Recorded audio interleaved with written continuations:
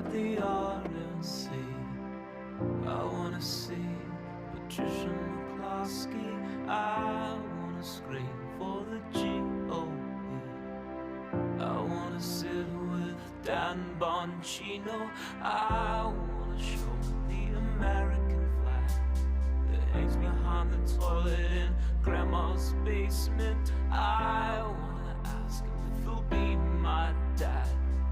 I wanna change my name to Nick Bongino. I wanna tell him about the man in the stairs. He kinda looks like Dan Bongino. Grandma tries to tell me not to go down there, but I would be safe with Dan Bongino. I wanna be at the RNC. I wanna be like Dan Bongino.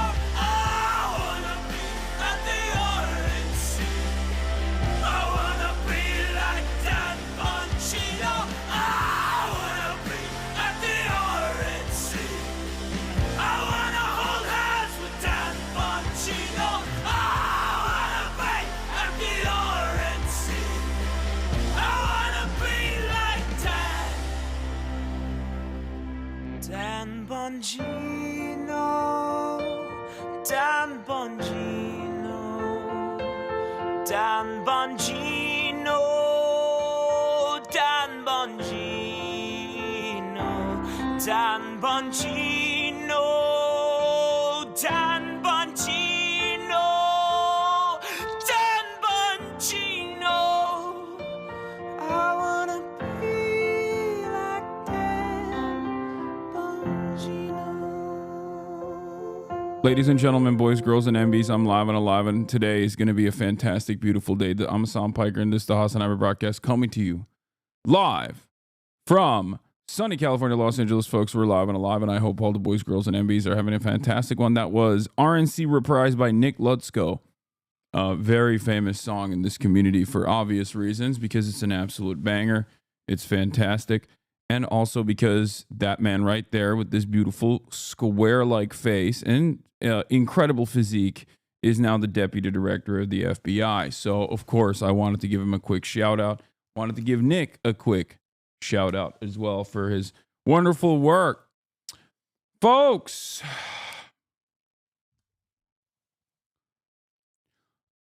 I also want to be at the RNC, sitting next to Patricia McCloskey and also Dan Bongino. But before I talk about that, obviously, I have some personal news. This is part of the broadcast where I tell you about my personal news, because it is February 24th, Monday, February 24th, 2025. And a lot has happened in the world of HasanAbi Piker, and this is where I actually tell you about all of it. This is the part of the broadcast where I tell you about my personal news, about what's going on in the world of HasanAbi Piker in between the time period where I press the stop streaming button and press the start streaming button, as a matter of fact. And plenty has taken place. First and foremost, of course, I ended the broadcast on Saturday night, and I woke up early on Sunday morning. And what did I do? Well, you guys know what I did. I pulled to Austin. I actually flew to... Where's Kaya? Kaya is in the backyard running around. I'm going to explain to you why in a second. I'm just letting her free roam today because... God damn, y'all are fucking annoying. Oh my God. It's been one day since I was not live. It's been one day, okay? I didn't go live for one day. Can you guys just let me go through it? Anyway.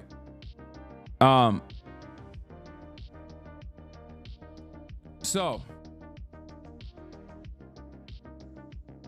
I flew into Salt Lake City, Utah, where this is the last leg of the Cutie Cinderella. You know, I'm visiting my family, an extended family show, and she's been gone for months at this point. It feels like she's been gone for years. Point is, she's been gone for too long. And we had to do an episode with her. Obviously, it's been far too long. Everybody kept complaining. Everyone was like, "When are you gonna do an episode with Cutie?" I'm like, listen, she's the one who's running away from us. Okay, it is not my fault. But yeah, we did. We went to Utah, and this is. We'll eat you for lunch. You know what? I think you should settle this. I think you need a boxer. And then. Oh no, everything is on the wide. Oh, that sucks. Marsh didn't have enough time to actually put it together. I went and I lugged 3 different cameras there. We had switchers. We had a whole system. But anyway, you can watch and listen to it later. It's a really good app. It's a very weird episode in terms of like our background, obviously, but that's what I did. We went to visit Cutie Cinderella. She seems a lot happier, which is annoying because I don't want her to be happy in Salt Lake City. I want her to be happy in Los Angeles.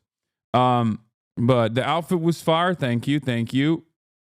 After Cutie read out the fear in group text, you should be shot out of a cannon. Wait, what? Why?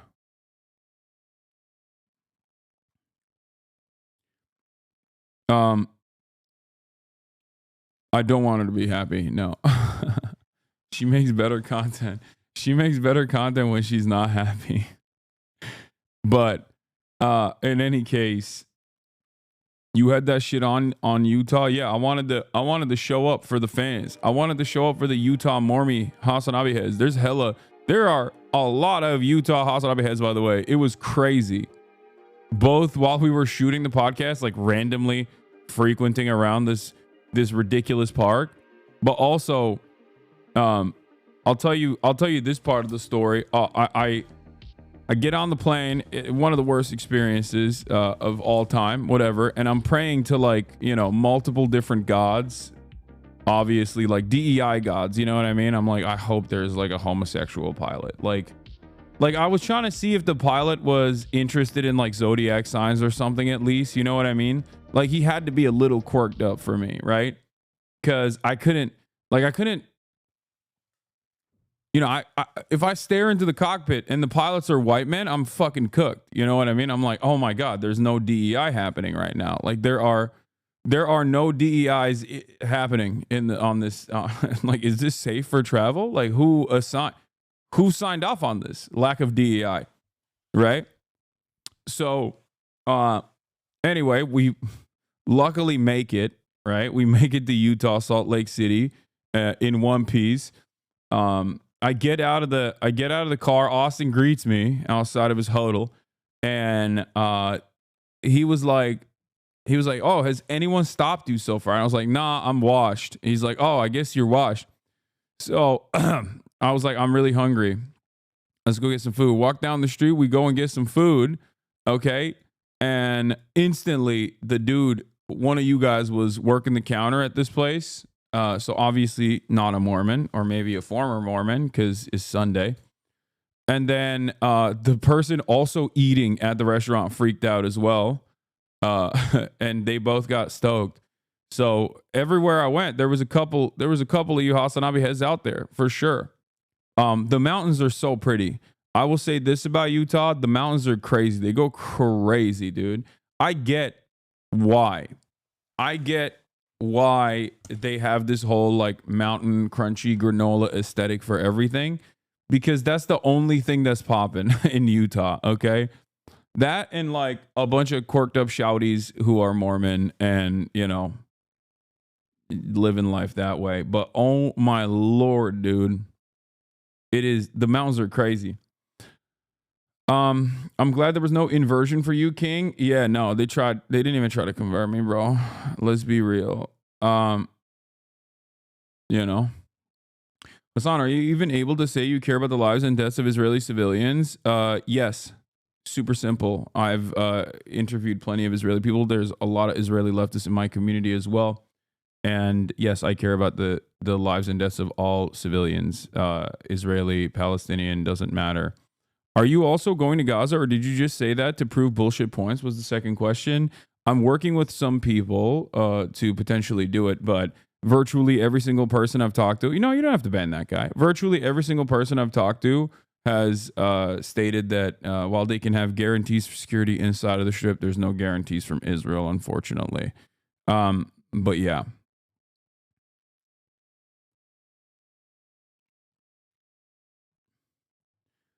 So there is that problem. Also, we don't even know if the ceasefire is going to actually hold. So there's that issue as well. Following since 12 minutes ago, unfollowed, came back just to follow, just to say that. I unbanned you, just for the record. That wasn't your tune while you laughed at children with families dying as hostages. I didn't do that. But I think that you probably saw something completely out of context and are reacting to that. But it's okay. I don't think you actually care about anything that I have to say regardless. But hey, if you wanted the context, I gave it to you. Your stalkers will ring up every contact to get you targeted. Yeah. Anyway.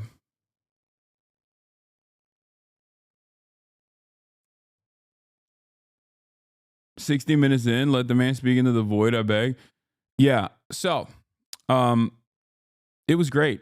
Utah was fantastic. I mean, it was a little boring, but hey, by the way, La Raza, shout out to La Raza. I asked every single person what was going on here. First time in Utah, never been there. I asked every single person what was going on with the Mexican flags, and everybody was like, I don't know. They just kind of ride hard, which I thought was interesting. I like, no one knew what this was about.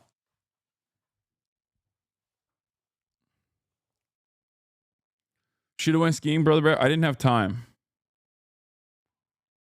I did not have time to do any of that. Anyway, so yeah, that's it. That's the whole situation. Shot the pod, immediately flew back, and we had to actually basically end the paywall portion of the pod a little bit earlier than usual, because I had to get on a flight back home. But young Chicanos with lowrider trucks blasting cumbias. Yeah. Believe it or not, there's a big Mexican community in Utah. It's literal rancher heaven for a lot of us. Yeah, I've seen that. I've seen that with my own two eyes.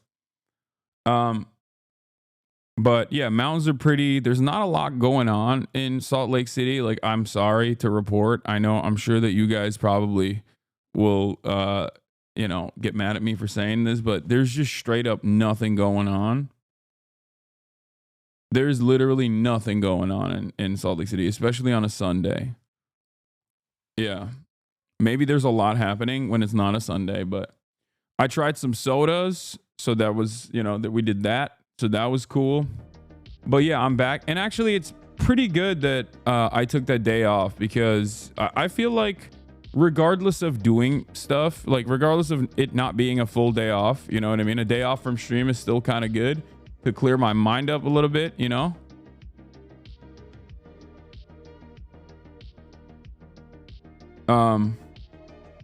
You were in the weirdest part of the town on the quietest day? Yeah. Has Cutie moved for good? No, dude. No, she's back. She's back soon. Anyway. What else? Caught up on solo leveling? Sure did. Oh my god, it's so good. Solo leveling is so good. Caught up on Sakamoto Days. Caught up on solo leveling. Also,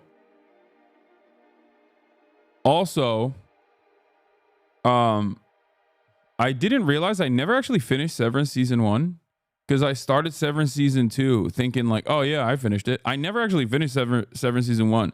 So I got to get back. I got a lot of stuff to watch. Anime is slowly breaking my brain though. Like I just always want to watch more anime now, which is not good.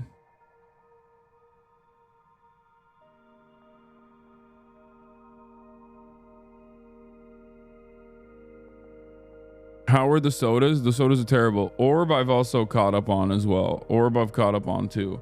I've caught up on everything. I'm out. I'm tapped out. Unk's tapped out. Absolutely bananas that you have to explain having one day off. The US is wild. No. I'm in a unique situation. I'm in a unique situation for America. I'm in a unique situation for my for this industry as well. I am a freak. I'm live 7 days a week. But most people. Hasan, greetings from Dublin. I saw your Twitter post. I know Kneecap's manager by 1 degree of separation. So if they haven't been in touch, I could sort something out. Yes, please. I would love to link up with Kneecap. Go back to those German whorehouses, you sick fuck. What?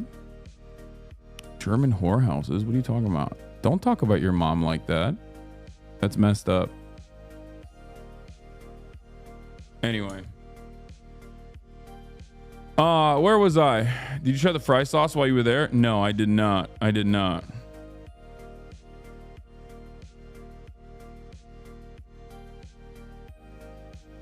Did you ever think Dan Bongino would be in the FBI? No. I did not.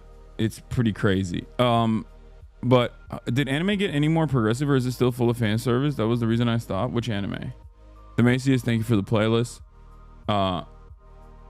We'll do the Macron Trump live stream in a second. Dekarldent, our biggest German leftist streamer at the moment, averaging 6 to 8K viewers, would like to talk to you. He heard you wanted some German to talk about. Let's go. Yeah, I would love to. Is Dekarldent like a lib? That's the only problem I have. Like that's the only worry I have.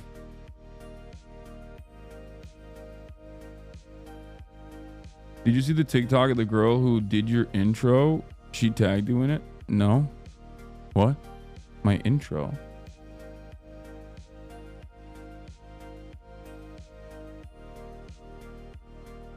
He's legit German. Oh, he's communist? Decadent ist Kommunist? Wait, really? Yeah, I'd love to talk to him. Best German political? Hell yeah. Okay, let's do it. In a little bit.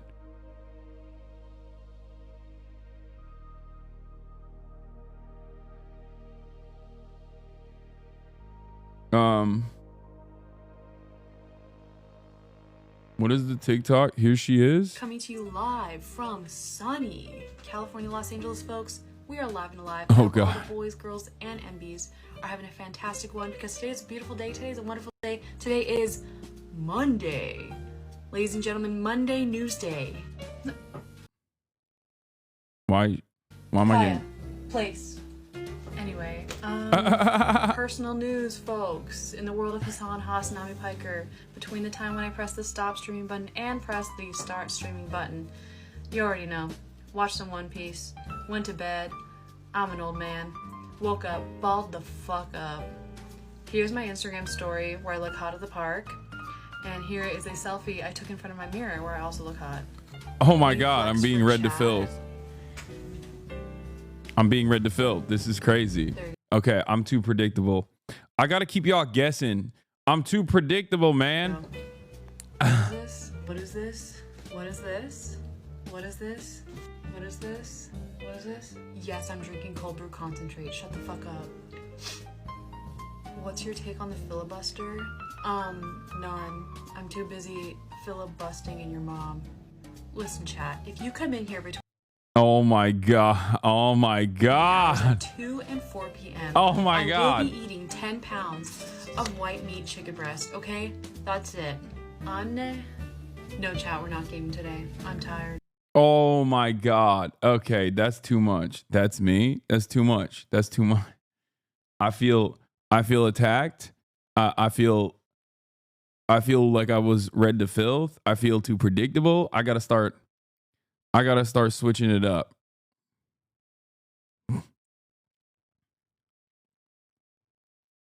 I gotta start switching it up. Ball at night and watch anime in the morning randomly one day. That'll show them. No, that would fuck me up, to be honest, if I did that. I feel like that would ruin my brain. Oh my God, this fan art is incredible. Okay, that is a great blast off meme. Let's do it. Okay, Monday NEWSDAY. Trump hosts MACRON. Elon pulls email firing trick. Everyone gets mad. White Lotus. I haven't watched the new season yet, but I will. What else? I'm gonna go watch her stream. Maybe she gets stun locked less, and her head is the appropriate size. Yeah. I haven't. I watched a little bit of Severance season 2 and realized I haven't seen season 1. I will tell you guys, I did something pretty crazy on the airplane on my way back. I was so hungry because I just didn't have any time to eat food, and I ordered, like, right next to my gate was a Chinese restaurant, and I ordered some food, some hot food, and it came out, but it wasn't in time. It came out, but it wasn't in time. So I just like picked it up and I took it on the plane with me. And I wrapped it up so goddamn hard so it didn't smell bad. Luckily there was no onions in it. Okay. I wrapped it up so goddamn hard. I've never done that before. I've never had like hot food. I've never had hot food on an airplane. But you farted on the plane though? No, I didn't. It was a short flight. But I had a succulent Chinese meal. Luckily it didn't smell, but it was a terrifying experience. I was like, what am I doing? Like, I didn't even think about it at first because I was panicking. I was like, oh my God, the plane is aborting. And then once I got on the plane, I was like, oh my God, what am I doing? I have like a succulent Chinese meal in the plane. But luckily in Utah, they just don't make it with any onions or garlic, so it didn't smell at all. Thank God. What? What's happening?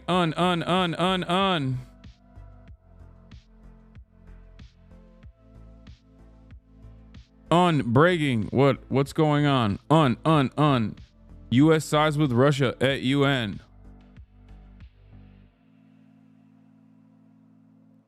Okay. Salt Lake City Chinese food can't be any good. It was not.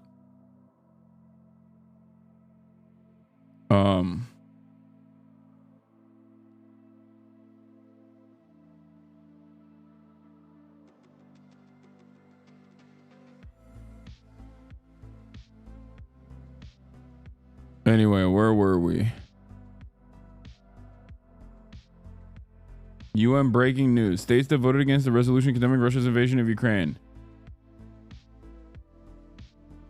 Wait, what? Okay, maybe that is a big deal. Oh my God. Wait. Am I misreading this? States that voted against the resolution condemning Russia's invasion of Ukraine. Russia. US. Israel, obviously, because US said so, but... Wait, what? What the hell is going on? Yo, we're getting real freaky with it. US does not... Okay.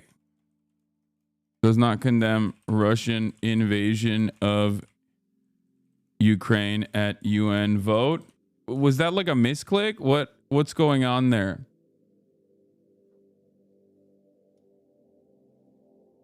Is that for real? Trump said it's self-evident why he voted against it. I don't want to explain it now, but it's sort of self-evident, I think. Wait, why is he being like kind of... it's sort of self-evident, I think. You know how it is. Like, what is going on? Dude, oh my God. JD Pondon, dude. JD Pondon, what the hell?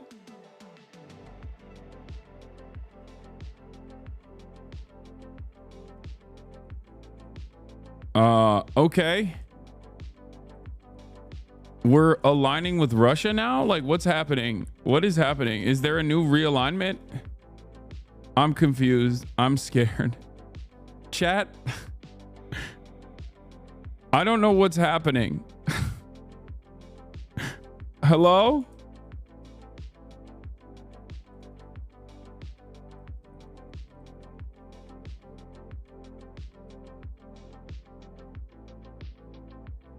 What?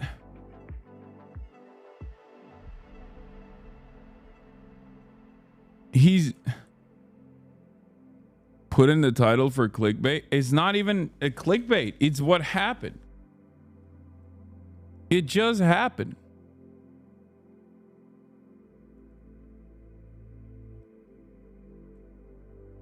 Okay, I'm sorry, but like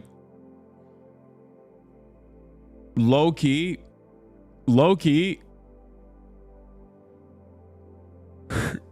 this is like Trump is a KGB agent territory moves. Okay. Like this is the abstentions are normal. That makes sense. Okay. Especially on this stuff. Like these are countries that are constantly trying to play back and forth with Russia. Okay. It's incorrect for them to do so, but it's a symbolic vote in general. But that's what precisely makes this weird, because this is the type of symbolic vote that America is a huge fan of pushing for. And not in this direction. Like this doesn't make any sense. I don't understand what's going on, man. I'm gonna be honest with you. This is weird. This is very, very weird. Yeah.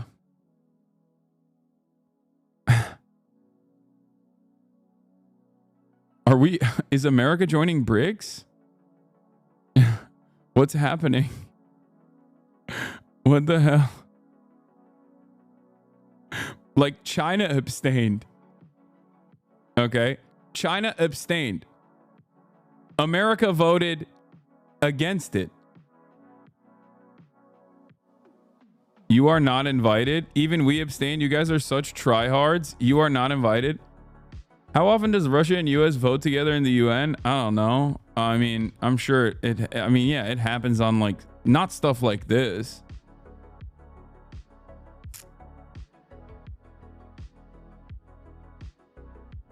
It means people need a renewed understanding of the US proxy war against Russia and Ukraine and not think that Trump's take is the only one. Many people before Trump on the left didn't see this as an invasion. I think Trump is trying to co-opt that analysis. Dog, it literally is an invasion. Like, it doesn't matter how people receive it. It just straight up is the truth. Now, what's extra shocking for me is that, like, Donald Trump has seemingly found a weird exit ramp off that I didn't even think existed in the American arsenal, where he's just like directly holding Ukraine responsible for being invaded. Like, he's not even doing this like managed. It seems like he's not even doing this like managed, negotiated. You're discussing for your comments on the people's children. What are these people saying? I feel like so many people just come in here and they're just like, I don't have any understanding of the news. I don't know anything that happened, but I just heard someone, like, I saw a meme online. I basically saw a still image online, and that was enough for me to be primed to fucking despise you.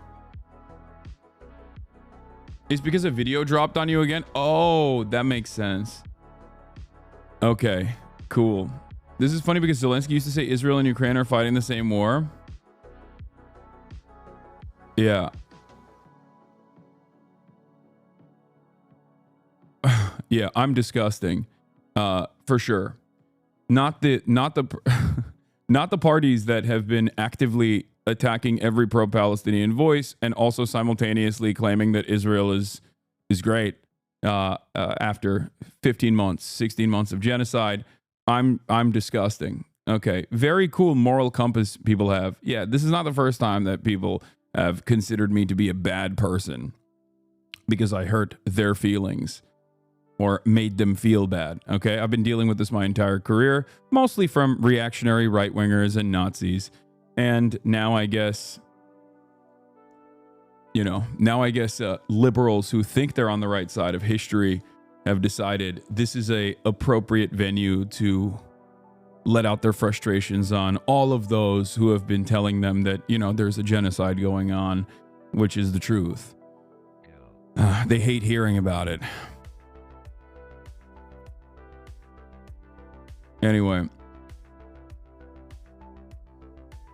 do you consider the genocide in Gaza to be ongoing? Well, there's currently a ceasefire, but we shall see.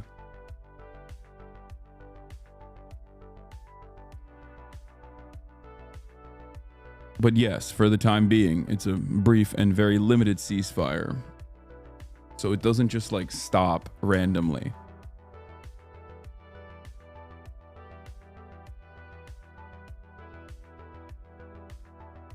Anyway, can we spend a moment to consider how Biden feels about this latest development? Biden doesn't feel anything. He is a carcass. Yeah, they're also going into the West Bank as well. Don't worry, I still like your takes and enjoy your takes and content. Thanks, man. Yeah, we'll talk about the West Bank as well.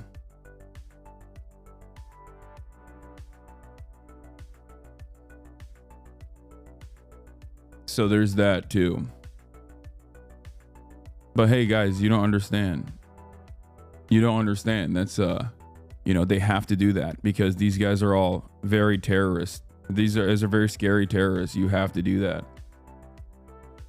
I don't even know where to begin. I don't know where to start with this, with today's commentary, but here we are. Jesus fucking Christ. What a time. What a time to be alive. What a time to be alive. What a time to be live and alive. Wow. Did you ever believe America would condemn Ukraine before condemning Israel? Yes. That part doesn't shock me. That part doesn't shock me at all. You want to know why that part doesn't shock me? Because America will never condemn Israel. Okay? What's shocking is that they condemned Ukraine. If you were to ask me like, oh, would you ever expect America to condemn Ukraine before condemning Israel? I'd say, yeah, no, of course. America will condemn every country. America condemns itself and its own citizens before condemning Israel. What are you talking about? Having said that, however, oh God, my banner's broken again. How is this possible? How does this happen? What? This person wants to get you suspended? Wait, why? HUD computers are hacked to show AI video of Trump kissing feet? Okay, cool. I mean, good luck.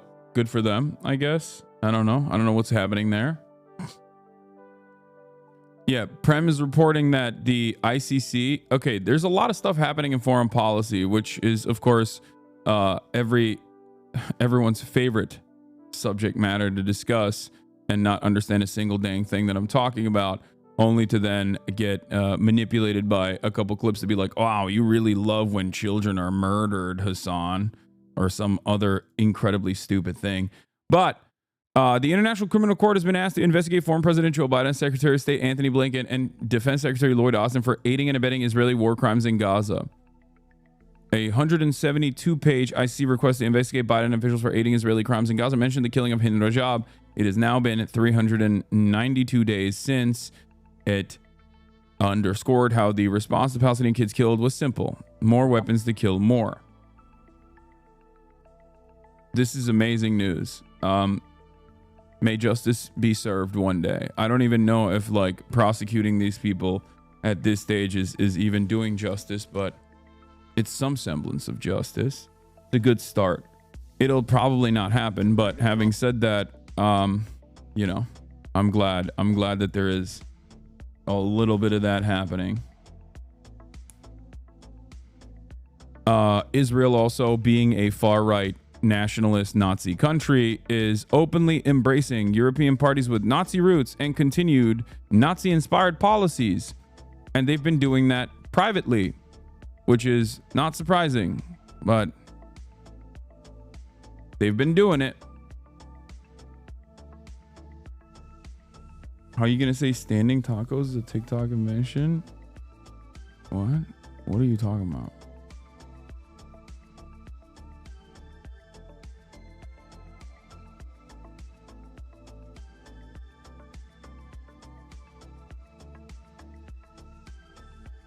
Anyway, I do wonder if Trump would let the ICC prosecute Biden and his admin over something he agrees with them on. It's an interesting situation.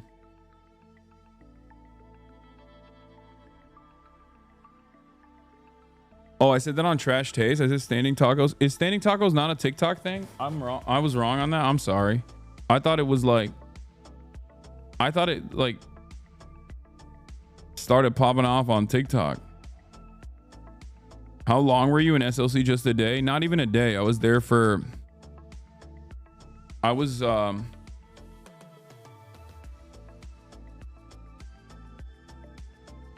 in Salt Lake City for like 3 hours. Great app, by the way. Yeah. You're talking about walking tacos. What do you mean? I'm talking about like when you take a bag of Doritos, you cut it open and then you put stuff in the bag of Doritos. That's what I'm talking about. Was it really the last episode of Fearan? No, it wasn't. No, it was the latest episode. I said it wrong on my TikTok. Anyway, all right, let's get started. Trump and Macron holding a meeting in the Oval. We've had some very good talks with others. He's had some very good talks with Macron. With Russia and Ukraine, and I think we've come a long way in a short period of weeks. And the president's been very helpful also.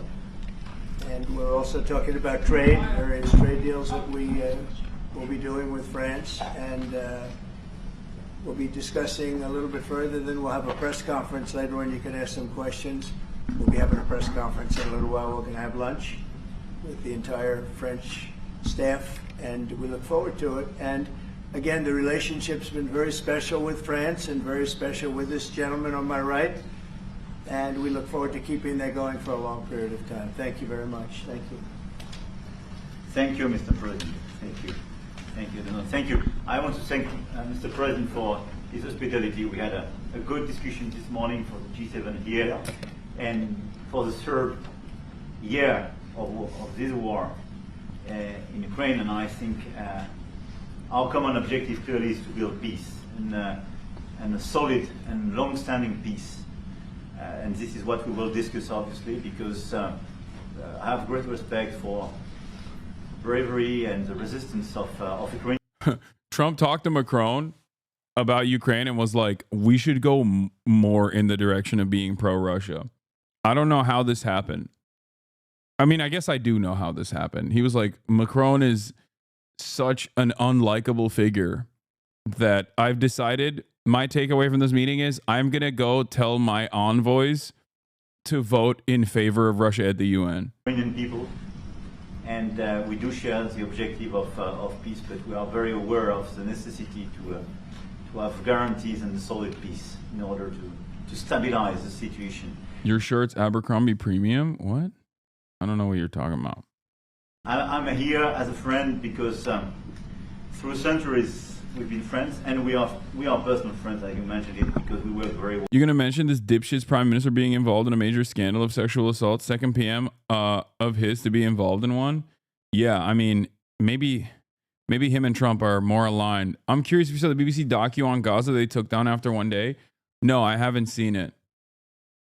Speaking of documentaries, I have a really sick guest coming this week.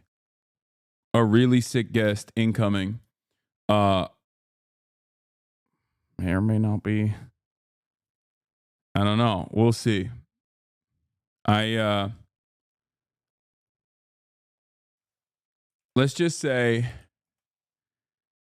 there is a documentary up for an Oscar, and I might have the people that made it here. Okay, that's all I'm going to say for now. And yes, that's right. It's Michael Rappaport. I'm getting Michael Rappaport on the broadcast. People have long criticized me for not having enough Israeli voices on, so I've decided to go with, of course, the most Israeli voice, which is a random dude from New York, Michael Rappaport. No.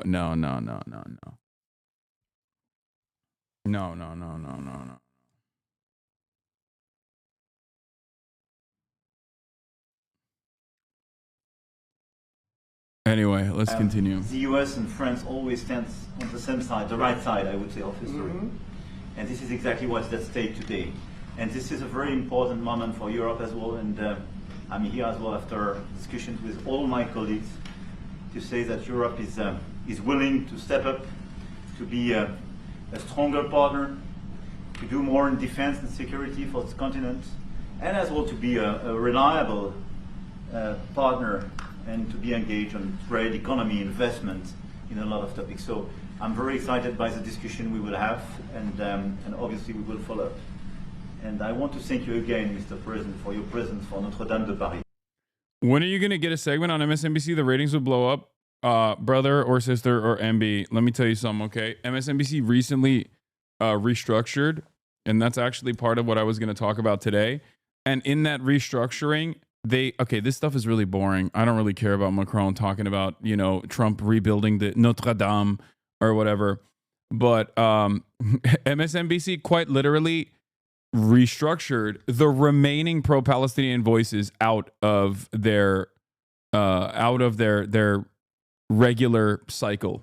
Okay, they took out Joanne Reed, and these aren't people who are like radicals at all. Okay, but Joanne Reed, to give credit to her, was actively critical of Israel, like openly and actively with regular frequency.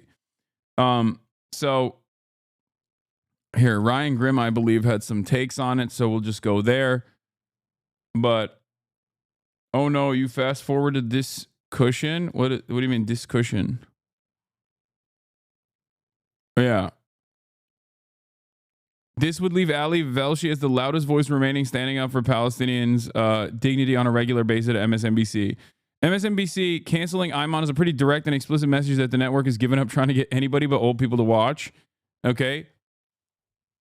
They restructured Mehdi Hasan before.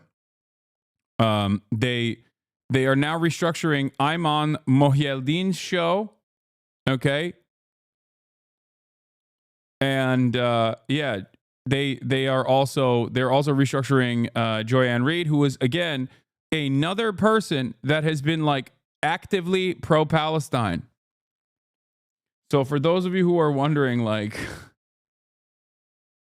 for those of you who are wondering if I'll ever be on MSNBC, the answer is no.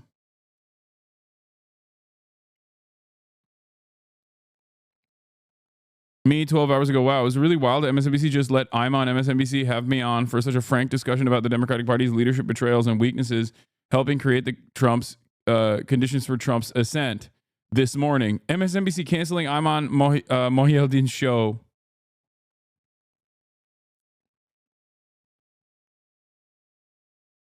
Yeah, MSNBC will lean into its progressive roots in the Trump era. That is what they said yesterday while they were restructuring. Except they're not doing that. They are literally clamping on, with the exception of Chris Hayes and Ali Velshi, like who remains on the lineup. Virtually everyone has to be either someone who worked immediately in the Biden admin, okay, or they have to be a former Republican or a current Republican even. It's pretty crazy. But yeah, MSNBC shakeups. Here's Ryan Grimm's TikTok on the matter. I think it's such a funny thing to say, but Ryan Grimm's been doing a lot of TikToks. Here it is. I was actually a contributor there when dinosaurs roamed the earth, like from 2013 to 2015. So I know a little bit about how this cable. Yeah, MSNBC. How about MSNBC? You know, MSNBC Xi Jinping network operates. The two big things that happened here, Joy Reid losing her show, and Alex Wagner, who had been promised that she was going to come back to, I guess, the 9 o'clock hour, also being booted out. What's amazing is who they're replacing these folks with. Because in 2015, my co-host, Crystal Ball, myself, a bunch of other people who were on the left were all axed from MSNBC. Just as Bernie Sanders was rising. It was kind of a wild, interesting, and I don't think necessarily a coincidence that just as the kind of energy that we'd been kind of agitating for years within the Democratic Party finally started to burst out. They're like, oh, this isn't funny anymore, and kind of got rid of that whole thing and only had kind of center-left establishment. Yeah, they went full tilt. They were like regime enjoyers. If you are regime pilled, you can stay on. Okay? Please. The only programming decisions we are making are pro-regime programming. Okay? You can only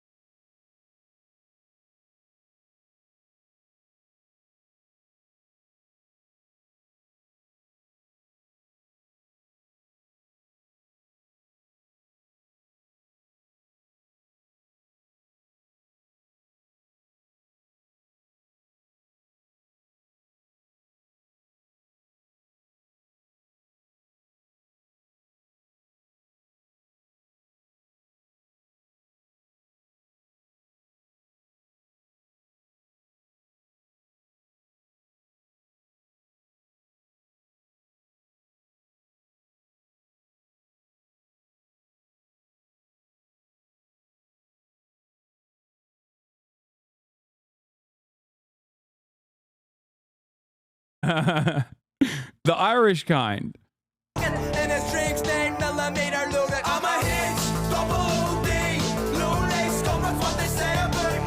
That is like the closest you can get to an anti-Irish hate crime, by the way. What you just said, like that is, it's not a documentary, it's a biopic. Sorry, they had a biopic coming out as well.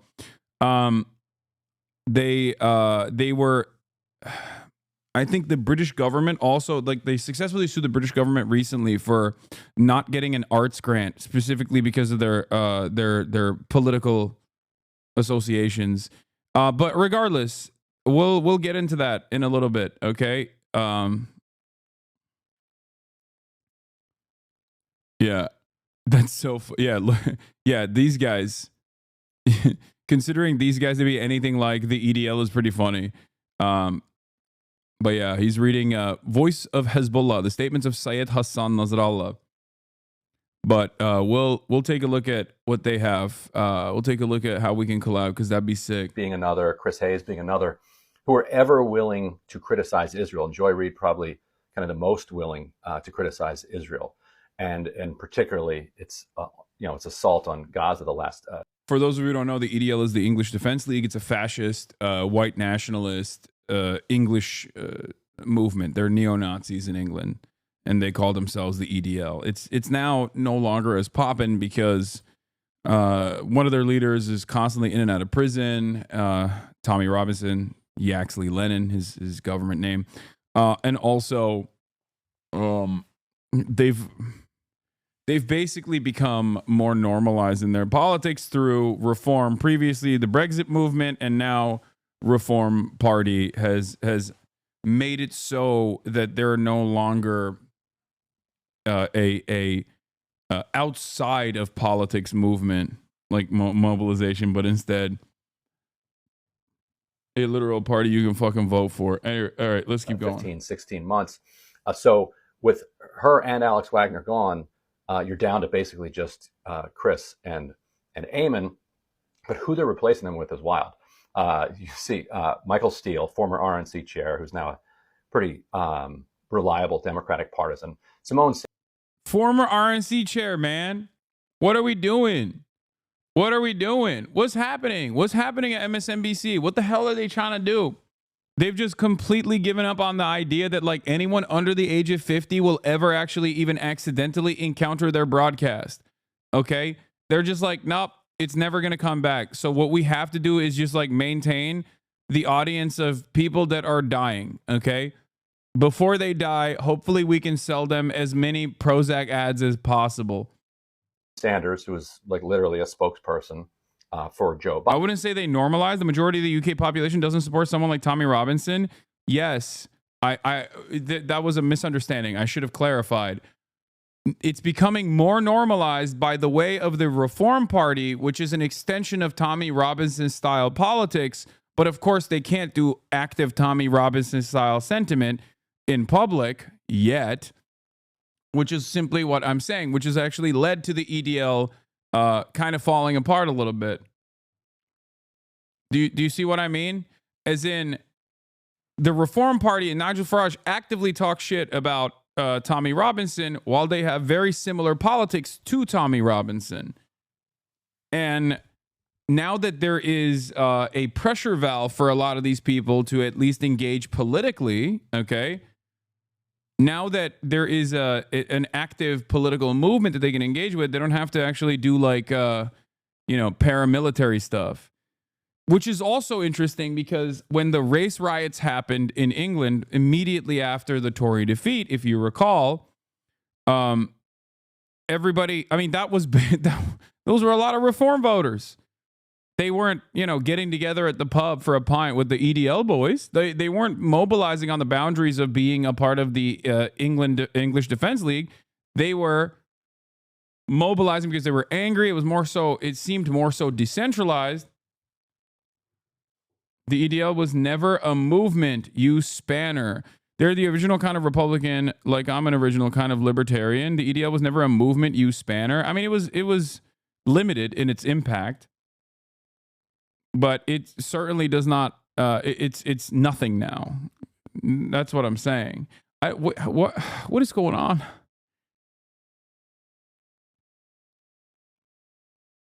Trump is live. Oh, great. But yeah, I wanted to give you guys a little update on what's going on at MSNBC, MSDNC. But the boy Nigel actively pushed those people to mobilize too, so they really aren't any that different to the EDL at all. You're right, I know. But when you're Nigel Farage and you've been an active politician for decades, you know better than to openly say certain things. You know how to press certain buttons and not behave like Tommy Robinson. You know what I mean? And maybe even at times act like you're totally different than Tommy Robinson. Politicians do this all the time. Remember when Donald Trump said, stand back, stand by, when talking about the Proud Boys? Okay?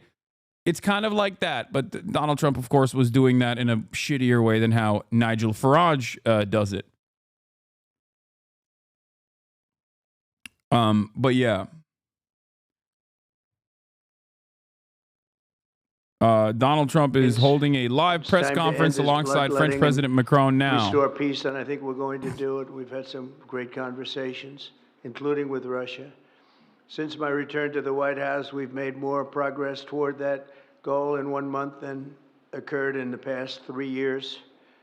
And I've spoken with both President Putin and President Zelensky. And again, who's a dictator and I hate him. A lot of good things toward peace are happening. Moving it. dekarldent Mon trying to reach out to you. Tell him to hit me on Discord. Marco Rubio, National Security Advisor Michael Waltz, and Special Envoy Steve Witkoff conducted successful talks in Saudi Arabia with the delegation from Russia, and I'd like to thank the Kingdom of Saudi Arabia and the King and Mohammed, great people. They're really working hard to get this done. Our focus is on achieving a ceasefire as soon as possible and ultimately a permanent peace. My meeting with President Macron today was another important step forward in that sphere because he's been very much involved right from the beginning in trying to get it over with, and we're going to get it done. I believe that Emmanuel agrees with me on many of the most important issues. Chief among them is this is the right time.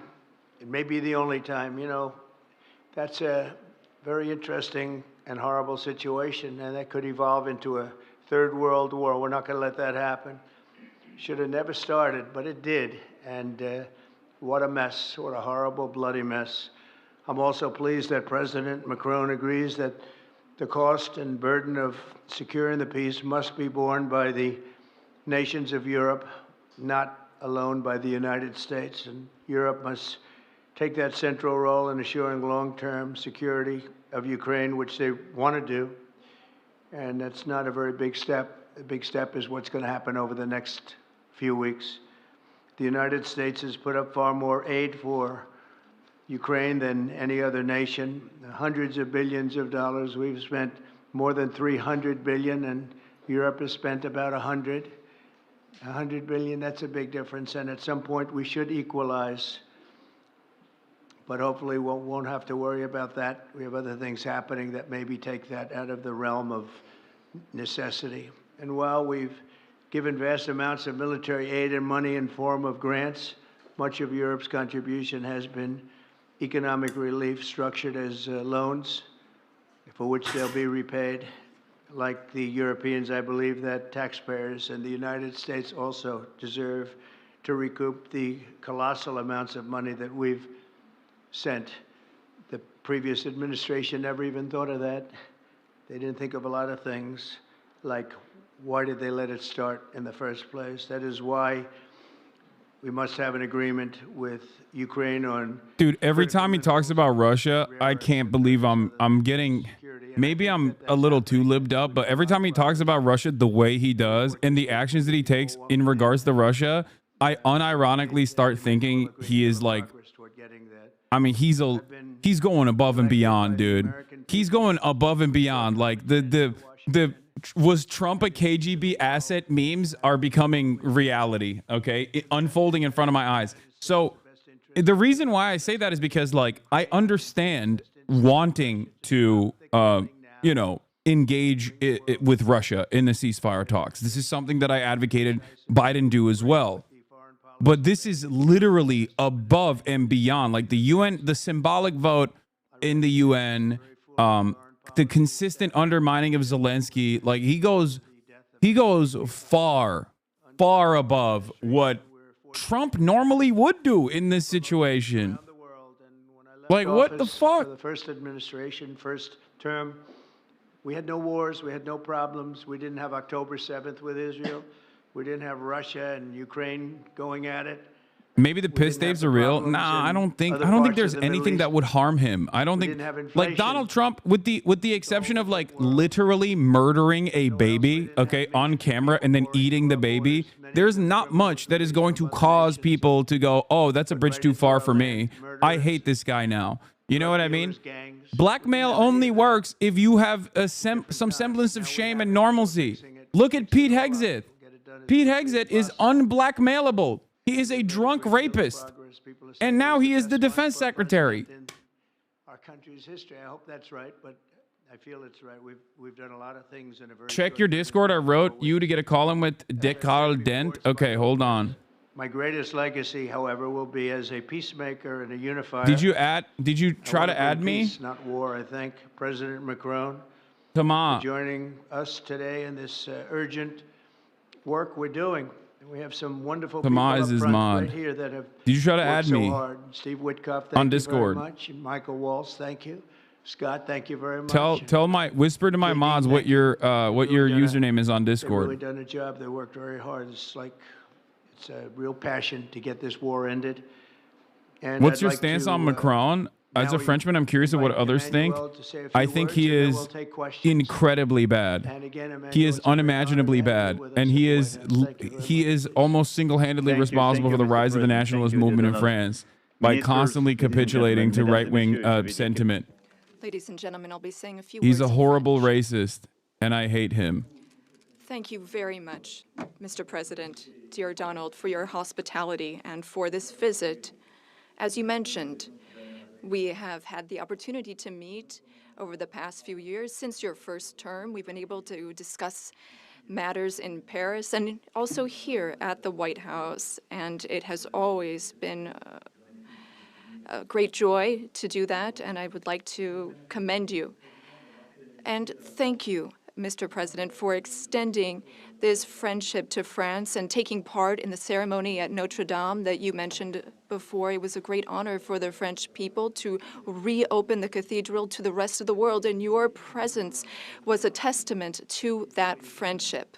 As the President said, this friendship dates back to the Revolutionary War since the beginning of the United States, and whenever we've needed to, we've been able to come together and be on the right side. We've been able to be united to defend peace and sovereignty, namely in the two world wars that marked the 20th century, from Lafayette to Pershing and to the many Americans who landed on Omaha Beach. And we spoke earlier before, and you mentioned that one of those gentlemen was able to visit you here, one of the veterans. This is part of history which puts us in the world that we are in today. And as the President just said, there are many challenges in this world. And over the past few days, we have one Can't main believe objective, Trump which already is the nutted and geopolitical Macron's still situation. sucking. Why only fascists? Why not exclude communism too? Seems like an extremely one-sided opinion. Let me explain to you one thing really quickly, okay? I like communism. I don't care.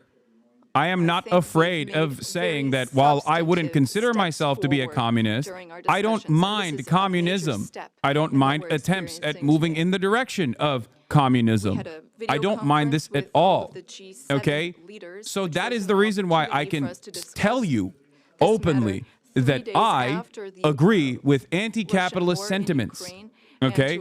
Many transitional socialist states have made tremendous mistakes. It is important to learn from those mistakes.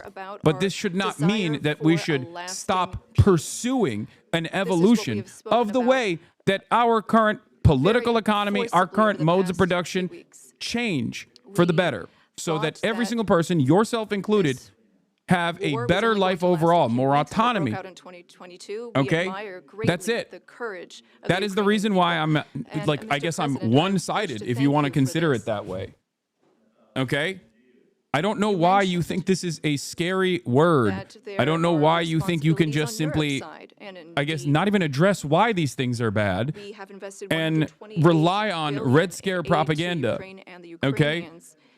Bad way to take in the news, to be Ukraine honest. has Also, been Queers for able to Palestine is a hold the bad front of movement our because it's a region and collective country that security. will It's kill people who fought identify as over queer these past few just for years existing. its These are all the points I hear during the 10 independence minutes and before I for can its sovereignty, comment. but I also would for write our more, collective but there is a security, character because I limit, think dot, that dot, dot. no one Okay. in this room wants to live in a Allegiance world to where people who it's are undermined by colonial violence should not be transactional regardless, okay?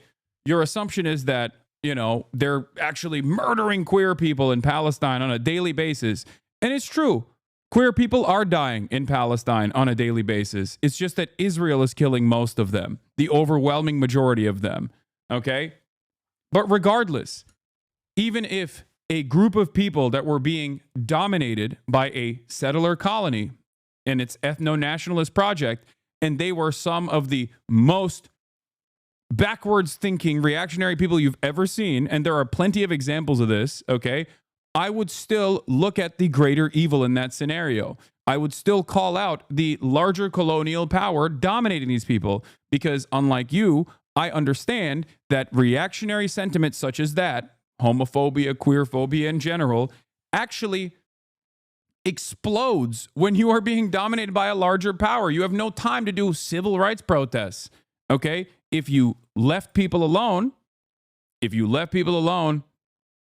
or if you were, you know, living in the United States of America, for example, where there are still plenty of issues in terms of queer liberty, people have time to mobilize against their own governments and be able to advance social liberties, okay? What you are trying to do and failing to do so is an attempt at pink washing, to be like, it's actually really bad. Palestine is really bad. Queers for Palestine is really bad because they would kill gay people. You're fantasizing about gay people being murdered by Hamas at a time when gay people are being murdered by Israel. Okay?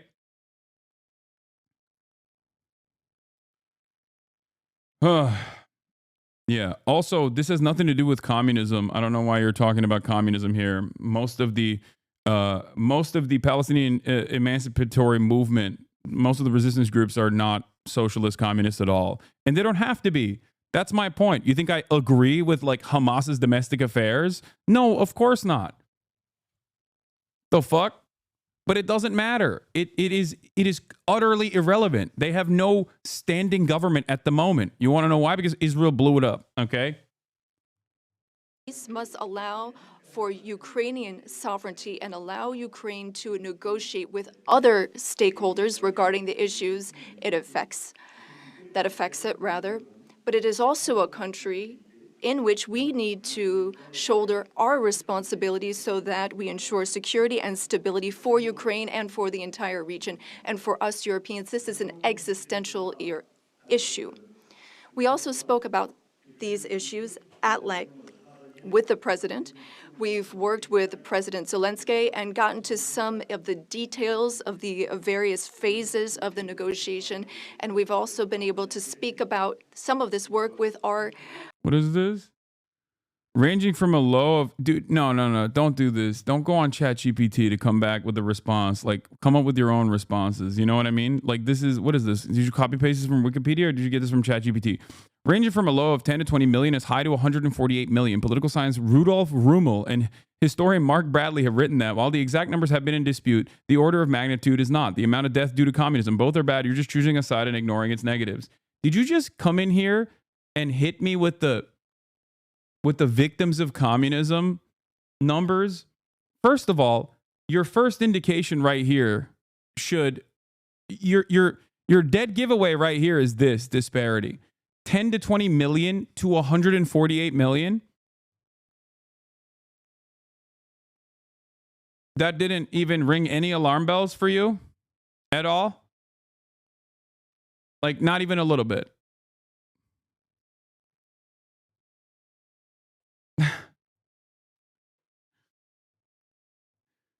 The funniest part about using numbers such as this one, and this person unfollowed after posting this, by the way, which is hilarious.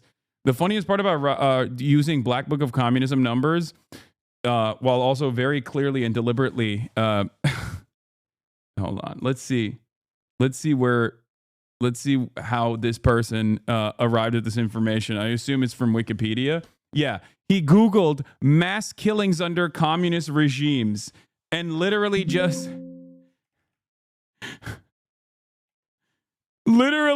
this.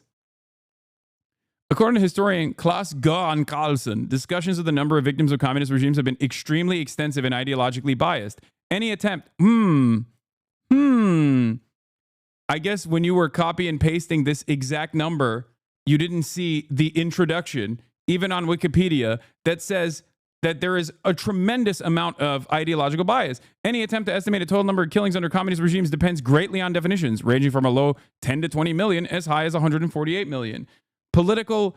How do you clip chimp a Wikipedia article, by the way? This is crazy. Political scientist Rudolf Rimmel and historian Mark Bradley have written that while the exact numbers have been in dispute, the order of magnitude is not. Oh. If you were to utilize the standards of Black Book of Communism in terms of victims, which include not only the Nazis that the USSR killed during World War II, but also the potential children that those Nazis could have had, okay, after World War II, that's how you arrive at the 100 million number. You understand? Do you feel like this is an appropriate way to do it? Even if you were to attribute famine, for example, directly to the regimes and directly to the political ideology that dictated the regimes, then capitalism kills 14 million, or, well, 8 to 14 million people every year due to famine, okay? Now, in that circumstance, you would be comparing famine to a region that simply always had famine and no abundance whatsoever versus famine under capitalism now that still exists at a time when there is abundance. This comparison is ridiculous. Regardless.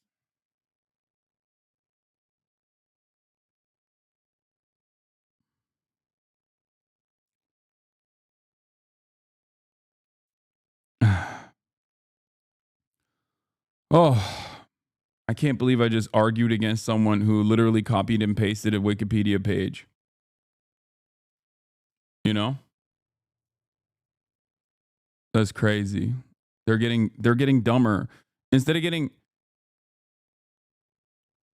smarter, they're getting dumber. How is this happening? On both sides of the Atlantic, we have a shared agenda in that regard.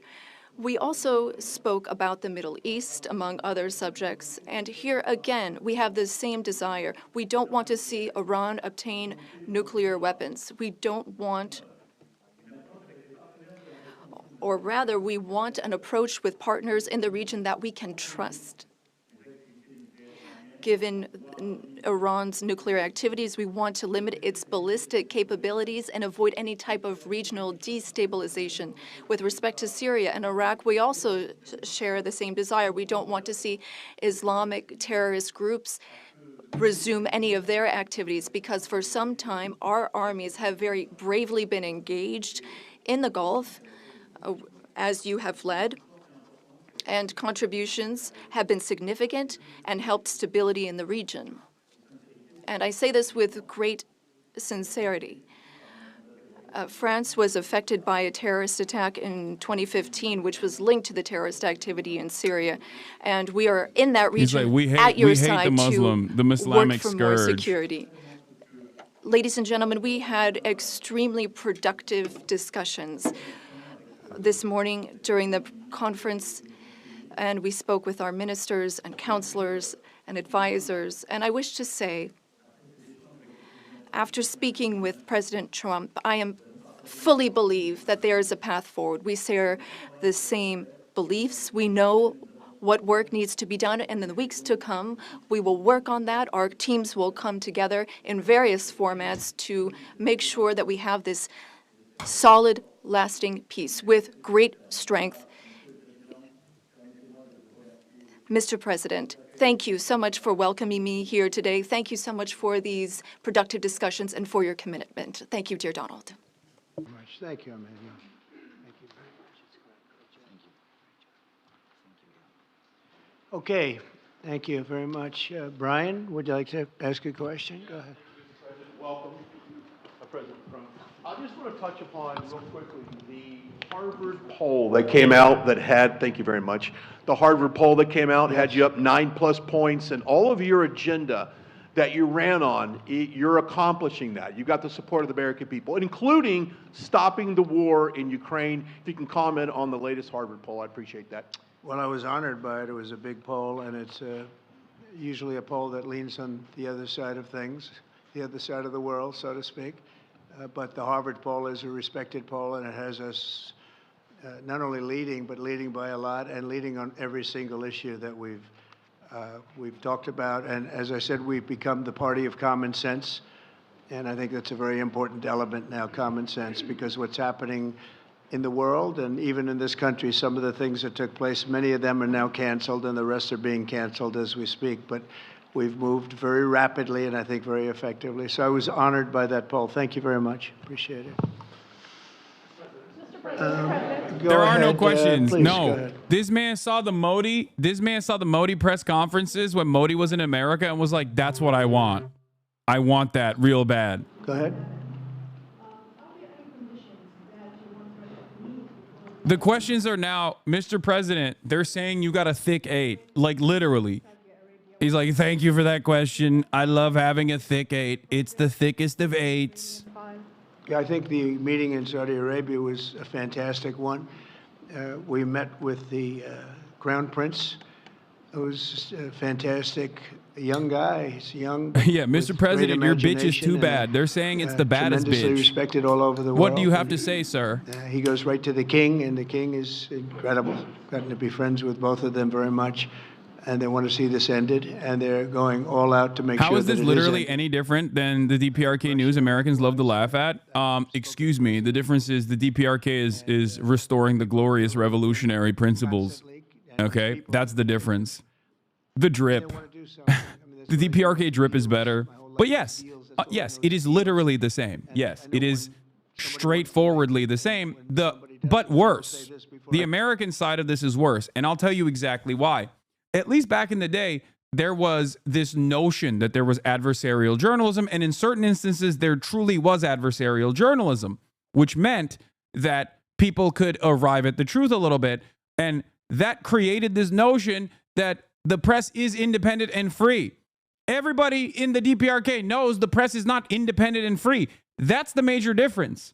Donald Trump, looking at authoritarian strongmen and basically taking on some of their worst aspects and bringing it directly to the United States of America in this very stupid way, is quite literally creating this incredibly unstable environment where people still have the old notion that the media is independent and free, but they're doing dear leader praise. Do you understand? People still have this mentality in the back of their minds that the press is free and independent, and it's not like state media that praises dear leader when it is actually fully becoming that way. And I know this from my own personal experience in Turkey. This is exactly what happened in Turkey. Turkey still has technically free press. It's a laughable notion. It's not free at all. Turkey doesn't have free speech or free press enshrined in its constitution, but it looks independent, but it's not independent. It's bought out by all of Erdogan's cronies. So they almost entirely run pro-Erdogan propaganda. Okay? So that's the direction that America is heading towards right now. What makes you think you can trust Putin in those negotiations? Thank you. Look, Hasan, you are sort of controversial in the communism debate. Communism can't promise to make lives better. It didn't in the past. It may decrease income inequality, but it doesn't mean it's going to provide high standards while providing more equal lives. You may suggest change in mode of production, better for individuals versus private ownership. But don't you think it's impossible after this point? Yeah, let me just sidestep away and have a long, convoluted conversation about like how we could implement full luxury automated communism. Come on, chatter. I mean, we had nothing to get from maybe on a different day. Maybe a different day. There is a a big change because there is a new U.S. administration. So this is a new context. Turkey So didn't there is a good collapse, so reason then could for we just President, become Trump Turkey to a forever re-engage dictatorship? with President Putin. But my experience is the following, and I shared it with President Trump and the team. In 2014, our predecessors negotiated peace with President Putin. But because of the lack of guarantees, and especially security guarantees, President Putin violated this peace. And I had several discussions, especially beginning of 2022. He's speaking in English so he several can times, understand. 7 hours with President Putin. 15 days before the launching of the attack. He denied everything, but we didn't have security guarantees. So this is why being strong and having deterrence capacities is the only way to be sure it will be respected. And I insisted on that, and this is why I believe that the US has the capacity to do so. And this is why I think we should never say, I will never send any boots on the ground, because you give a blank check to violate any type of commitment. So I think it's good to have discussion. I think it's useful to have negotiation. I think it's super important to go to the peace. But my strong point was to say, let's try to get something first which can be assessed, checked and verified. And let's be sure that we build sufficient guarantees on the short run. And this is where we are ready to be engaged. As for France, a lot of my European colleagues are ready to be engaged. But we do need this American backup, because this is part of the credibility of the security guarantees. And this is our collective deterrence capacity. And I have the feeling that the President has this capacity. I think it's very much to the benefit of Russia to make a deal. And I feel that we'll do that. It is what it is. Again, it's a war that should have never been started. It's a war that would not have been started if I were president. But it did start, and it's at a terrible level where cities are burned down and shot down to the ground. It looks like demolition sites, a whole big pile of demolition sites, and we got to get it stopped. Too many people, too much agony. The whole culture is destroyed when you rip down some of those ancient, really ancient or near ancient buildings. It's so sad to see, but I think it's very much to the benefit of this tremendous distrust on both sides. That's why it's good that I'm coming in now. But I think He's it's going to tell Macron, Ukraine is flat, and the only thing that can stop a bullet is a person's body. And to go on with the beautiful domes. Go on with leading Russia in a very positive way. That's what you have to do. But I really believe that he wants to make a deal. Maybe wrong, but I believe he wants to make a deal. Yeah, go ahead, please. Mr. President, next week there's a key deadline for your Canada and Mexico tariffs.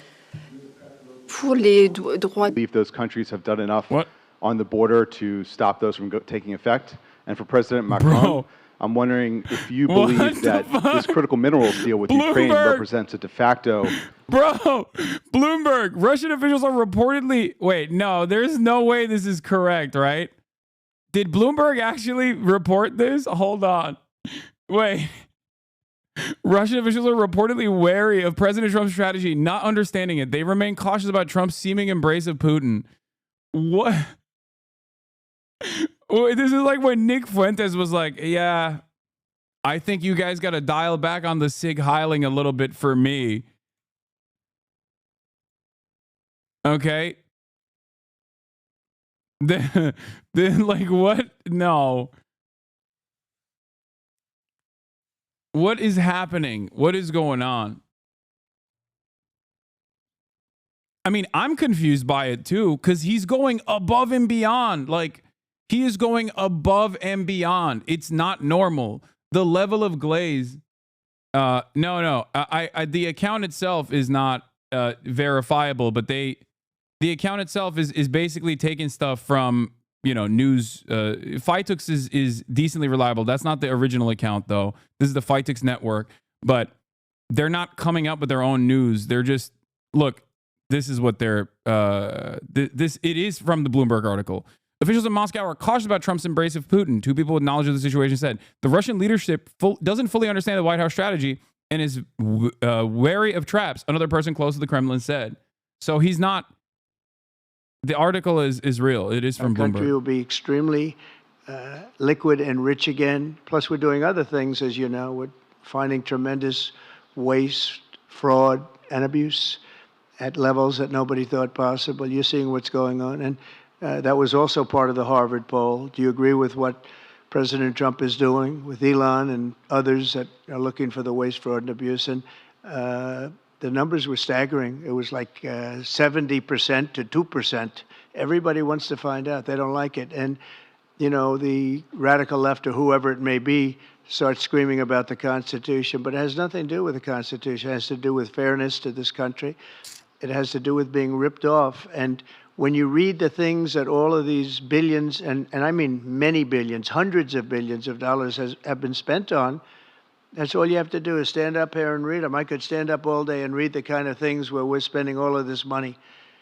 The good news is that when you think of how rich a nation we can be when we get rid of this, you know, sometimes you'll buy a company and you'll see it was really well run. I think one of the wildest things that has happened, and I will openly and readily admit this. One of the wildest things that has happened so far, I think, is this is the Vivek Ramaswamy plan. Okay? Or at least like something that Vivek Ramaswamy was repeating that he got from fucking 4chan or whatever about how the real meta here should be to realign with Russia because they are also defending Christianity and they're white and they're based, and then utilize that allegiance with Russia to undermine China. The real war is China. And at the time I thought this is ridiculous. Like this one, I don't think will work. Okay. I don't think that this will be a successful way of undermining. Like they're basically doing the reverse. They're basically doing the opposite of what they did in the Cold War, where they had better relationships with China because they thought that this would undermine the USSR. So I think that that's what they're trying to do with Russia now, except the difference is, says the Brown, bro, amazing. Just, I get a lot of shit, okay, but that's awesome. I love when someone is just like, I'm gonna go straight to the point. You are brown, says the Brown. I was impressed by the way you referred to Notre Dame, and that you were impressed by the reconstruction of Notre Dame. A lot of Americans have sent money to Paris to undermines Europe, the reconstruction of Notre Dame. As a president of the United States, are you going to not talking about you? Reconstruction of I don't know Ukraine? who you're talking about. Et Monsieur le Président Macron? President Macron, what for you is the main area of progress in your meeting with President Trump? Can you confirm that there is an agreement to send European peacekeeping troops? Will France participate in that? How many troops? What would they be doing? Would this represent a great danger to send French and European troops to Ukraine? Well, I guess it's a little strange question because you ask whether or not we're going to, on behalf of the United States, contribute to Ukraine. I mean, we're in there for about $350 billion. I think that's a pretty big contribution. I do appreciate the first part of your question, however, because I think they've done an incredible job with the Cathedral of Notre Dame. I think the president has done. I know he headed it up. Okay, I don't care about Notre Dame. Jeffrey Sachs has the same view that supporting Ukraine for this long was a mistake and the military-industrial complex is desperate to make peace with Russia in order to focus on China. I don't think it's a 4chan meme. Yeah, the problem here is that the allegiance that Russia and China have are directly built on the boundaries of them both resisting American empire and Western supremacy. So I don't know, like, they're not aligned with one another ideologically. Russia, I mean, and China doesn't really care about ideological boundaries at all. but also Russia is a right-wing kleptocracy. So I don't even know if that's a successful strategy, is what I mean. I don't believe Putin will go for it, but whoever comes after Putin is likely to take the U.S.'s offer to align against China. There are lots of pro-West people in the Russian ruling class. Yeah, well,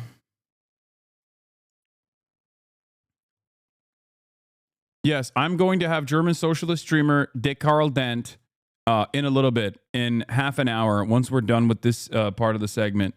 Once we're done with the France talks, I'm going to talk to dekarldent and talk to him about the German elections, okay? To have a truce, a peace, and be able to measure that and then structure our discussions on that basis. France and several other European countries, along with Ukraine, are hard at work to build this lasting peace with very specific points, including security guarantees, the territories that belong to Ukraine, the issue of reconstruction, the economy, and critical minerals. We've been able to go into the details of those proposals. The third area of progress, which really mark a turning point, is the fact that we were able to talk about the details of the security guarantees. And the president has shown this over the past few days, and he said so a moment ago. We want peace. He wants peace. We want peace swiftly, but we don't want an agreement that is weak. The fact that there are Europeans that are ready to engage to provide for these security Putin says that U.S. and Russian companies are currently discussing joint projects. Yeah, when he says we're going to take over the minerals, here's the other side of the story. When he says we're going to take over the minerals, I'm not super well versed on the Ukrainian mineral maps, okay? I'm not Pete Buttigieg, who was very well versed on Afghan mineral maps, okay? I am not the Pete Buttigieg of Ukraine. But from what I understand, a lot of the natural, a lot of the minerals that they're talking about is in territories that are either near or directly in areas that Russia has forcibly annexed and captured. So when he says, like, we're going to extract these minerals, we're going to take over those minerals, like, I don't know what he means by that. Is he basically claiming that, like, they're going to do a joint cooperative extraction agreement, a joint cooperative extraction agreement with Russia? Is that what he means? I don't really get it. I don't really understand what he's saying. Support to show that we have a negotiated peace signed by both sides, and that is a peace we will preserve. No, it's all on the Ukrainian side of the river, but their existence is basically entirely theoretical. Not for combat. These would be deployments well, that's why I said, like, near territory that Russia has annexed. You can't extract minerals in that area. If there are a shit ton of minerals there, I don't think you can extract minerals safely without, like, Russia's go-ahead if it's in striking distance. That's why I said it's either around the areas that Russia has forcibly annexed and occupied, or directly in the areas that Russia has forcibly annexed and occupied, which means that if these hypothetical minerals that are worth trillions exist on Ukrainian soil, which, again, I don't know, okay? Why dekarldent and not stay? I don't know any of these names, chatters. I don't know why you think I'm, like, picking and choosing favorites in German politics. I just don't know. I'd be down to have that other guy on too. Of the burden, their share of the burden. We have a strong alliance that we've built over the decades. We have our solidarity, and we have deterrence capacities. What does it mean? Would it be dangerous? If there is an agreement signed by Ukraine and Russia, thanks to the efforts of President Trump, and if we provide the guarantees and Russia violates the agreement, then it would be in conflict with everyone who is engaged in the peace process. And that is a change. That was something we did not see in the past. That's not what we saw in 2014. So that is the real change that we're marking. We have this deterrence capacity on the American side. We have the capacity for engagement on the European side, and that's something we're going to continue working on together. It's not dangerous, but it's credible. It's less dangerous than things that could happen in the long term. And I think this is what we need to do to ensure security. And I say this very clearly. We're also talking about security for Europeans. I've been saying this for weeks now. If we do not guarantee the security of this territory within Europe, then how can we guarantee our own security for one and all? We live just 1,500 kilometers from Ukraine, and the Germans and Polish are even closer. So our collective security is important. We need to answer this call for Europeans to be more engaged, and Americans will be there still in solidarity. Europeans are working for their collective security, but I really think this was a turning point today in our discussions. Emmanuel, thank you very much. Great job, and it's been wonderful being with you. Say hello to your beautiful wife, and we will see you again soon. We'll be speaking often. We'll get this thing worked out. We're going to get it done. I guess he's not going with Candace Owens' method at all. Yeah. Claiming that Macron's beautiful wife is actually a man. That's the Candace Owens strategy. All right. So let's get to it. Why Trump's rare earth deal with Ukraine doesn't make sense. The TLDR of it, even though this is literally TLDR, is that a lot of the minerals that Donald Trump is talking about is either directly inside of illegally annexed Russian territory now, inside of Ukraine, or very close to it. So how is he going to do extractions with American companies? I guess that is, the only way to do that is by basically dealing with Russia directly and picking apart Ukraine and Ukrainian soil piece by piece with Russia. Over the last few days, US President Donald Trump and Ukrainian President Volodymyr Zelensky have had a pretty public falling out, with Trump calling Zelensky a dictator and Zelensky accusing Trump of living in a Russian disinformation space. Until recently, it was widely assumed that this was a consequence of the meeting between American and Russian officials in Saudi Arabia earlier this week. But while that meeting obviously didn't help, in the last few days there has been some suggestion that quite a lot of Trump and Zelensky's falling out has actually been about a prospective mineral deal that would see the US get preferential access to Ukraine's mineral reserves. On Thursday, Axios claimed that the US and Ukraine fell out after Zelensky refused to sign the original deal. And a few hours later, Mike Waltz, America's national security advisor, publicly urged Volodymyr Zelensky to take, quote, a hard look at a proposed deal. So in this video, we're going to look at this proposed mineral deal, why it's proved so controversial, and what might happen next. Podcast app. First though, what mineral resources does Ukraine actually have? Well, according to Ukraine's own geological survey, Ukraine has large underground deposits of certain in-demand metals, including titanium, graphite, lithium, and uranium, as well as a handful of rare earth reserves, with all these deposits generally occurring along the so-called Ukrainian Shield, a strip of land that Russia isn't ideologically against the West. They're just bitter. They can't be in the club. That's all. They don't have a strong anti-imperialism conviction. No, I understand that. I agree with you. And I'm pretty sure Vladimir Putin very openly admitted that, where he said, we are capitalists. We're not a socialist nation. We're a capitalist nation. Hello, we are no longer the USSR. Why can't we be your Israel?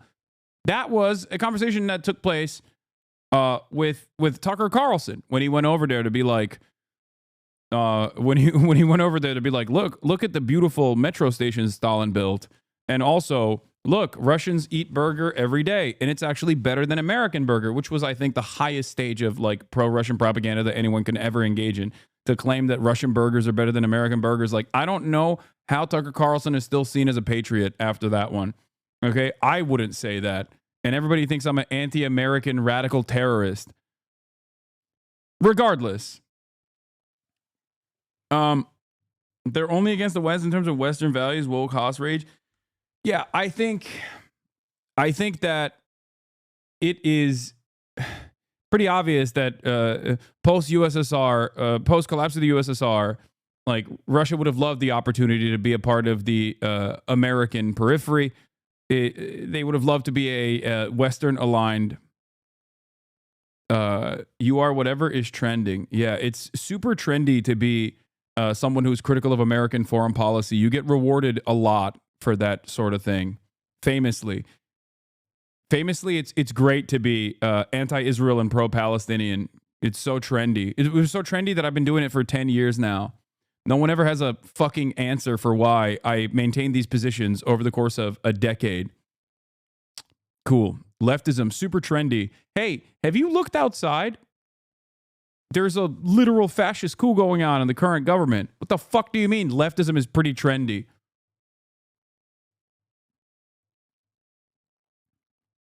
Anyway.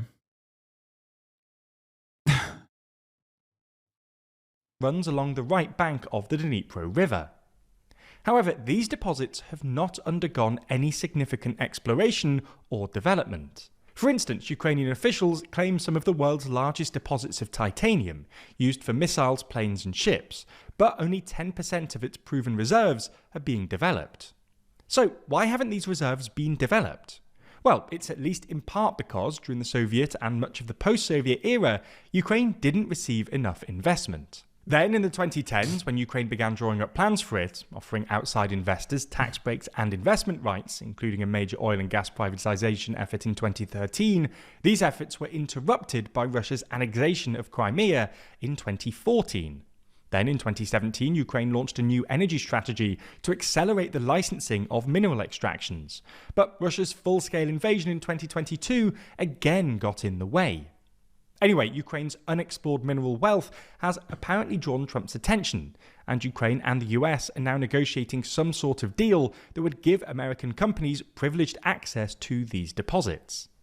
The New York Times actually reported that Ukraine actually refused to sign a mining deal with Biden, so they could use it as leverage over Trump, and originally it looked like this strategy had worked. Earlier this month, Trump seemed to imply that he'd be happy to continue supporting Ukraine in exchange. I'm losing my mind at the foreign policy. I'm losing my mind at the brilliant foreign policy administration. The last one, of course. Why are you so mad at life while being rich? Because other people are getting screwed over. And I care about it. I care about that sort of thing. The IMF literally called for these minerals to be privatized, which is part of why. Yeah, okay, listen. It was always the case, okay?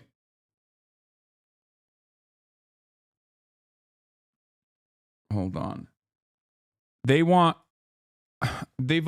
Western forces have always wanted to engage in privatization. Bro can't conceptualize empathy. Yeah. Okay. Let's continue. For access to its mineral wealth. Hold on, I'm getting saying, a bunch quote, of different they're going things to that I got to secure respond what we're to. giving them with their rare earths and other things, and that he expected $500 billion worth of rare earth minerals. Trump's enthusiasm for rare earths specifically is probably related to his anxieties about China. Rare earths are used in a whole load of advanced technologies, but China currently accounts for about 60% of all rare earth mining and about 90% of rare earth processing. However, it seems like the deal collapsed on Wednesday last week, when Treasury Secretary Scott Bessent visited Kyiv to sign it off, apparently because Zelensky decided it was too one-sided to get through the Ukrainian parliament, and was disappointed that it wasn't accompanied by any US security guarantees. This would be consistent with a slightly astonishing report from The Telegraph earlier this week, who published parts of the original draft agreement. According to that draft agreement, the US would get 50% of recurring revenues received by Ukraine from extraction of resources, and 50% of the financial value of all new licenses issued to third parties until it had received $500 billion, way more than the $175 billion the US has so far spent on. Just wait until the states had enough of it. Hopefully they come together. I wish. Okay? I wish for a resurgence of some kind of pan-European movement that will undermine American empire. I just don't think that it will ever happen. And I personally think that it will only happen in the opposite direction that you would want it to. Because if Europe currently if Europe, as we've seen in the German elections, which we're going to be talking about in a second, if Europe basically was like, no, we are maintaining neoliberalism, like America's sliding towards fascism, we're going to combat fascism by holding on to neoliberalism. We are going to be the neoliberal state, okay? That is a terrifying prospect for the future, and I think that's untenable overall. I think that is not, you will inevitably collapse to a fascist movement, and that movement will most likely align either with the growing American fascist movement or maybe even the Russian fascist state. So who knows? Who knows where they would go? But it wouldn't be in the opposite. It wouldn't be in the popular direction. It wouldn't be like a popular mobilization, a popular front to combat fascism. That inevitably goes back to neoliberalism, inevitably goes back to the destabilization, and then that destabilization creates volatility. Volatility creates larger right-wing fascist movements. So this is just extortion of Ukraine's natural resources, making them give you half of all their money basically indefinitely in exchange for not selling them out, but also probably selling them out anyway. No, there is a tremendous amount of selling out that has taken place the entire step of the way, every step of the way. Okay? Whether it be holding off on weapons transfers initially, like the appropriate weapons that were necessary, whether it be dumping older weapons in general to Ukrainian forces, and then also, as evidenced by even the TLDR summarization of Biden's attempts, there was always an extraction deal on the table. Ukraine just said no to it. So it's not like, remember when I told you there is no difference between Biden and Trump in terms of foreign policy? Trump just says the quiet part out loud. Well, there are some differences in terms of like how much Trump is glazing Vladimir Putin. Absolutely. But if you think that there wasn't some sort of extraction deal on the table that America wanted, you'd be wrong. Clearly, they were also pushing for it, just not aggressively enough, right? Donald Trump, on the other hand, is like, no, we want all of your natural resources. We're going to take 50% of them. There's nothing you can do about it. What the fuck are you going to do about it? This is cope? I don't think this is cope. I think this is just the truth. It does not matter. American foreign policy is uniparty, and it only goes in one direction, right wing. On Ukraine. But this agreement wouldn't just cover metal reserves. It also covered oil and gas, ports, and, quote, other infrastructure. I'm willing to bet that Trump has expanded on the previous administration's negotiations, though, if that makes sense. Like, that's why I say American foreign policy only goes in one direction. And when Republicans come in, they push it even further to the right. And then the Democrats don't actually claw back. Democrats don't actually claw back any of the rightward shift that the previous administration put in place. Look at the Abraham Accords under the Trump administration, for example. Look at the Iran denuclearization agreement that fell apart, and then the Democrats never actually picked it back up. As another example, annexation of the Golan Heights, or the recognition of annexed territory in the Golan Heights. Another example, moving the embassy to Jerusalem. Another example. Most of these are Israel-related, obviously, including the Iran one. But the Biden administration didn't actually go back on any of that. Why didn't they go back on any of that? Because they're not, it's uniparty. Liberals like it when the Republicans basically push the needle. They when they really get more aggressive in terms of foreign policy, seemingly, because they never claw it back. They never actually go back to a return to normalcy or decency. Here's another example of this. Barack Obama. Barack Obama came into office on an anti-Iraq war ticket, okay? He says he's going to fix the housing market crash. He's going to fix the American economy, and he's going to basically go back on the Bush-era war on terror policies. Did he do that? No, he did a literal troop surge in Iraq. Okay? He never closed Gitmo. Gitmo's still in operation. Guantanamo Bay is still very much in operation. He greatly expanded on drone warfare, okay, including extrajudicious killings of American citizens. So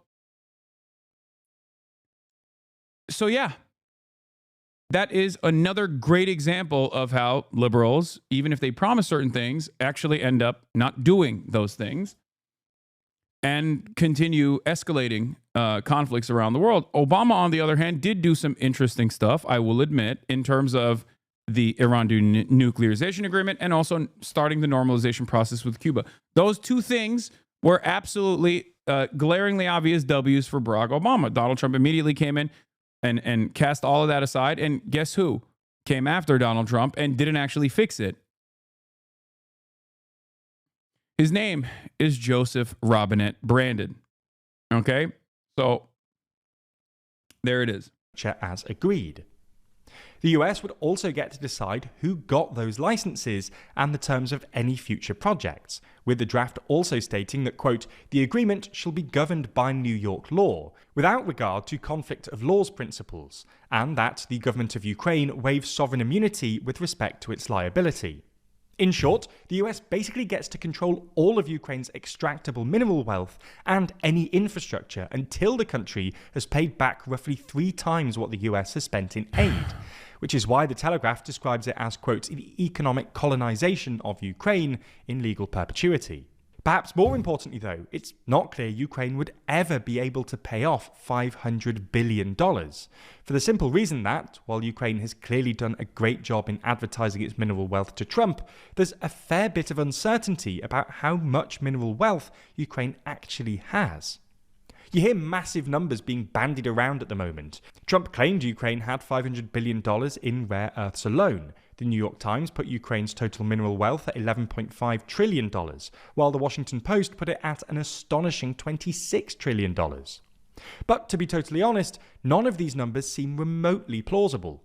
While it's true that Ukraine has pretty substantial lithium and titanium reserves, neither of these metals are really that expensive. The price of lithium has fallen by more than 80% in the past 2 years, for instance. It's not even clear Ukraine is that well endowed when it comes to rare earths. While the Ukrainian Geological Survey claims some rare earth deposits in Ukraine, the US Geological Survey doesn't list Ukraine as having any reserves of the 15 key rare earth elements. In fact, the former director of the Ukraine Geological Survey said recently that there has been no modern assessment of rare earth reserves in Ukraine, and estimates were based on old Soviet-era studies. This speaks to a more general truth about rare earths. Contrary to what the name suggests, So what happens if it's not there? So then Ukraine is just cooked for no reason? I mean, they're already cooked for no reason. Even if there are rare earth minerals there and they extract it, it's not like Ukraine is getting a piece of that.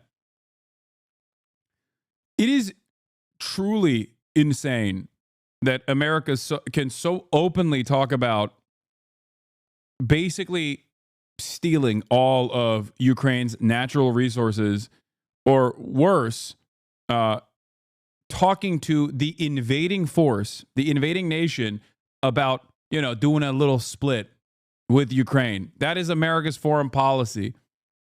Like, they're talking to Russia and going, yeah, we're going to take some of this you can take as well. And, you know, what a great deal for us. Now, of course, it's not a first.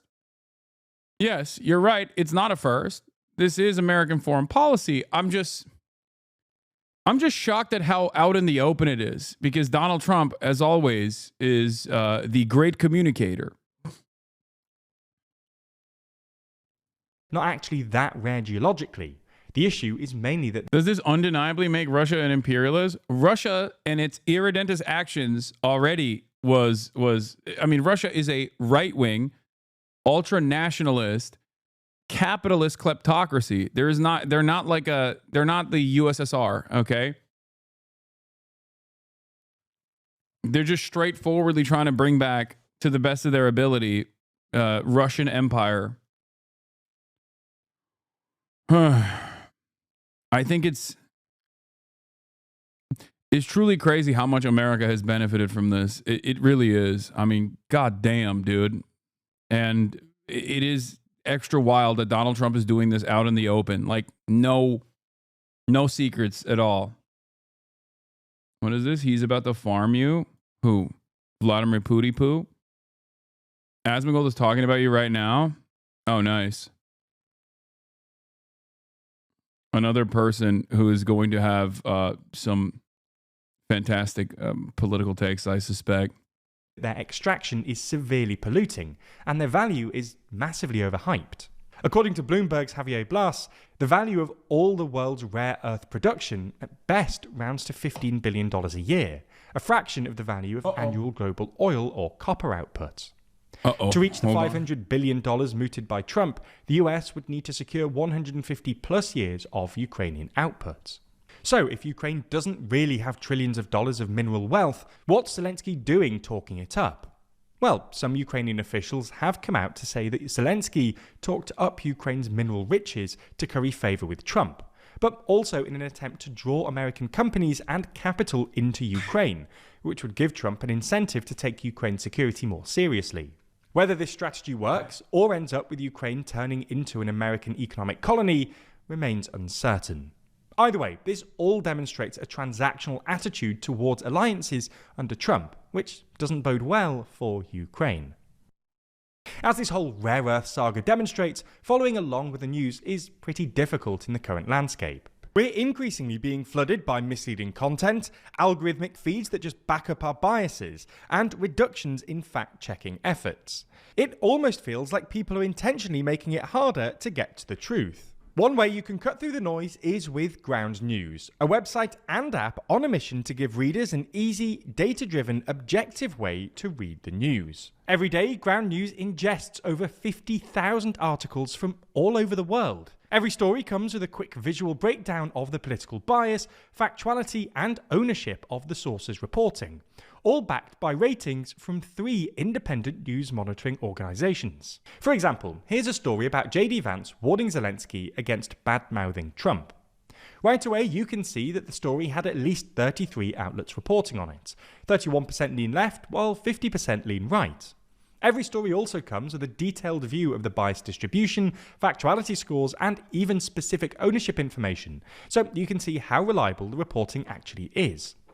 You can also swipe through some of the headlines to reveal that the left was more likely than the right to report Zelensky calling on Trump to be more truthful, and noting that Trump operates in a disinformation space. But my favourite part has to be their blind spot feed, which highlights stories that are being underreported on one side of the political spectrum or the other. This not only helps you redress your personal news bias by reading stories you might otherwise have missed, but also gives you a better perspective on how the media ecosystem is being manipulated. Anyway, let me see where our German friends are at. And then we'll talk about, is she okay? Yeah, I've been... I don't know. She's been pooping diarrhea since yesterday, and I wasn't here, so I don't know what my brother allowed her to eat, basically, but it'll be all right. All right, we are now going to talk about the German elections, okay? And I have a German streamer who's also going to be talking to us about, who's going to give us some direct info. Hello.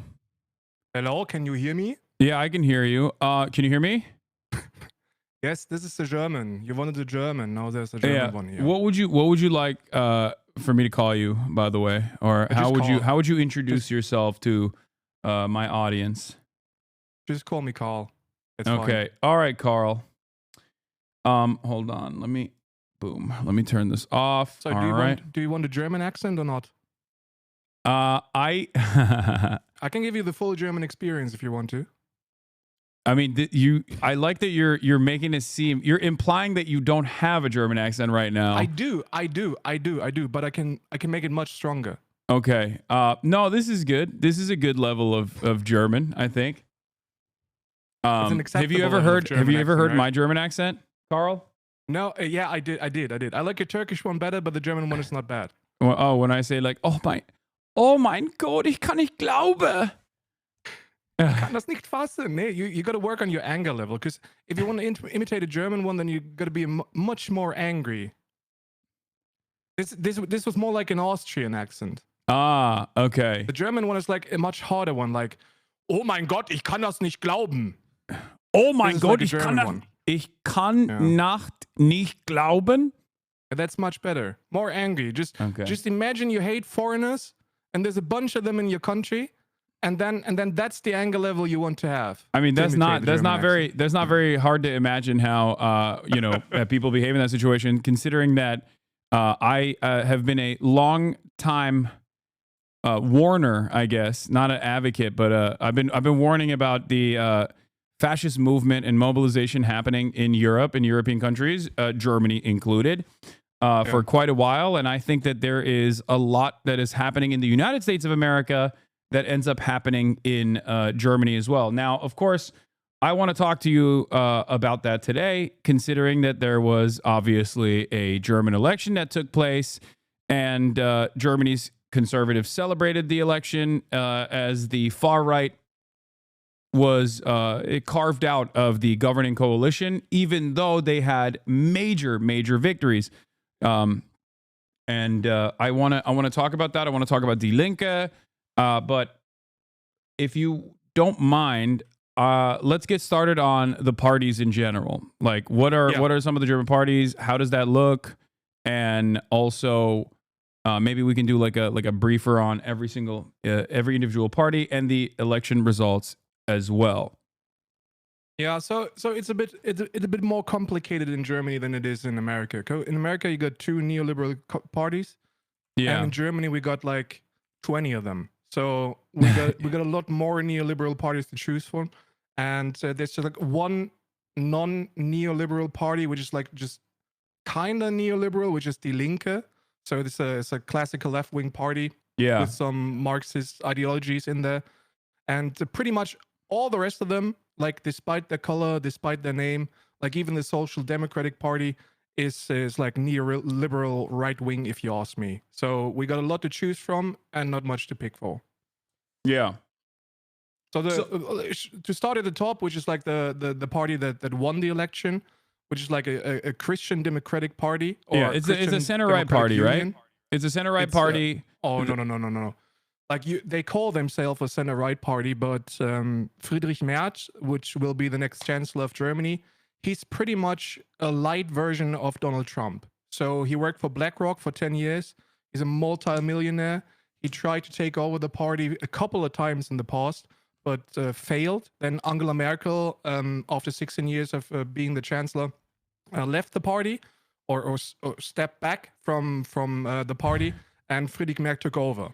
So he's pretty much a light fascist who doesn't show himself as much as he could, but he's far from being middle right or center right. Yeah, he's just right wing. So the question I have for you, or I guess like the reason why I say that is because like initially, the integration programs that were put forth and like the refugee acceptance that happened was directly. I mean, that was like Merkel and the Christian Democrats were blamed for that. And then they started assuming even a more right-wing position, which, by the way, yes, I understand, like taking advantage of refugees to build your infrastructure, I feel like is also a historically right-wing position in general, but now it's attributed to the left, even though there's understandable reason for why, your country would open your borders into for destabilized people that have lost their homes. Yeah. So the 5-point plan is basically it's everything they aimed for the last couple of years, and now they want to make prisons at the German border. That's pretty much what they're trying to do. We do have a policy in place that'll take the prisons on the European border, but the right-wing parties in Germany want to have those prisons at the German border. So it's pretty much just like a worse version of the European policy. Yeah, it seems like, but that's what I mean. Like they saw the rise of the AfD and other, they saw a lot of right-wing mobilization, and they basically turned around and were like, no, we're going to be the ones who will oversee the militant border policies, not these fascists.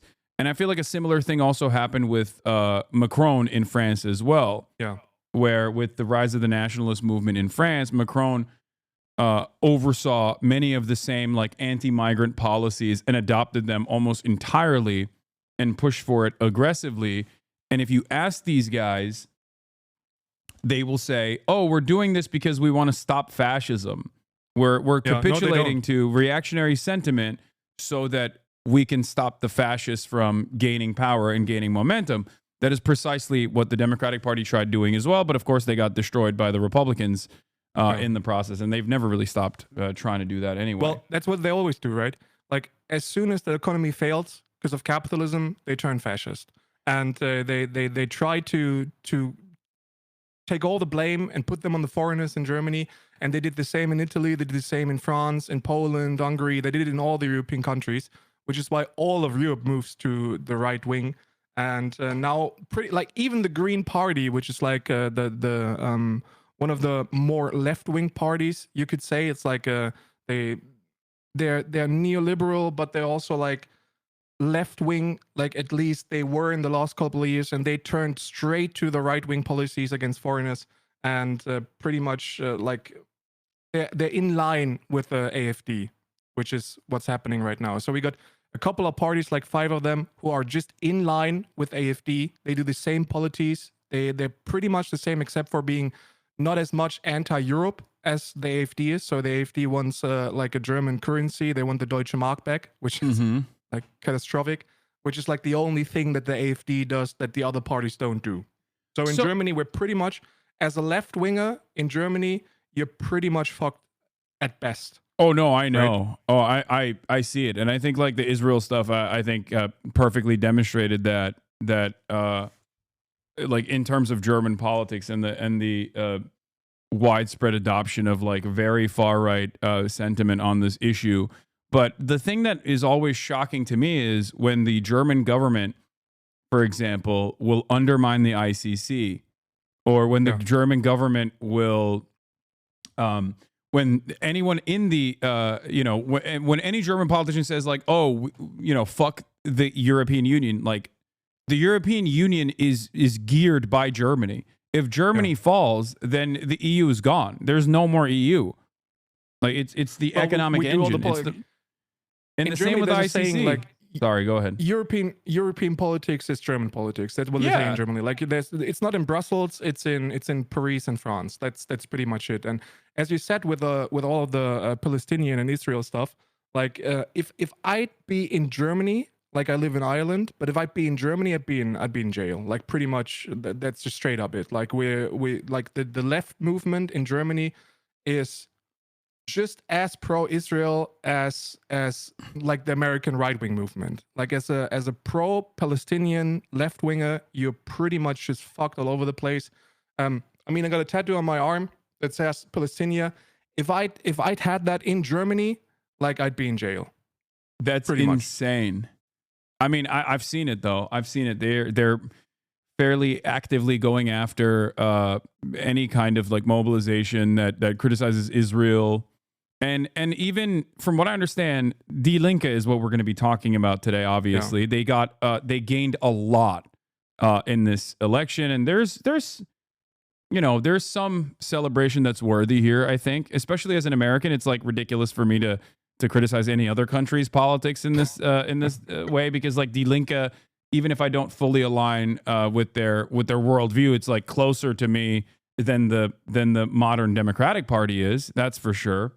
So, in that regard, I think there's some celebration that must be had here. Having said that, you can't have a conversation about Die Linke's massive gains without thinking about the shadow cast by the AFT's unimaginable gains in such a short period of time, becoming the second largest bloc. Now, of course, they're going to be, and you can describe this a little bit better for my audience, I hope.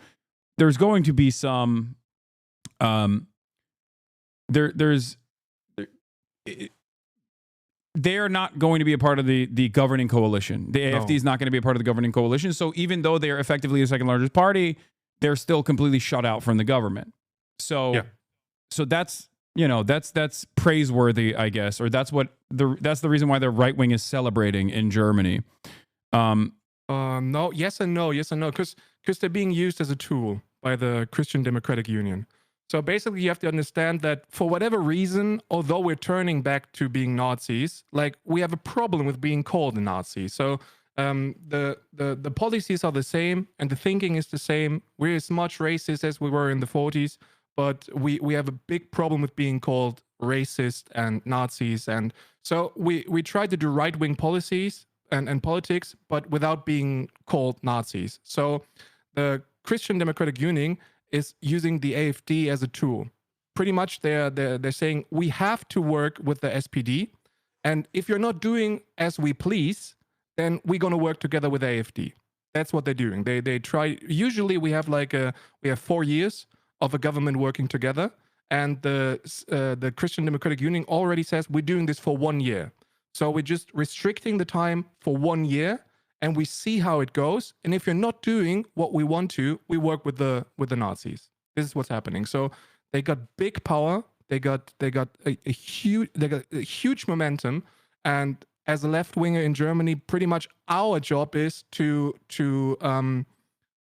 use the people that are beginning to think as a left winger, which are not many, but at least a couple of them. So let's talk about the previous coalition. There was a three-party coalition that existed, and it was always from what I understand, it always was seemingly struggling. And now CDU in this instance is able to gain more momentum. Can you talk about the previous coalition and the FDP? They weren't struggling. Like that's what they're saying, and people are excusing for them being struggling. But the government didn't struggle, and also the coalition didn't struggle. But the world was struggling. So we had Corona, and we had the Ukraine war, and this was pretty much a major factor for our economy.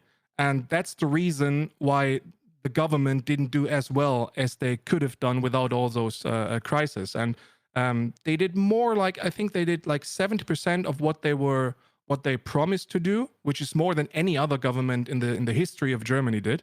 So they pretty much did a great job, although they didn't do what I wanted them to do, but that's a whole nother level. But they did as they promised, and they did a lot better than any other German government in the past.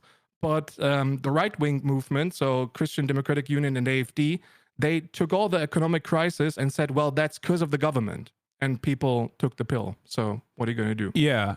I mean, for Western liberal capitalist countries, this was obviously the incumbent disadvantage election globally. And that's the reason why, it was partially the reason why even the Tories lost in the UK.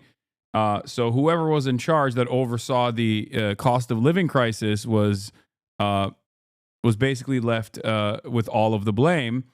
And I think that the right wing obviously took advantage of that. Having said that, I think that their solutions ultimately are not going to solve any of the problems that exist and only make things worse overall. Yeah.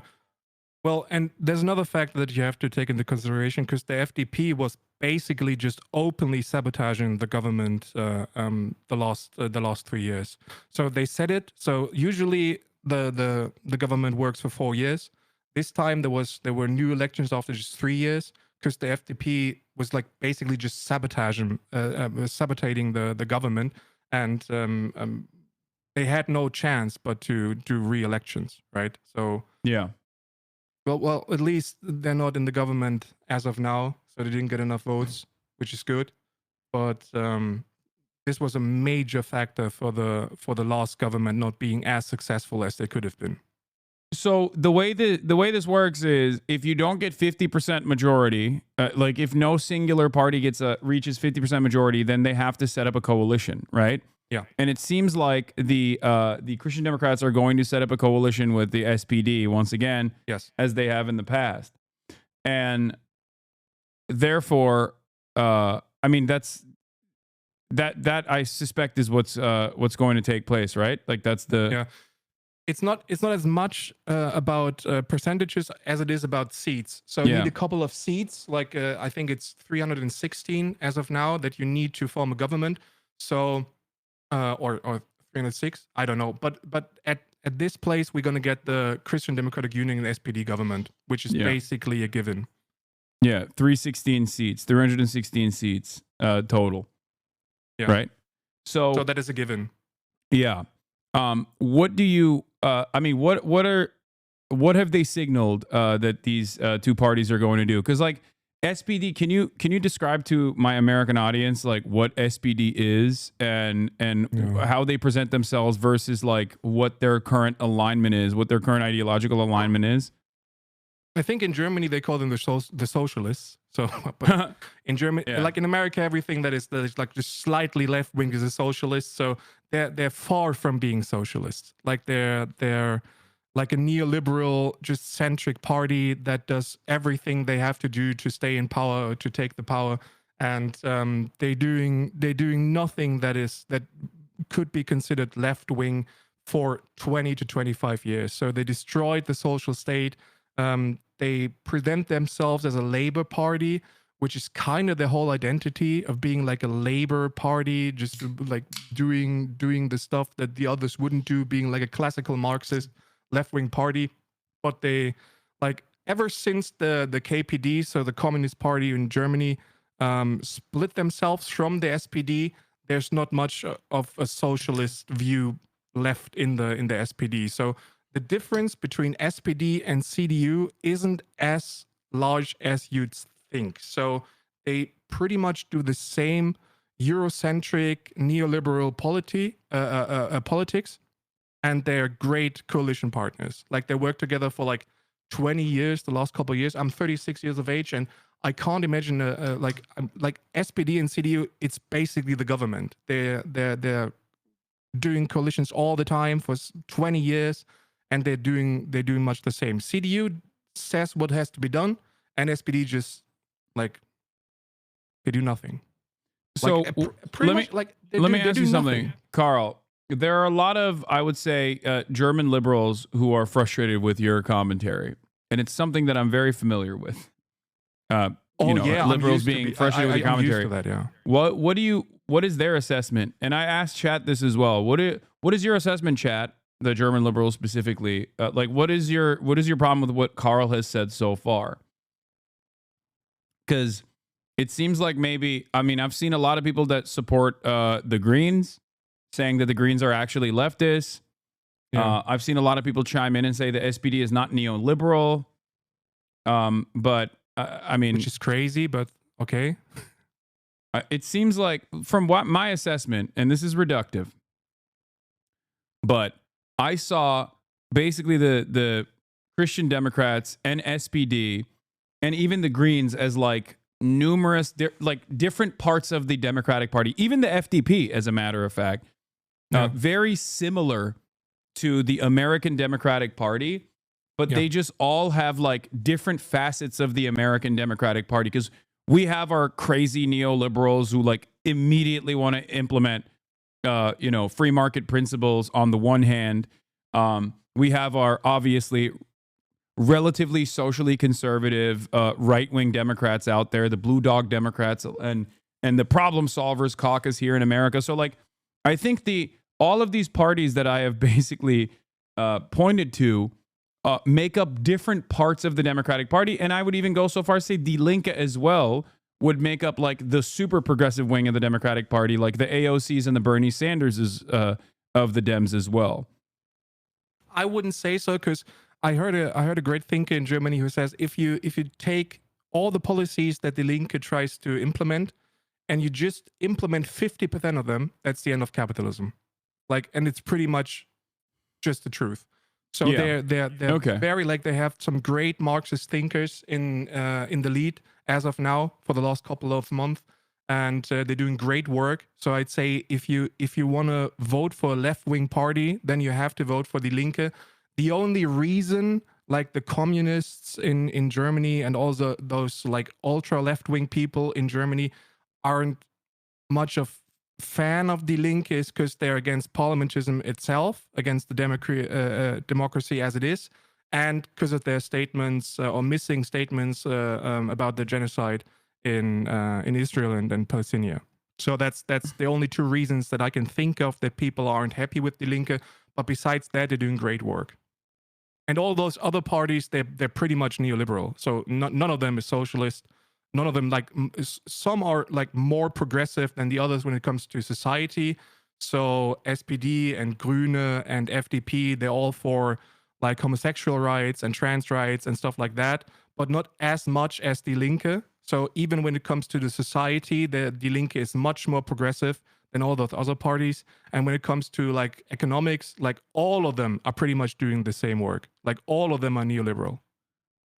Okay, so Die Linke, from what I understand, has both, you know, some pro-Palestinian sentiment that they've expressed, but also not enough, and a lot of people that you know, a lot of people are complaining in the chat that they've like actively worked against some of the pro-Palestinians in their ranks as well. They did.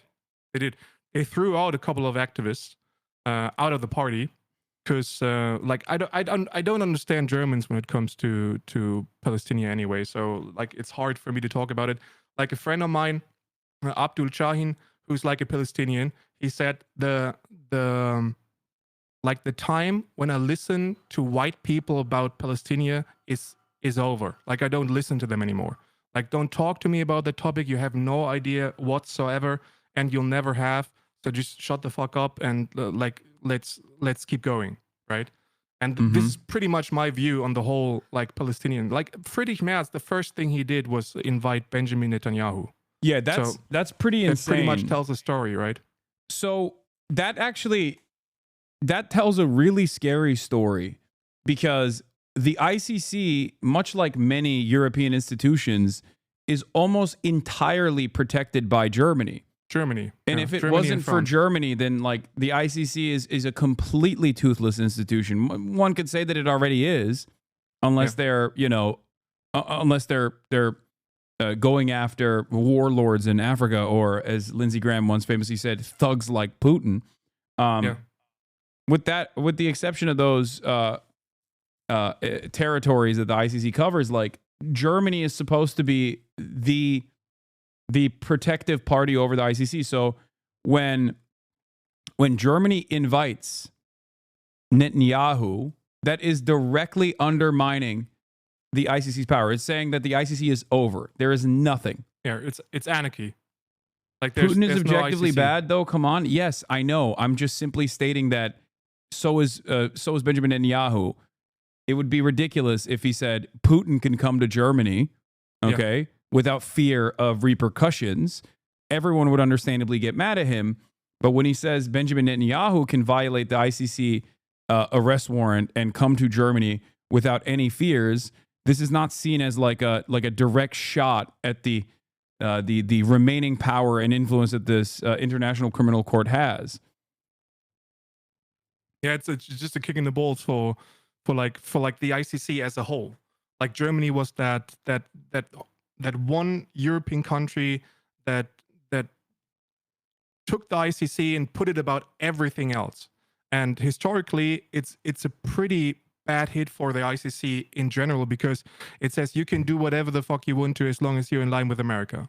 That's pretty much what that says. And we have no party except for Die Linke who stood up and said, no, that's not going to happen. Because Jan van Aken, who's like the head of Die Linke, or one of the two heads of Die Linke, he says like he's going to go to jail if he tries. Yeah, this is completely unacceptable. Like I don't think people understand how serious this is. Like, this is why I kept repeating over and over again, and many Germans in my chat and many Europeans in my chat get mad at me, but like every country is now becoming Viktor Orban.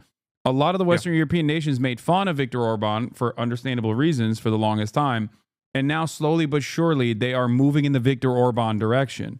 Maybe they're not linking up with Vladimir Putin directly, but these kinds of actions are also beneficial for Putin as well. When you undermine the ICC's authority, you're basically saying, yeah, there is no international justice.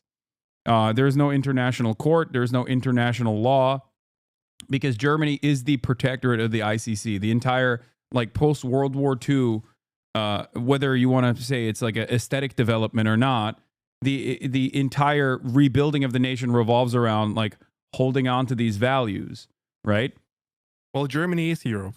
That's just pretty much what as it is. Like if you talk about the European Union or Europe as a whole, you talk about Germany and France. That's pretty much it. So if you underline the ICC and you do not arrest Benjamin Netanyahu, all your words from the past have no meaning whatsoever. Because like Viktor Orban, he invited Putin, and we did it. Well, like we exploded. Like German media exploded. We're like, you can't do that. That's like an ICC warrant, and you can't talk to him. You can't invite him to your country. Now we're pretty much doing basically the same with Netanyahu, and no one says anything, which is crazy to me, but go deal with it. That's Germany. So let's talk about Die Linke's victory, specifically reaching 9% almost with 4.3 million votes. They got 64 seats. They were the most popular party under 18. They were the most popular party between 18 and 24, with the second most popular party, if I'm not mistaken, being AFD still, but I might be wrong about that. No, it's true. And that's still obviously, I mean, that's a good thing overall. What do you attribute to Die Linke's victories in this last election? Well, it was the focus. They focus on class war. So it was the first time in years. Like I can't imagine a time where like a left-wing party in Germany did such a good, amazing focus on class war. They were talking about workers' right. They were talking about rents. They were talking about like food and beverage prices. It was basically just all economics. It was like you struggle and we have problems, and those problems are the money. You're missing money. We're going to get you the money, and we're going to get you the money from the rich people. That was basically everything they did, and they're like a strict anti-fascist polity, and that's the reason why they got almost 9%, which is great. Yeah. So I am a firm and committed believer that austerity is what has made Europe more reactionary. Austerity implemented by neoliberal parties, the undermining of social safety nets, and also the privatization of the already undermined social safety nets that make these services that were previously controlled by the government worse and worse overall. And in that anger and resentment, you create an environment that is perfectly captured by right-wing reactionary movements, blaming migrants, blaming gay people, engaging in culture wars and the like. So seeing a party actively combat that and then try to bring the conversation back to how the government can help you, especially when you have like some semblance of social safety nets and a defense of said things, is ultimately a good thing. But it's clear that compared to America, we have a great social security system. Like compared to America, like Germany is great.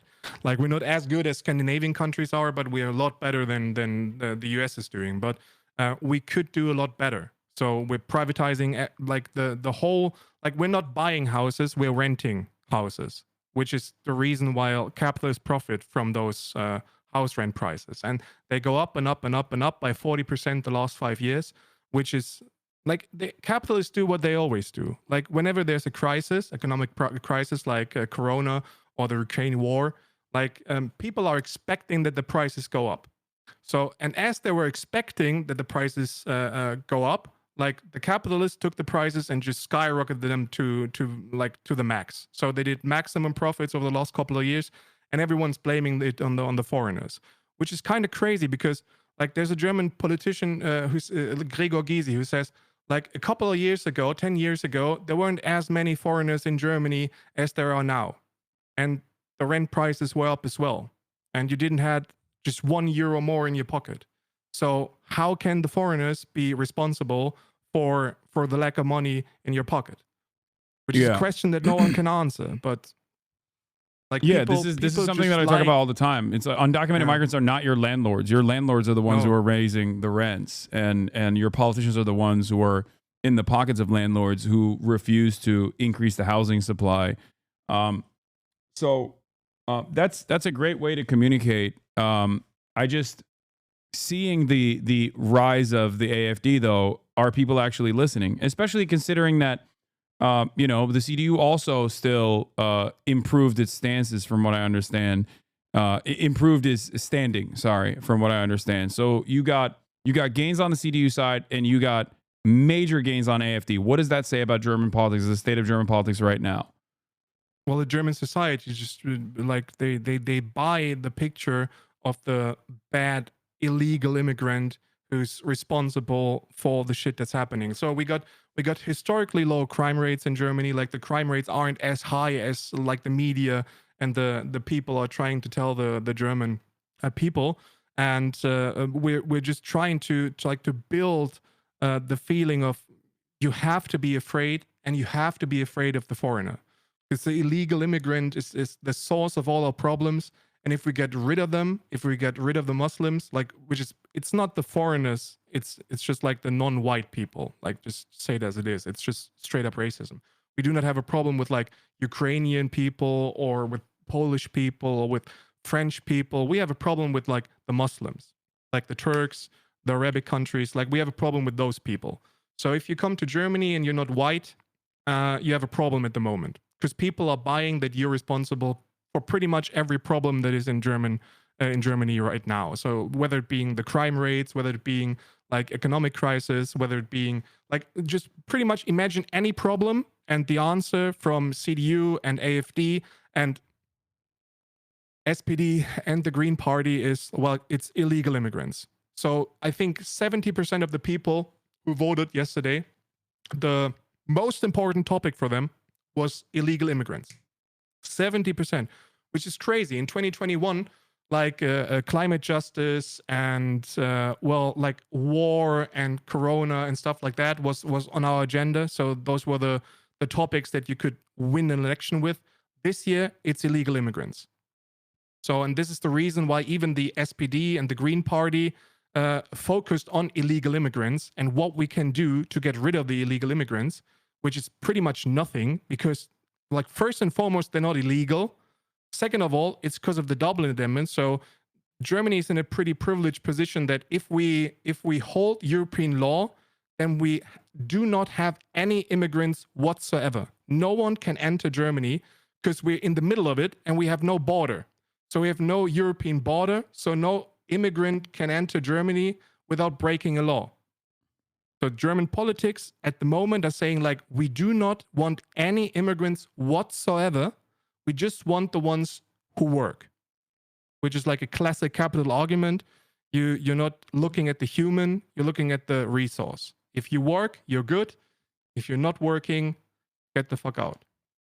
Yeah, that's also an interesting position, because I guess like Germany's right wing also has this position, as opposed to, like, I would say the British right wing, whereas the British right wing and even Brexit was caused not only because of their version of the quote unquote refugee and Islam problem, but beyond that, they were very frustrated with like Polish migrants coming in, well, not even migrants, but like a Polish workforce coming in, which they perceived as like displacing the existing British labor pool.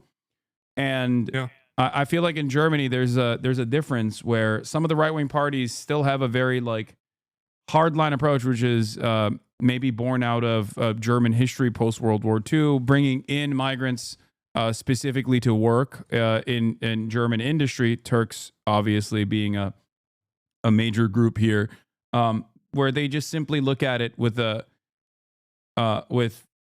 with this cold approach, where they're like, yeah, you can come in, you just have to work for much cheaper.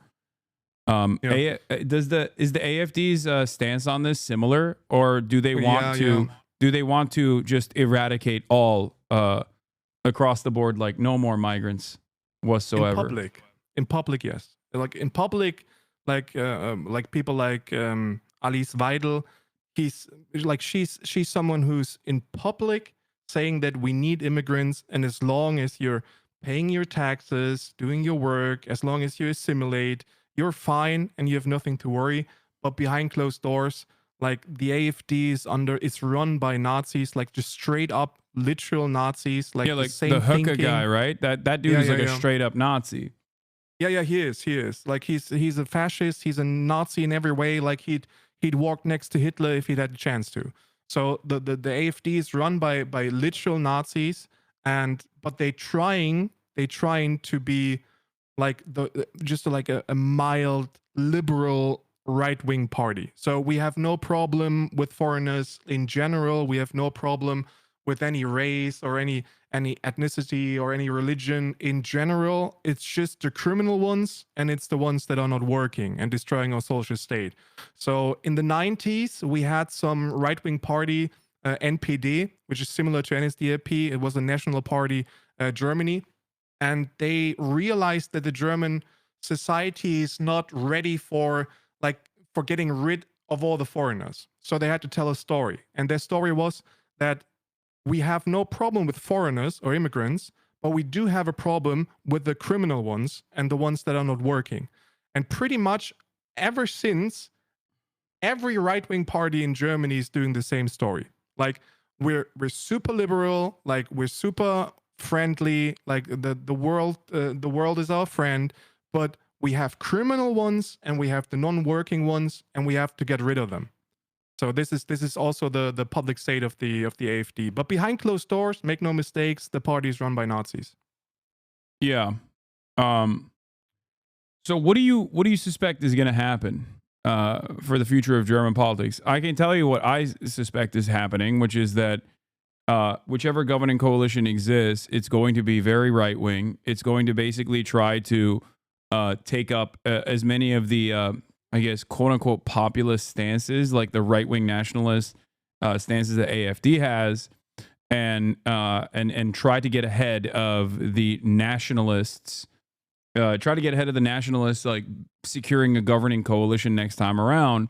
But in that process, that capitulation will normalize more and more right wing positions, as it has already, and then people will say, okay, well, we don't want the diet thing. We want the real thing. Like, we want AfD.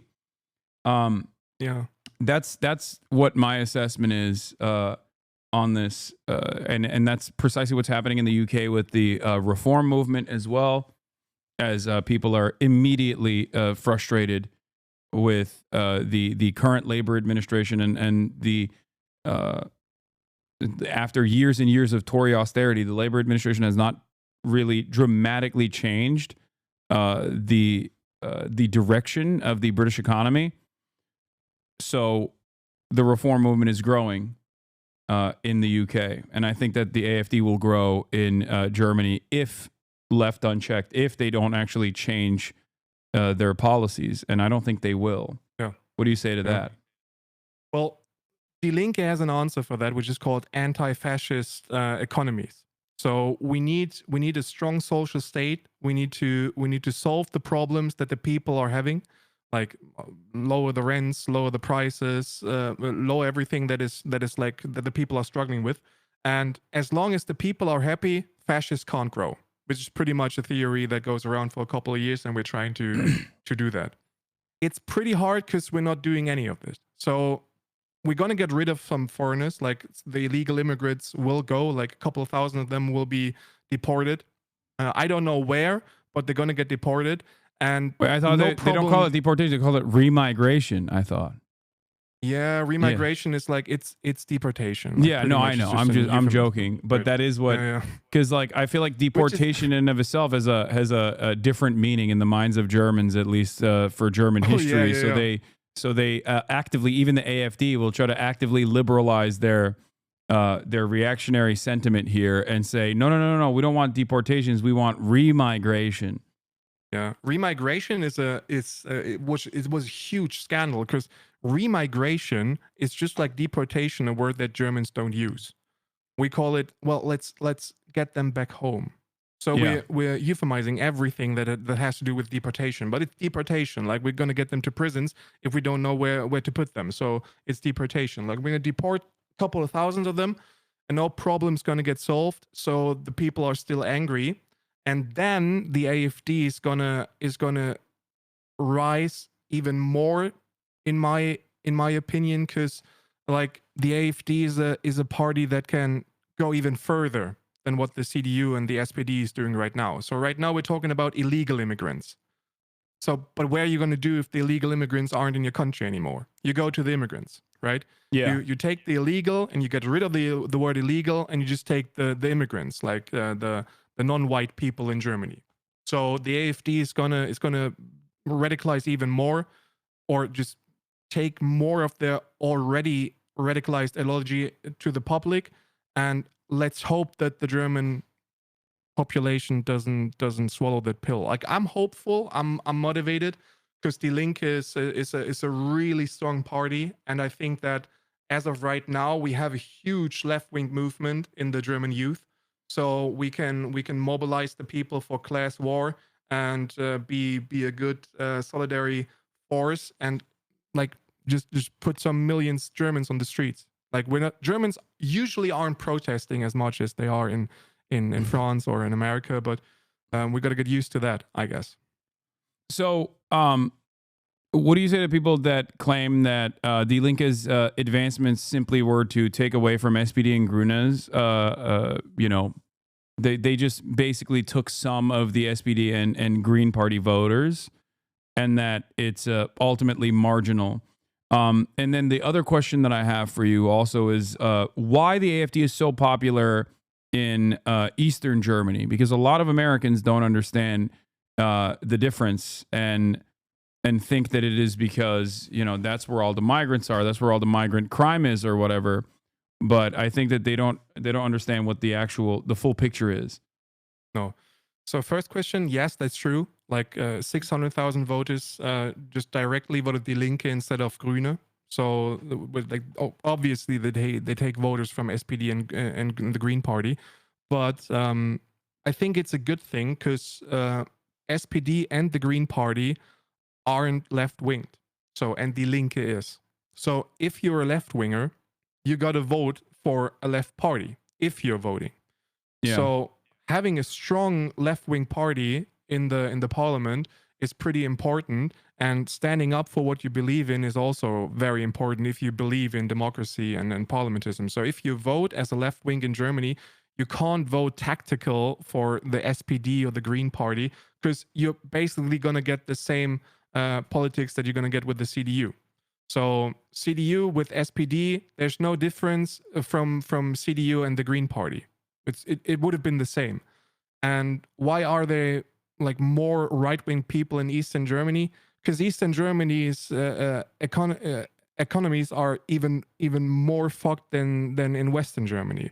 Yeah. Like in the 90s, West Germany, like when the Soviet Union fell and the DDR, when the DDR was being like took over by Western Germany, like from that point on, West Germany fucked Eastern Germany whenever they had the chance to. Like Yeah. we privatized everything. Like there are a lot of people that are unemployed. Like they lost their houses, they lost their money, they lost their properties, they lost their working place, they lost everything. And Western Germany privatized whatever they wanted to. So whatever, like whenever there's a crisis, the crisis hits Eastern Germany even harder than West Germany. Yeah. Which is the reason why the people in Eastern Germany are much more radicalized. Like 30% AfD and 15% Die Linke. Yeah. And also, one note here, but yes, Americans don't understand this, but like there are more, I guess, quote unquote, foreigners in Western Germany than there are in the Eastern Germany territories that the AfD actually dominated. And a similar thing actually happens in America as well. So many rural areas that are not diverse at all make these anti-diversity picks, these anti-diversity initiatives. They get swept away by that, thinking that, you know, black and brown people are coming in and changing their culture or taking their jobs, stealing their jobs, when in fact it's quite literally not the case. And more diverse environments with actual, like places where there are actually undocumented immigrants, for example, in higher numbers, are oftentimes Democratic Party strongholds in general. Yeah. Well, obviously, like wherever there's a university in Eastern Germany, like people are voting left-winged. So when there's people around and the city's diverse, then they're not voting AfD. Like it's pretty much the same all around the country. Like if a white person meets a non-white person and realize, well, he's not as bad as I thought, then like things change for the better. But Eastern Germany has like, I think between 2 and 7% foreigners, whereas in Western Germany it's like 35%. even 40 in some cities. Yeah. Okay. Well, thank you so much for coming on, Carl. Is there anything we missed that you want to say before I let you go? Not as much. Like, German politics aren't as different from the American ones. It's just like we have more parties doing the same thing. Yeah. Like in America, you got 2 parties basically doing the same thing. In Germany, we have like 6 of them, or 20. So it's all around the world. It's the same. Yeah, that's what I try to describe to people. I mean, I come from a background in Turkish politics where, like, I understand what it's like when you have a multi-party parliamentary structure, which, I mean, Turkey's now a presidential system. There's a constitutional reform that took place, but, you know, the alignment still basically falls into the 2 different camps. Oftentimes there's still a uniparty understanding. At least in America, there's a lot of uniparty when it comes to deregulation. It's mostly in the margins, those differences. Like, the Democrats will deregulate marginally less than the Republicans, but ultimately, when it comes to foreign policy, it's completely uniparty as well.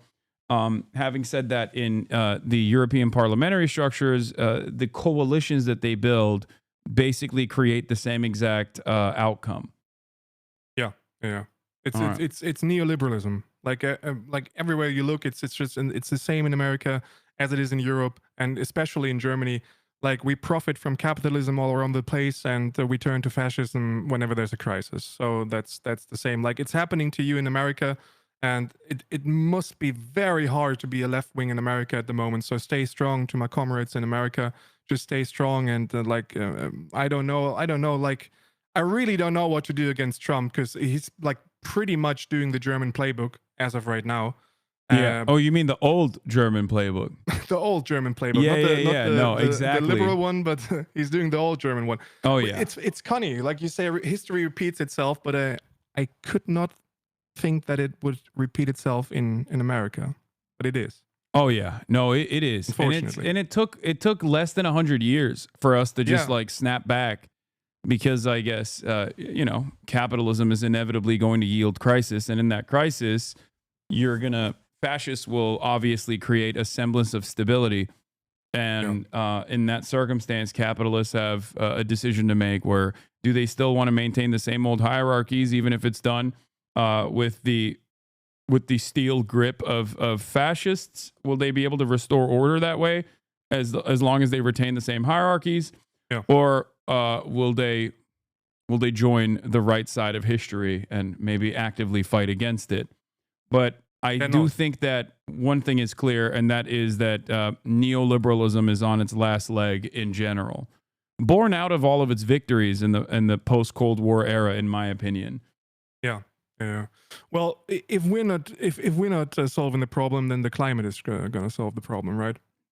Which is pretty much I mean, it's going to wipe us all out. Left. Yeah, or nuclear war. Who knows? Who knows? It's going to be good times in the future. Good times in the future. Well, last words: stay strong to my comrades in America. Just never give up. Never take a step back from fascism. Like, as a German, I know what you're going through at the moment. Although not in person, but my ancestors did. It's a pretty rough time, but rough times always, like, we're going to come through. Like, you're going to come through. Let's hope Germany's not taking the same path. All right. Thanks a lot, Carl. Take care, Have a good Hasan. one. Bye. All right, ladies and gentlemen. That was our German counterpart, German leftist streamer, dekarldent. And you can find his information here as well. I'm going to continue talking about the German elections, but we're going to take a step back and cover it from a historical approach. The approach is coming from Bestie Marks, friend of the show. Bestie Marks made a YouTube video tracing AfD's history back to Nazi Germany and how similar their policies were. We're gonna start off with this one. The video is called "The AfD's Nazi Connections Run Deeper Than You Think." 23-minute from Bestie Marks. and why it's so scary that the AfD actually gained a lot of seats and a lot of momentum in German politics.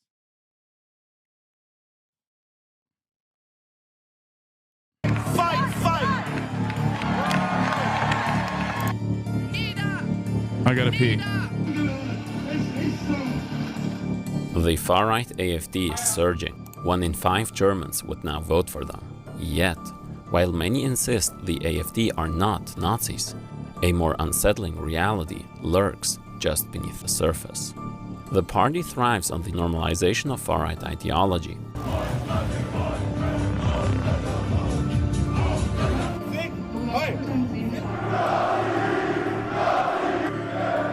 And here's the real question.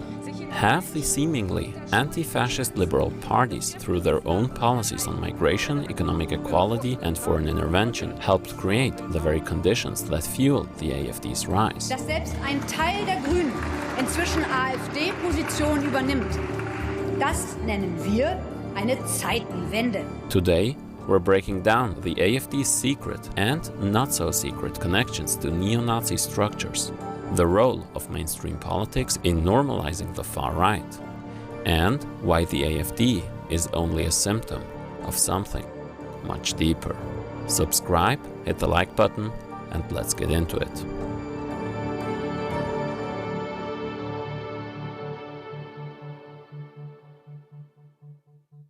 Before starting, I want to say a massive thank you to all those who support the channel on Patreon. All the research and editing takes up a huge amount of time, and your contributions make a huge difference. Every new Patreon matters, so check out the link in the description if you want to support this type of work.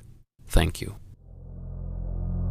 In 2023, The Spiegel magazine uncovered a secret strategy meeting hosted by the AfD's youth wing, Junge Alternative, short JA. The exact location of the meeting remained secret for a long time. The invitation only mentioned a general area. The guests arrived discreetly.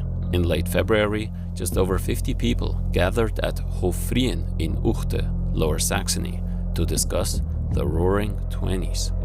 One speaker was a certain Peter Steinborn, former leader of the youth wing of the neo-Nazi party called NPD. Another speaker was Dominik Asch, a JA leader who often wears a Thor's hammer around his neck, and who gave a lecture on meta-politics, in which he explains how to occupy the pre-political space to shift German discourse to the right. The AfD has been talking about this strategy openly for a long time. So why the secrecy? To understand, we must go back to the beginnings. The emergence of the AfD was a direct product of the international financial market crisis in 2010.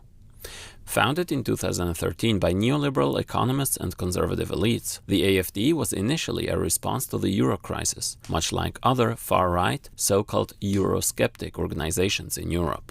These so-called professors opposed the EU bailouts, not because they disagreed with the disastrous measures imposed on more dependent European countries, but because they wanted to protect German capital from weaker economies like Greece. But as global capitalism continued to unravel after the shock, the AfD adapted. By 2015, with the arrival of refugees fleeing imperialist wars, the party clearly had shifted gears, embracing a racist rhetoric to redirect working-class anger away from the ruling class. It achieved quick success. The media and sections of the German bourgeoisie tolerated this shift, using the AfD to push politics further to the right. On March 25, 2010, Chancellor Angela Merkel said at an EU summit that she agreed to the first bailout package for Greece. The justification of her decision as "without alternative" became a widely used phrase and served as an inspiration for the name of the AfD. The emergence and growth of far-right politics reflects a broader crisis of hegemony. One historical example is, of course, the rise of the NSDAP during the hyperinflation in the 20s. These crises facilitate the bourgeoisie's... Kill yourself, you disgusting terrorist sympathizer.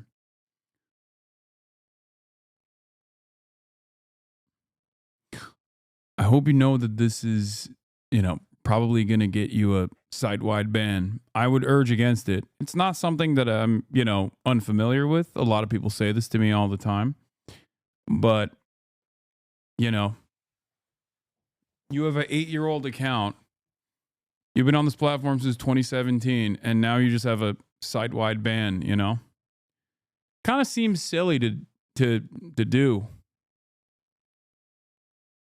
Don't you think? Like, why would you just burn an 8-year-old account? You've been on the platform for 8 years to say something that I've heard a million times over.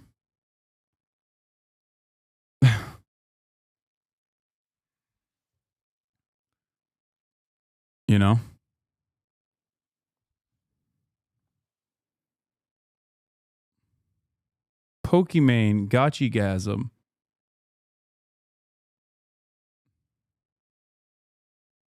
Are you going to stream after the 7-day ban? Or will you put less emphasis on Twitch after? I want to sub to you, but now I also don't want to support Twitch.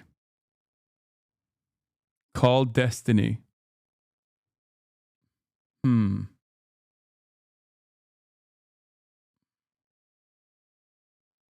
Imagine thinking supporting terrorism is less worse than posting a mean message. Well, the problem here is I don't actually support terrorism. But you did openly and foolishly say, kill yourself to a streamer.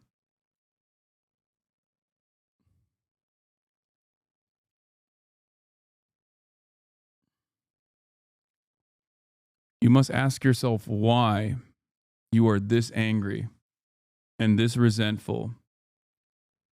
Does he think you support Israel? I think maybe he is. Maybe he's confused. Maybe he thinks I'm in support of Israel. Yeah.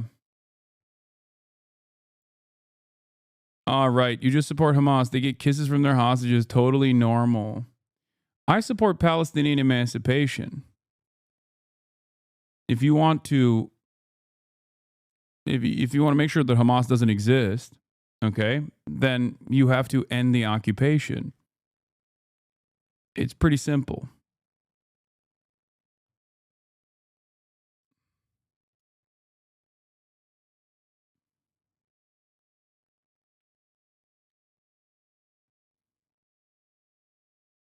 Olive oil giveaway when, by the way, more important than this weird person? What do you mean olive oil giveaway?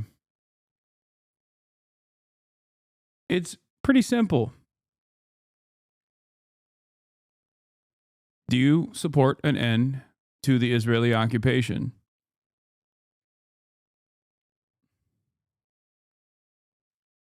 That's it. How does your psyche handle having vitriol directed to you every day, babe? I'm very used to it at this point. I mean, there's not really. I've heard everything.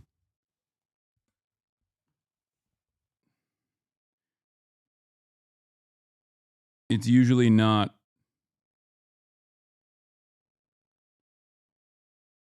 Usually, I don't really get any comments that are new or unique. I'm fairly desensitized to it. People never actually want to have a cordial disagreement or a constructive criticism directed in my way. They just immediately go, "You love terrorism. You're a fan of terrorism."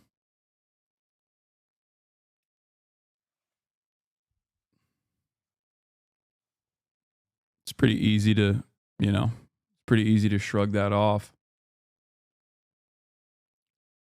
Anyway, let's continue. Blaming of minorities and the so-called far left for society's problems, directing anger away from the rich through constructing a narrative of national decline and racial purity. According to the Comintern or Italian communist Antonio Gramsci's analyses, fascism emerges as a response to the dominant ideology's failure to pacify the working class through peaceful means, requiring openly authoritarian tools to crush proletarian movements to preserve the capitalist order. Quote, "It became clear after the war that it was impossible for the Italian bourgeoisie to go on ruling with a democratic system. For now, there's no need of this. Bourgeois democratic respectability is still a requirement to gain mainstream support. The AfD figure that represents that is the woman at the head of the German far-right party. Alice Weidel, or as a tweet called her, lesbian wine mom Hitler, is the co-leader of the AfD and her party's chancellor candidate for the coming elections, and the most popular one in Germany. The former investment banker who lives in Switzerland presents herself as a champion of the ordinary people, ranting against the so-called global elites, undermining German nationhood, while working with the rich herself. Who else did that? Huh. In like, you know, important periods, important time frames in German history, who else did an identical thing? Or they would rally the troops and talk about the average German working class that was getting fucked over by groups that were undermining Germany from within, while also simultaneously working hand in glove with capital owners. You know, in like the 30s, I can't seem to place my finger on it, but We've talked about the exact same hypocrisy regarding Giorgia Meloni. Another glaring bicycle bastard. What a name. Thank you for the 10 gift double subs. standard is her advocacy for traditional heterosexual relationships, despite being in a same-sex partnership with a Sri Lankan-born woman. Ich bin nicht queer, sondern ich bin mit einer Frau verheiratet, die ich seit 20 Jahren kenne. Wir haben 2 gemeinsame Kinder. On the topic of prison sentences for homosexuality, one AfD parliament member said we should do that in Germany too. But her main issue is, of course, immigration. Much like I just Googled this Hitler bloke. Not good. Yeah. Not good.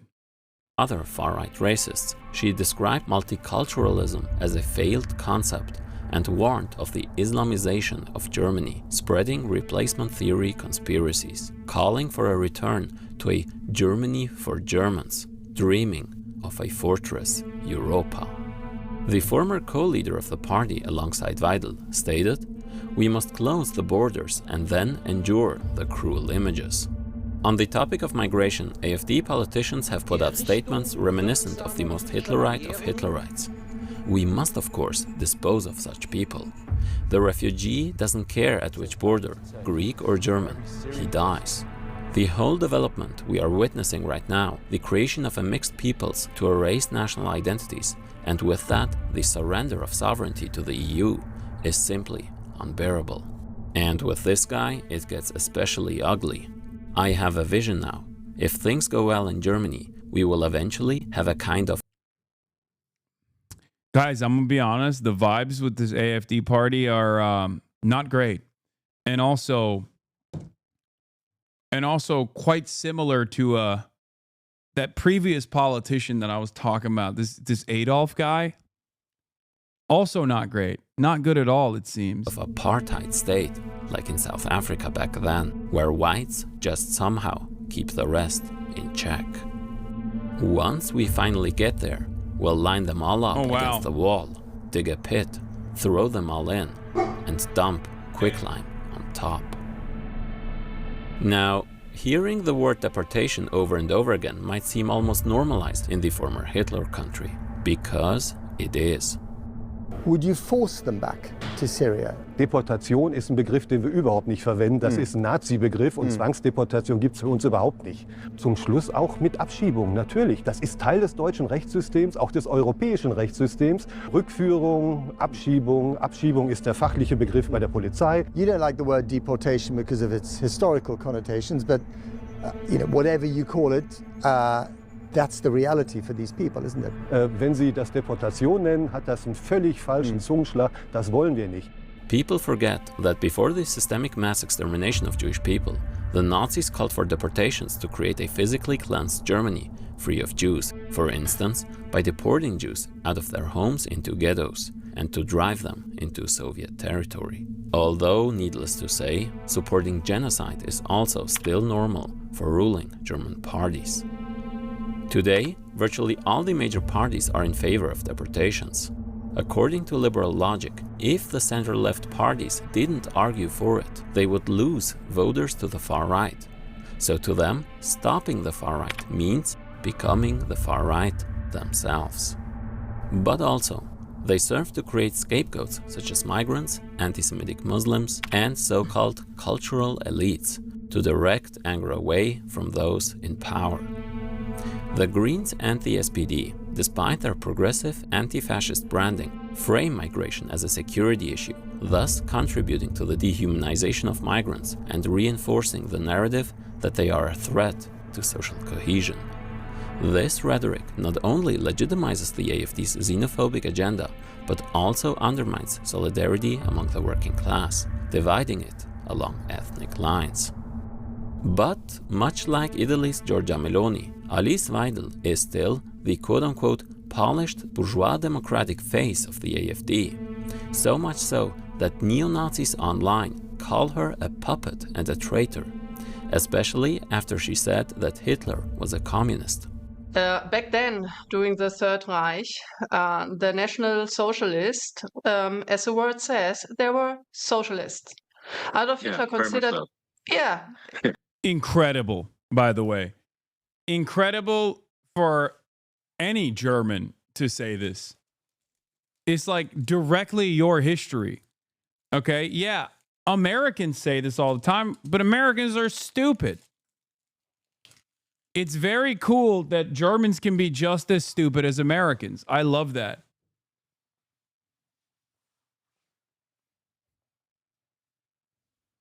Actually, fantastic.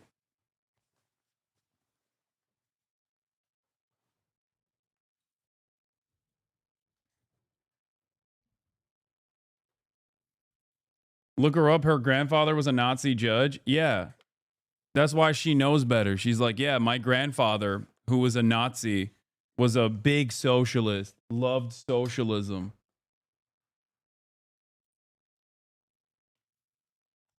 They loved socialists so much they killed them, even within their ranks, and said socialism was a Jewish invention to undermine the superior German race. You know, classic socialist stuff. They nationalized industries like crazy. Yes, absolutely. He was a communist. They did not do that. And he considered himself as a socialist. What they'd like to see is another prominent AfD leader at the top. One who before Weidel became known internationally was the most famous AfD figure. And that man is waiting in the wings.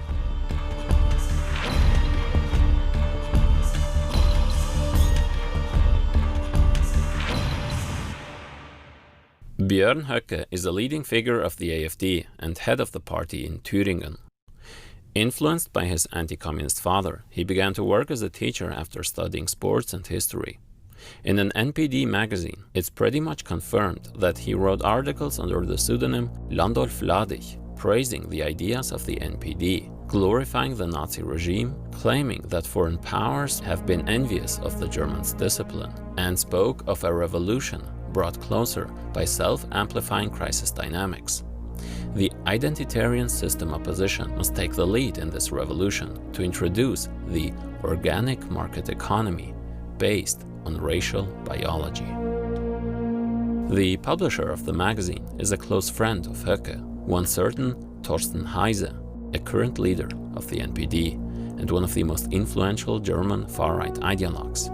The convicted neo-Nazi has organized skinhead concerts and Nazi gatherings.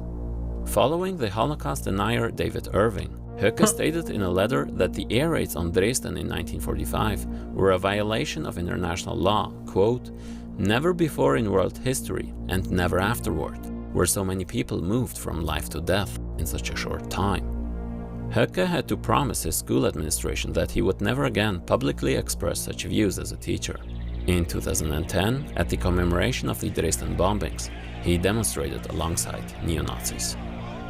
According to a former student, Höcke, as a teacher, repeatedly praised the work of Psychology of the Masses by Gustave Le Bon and often spoke about charisma, told stories of his grandfather's meeting with Adolf Hitler, and described Hitler's incredibly blue eyes as a central element of the Führer cult. He was fascinated by Nordic mythology and regularly wore a Mjolnir pendant around his neck. 2 years later, he called the Holocaust Memorial in Berlin a monument of shame, invoked the idea of a reversal of history, demanding that Germany stop its culture of remembrance and reclaim its identity. In speeches, he refers to a 1,000-year Germany. I wonder what he's talking about. I'm a little confused. Like, what does he mean? A phrase that reminds of Hitler's concept of the 1,000-year Reich and uses Nazi concepts like Lebensraum. His 2018 book includes passages eerily similar to the works of SS figures. I am convinced that the Germans' longing for a historical figure who will one day heal the wounds in the nation, overcome the divisions and put things in order is deeply rooted in our souls. In 2019, media reports began revealing that Höcke attended secret far-right meetings where he discussed plans for remigration, a euphemism for ethnic cleansing used by right-wing extremists. In a 2021 speech, he got fined 13,000 euros for using a forbidden Sturmabteilung slogan, Alles für Deutschland, everything for Germany.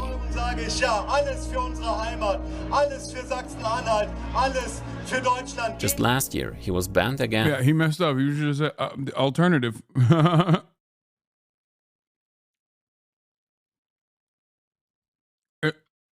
It is pretty funny that these guys have to like operate within these liberal boundaries, but it's clear that like those liberal boundaries in terms of like free speech and whatnot, like restrictions on hate speech in general has not really stopped them, you know? Yeah, guardrails are made out of cardboard, exactly. And for chanting the first part, encouraging the audience to reply with the rest. While the National Party leadership maintains a facade of respectability, Höcke is a direct link between AfD politics and hardcore neo-Nazi ideology. And this is very important to understand. Fascism is not something that wins or loses during one election. It is the result of a systemic shift over a long period of time. Take the CDU-CSU Conservative Party, for instance, which invoked the Brandmauer firewall against any cooperation with the AfD.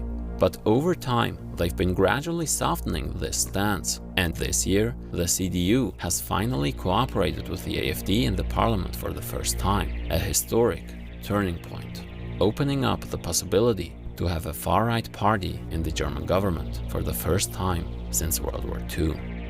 Also, take the complicity of the liberal parties, which are ultimately constrained by their commitment to maintain the capitalist order, prioritizing economic stability and the interests of the bourgeoisie over the needs of marginalized groups, normalizing AfD discourse and shifting the Overton window further to the right. The SPD during the Weimar Republic, which had positioned itself as a defender of the working class, repeatedly compromised with conservative forces to maintain political stability, as seen in the SPD's collaboration in suppressing the revolutionary movement by collaborating with fascists, and its support for austerity measures during the Great Depression. Yep. And enough has been said about the centrist party's role during that time.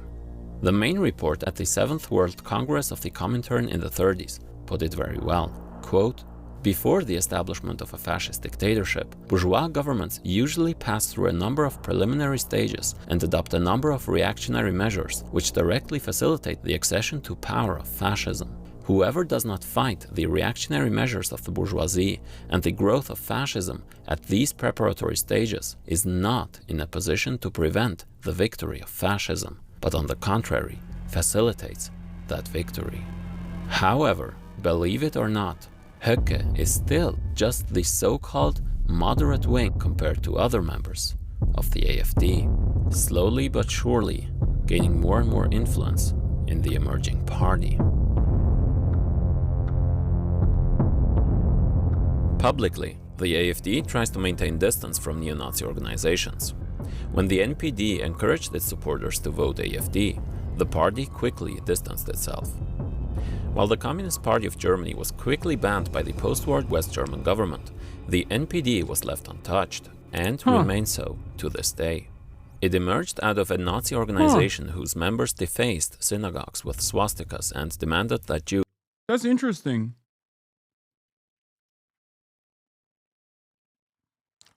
Real interesting. How odd that the Communist Party was banned, still is, but the Nationalist Party is not.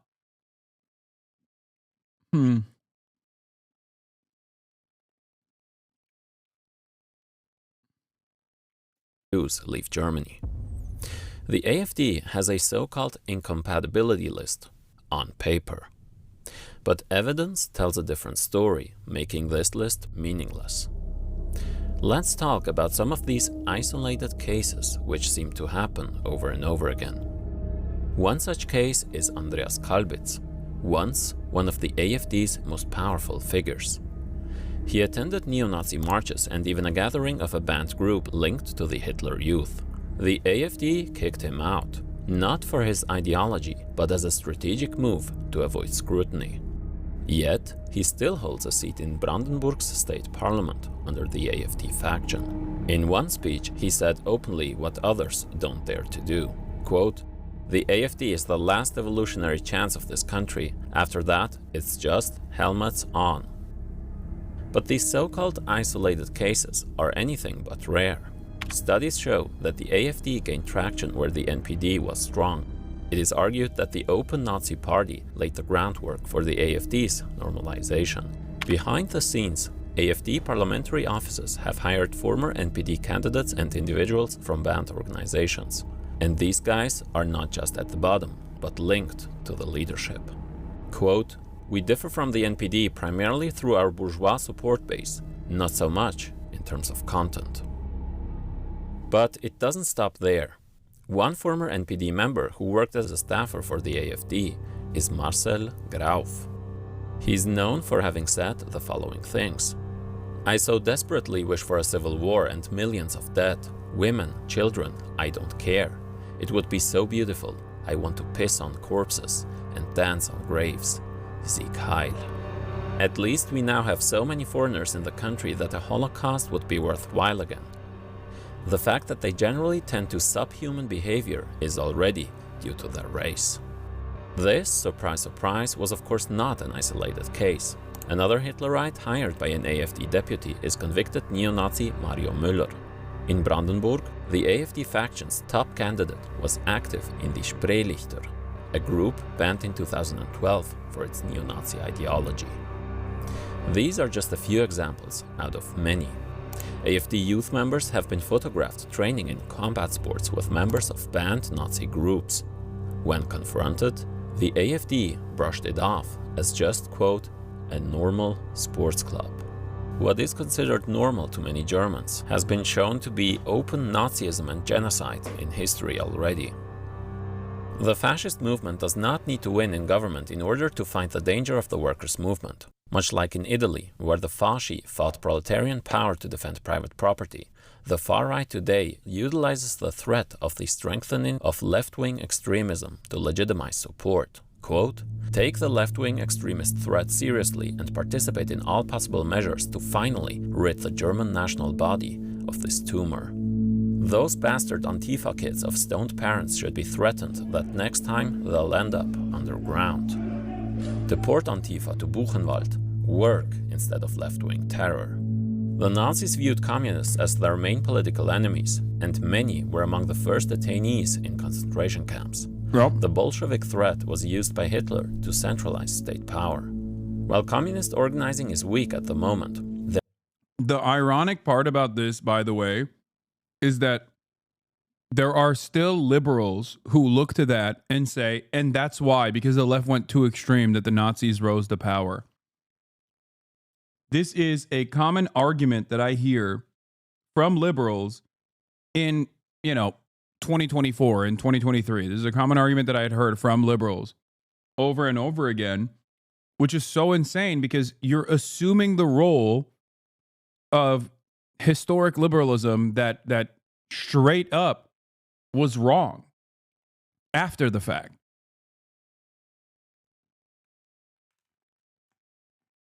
There is no need to institute a fascist system and undermine formal bourgeois freedoms. But the international progressive and communist movement is growing, and the threat of fascism grows in a dialectical relationship to it.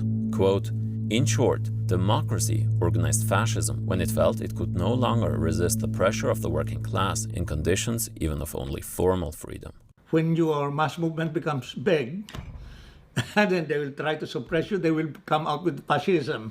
So before you can have socialism, the capitalist, monopoly capitalist class will unleash fascism under various pretexts. They use chauvinism against immigrants, xenophobia, Islamophobia, and also many other tricks just to hide the roots of the crisis. As the contradictions of the imperialist system deepen, poverty, climate change, and war continue to drive mass migration, consequences of a global system of exploitation that overwhelmingly benefits capitalists in wealthy nations. Just as they failed a century ago, liberal parties today are incapable of stopping the rise of fascism when they themselves facilitate its rise. What's needed is a movement that stands in defense of the exploited and marginalized. Fascism may not take full control in the immediate future, but it doesn't have to. The fascist movement is already growing, while the liberal capitalist order, just as it is right now, is more than enough of a catastrophe, destroying the planet, impoverishing the working class, and enabling genocide. The time to organize is now, before it's too late.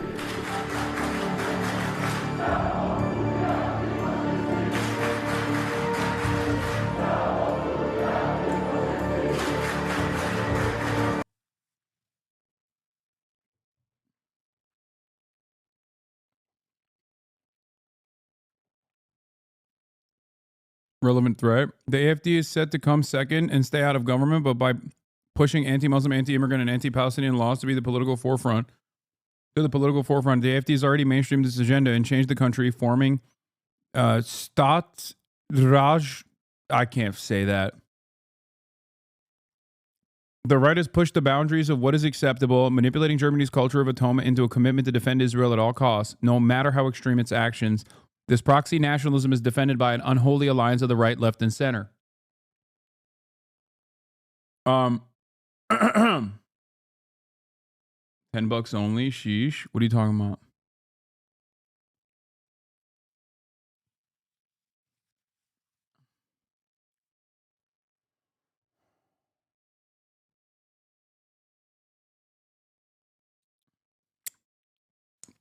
Oh, donors on the video. So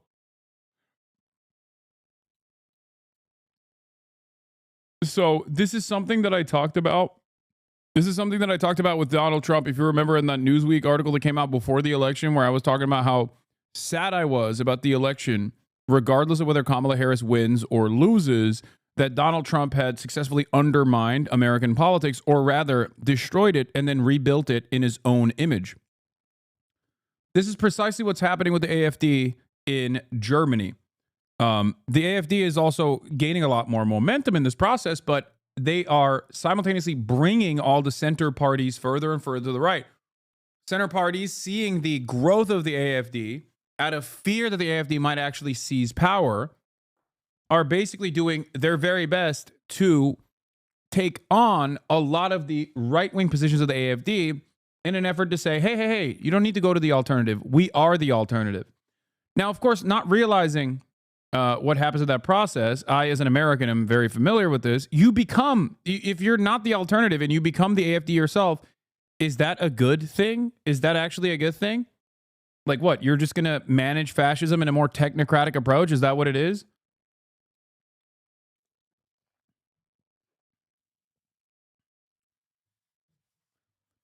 And that's the problem, because that process, unironically, also makes people more open-minded to the real thing. The AFD didn't pioneer this idea that anti-Semitism is left-wing, but they jumped on it at the perfect time. The AFD made this explicitly political. They pioneered this as a political weapon within the parliamentary framework with the first draft of the BDS resolution. Germany has been stuck with what Hans Kundani calls Zionist McCarthyism, which we have here in the United States of America as well. The cancellation of events, funding, media campaigns, and police brutality regularly administered to those who criticize Israel's occupation of Palestine and the brutal war in Gaza. The AfD used this. They are utilizing Zionism as a very effective censorship tool. This is what right-wing parties do. The Republican Party is doing the same thing. After years and years of advocating for Nazis to directly march on college campuses and making that the forefront of their political movement, Republicans so quickly turned around and was like, no, anti-Semitism is a major problem in college campuses. We have to create an anti-Semitism task force.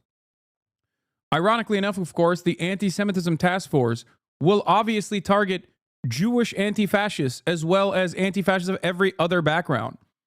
Because for them, it has nothing to do with anti-fascism. Of course, I mean, it has nothing to do with, it has nothing to do with anti-Semitism and everything to do with destroying your enemies in a way that even liberals will be, liberals will look at in a permissible way. Okay? They're building they are building the machinery of censorship in an effort to squash all matter of momentum. Okay? They want to make sure that they just stop all dissent, really. Look no further than the insane 501c3 bill that the Republicans tried to pass and Democrats voted to pass initially in Congress.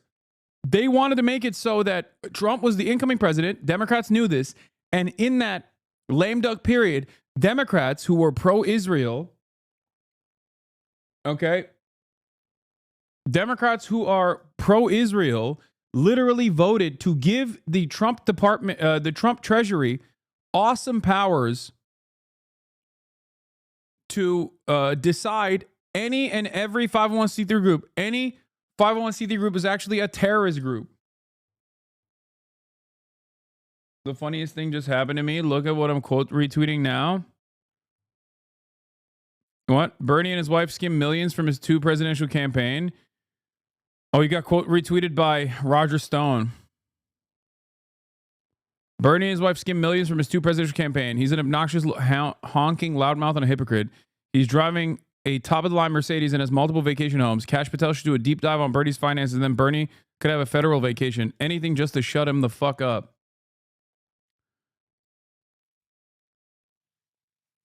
Oh, God. I hate these people so much.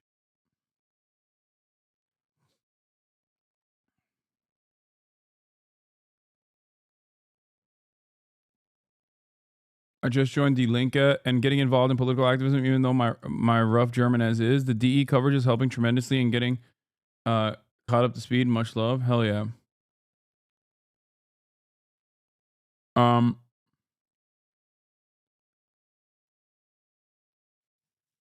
mean, they're just like openly and actively saying like we should jail Bernie Sanders. That's crazy.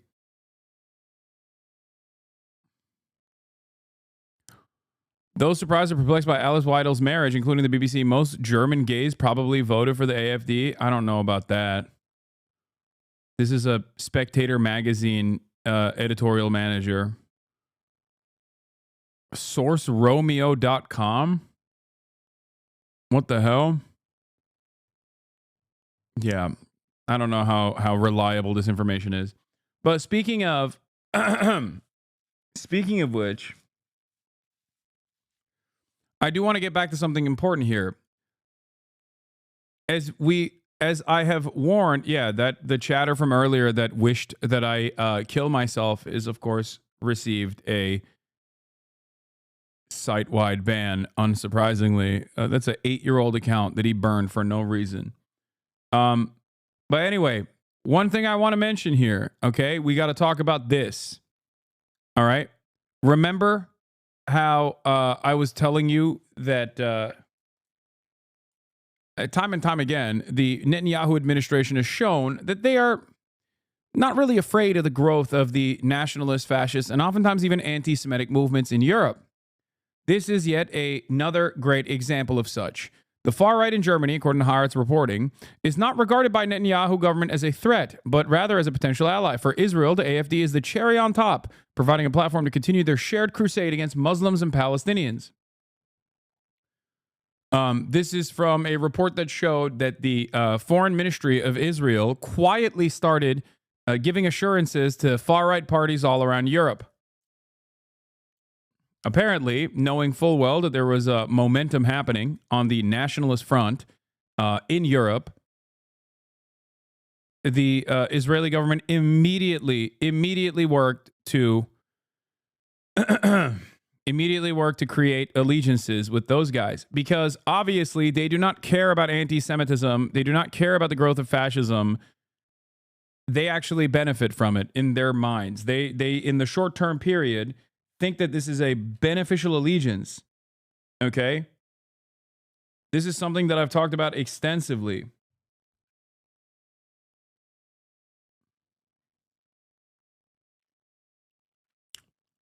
It's additionally strange to me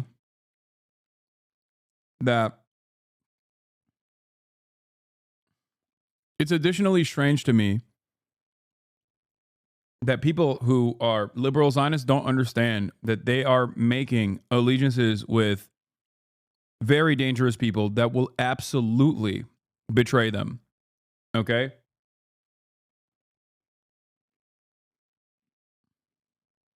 I get why Netanyahu would make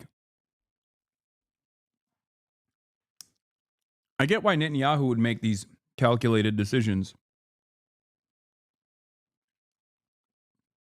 He is, after all, a fascist. But there are plenty of liberal Zionists out there who don't understand that they're developing allegiances with some truly horrifying, repulsive individuals that do not see the world in the same way that they do, with the exception of Israel.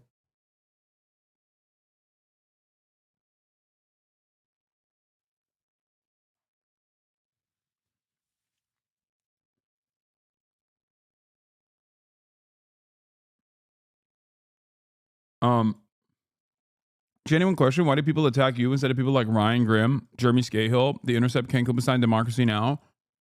All you do is relay what they're saying because they're not accessible content creators.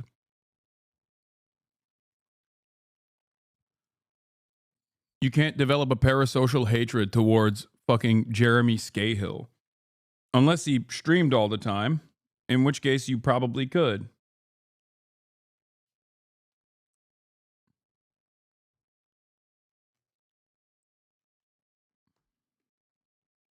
It's fine though. I'll tank it.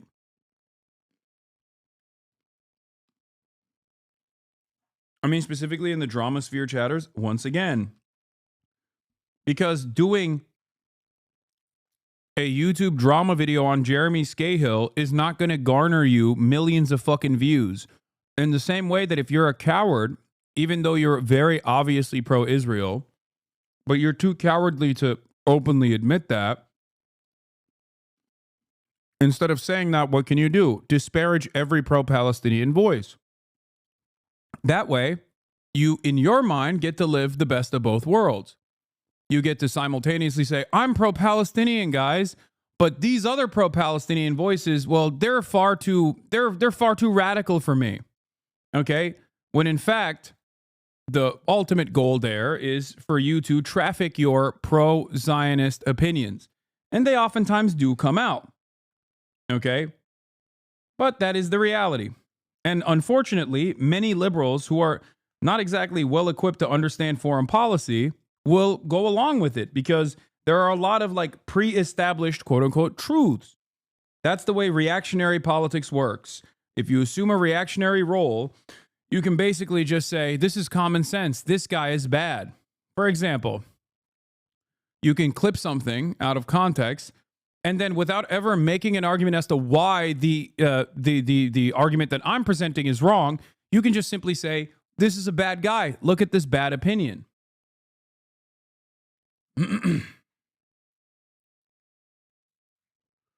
Asman watched a slop YouTuber on a smear video about you. That's where the journalist takes are coming from. They think journalists are all bad and you use them to prove you're credible. yeah, I think a lot of people don't understand that for well-read individuals, yes, the journalists that I work with and rely on for my commentary are credible. And yeah, of course, credible journalists are not going to fucking think I'm a bad person.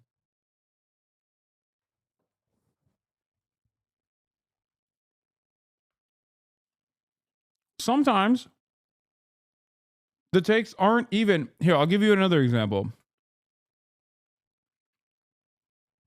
Sometimes the takes aren't even wrong. They're not incorrect. But you can basically...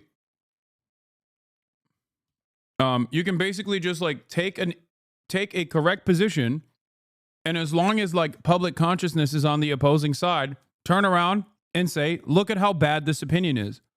The greatest example I can give you is my statement on the sexual assaults that may or may not have happened on October 7, and the investigative reporting that was conducted that showed that the New York Times' claims that there was serialized rape happening that was directed by Hamas was completely false. Like, there was no evidence whatsoever.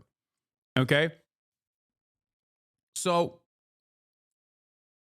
my assessment of the situation, when I was arguing with a chatter, where I said there is at least one credible firsthand witness testimony on sexual assault that took place, according to the UN investigation, and that sexual assault in moments of war and moments of crisis like this is actually fairly commonplace. So it's not all that erroneous to suspect that there could have been sexual assaults that took place on October 7. However, we don't have enough evidence to correctly identify how widespread this was. When I had that conversation with that person, where I was defending the likelihood of sexual assaults happening on October 7, I also said, regardless of whether sexual assaults happen on October 7 or not, does not change the dynamic for me in terms of the apartheid and in terms of the genocide that Israel is conducting. Okay? Rapes does not mean you can do a genocide on an entire group of people.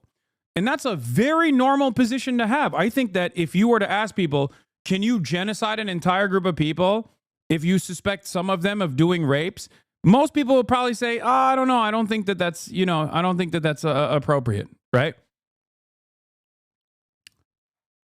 That statement is objectively a morally correct position.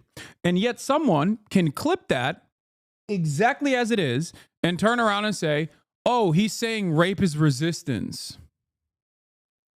He's saying this is the appropriate way to fight back against Israel. He loves it. Okay? But the video in and of itself that you clipped out of context openly shows it's like genocide is completely unacceptable. Yeah, you can't genocide all Americans because of Abu Ghraib, for example. That would be ridiculous. So even when you show something within context, you can still massage it in a way where people will get upset because they don't understand it.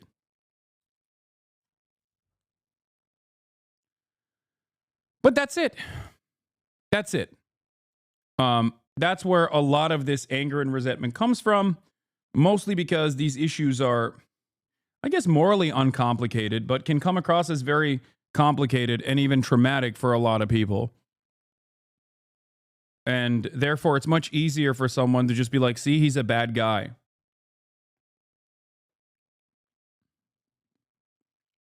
That's it.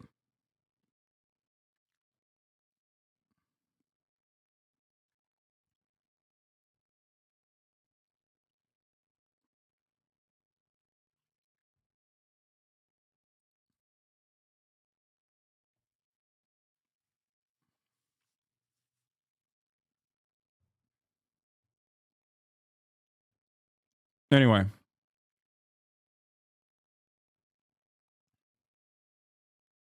The reason why I don't spend a whole bit of time talking about this over and over again is because it's almost always me having to rehash my positions over and over again to people that seemingly don't care about it.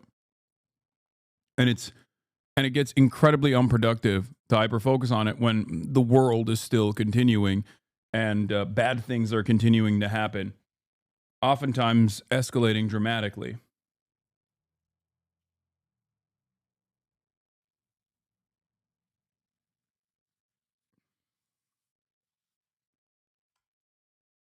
Yeah.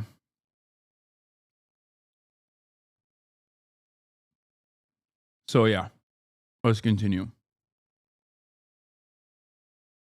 I got a reply on Twitter the other day saying exactly what you just said, using the term he's denying it and excusing the rapes. Yeah, it's idiotic.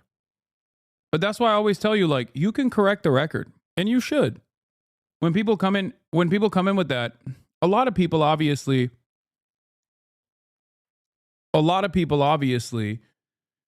are coming in bad faith. But there are plenty of people who are onlookers who see that bad faith commentary and think it's correct, especially if they see it over and over again. So yes, if you feel the need to correct that, then you can do that. You know? You need to pin all your positions in chat and never talk about it again. Yeah, that's really funny because chatters can't even read the fucking title of the stream. Chatters can't read any of the pinned comments on the stream. Chatters refuse to read in general. So pinning that somewhere is not going to be helpful at all.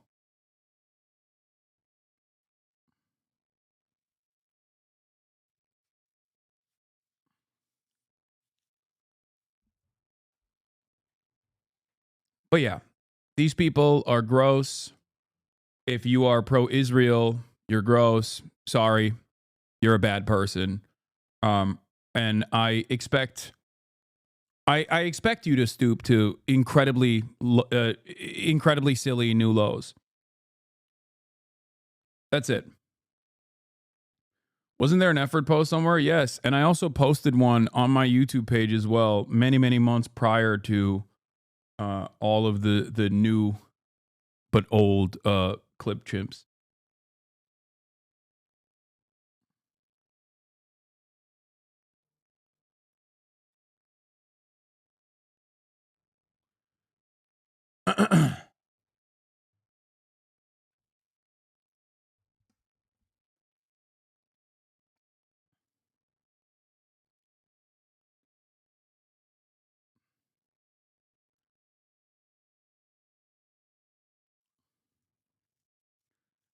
Yeah.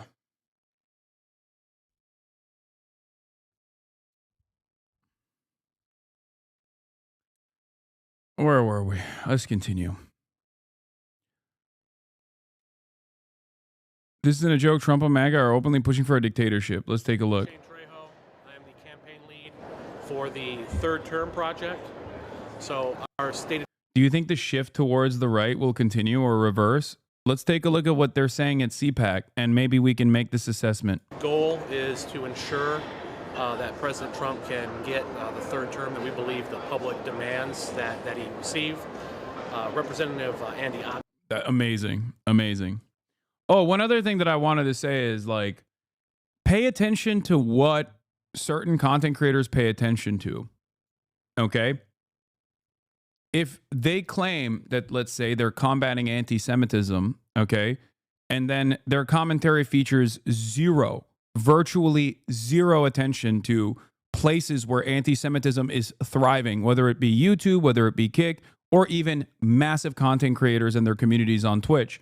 But instead, they're focusing on someone who, like myself, has actively combated anti-Semitism for a decade plus, okay?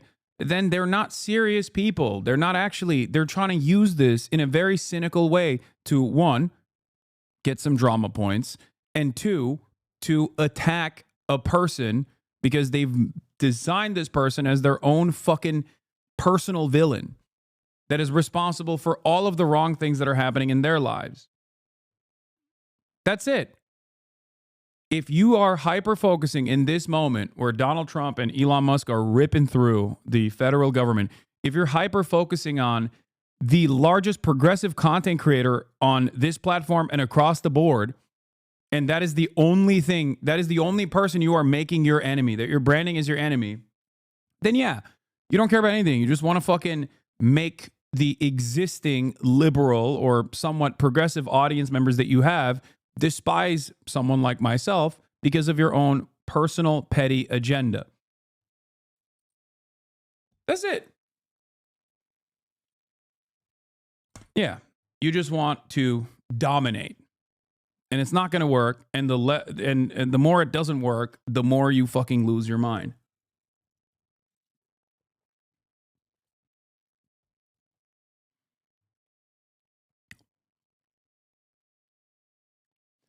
I would go so far as to say a similar thing played out historically with liberals as well. Liberals did not want to align with the communists against the growing fascist threat, and they actually capitulated to the fascists. You know? Of Tennessee has introduced a constitutional amendment that would amend the Constitution to allow President Trump to get a third term. Mark Avagno, a legal expert, will be explaining kind of the basis of how that works after I give my brief statement today. But we believe that the public needs a third term from President Trump. What he's doing already at warp speed with Doge and with making the government more efficient, going to battle with the bureaucracy, the permanent bureaucracy in Washington, D.C., that has lorded over us and strangled the economy for so long. This has been such a scourge for the American people. Trump is going to battle with them, and he's making incredible strides. But the forces of evil that he's going to war against are not going to go away. They might be dormant for a while, but they're going to be waiting to get right back in there as soon as President Trump is out of office. So we believe that with a third term, he'll be able to remake the government. He'll be able to take a wrecking ball to the bureaucracy, to the different, to the networks that operate behind the bureaucracy, and for generations to come, it will make. Under normal circumstances, I'd be like, these guys are fucking morons. Who cares what they have to say? Or they're so silly. But I look at and probably make the correct assessment now that there is nothing that is too silly for the Trump administration, and that they will pursue all avenues, including this one.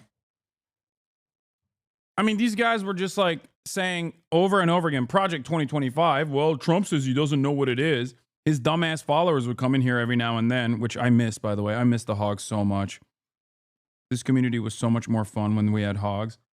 Anyway, they would come in here and be like, Hasan, what do you have to say to Donald Trump saying he doesn't know what Project 2025 is? Why won't you believe our Lord and Savior when he tells you the truth? And now that he's in office, they're like, oh yeah, of course we were doing Project 2025, you idiots.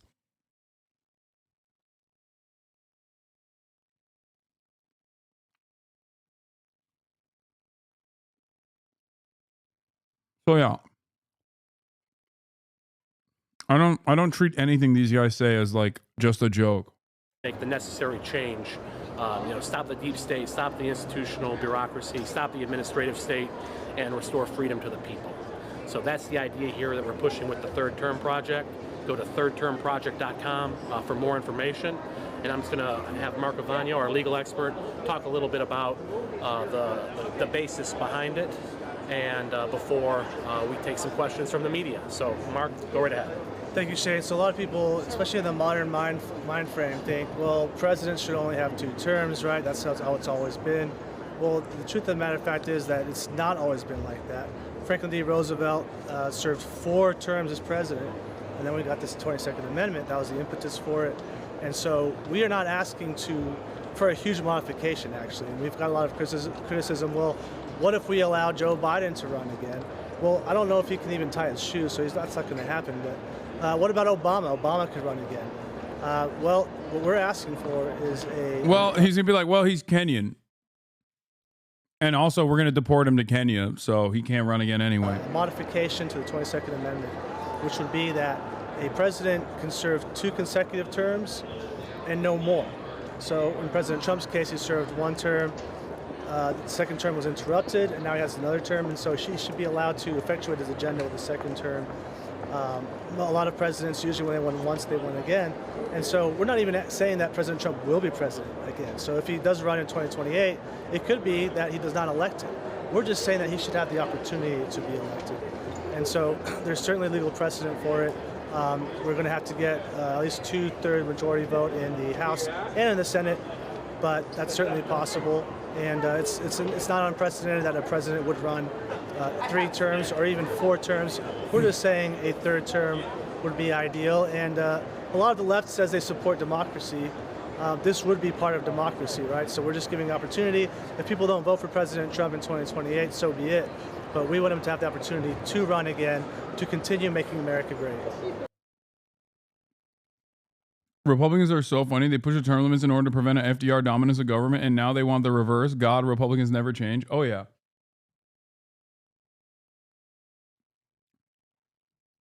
Yeah.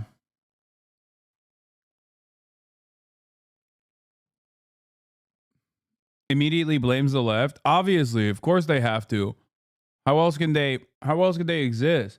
Also, Turkey plans to export 420 million eggs to the United States this year, the most ever, according to the Egg Producers Central Union in Turkey. To help solve its egg price crisis, America is turning to Turkey, the country.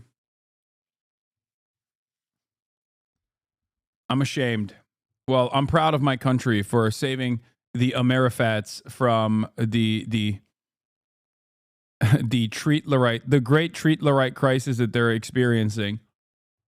But I also simultaneously am ashamed because they're helping this fucking dumbass fascist administration.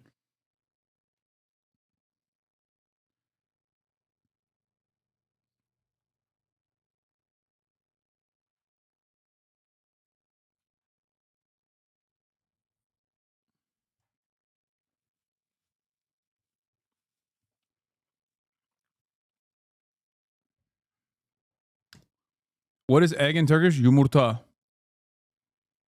All right, let's get back to the Trump admin putting pressure on Zelensky to push for peace. In Ukraine, on the 3rd anniversary of oh God, it's loud. Russia's invasion, Russia launched the largest drone attack of the war, and President Zelensky is pushing back against President Trump over a deal for its natural resources. Chief Foreign Correspondent Ian Pannell is on the scene in Ukraine. Good morning, Ian. Yeah, good morning, George. From central Kyiv, this is a makeshift memorial to honour the fallen. Every single one of these little flags represents a lives lost. I can tell you there are tens and tens of thousands of them. And this morning, 3 years since the war started, the pressure is not on the Kremlin to resolve this, but on President Zelensky. This morning, on the 3rd anniversary of Russia's full-scale invasion of Ukraine, the Trump administration pushing for peace, but placing all the pressure on President Zelensky. I asked the Ukrainian president about the strain he's facing from the US. You're under pressure from Moscow to step aside and Washington to hold elections.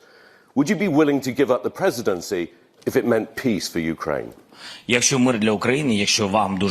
Ukrainian leader telling me he's... The funniest line that he had in this is he said, yeah, if Ukraine can join NATO, I would love to give up my position. That's him basically saying he's never giving up the position, okay?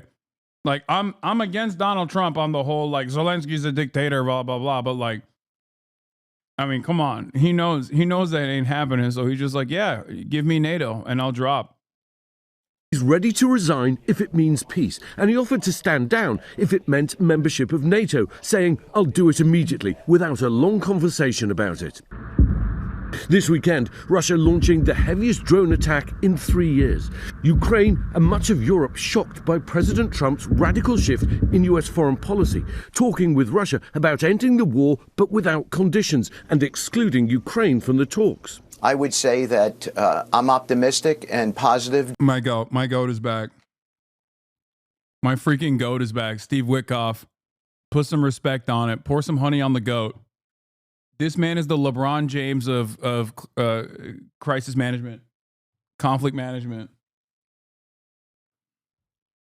Just as the president is, that we can get something done rather quickly.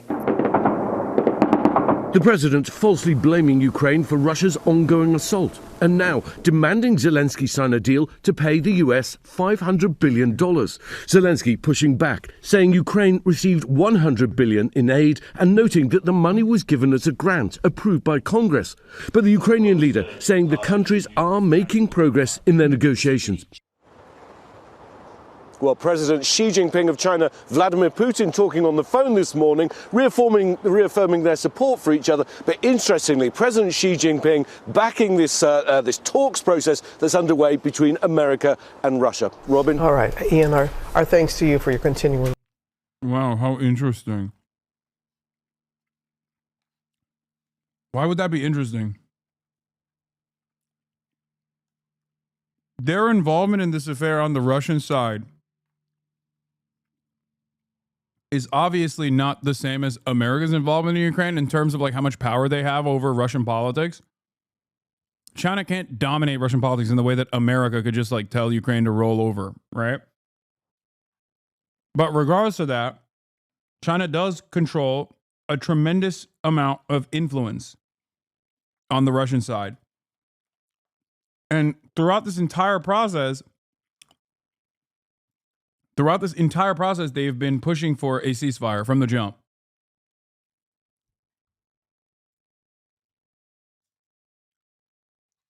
They can't get Russia to, stop in the same way that like America could tell Ukraine to do whatever and Ukraine has to do it. They don't have that level of control. They also personally don't care. I'm not saying that like China is a moral nation. I do not believe that any nation is moral.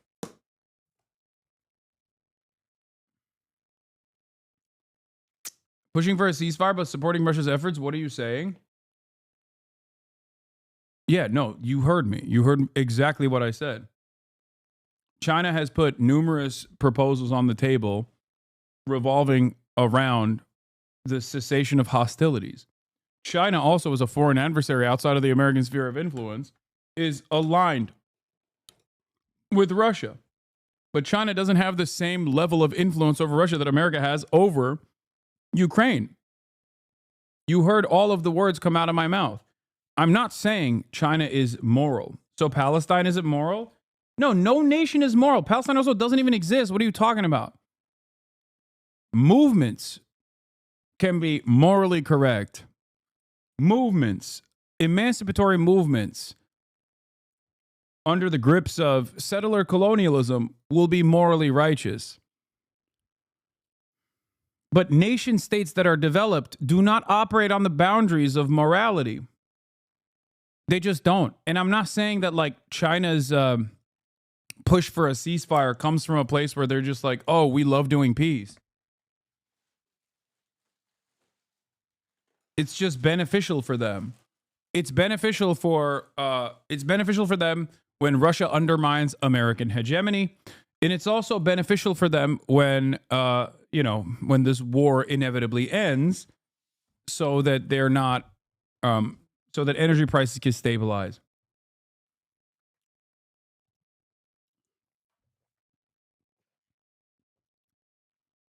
Now you're going to get canceled by pro-Palestine content creators?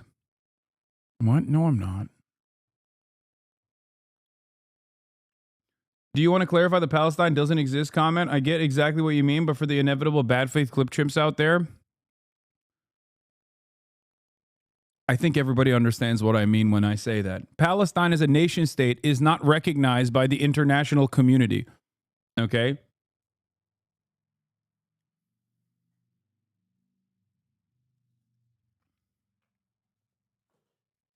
How is forgiving debt not moral? No. There is no underlying interest in doing moral good for a nation. Chinese debt forgiveness is a great example of this. It's not done because China's like, oh, we really want to be good to these countries. It's done because they want the support of said countries on the global stage. The loan conditions are better because they're more competitive in comparison and significantly better than the Western loans. Why did you bring up China? Nobody brought up China. We're talking about other power players, and I didn't bring up China. This guy did. Robin. All right, Ian, our their support for each other, but in Ukraine with Congress. Well, President Xi Jinping of China, Vladimir Putin, talking on the phone this morning, reaffirming their support. You got it? Was that helpful for you? Do I have to walk everybody every step of the way through every conversation? I mean, I'll do it.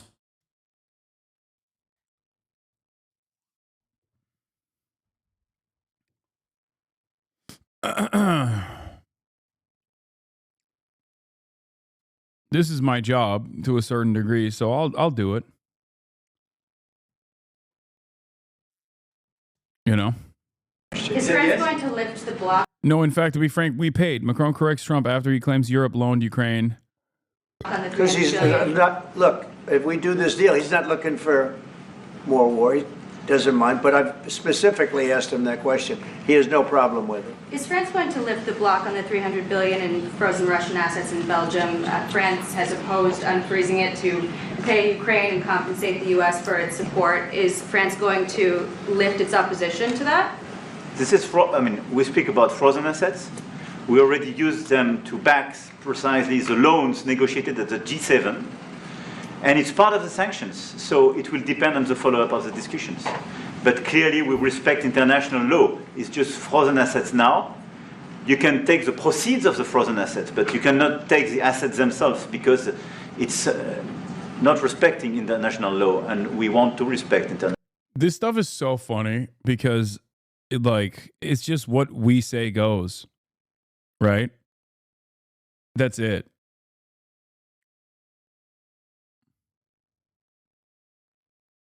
There's a president blaming Ukraine for the invasion and chatters are still chirping at you? Yup. You must understand. Donald Trump is not an accessible figure. I am. That's it. Chatters are not yelling about politics. They're just trying to do drama so it's more so that politics is easier to consume. How is one different than the other? If you can take the proceeds from it, how can you not take Because the it's very different. You keep the assets, you take the proceeds because they are paralyzed in a certain way. You take the proceeds during the wartime, but you keep the assets, and it's part of the negotiation at the end of the war. Because, I mean, this war costed all of us a lot of money. And this is the responsibility of Russia, because the aggressor is Russia. Should the US be compensated? So at the end of the day, this frozen asset should be part of the negotiation, all in all. Will France support the US being compensated? I support the idea to have Ukraine first being compensated because they are the one to have lose a lot of their fellow citizens and being destroyed by these attacks. Second, all of those.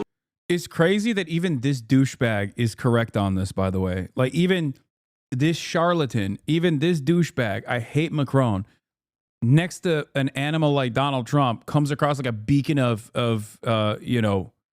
elder statesmanhood. Yeah, of course Ukraine should get reparations. Like, Ukraine should get financial restitution. And all we're offering is the exact opposite, which is, no, we're going to fuck you further. We're just going to take all of your natural resources. It is crazy.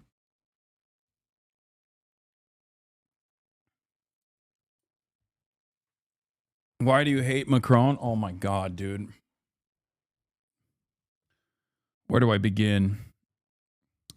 Macron is the annoying right-wing neoliberal that has utilized the wave of fascist mobilization in his own country to try and do more austerity and create more of a momentum against himself, and then actually lose his grip of power by calling together an election and then not abiding by the French precedent set in previous elections and offered that coalition the leadership that they wanted because of his awesome powers that he has in his position, refusing to do that, and then putting whatever prime minister he decides is the appropriate prime minister in charge.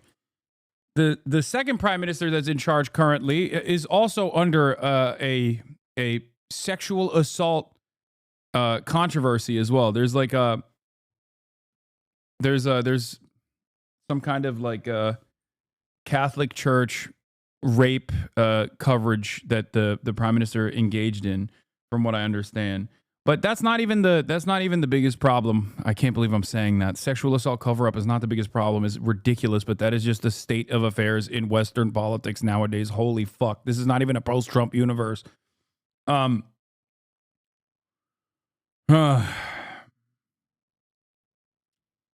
he stopped the popular left-wing majority from picking a prime minister, even when that like popular mobilization offered a social democrat. It wasn't going to be Mélenchon, but he still refused.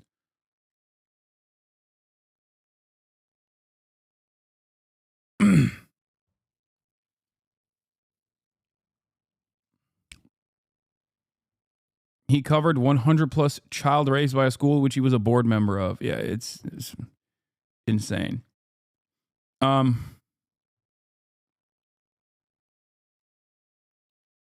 Also, he's a massive Islamophobe and has aggressively pursued, like he's done the thing where he has outflanked the nationalists on reactionary policies, while also simultaneously still implementing neoliberal austerity measures, like increasing, against the public's wishes, increasing the retirement age for everybody except for cops, from what I understand. I wonder why he won't do it for the cops. Oh, just horrible, dude. Horrible monster. He sucks. French guy here. There's a second sex abuse scandal being investigated that prime minister covered up, apparently. Yeah, that's what we're talking about.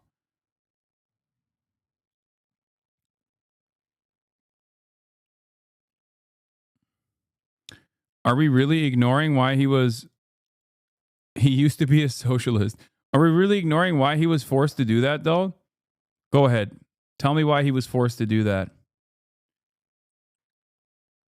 Dude, if the French social safety nets collapse, okay, you won't need a Vichy France. It'll just develop on its own. Okay, wait for the nationalists to take over at that point. Like, what good is France if not for expansive social safety nets? That's the one thing France has. That and decent cuisine. What are we doing here?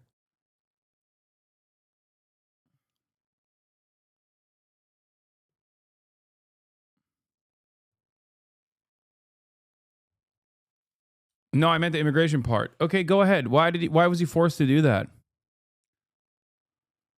They have escargot. It's not decent. It's fine. Escargot is still edible, which is, I think, a testament to how good French cuisine is, because they just spam garlic and butter. It's OP. They'll make you eat a bug. They'll make you eat a slimy ass bug with that. This is like the dozenth political party you've talked about today that bended the knee to fascism. What the hell? Yep. Who paid for could be compensated, but not by Ukraine, by Russia, because they was the one to aggress. Again, just so you understand, Europe is loaning the money to Ukraine. They get their money back. No, in fact, to be frank. Damn, he's touching him. Trump did not like that. That's why, oh my God, is that why Trump was like, tell the UN envoy, we're voting pro-Russia? God damn, I didn't see this. This is, oh fuck. Everyone's gonna love this shit, dude. They're gonna nut so hard. Ugh, I hate Macron, but that is, he went real French with it, dude.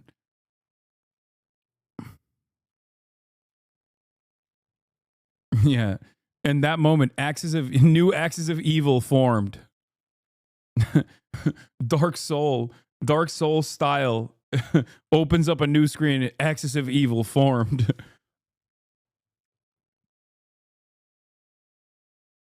Do you think Putin is manipulating Trump, or do you think Trump is forming his own vested interest in siding with Russia? Both.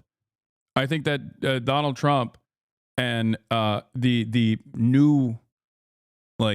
new fascist right-wing attitude towards Russia is that Russia could be an ally against China, I think. So I think that is part of the process, but also I think Trump is being manipulated by Vladimir Putin because he loves authoritarian strongmen that are nice to him, and I think Putin just glazes him. So he likes Putin. He likes authoritarian strongmen in general. He hates Zelensky. He likes Putin, and also it's in their immediate interest. We paid 60% of the total effort, and it was through, like the US, loans, guarantee, grants, and we provided real money. To be clear, we have 230 billion frozen assets in Europe, Russian assets, but this is not as a collateral of a loan because this is not our belonging. So they are frozen. If at the end of the day, in the negotiation we will have with Russia, they're ready to give it to us, super. It will be loan at the end of the day, and Russia will have paid for that. If you this is my believe wish. that, it's okay with me. Mr. President. If you believe that, it's okay with me. Again, just so you understand. 3.6 million. Macron destroyed his lives. Trump thought he was at a MAGA event.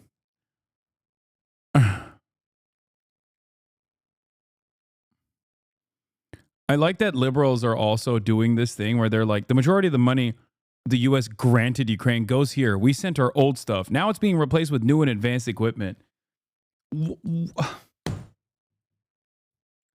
Why is the hollowness of your morals somehow being seen as a benefit? Like, how is this any different than Trump being like, yeah, of course we're going to take your natural resources. We gave you weapons. Shut the fuck up.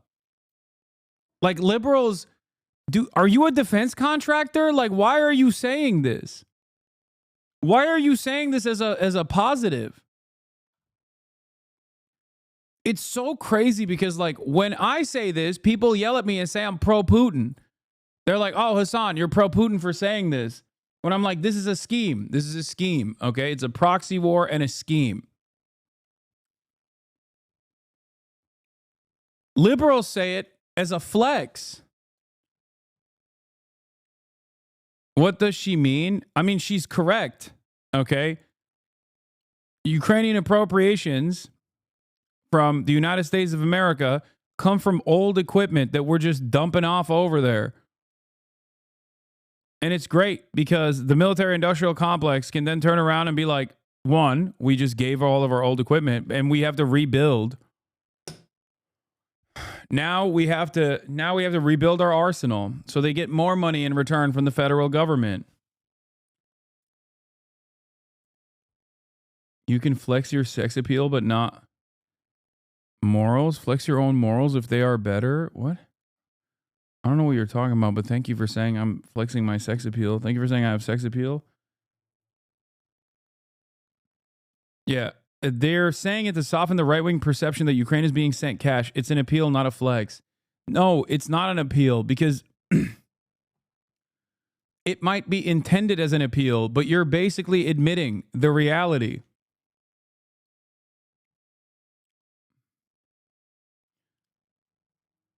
None of this also helps American citizens regardless. Okay? Okay, $724 million worth of older equipment was sent to Ukraine. Now there's a $724 million need from the military-industrial complex here, defense contractors here, that are going to turn around and say, okay, can you please give us more money so we can rebuild our arsenal? Did that help you? No.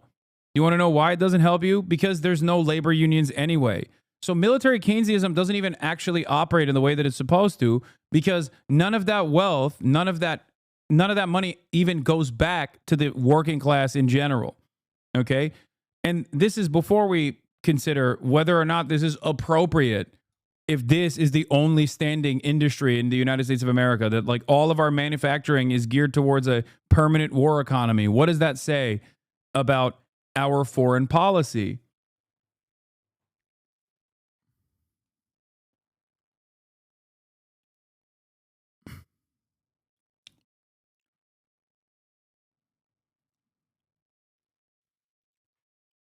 Hypocrisy baiting also doesn't matter because Republicans don't care.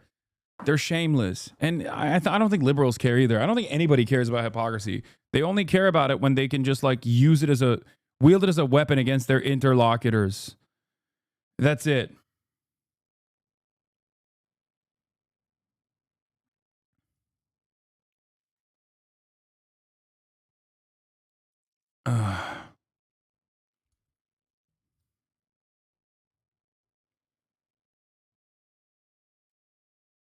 Anyway. U.S.-Ukraine Minerals Agreement states that the U.S. would express its desire to keep Ukraine free, sovereign, and secure, according to a draft obtained by Axios. Yeah. If they have a financial imperative, then they'll actually be more invested in the permanent security of Ukraine. How is this anything but extortion, dude?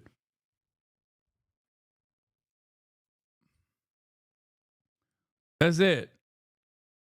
Yeah, we got to extract their natural resources for a tidy profit, and only then will we actually give you security assurances.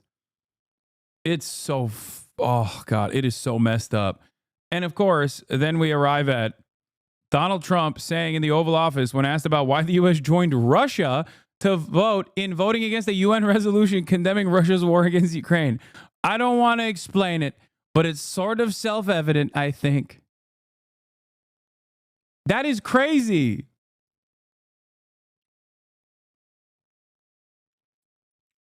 The reason why this is crazy is because Trump doesn't need to do all of this. You're America. You can just like quietly tell Zelensky, like, here's what's what. Okay? It's not like he can't play ball. But instead of doing that in the same way that like Biden was or previous administrations would have done and did do in terms of dealing with Ukraine, he's just out there taking the opposite stance, which is insane. It quite literally undermines any remaining soft power capabilities that America has when Donald Trump comes out and is like, "Oh yeah, you took a gamble and you thought we would defend you permanently. Well, guess what? Trump's okay, guess what? We're not. We're going to fuck you over at the end, very openly." They're treating Ukraine as a nation state as though they are like a group of Kurdish militias in the region to be used against whatever regional actor America wants to destabilize. It's crazy. Only until their use is over, and then they turn around and they discard them.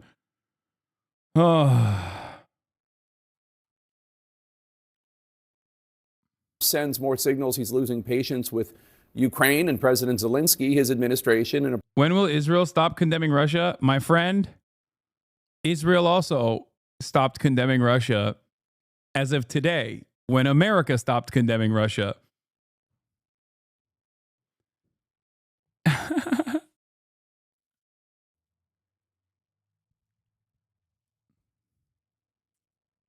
Israel also voted no alongside Belarus and the United States of America and a couple other places.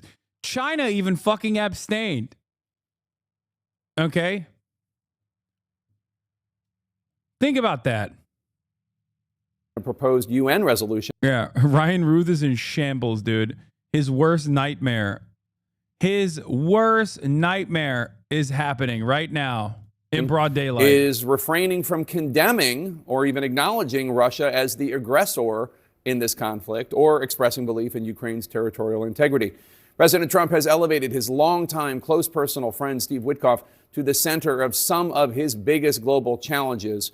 Witkoff has been a central negotiator with Russia. He met directly with Vladimir Putin.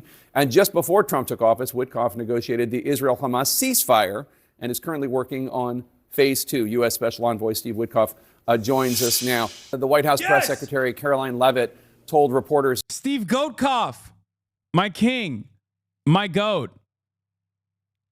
W stands for Witkoff, baby. Let's go.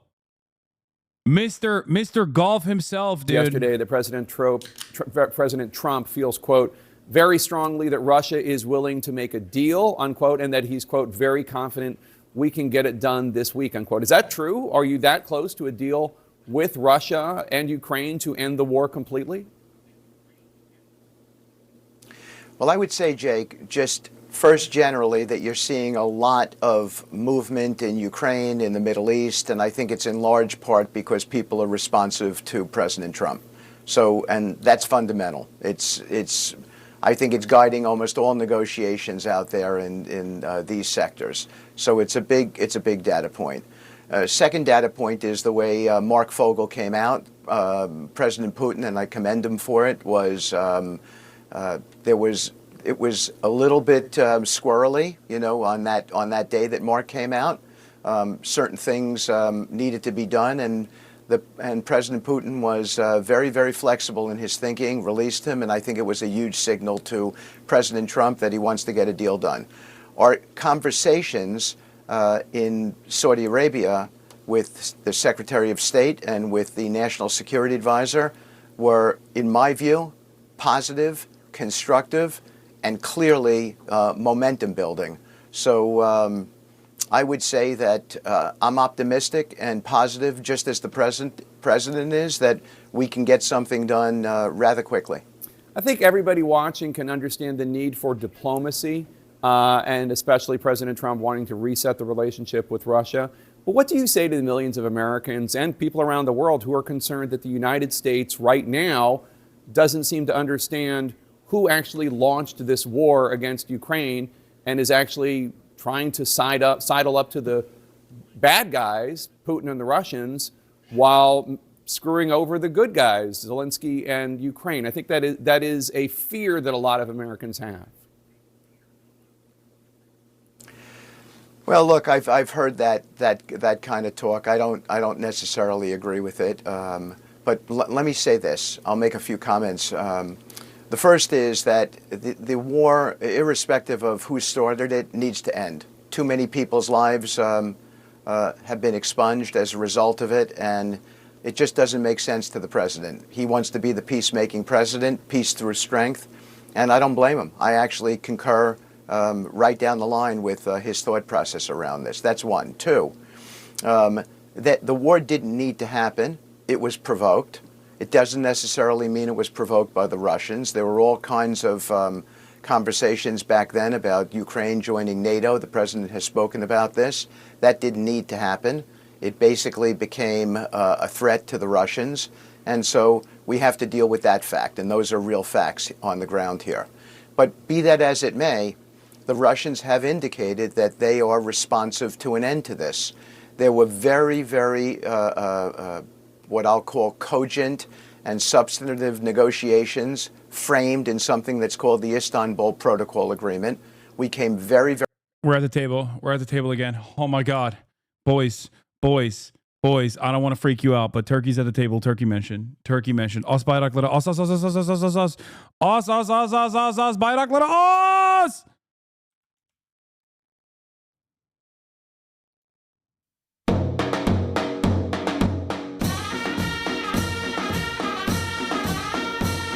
We are not just at the table. We are the table!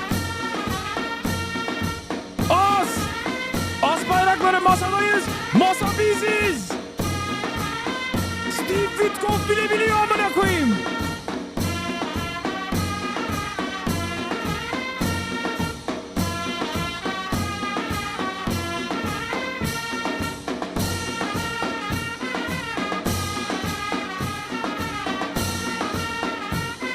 Do you want to be at the table? No. As a Turk, I want to be the table. Okay? More terrorist propaganda. Yeah. God forbid you play military music from any country that's not America or the IDF. Then you're doing terror. You're doing terrorism propaganda, brother. Oh my God.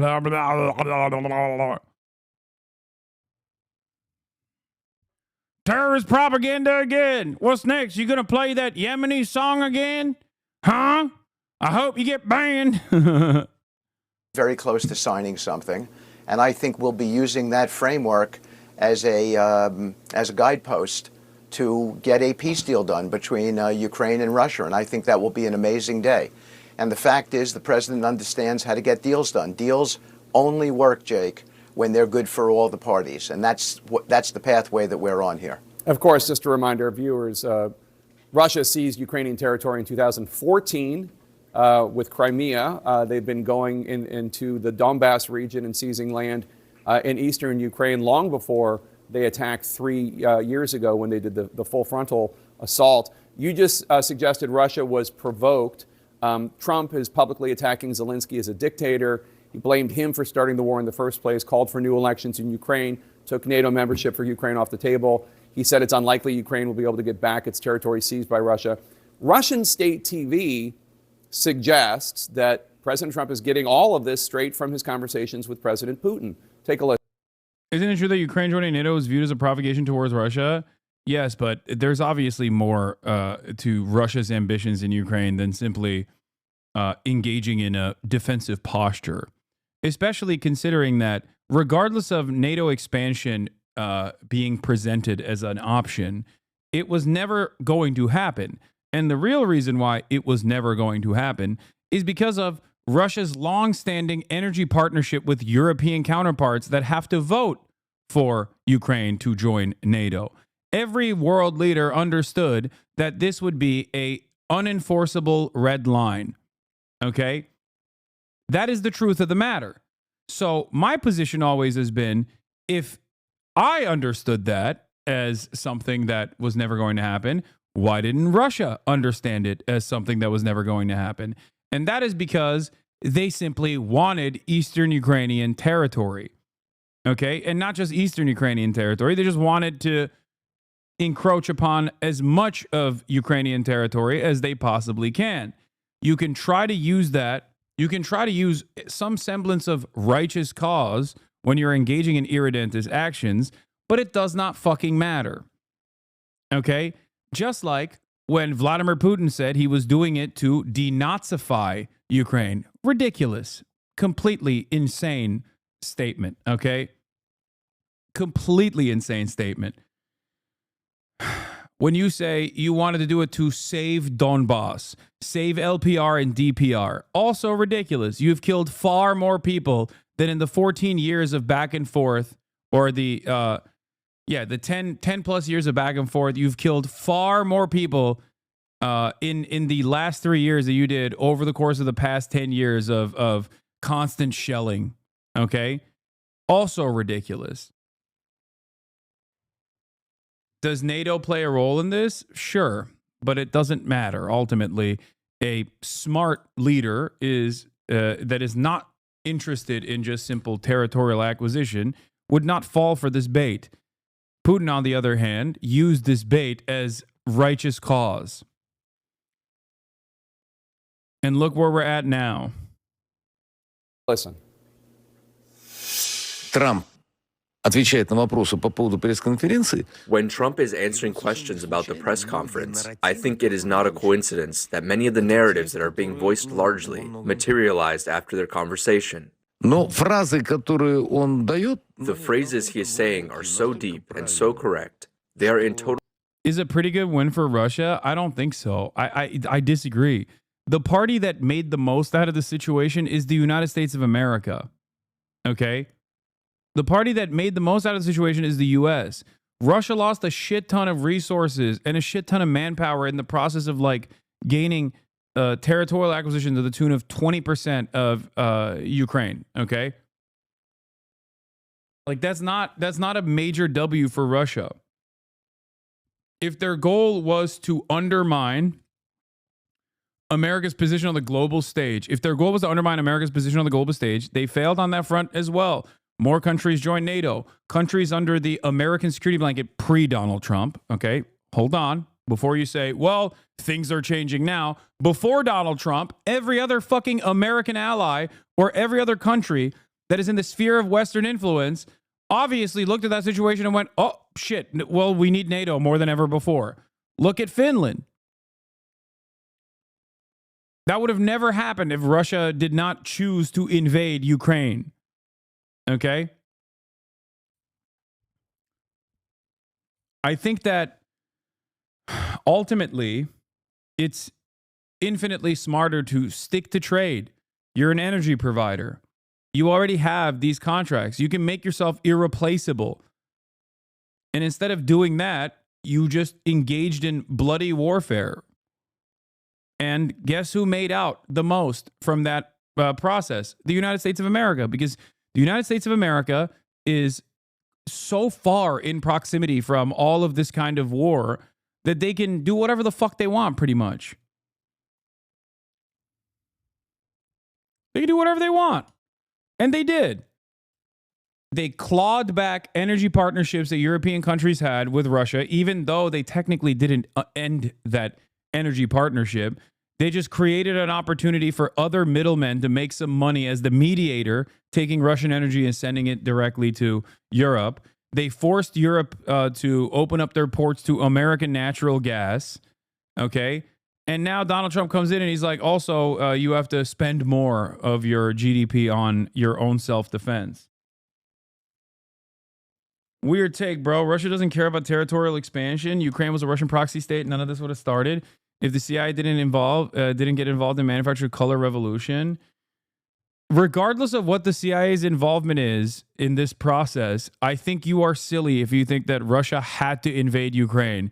No, it's the wrong move. It was demonstrably the wrong move because this move allowed America to now talk about fucking seizing Ukrainian assets. If the goal for the United States of America by way of espionage or by way of trade is to bring Ukraine into the Western sphere of influence and then ultimately create, conditional loan agreements and fully take over the industries and sectors that previously were controlled by the state and sell them off to capital owners, foreign capital, then they're getting that right now. They're getting that W. They're getting all of that. Yeah, also Russia lost Syria in the process too.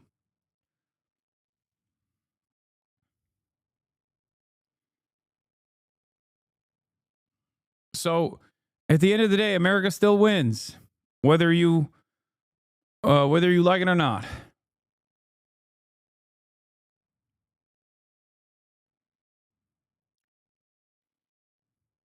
Total alignment with the way we see things.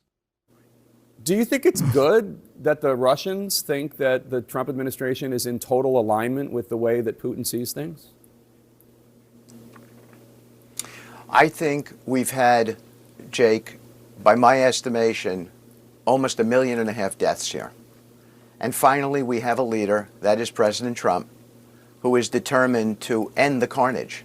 And so the only way you're going to end the carnage is if you have a relationship with the leaders of... This was a successful statement. As you can see, Georgia is not on the table as well as other states in the Russian sphere of influence.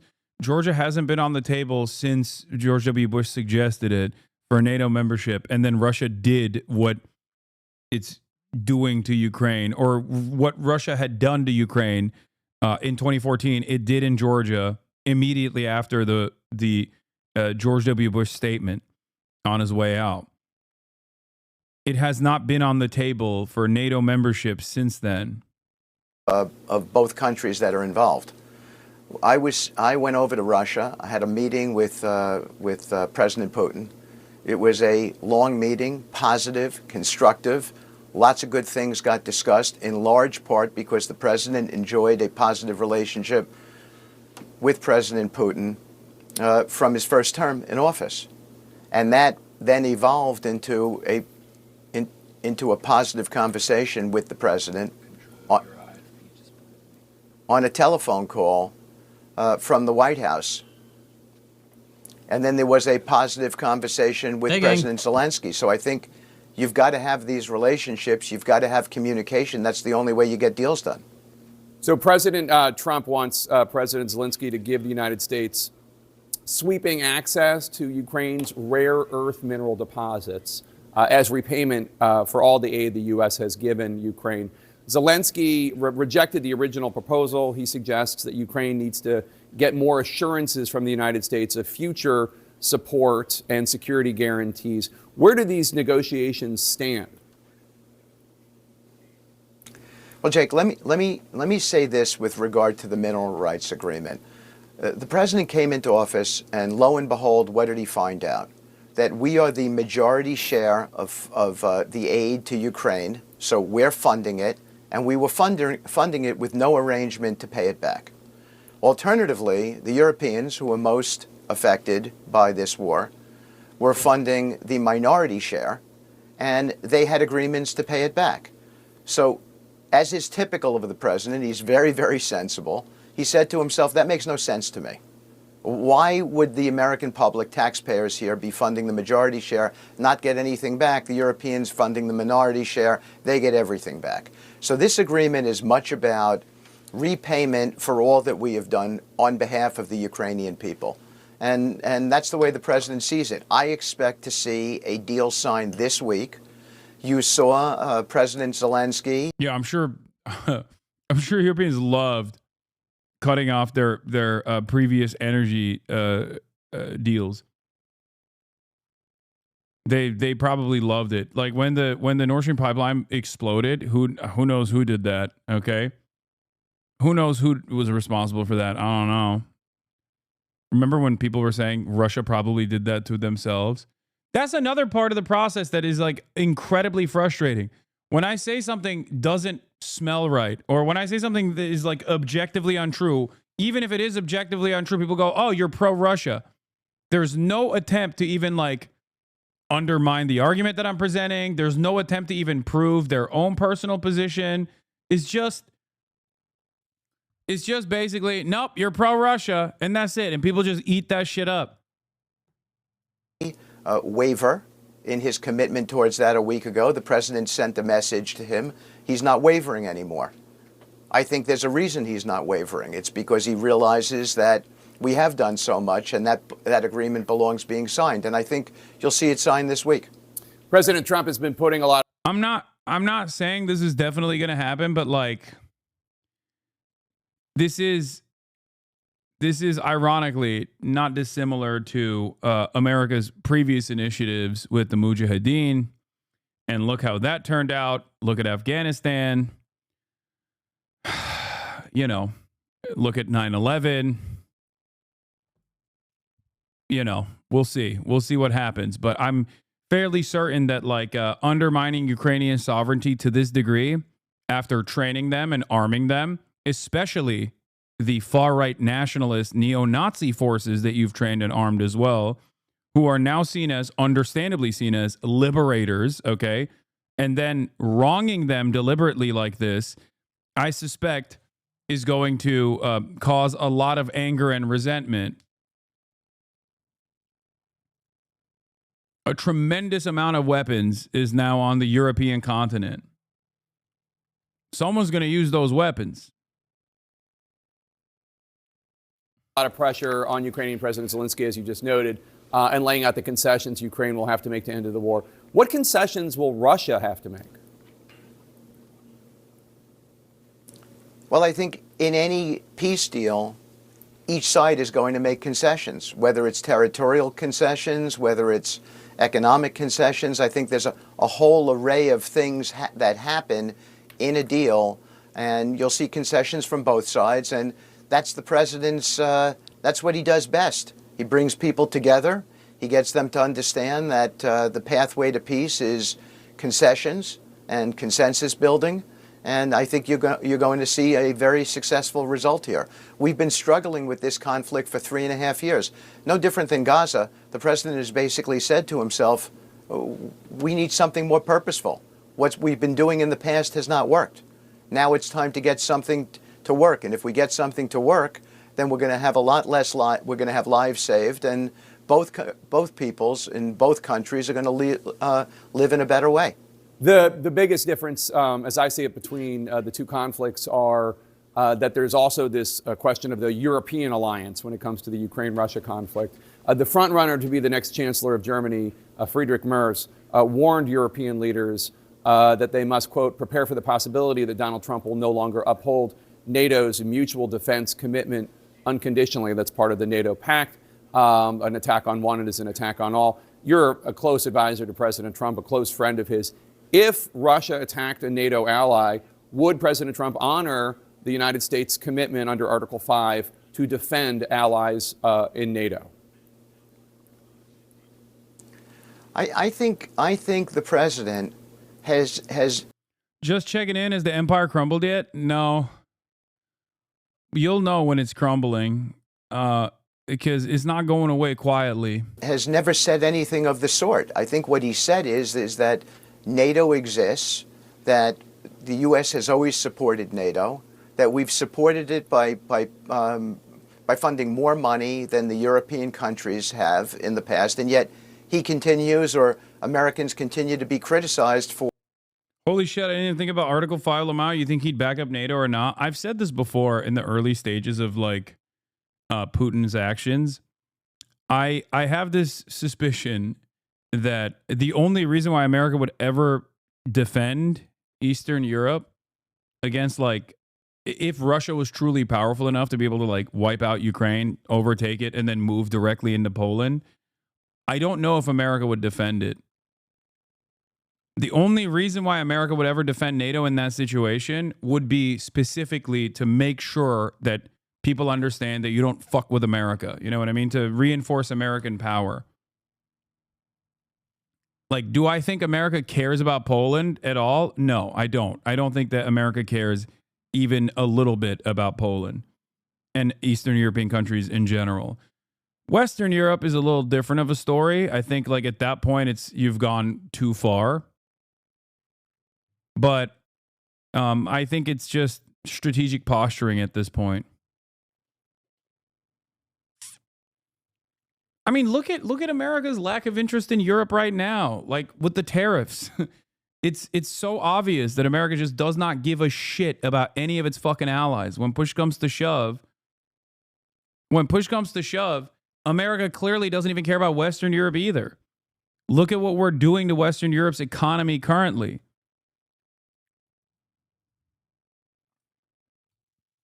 Yeah, Trump would get up there and be like, yep, it was Poland's fault. Trump would blame Ukraine for letting Russia into Poland. Trump would blame Poland. He'd be like, Poland, World War II, the responsible party. We're the Polish. Why were you looking so good? Light bulbs. Everybody talks about light bulbs. The Polish, they can't put the light bulb up, folks, believe me. Y'all don't care about Canada either? That's what I'm saying. The American government does not care about any of our fucking allies. Except for Israel, okay? Except for Israel. We are ride or die, baby. Other than that, nobody matters. Europe was never an ally, more like a servant? Yeah.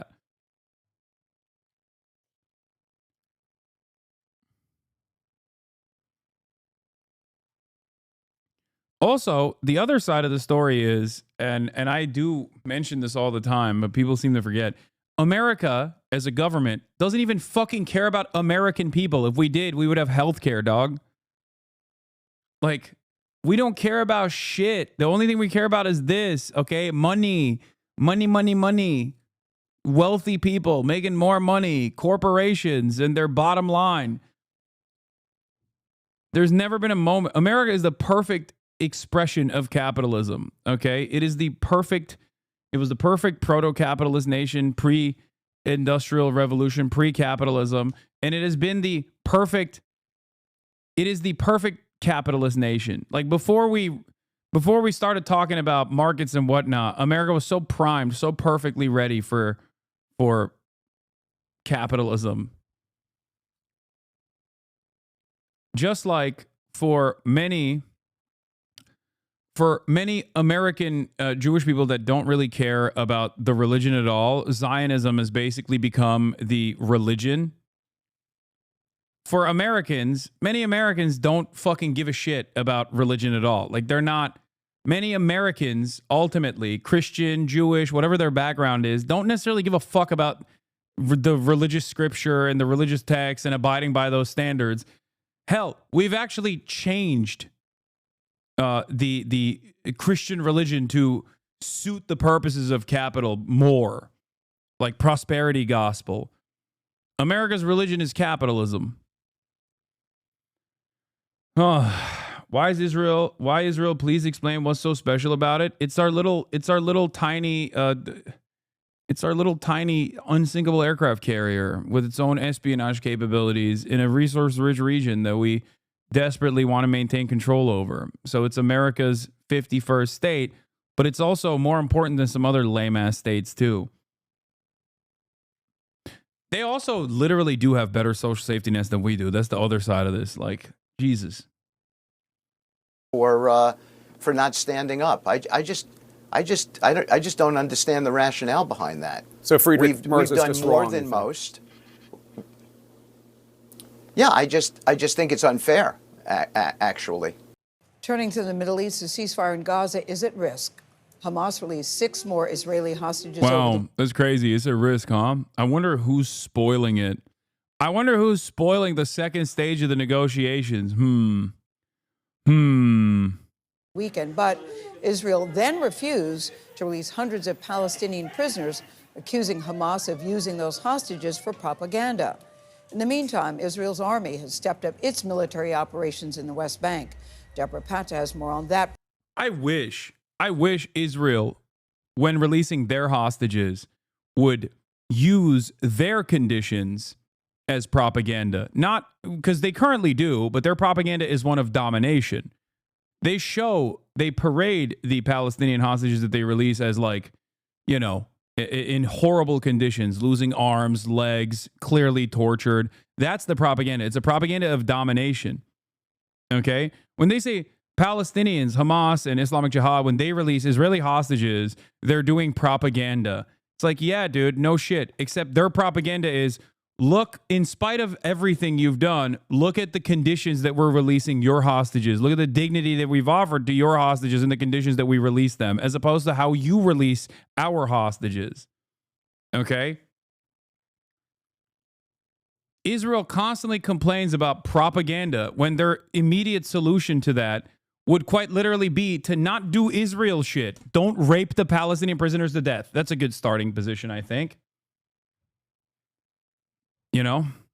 Can't believe I'm saying this. The Israeli prison service just as Palestinian prisoners in clothes bearing the Star of David symbol in the phrase, "We do not forget and we do not forgive." Yeah. They see the Israeli hostages being released with like keffiyehs, and they go, okay, it's time. It's time to really show you what's what. Like, do the same thing.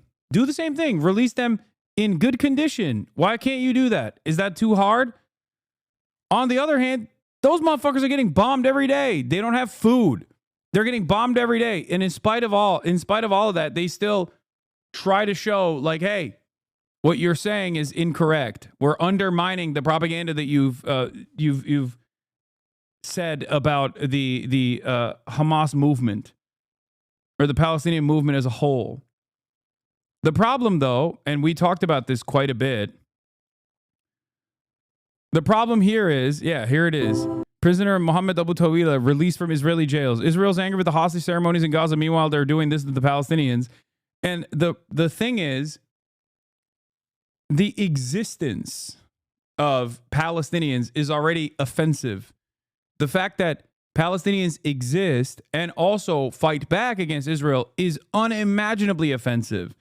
It is humiliating if your entire nation-state project revolves around saying these are subhuman that must be forcibly excised from these lands that we must take, that is our land.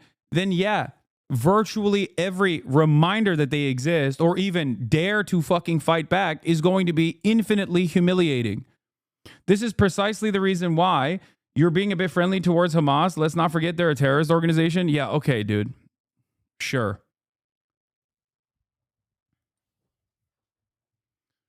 Jesus Christ. Like, how are you openly recognizing that this is a thought-terminating cycle here? Like, you're engaging in it. You're literally openly stating it. You know that, right? The real truth teller. You're being a bit friendly towards Hamas. Why? Because I'm saying that, like, they have, not because of morality. I'm not making the argument that, like, Hamas is trying to keep the hostages to the best of their ability in the best conditions possible, even though those conditions are still fucking horrifying because they're in Gaza. Okay? And it's not because out of the kindness of their hearts. is because that's their leverage. It's their bargaining chip. When I say that, which is a correct fact, it's just the objective analysis, you think that is being too friendly to Hamas. This is so fucking stupid.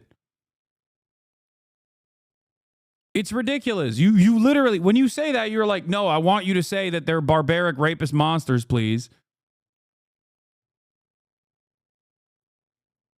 It's crazy.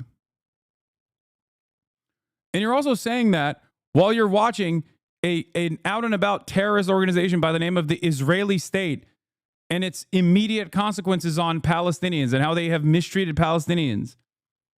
Like that is on the backdrop here. And you're like, well, you're being quite friendly to terrorists. Who's the real terrorist here? It's insane. Oh. That's what's so frustrating about this is that people don't want to recognize that, you know, previous things that they've been socially conditioned into believing might not be true. So instead of like re-examining their relationship, they just double down and go, no, the other side that's telling me must be wrong. There must be some cynical reason. What is that cynical reason? He's secretly anti-Semitic. That's what this must be. Okay? You can't imagine a world. No, I'm saying it's damaging to be as friendly to Hamas as you are being. It can be misinterpreted. I don't give a fuck, dude. Oh, man, it can be misinterpreted. It already is. People purposely weaponize any kind of sentiment that you have that's pro-Palestinian as being friendly to terrorist organizations. Like any kind of anti-Israeli sentiment as anti-Semitism. I don't give a shit. I know. The irony, of course, is that these people get away with lying. These people get away with saying whatever the fuck they want about Israel because Israel is America's ally. And there's plenty of mainstream outlets that will openly do this propaganda.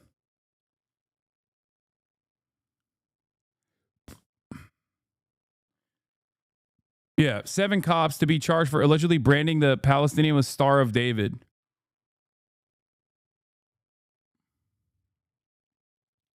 I'm good on that, man.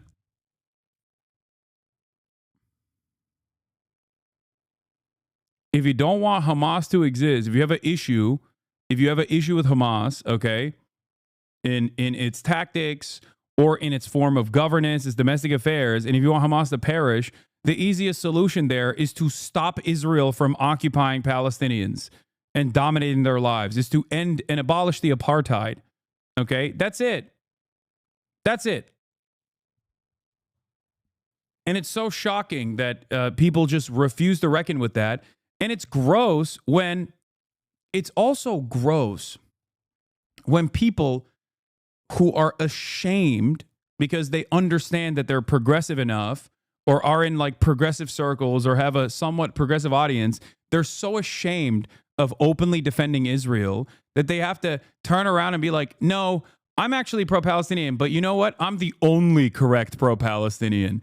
Everyone else is actually wrong in their defense of Palestinians. They're doing it wrong. Listen to me, a guy who spends all of his time shitting on everyone that is an advocate for the Palestinian cause.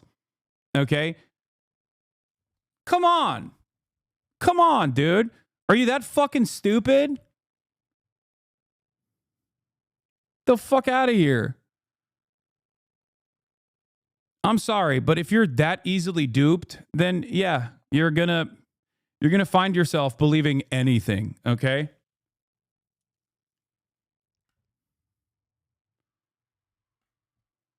They either do that or pick the no sides or right approach. I know. It's like you're looking at a genocide, big dog. What do you mean no sides are right?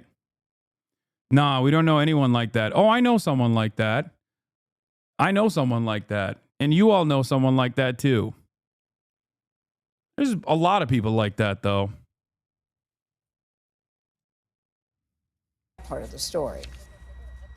Good morning. Israeli tanks have moved into the occupied West Bank for the first time in over 2 decades. What is the military this? operation comes amidst fears that the fragile Gaza ceasefire, set to expire by the end of the week, will not be extended. The last living... I love you, bro, but you complain like a diva? What do you mean? What is the complaint? Like, are you having a hard time understanding? Do you think the complaint is valid or not?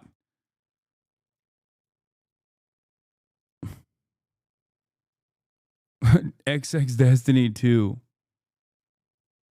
No, this is not a sex pestiny simp. It's worse. It's a person who loves playing Destiny 2.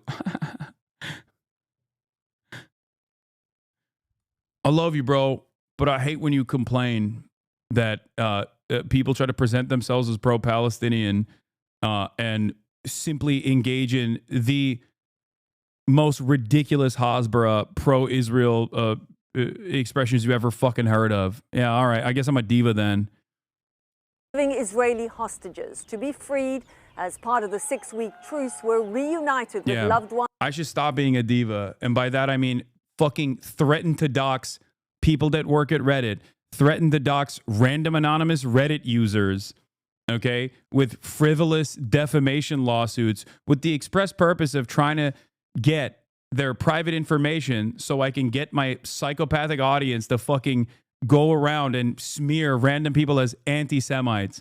Because, you know, if you criticize me correctly because you assessed the things that I'm saying and it comes across like I'm attacking all of the pro-Palestinian groups, maybe even calling Jewish Voice for Peace capos, for example, okay, which is, you know, pretty good indication that you might not necessarily be on the side of the Palestinians here. And when people call you a Zionist, you turn around and you're like, well, that's defamation. That's anti-Semitism. Okay, well, you know, good luck. That's the non-diva position. Over the weekend. But in Gaza, families waited in vain after Israel said it had delayed the release of more than 600 Palestinian prisoners until Hamas stops what it calls its humiliating hostage handovers. Hamas now says it will not engage in any further negotiations until the prisoners are handed over. Families of captives still in Gaza are insisting talks must continue.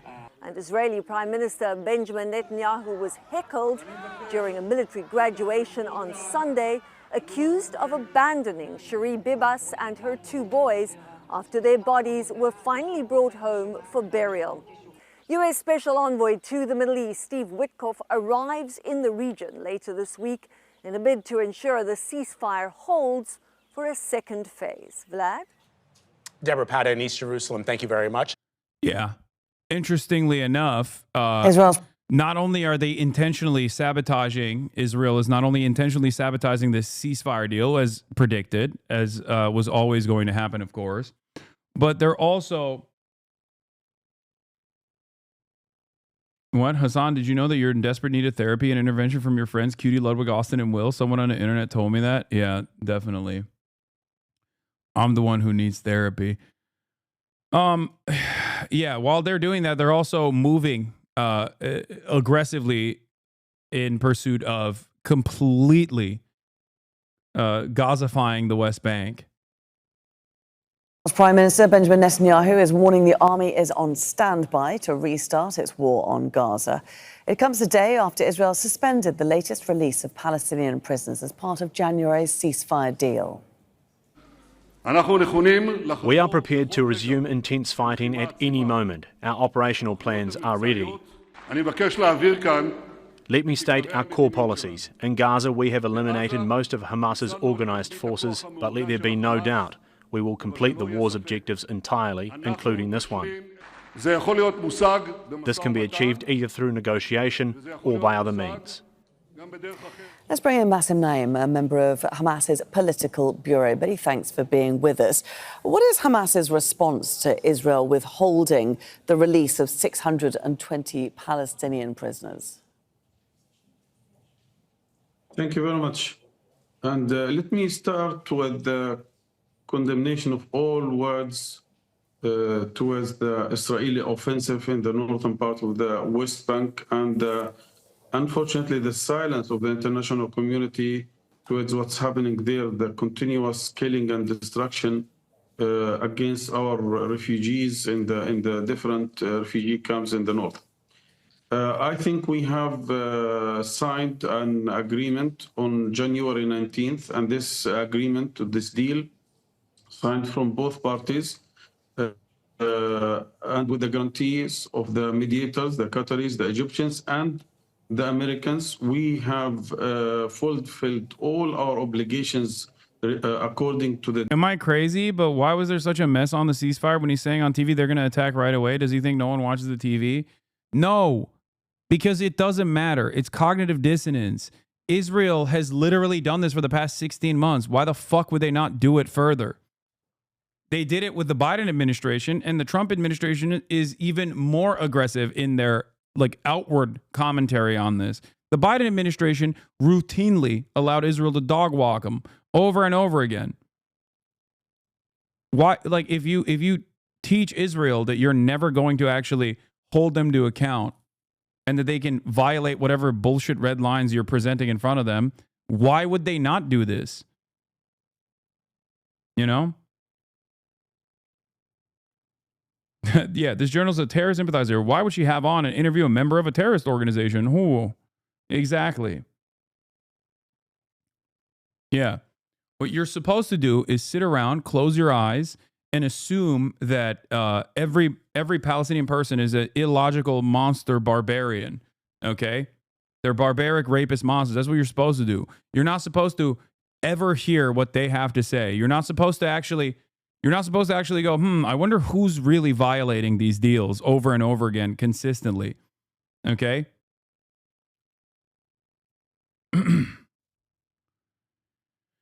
The deal, we were committed strictly to the deal. Unfortunately, all the time, Netanyahu and his government were trying to undermine the deal, to sabotage the deal. They have committed a lot of violations, killed more than 100 Palestinians, prevented most of the basic needs of the Palestinians to enter the Gaza Strip. And lastly, he has refused to release more. How come the anger in Israel doesn't cause more pressure on Netanyahu? It has so far. That's why he had to do 2 ceasefire negotiations. But that's only a small part of the pressure. It's not enough. The pressure is clearly not enough.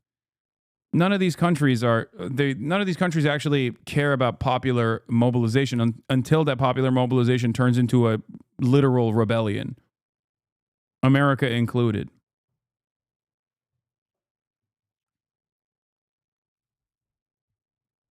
Is a part of the failure of this tactic, though, that the rest of the world has been watching and Israel is cementing itself as a pariah state, regardless of what's being said in Israel proper? I mean, I think most people just want to stop thinking about that. You know what I mean? Most people want to just stop paying attention to this stuff. How do you not get unbelievably angry at people running defense for Israel publicly? I can't stand it. So many people do it. And, you know, if I want to operate in civil society without losing my fucking mind, I have to just kind of eat it a little bit. That's it.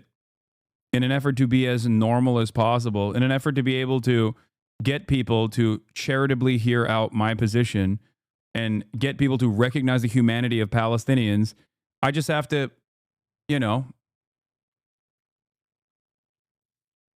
sometimes hold myself back. More than 600 Palestinians prisoners according to the deal, because we have released the 6 living Israelis plus. But what is 4 Hamas's bodies. response to these violations? We have said it, and we have conveyed a clear and strong message to the mediators. We cannot continue talking or discussing any further steps if these 620 Palestinians are not released.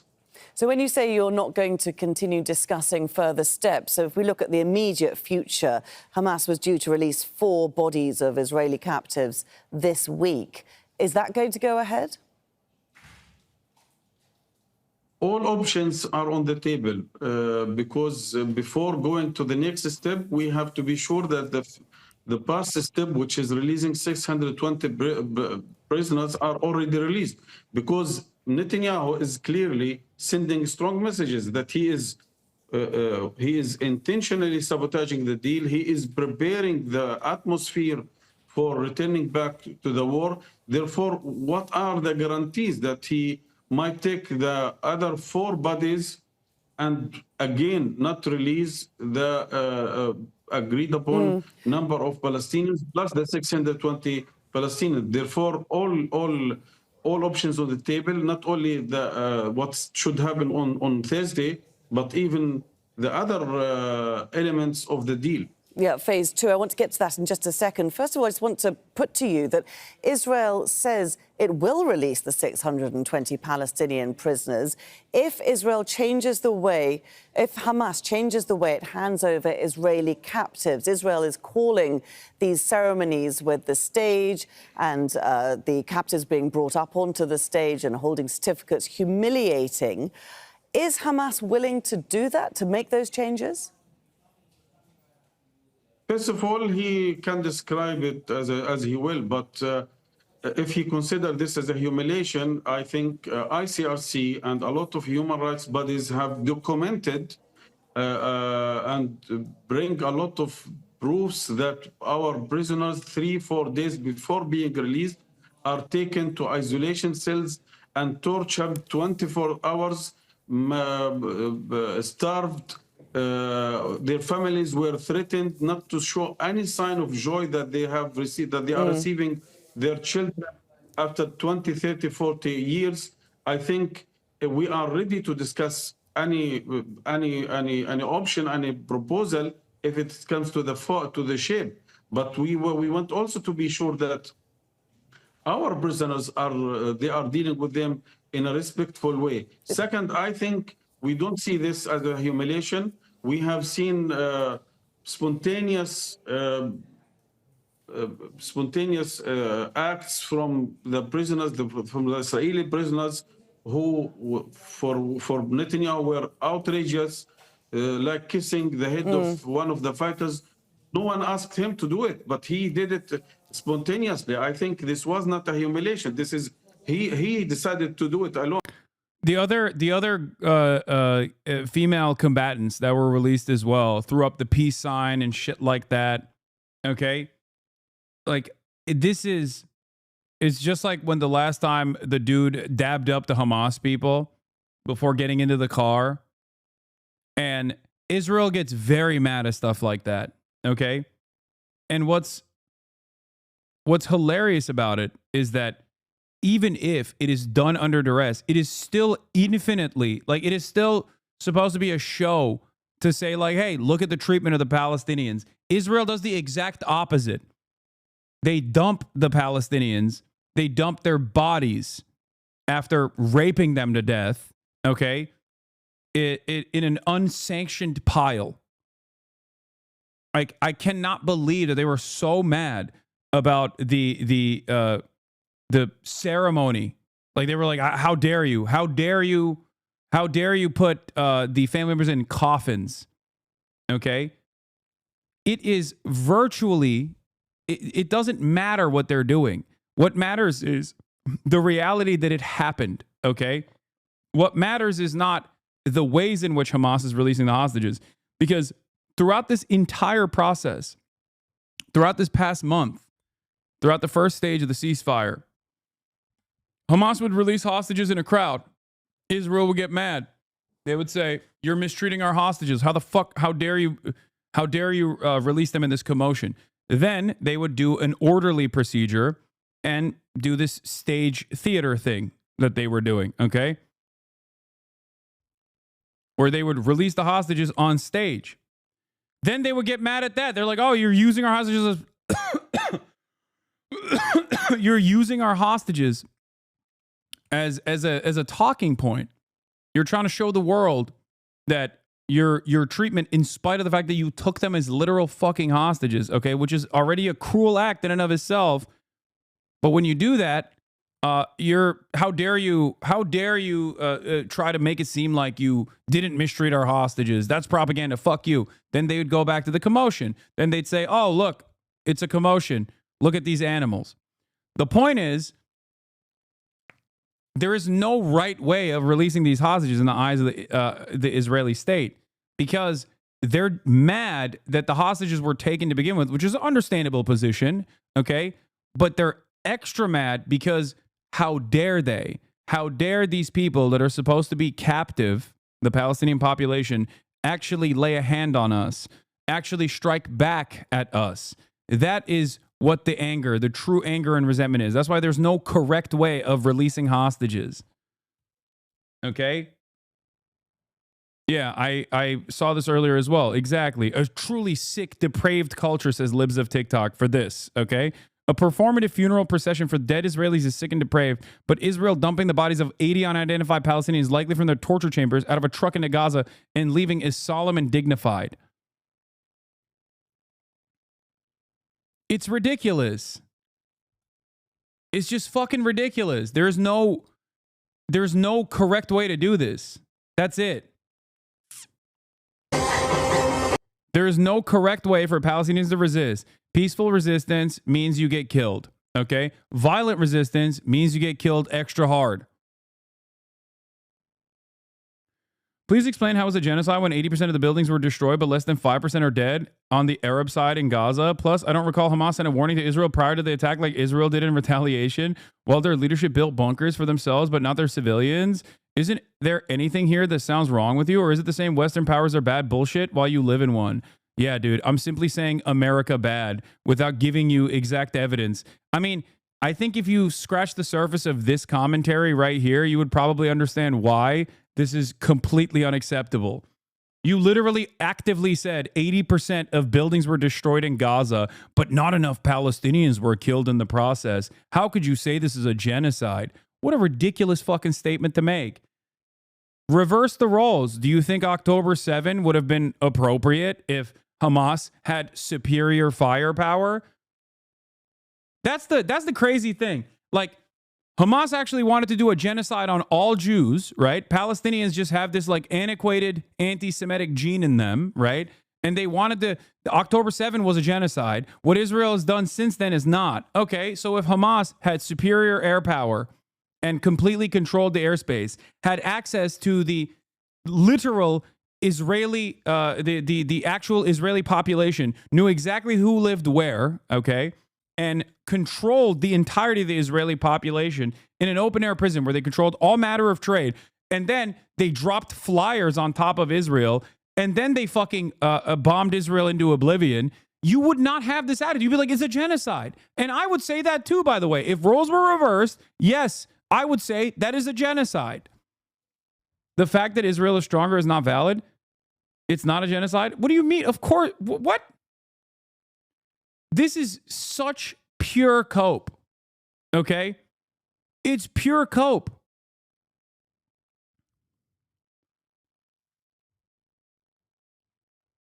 Kaya doing back there? Okay.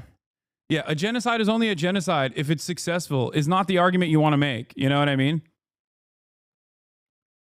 Chatter said, Arab side, you're debating an IDF soldier. Stop taking the bait, dumbass. I mean, I'll fucking debate these motherfuckers all day, every day. This is ridiculous. Role reversal in this situation would objectively lead you to understand that this is a genocide, okay? If any Muslim population had 6 million to 8 million Jews trapped in an open-air prison and they consistently fucking bombed it over and over again and killed a couple 100,000 here and there and 80% of the fucking standing structures were reduced to rubble, you would literally be like, that's fucking genocide. That is the most genocide that has ever happened. What are you talking about? And I would be right there with you in openly acknowledging that that is, as a matter of fact, genocide. Okay? If you bully me and I hurt you, I will stand for a trial. What? If you bully me, 75 years of endless occupation isn't simply bullying, for the record. Okay? Like, I don't know what you're talking about. Is Israel an apartheid state or not? We can start there. If your answer is no, then you are already delusional and refusing to reckon with the reality.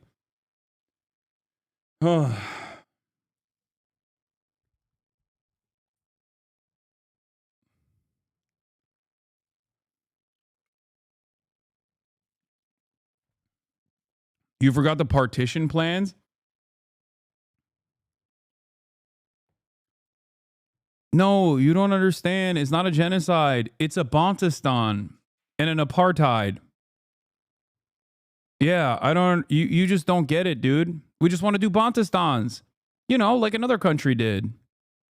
That was sick. That was cool when they did it, right? It's just an apartheid.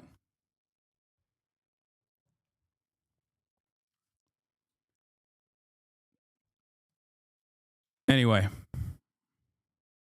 who rejected it? Israel has consistently either brought forth ridiculous proposals, they continue their domination, okay, or outwardly denied any kind of reasonable proposition. Wait, hold on. Any kind of reasonable proposition offered by the Palestinian side.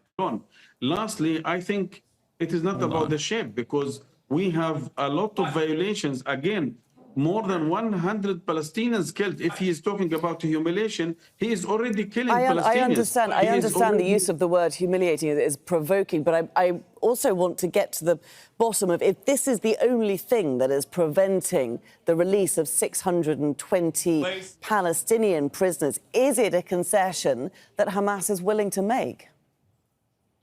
Yes, we are ready to discuss all these issues, but we want to be sure that he is taking the decision to release our prisoners.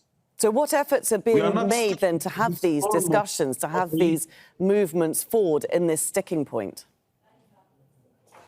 Again, if you can repeat it again, please. What efforts are currently being made? What dialogue is happening to free up this stick? 30 seconds into this video is a perfect explanation. So for those who missed it, today Hamas released 6 Israeli prisoners. And in exchange for these 6 prisoners, Israel was supposed to release some 600 Palestinian prisoners. Now, in today's release, one of the Israeli prisoners, in fact, was kissing the foreheads of his captors, or those who were moments prior to that his captors, shortly before being released into the custody of the Red Cross and then back to be with their families. At the 11th hour, though, Israel decided that it was not going to release the 600 Palestinians until Hamas guarantees that in all future exchanges that there will be no pomp and circumstance and ceremony. So now I want to unpack a little bit about why that is. Now, it's really important to keep in mind, and I cannot emphasize this enough, Israel is a Jewish supremacist state. And as a Jewish supremacist state, Israel necessarily needs to see Palestinians in a complete and utter state of submission all the time. And that's why it was really important for the Israelis upon the first state. 100%. That's literally it. That's it. I mean, yeah, anyone who understands the dynamic, anyone who's even a little bit well read about this, that also simultaneously like sees, anyone who is even a little bit well read about this or sees the Palestinians as human beings recognizes that reality. Everyone else that looks for alternative reasons is basically obfuscating the truth and trying to do propaganda for the fucking apartheid state. That's it. You can do that in many different ways. Some people choose the cowardly route. Many people actively will say, no, Israel's fucking awesome. All Palestinians, all Arabs are animals and they deserve to be killed. Okay? The fuck do you mean? The coward's way in this circumstance is to claim that you are pro-Palestinian. It's just that the Palestinians, their resistance is wrong and bad. You're pro-Palestinian emancipation, but place. What is happening? You're pro-Palestinian emancipation. It's just that, you know, you spend all of your time shitting on people who are advocating for Palestinian emancipation.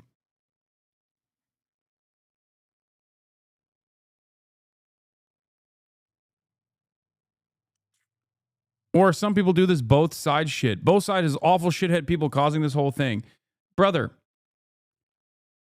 if you're both sidesing the most powerful state in the fucking region, backed by the most powerful state on the planet, destroying all standing structures in an open-air prison that they are the belligerent occupier of, in direct contravention of international law, then you're basically saying you're pro-Israel. This is the problem. Don't try to fucking both sides this shit. There is no both sides here. That's ridiculous. That is my real red line, okay? It's a cop-out. Just fucking say it with your chest. Just be like, nah, Israel's awesome. It's a Western-aligned nation, and I like it. I think that's more honest.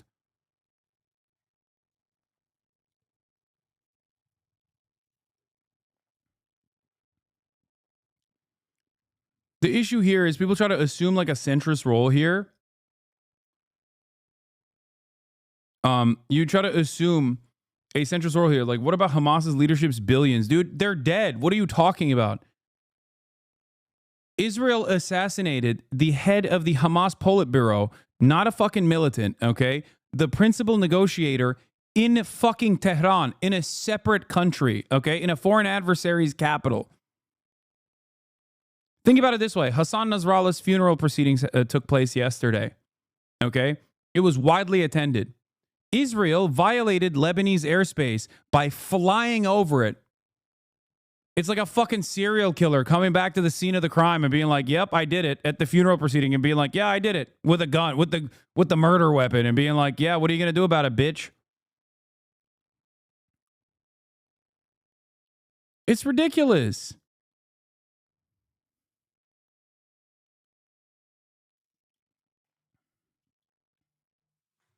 Everybody knows what's up. Everybody understands what's going on.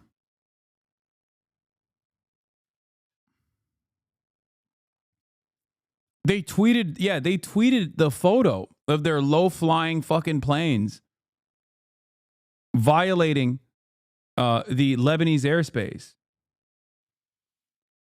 People talk about like, oh, what about the leadership of Hamas making billions? Like, yeah, dude, how did Yahya Sinwar die? Israel, for literally 60 months, lied and said, oh, he's chained to like 8 Israeli prisoners at all times, as though Israel fucking stops itself from bombing places when there's Israelis in him. Israel has killed a shit ton of hostages themselves personally, sometimes with direct conventional weapons, like sometimes literally shooting them in the fucking back as they're waving a goddamn white flag saying, we're Israeli, we're Israeli. Okay? They lied and said, oh, he's in the tunnels. They lied and said, oh, he's escaped. He just wants all the Palestinians to die. How did Yahya Sinwar die? He died fighting. That was a fucking lie.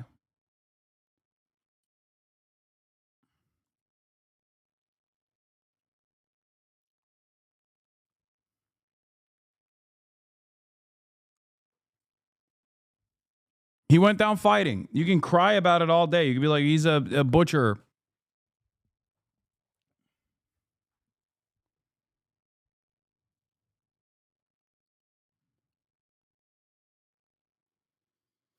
I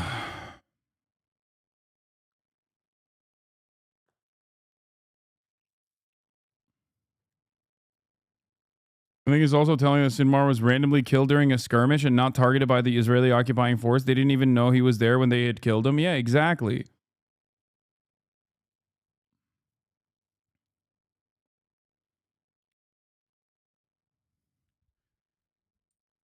Virtually everything that Israel says about its campaigns are, I don't get it, man. You will be reasonable most of the time, but the moment this topic comes up, you become crazy. Can we recognize that both sides have done bad things at least, and this entire situation is bad for both sides? Yes. Okay, and I have. The atrocities that took place on October 7 still entirely are in the hands of Israel. And I don't mean like they directly killed every Israeli person. Okay, I'm not saying like it's a Hannibal directive. Stop trying to both sides of the situation. Israel holds all the fucking cards. That's just the reality of the situation. And people seemingly don't want to fucking recognize it. It's very frustrating, okay? I don't get it, man. You're reasonable most of the time. Can you also admit that the Warsaw Ghetto Uprising really escalated the Nazi Nazi maintenance of the concentration camps? You know, what were Jewish people supposed to do in that situation? Not fucking resist? Not rise up? You know? Oh, I'm sorry. Can you please recognize that the Nat Turner Rebellion actually really stopped the abolitionist movement dead in its tracks? Can you openly admit that the ANC's militancy, including car bombs they used from time to time, greatly extended the apartheid? There are no both sides only when it's said and done, okay? In the moment, liberals still do routinely resist. The standard of violence is always set by the oppressor, but they were not being killed in Gaza before October 7. What? Palestinians were not being killed in Gaza before October 7. First of all, on October 6, Euromed Monitor released a report saying that 2023 was the deadliest year for Palestinian children so far. Okay? And that wasn't just Gaza, that was the West Bank. Okay? The fuck do you mean there was no violence in Gaza? There was no one being killed in Gaza before October 7. What are you talking about? Someone just show this fucking dingus the chart, please. The numerous mowing of the lawn operations that Israel has conducted in Gaza. Man, I don't follow this stuff. How am I supposed to know? Well, if you don't follow this stuff and if you don't know anything, why do you come in here and act like you know some shit? There are plenty of people that don't know anything. They at least have the decency to not try to fucking contest objectionable things like unconscionable violence whenever I describe it.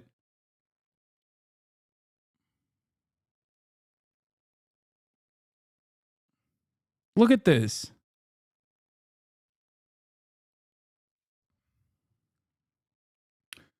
Where's the one that just shows not this one, the one that shows like Israeli casualties and Palestinian casualties side by side?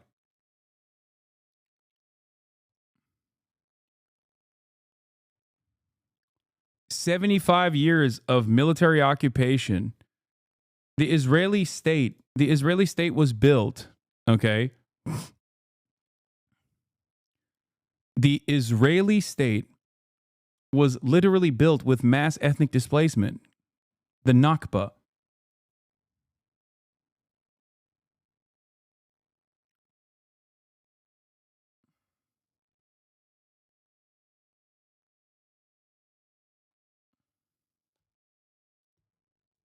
I have no hope for the average American. They're all going to get us killed." Yeah, I mean, there you go.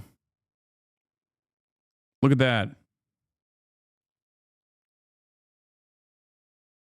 Please read or listen to 100 Years of War in Palestine. I don't think you're talking to me, right? Because this is a book that I've also recommended and read. This is a chart from 2021, by the way. And it's just from 2008 to 2020.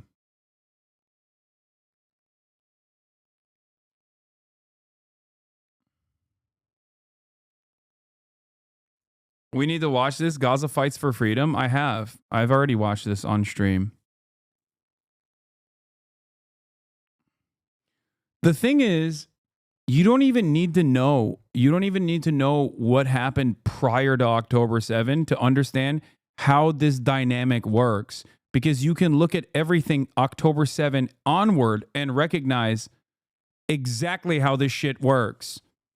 That's the problem. So for the past 60 months, you must have fucking had your head in the sand or something.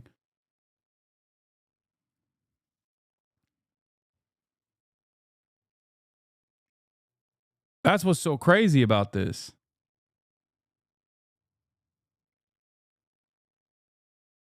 Don't look at the last post of the chatter. Why? What did he say?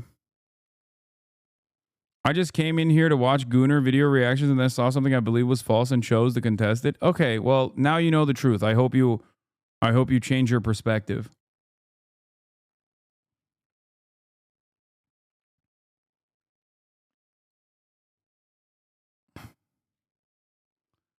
It's crazy. I mean, that chatter basically is more open-minded than the overwhelming majority of chatters that come in here with idiotic fucking takes. I've been meaning to watch this BBC documentary that was pulled from the airwaves after one day, but I just don't know. I don't know how much TOS is in it. I need you to understand something, by the way. Even before October 7, more than 50% of the Gazan population was under the age of 18. Okay? Or 50%, at least 50% of the Gazan population is under the age of 18. Okay? So when you're wondering, like, why are there so many children, okay, in documentaries, or why are they taking an active role?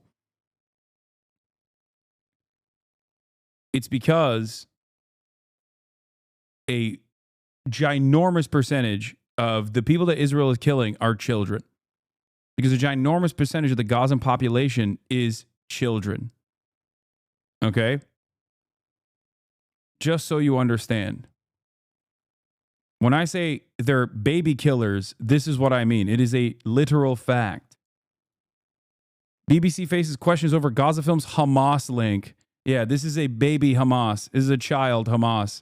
Unironically, like, the depravity, dude, the fucking depravity of pro-Israeli people is so, pro-Israel people is so crazy to me.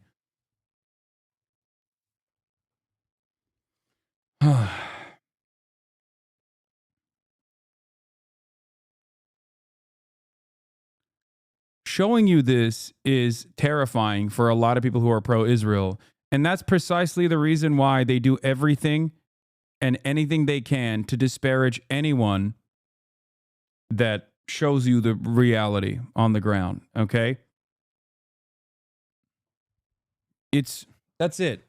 That's it. That's the only thing. There is no real conversation here. Are there anti-Semitic people who absolutely claim to care about Palestinians in an effort to launder anti-Semitic sentiment? Absolutely. There are. 100%. Virtually every single person that claims that about me, however, knows full fucking well that I am not an anti-Semitic person. Okay? Speaking of which, you should see, look, this fucking dipshit is still doing it. This guy literally has been doing it all day. Okay? All day. Look at this. So I found out you were mixing up stories. One person possibly killed in Israel in holding by sexual assault. The piles of dumped bodies were bodies insanely seized by Israel from morgues. Check if they held hostages in their morgues. Speaking, oh, sorry. So when they dumped their bodies, they didn't intend to do it. They didn't intend to fucking humiliate the Palestinians. Got it.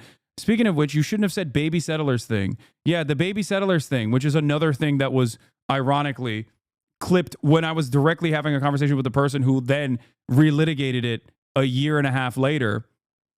Ironically, my argument there, considering that I'm a one-stater, is that regardless of valid military targets, okay, considering the West Bank valid military targets, as my interlocutor did at the time, okay, I don't think it's appropriate. I don't think I wasn't advocating to kill baby settlers, you dumb fuck. It was the opposite. That is precisely the reason why I say that I am an advocate for a one-state solution. Because I think it's cruel, now that there are 700,000 people that live there, I think it'd be cruel to forcibly rip them.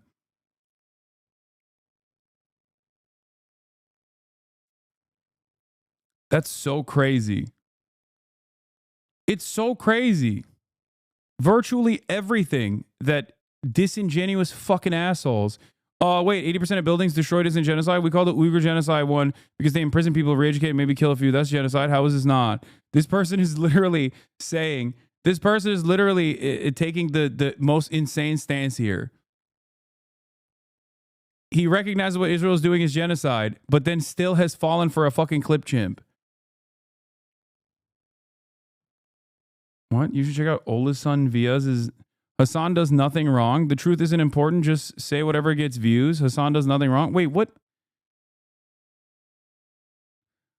Very confusing stuff here. So I'm giving you I'm giving you what my position is, but then you just turn around and say this shit? Like, am I not supposed to correct you and just act like, yeah, no, I did indeed have a position that I don't have?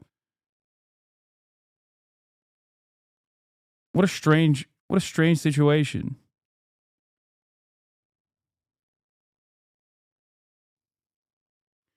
So you expect us to live next to our rapists? HasanAbi, you can't expect us to live next to the people who kill our families and children because it would be cruel for them to go back to the country they invaded from? The unfortunate reality is that is precisely how history has worked forever. Okay? Every single person that has done a crime should offer restitution for it. This doesn't mean that those crimes should go unaddressed. Okay? But that's the underlying basis. Creating a Truth and Reconciliation Committee and then addressing all of the wrongdoings. That's it.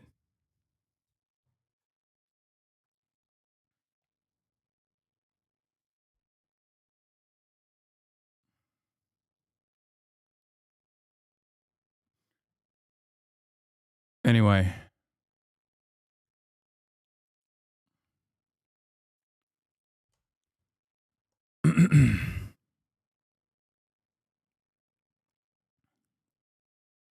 Okay, so don't articulate yourself when you're literally saying, well, there are baby settlers in a conversation about targeting children in war. Like, yes, you can walk it back now. That's not my problem. I'm not walking it back now, you fucking idiot. That's not how conversations work. That's not my problem. I knew that was going to trigger you because you never check yourself. Okay, well, have fun with that. That's not how conversations work. You can't just literally be like, in a back and forth conversation, you applied terminology that could be clipped out of context. That's on you. What do you mean? The fuck are you talking about? Don't you care about what my actual position is? Like, what do you mean? You just want to argue? You're like, I know that that's not your position, but it's really fucked up that you allowed yourself to be clipped out of context by the person I was having a conversation with who knows my actual opinion on the matter. The fuck? Months later, too, a year later. Get the fuck out of here.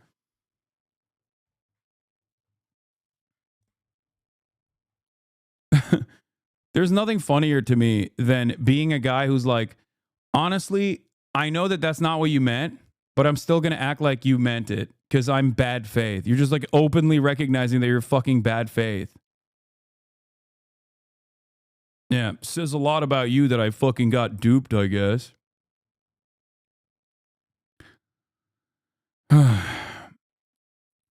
New Israeli Deputy Knesset Speaker calls for killing all Palestinian men in Gaza, wiping out Jenin. Nissim Vaturi, Deputy Speaker of Israel's parliament and a member of Netanyahu's Likud party, told ultra-Orthodox radio station Kol Barama, who was innocent in Gaza? Civilians went out and slaughtered people in cold blood. We need to separate the children and women and kill the adults in Gaza. We are being too considerate. He described the people in Gaza as scum and subhumans, claiming no one in the world wants the civilians in Gaza. Everyone is pushing them into Israel. We will soon turn Jenin into Gaza, he said, adding that the Palestinian captives released under the Gaza ceasefire deal should be sent there so they can be eliminated by Israeli forces. Erase Jenin. Don't start looking for the terrorists. If there's a terrorist in a house, take it out. Jenin is currently under a brutal 35-day Israeli siege with tanks entering the city Monday. Dan Sheehan says, I'll say it again for the 1,000th fucking time. American Zionists will condemn powerless teenagers chanting from the river to the sea on college campuses and then ignore the cartoonishly genocidal statements made day after day by the Israeli government politicians as they're actively also fulfilling those wishes, those genocidal desires.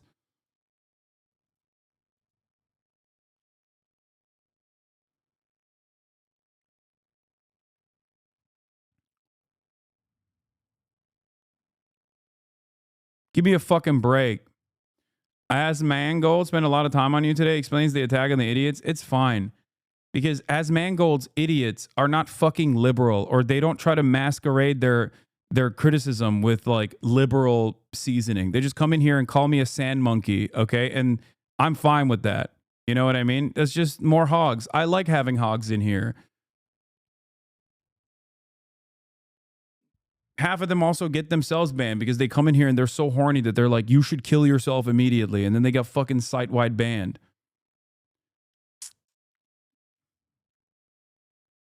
Why is this the first time you've ever shown any compassion towards the baby settlers?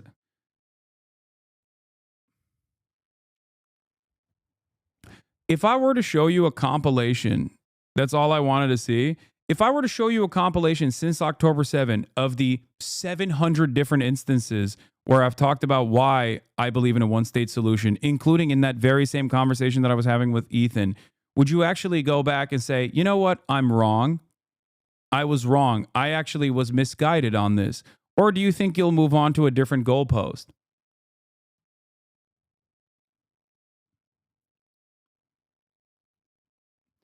I don't think you would move on.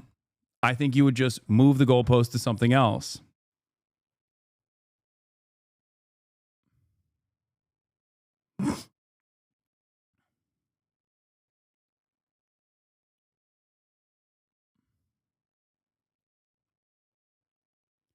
Meanwhile, the IDF has confirmed it has deployed tanks to the West Bank as it expands its ongoing counterterrorism operation in the Jenin area. The terrorism is coming from the IDF, in Jenin especially. Okay? That's all I wanted to see. That's not true at all. What do you mean, what's not true at all? Do you think you have a better accounting of all of the things that I've said in my 8 to 10 hours of fucking commentary every single day for the past 16 months than I do? You think you saw one clip that was suspiciously clipped, and you think that you have a better understanding, like the audacity. Can you imagine? Especially because not only am I a fucking public figure, but I'm also endlessly consistent and very careful. No, it's not true that I would move the goalpost. So why the fuck are you moving? Why are you in here because of a fucking clip chimp? And you also are, you had the audacity to say this is the first time you've shown compassion, you fucking idiot.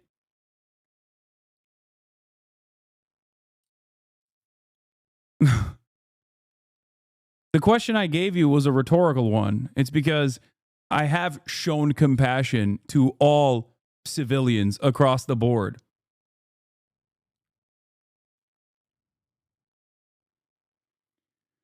But you're in here guided by one fucking clip that you saw that was out of context, and you think that's it.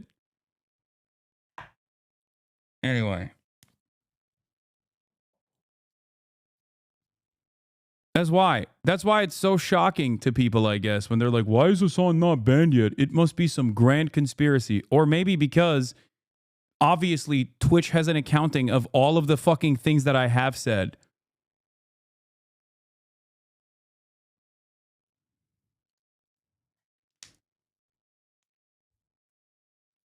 No, it must be that it's a grand conspiracy.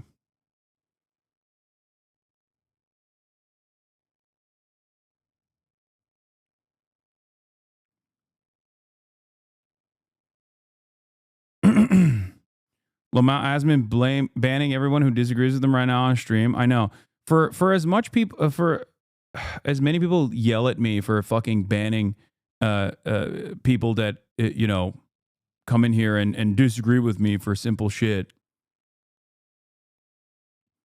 You know, I think out of all of the content creators who consistently do call outs, okay, I have a fairly open door policy which routinely gets abused by dumbasses.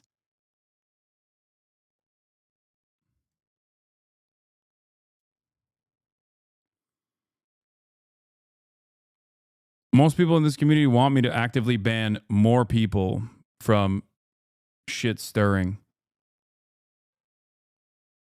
All right. Let's get to the federal employees. Over the weekend, an extraordinary message from billionaire Elon Musk, a message to every single federal worker, an ultimatum via social media. Reply to an email with 5 things you did last week or else you're out of a job. He set the deadline for midnight tonight. Nancy Cordes is at the White House. We know exactly what she did last week. I can name 5 things off the top of my head. Nancy, good morning. Thank you so much, Shonia. This mass email is now causing mass confusion. Federal workers at the Defense and State Departments, DHS, Intel are among those at numerous agencies now being told. Why is it? Look, see, you're doing it. You're doing it right now. There's a huge contention for people in the middle. There is no middle of a genocide, dude. You're just saying that you're, you know, if you have a middle of the ground position on a one fucking state currently doing a genocide and also enforcing an apartheid when it's not doing a genocide, on a good day it's doing an apartheid, then you're a morally bankrupt individual. Both sides are the same. Do you think that there were both sides? Are you going to tell me that there were both sides in the South African apartheid? Are you going to tell me that, okay, so you, again, it's an apartheid state. Okay, got it. Were there both sides that had reasonable positions in the South African apartheid versus the ANC?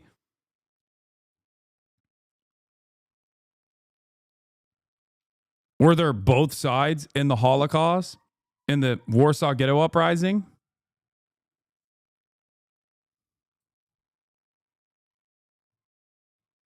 Kilominati, thank you for the raid. Hope you had a good stream.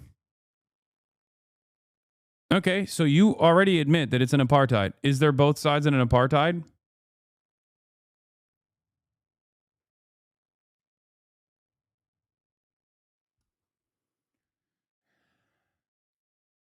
I think there's a liberation without a genocide tipping the other way. What genocide? What are you talking about?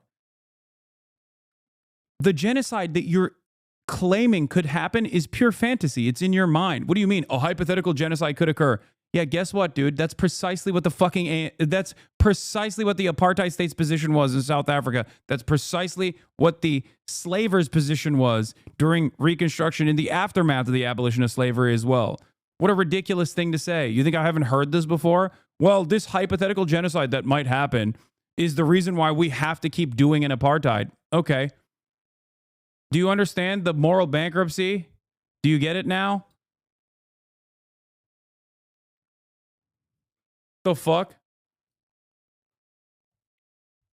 Sorry, we just got to do a preemptive apartheid. Otherwise, there will be a genocide. What do you think the fucking Nazis were arguing for? What do you think the South African apartheid state was arguing for? They were saying, yeah, if we release these black people, they will do to us what we've done to them. If we free the slaves, they will do to us what we've done to them.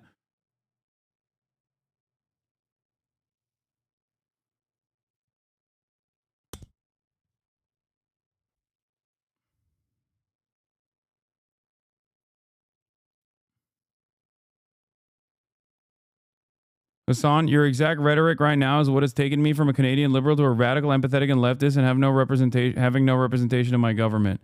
No, I think Israel is bad. Okay. All right. I guess we're in agreement then. I'm so confused as to what you're saying. Huge contention for people in the middle. What middle is there for an apartheid? It must be abolished. The reason why you're seeing an additional amount of this kind of sentiment being expressed is because people who have masqueraded as pro-Palestinian are flipping, okay? Or they have flipped, but at least now they're doing more overt propaganda. So a lot of people that get their notes from people like that are coming in here to try to argue the same exact stupid fucking positions that I have talked about a million times over, okay? That's it. Just so you understand. That's why I'm so fucking pissed off. Not because of the petty crash out of a fucking 45-year-old man with multiple children who he should be taking care of. None of the petty shit matters. What matters is having a fucking relatively progressive audience and then priming them for pro-Israeli positions, or at least antagonistically, getting them to be antagonistic towards pro-Palestinian positions. It's fucking ridiculous. No, you don't understand. Every single person has to defend Palestinian emancipation with the markers that I've set for them. That's it.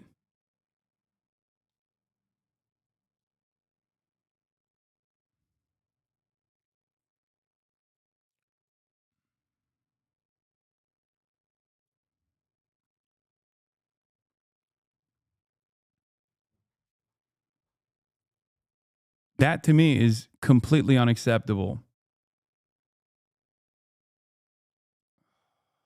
Anyway.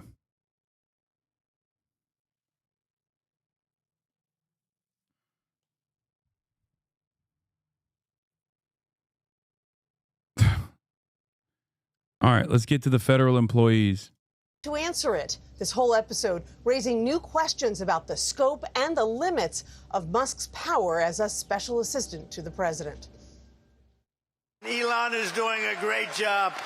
After Elon Musk warned it was coming, an email went out to millions of federal workers, directing them to list 5 bullets of what you accomplished last week by midnight tonight. On his social media platform, X, Musk threatened that failure to respond will be taken as a resignation. The ultimatum coming just hours after President Trump urged Musk to get more aggressive as he works to fire thousands of government employees. We're removing all of the unnecessary, incompetent, and corrupt bureaucrats from the federal workforce. But even some of the president's allies are taking issue with the approach.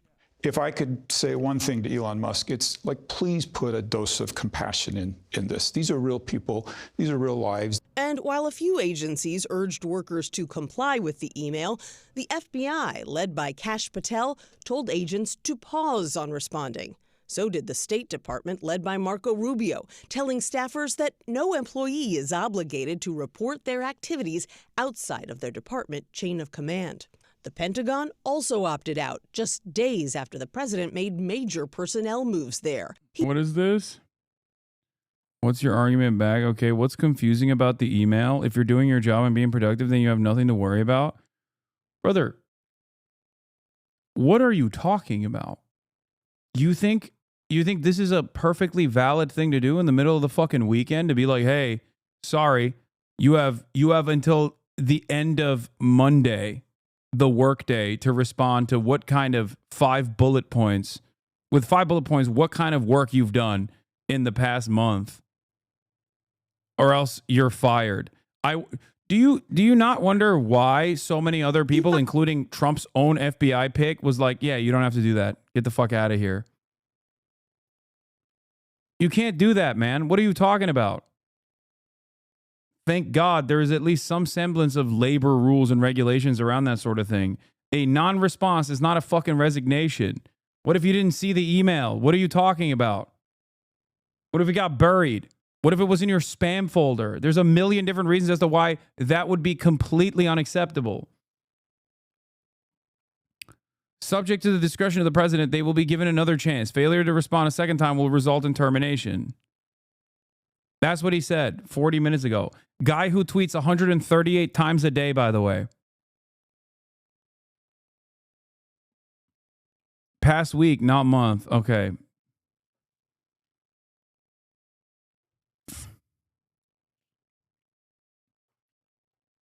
Shit, dude. Were you on vacation? Guess what? You're cooked. Were you actually working so you didn't see the email? Guess what? You're fucking cooked. That's not how this works. Also, if you personally think that he is going to scour through all of those emails and not just simply use this as a way to just unjustifiably fire a bunch of other employees, not even fire, consider them to have resigned, you're out of your mind.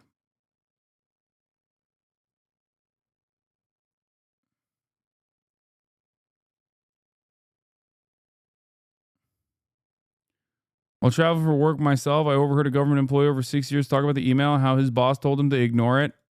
Then while on vacation, was then told not to respond to it. Yeah.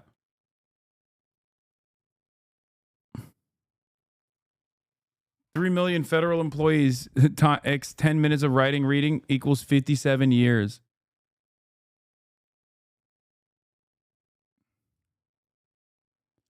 HasanAbi, as a federal employee, this shit is insane. I'm stressed out of my mind about my dog who I got during work from home. For the last 5 years, I have to worry about losing my job. They told us today we could ignore the email. Yeah, most departments already told them to ignore the email, and it's not real anyway. Did you just link a Will Stancil? Megaphonics. Will Stancil? Really? There wasn't a better person? What are we doing here?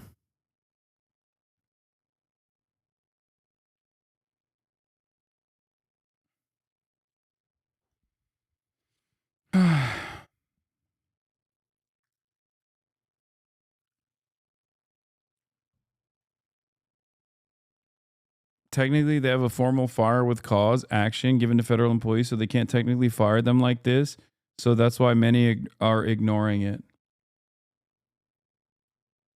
just made a huge unforced error that's probably going to screw up his Doge project pretty bad, and I'm going to explain how. I mean, this person is permanently So yesterday he sent out an wrong. email to the entire federal government, and that email demanded that everyone respond with 5 things they did last week. I didn't even know this is what Will Stansel looked like. And they respond by Monday evening. He didn't say it's an email, but on Twitter he said if you didn't respond, you're essentially turning in your resignation and you're going to be fired. This is kind of a classic bad boss thing, making a demand on Saturday afternoon and expecting it to be done by Monday evening, you know, on a whim. But the problem here is that the federal government is 2 million people. It's over 2 million people. So you've sent out this email to a workforce larger than the state of Nebraska. And because of this, it's apparent that what he's demanding is completely unenforceable. I mean, first of all, the email address that he wants you to reply to is public. Here it is. If you want to send an email to it right now, listing 5 things you did last week and throw a wrench into their gears, you can absolutely do that. Not that I'm encouraging it. I am encouraging it. But more than that, who's going to go through millions of emails and decide who's getting fired? Doge has about 30 employees. So if they all read emails all day long, they wouldn't get through a fraction of them. And then you have to match them to government records, see who's actually a government worker. And you have to decide whether or not the replies were adequate. What did someone just list that they drank coffee and hung out? Did they just list 5 words from the dictionary? Did they provide an actual response? Making matters worse, a couple of departments have actually explicitly instructed their employees to not reply. That includes the FBI. It includes the State Department. The union for some federal workers has also said not to reply. Musk has doubled down on this. He said that the people who replied immediately with good responses should get promotions. But of course, who's going to read all of those? You're still talking about thousands and thousands of emails. And it's a really good idea to promote people based on immediately replying to a Saturday email. What about people on vacation? What about people who are on maternity? Some people have said AI. He literally he said everything I have said so far, Megaphonics. He brought forth 0 new points. Like, we watched 2 minutes of the 3-minute and 48-second video, and it unironically repeated verbatim every single thing that I have said so far about like why this is impossible to conduct. The sauce is at the end. Yeah, all right, let's see. But I don't think AI really has the capability to read thousands of emails, match some of the employment records, evaluate the content of the emails, and then make hiring or firing decisions. At the very least, you're going to get thousands of errors, and that's going to open you up to thousands of lawsuits. And so here's where this gets really bad for Elon Musk. It's apparent from this that this is a completely toothless demand. And that highlights what Doge is. It is a quasi-agency with very limited legal authority. Up until now, Doge has been able to trample over the federal government because people thought that it had authority. It could come into an office and demand access to records or whatever, and people basically just obeyed. But now Musk has set up a government-wide demonstration of Doge's lack of authority. And what that does is it undercuts that veneer of credibility that the agency relied on. Now people know that if they get a request from Doge, the person they should go to is their immediate supervisor, the one that they are obliged by law to follow. They say, is this real? Do I need to listen to these guys? And usually the answer is not going to be yes. Elon Musk has essentially been acting as a tyrant ruling over the federal government. And if you're a tyrant, the last thing you can afford is someone demonstrating non-compliance with no consequences. But he has set up hundreds of thousands of demonstrations like that in almost every agency in the government. And once that authority is gone, he has no way to restore it. He can go around and beg people to let him in or say, I'm in charge, but they don't know who to listen to. And they'd probably rather listen to their supervisor, who they know, and their agency head, who's in their traditional chain of command, than some random billionaire who just walked in the door. So I think this could be the moment where the thinness and the flimsiness of the entire project begins to fall apart. I've been wrong before. Yeah, you have.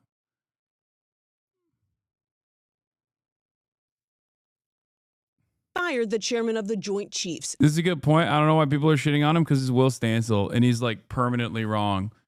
His number one claim to fame over the course of the past like year and a half was that the cost of living crisis that everyone was screaming about was completely made up. He is the ultimate lib. Like he has the most like, no, but the graph says there's marginal improvements guy. Okay. Like, it was crazy. And he still, to this day, refuses to reckon with it either. Like, he does not recognize. He just kept saying it's a vibe session.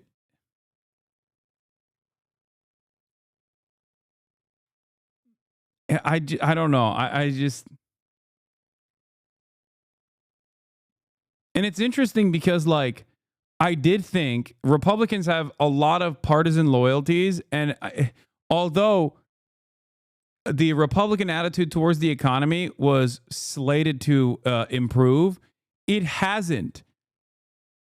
52% of Americans still are saying that they're experiencing a cost of living crisis, that the economy is not doing great. So even after Donald Trump assumed the role, Republicans are still angry. Part of that, a big part of that, is the eggs.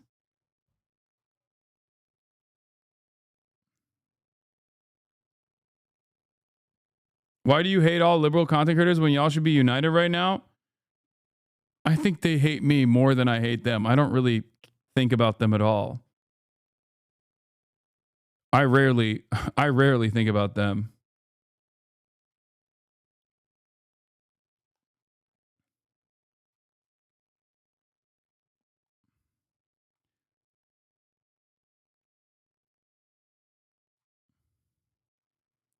By the way, I mean, the point of the it's just vibes and people are not experiencing the cost of living crisis that they're definitely experiencing is technically a Republican position. It's just being championed by a liberal because that's what the Democratic Party has become, which is like the Republicans of the fucking 90s, with exceptions on social issues.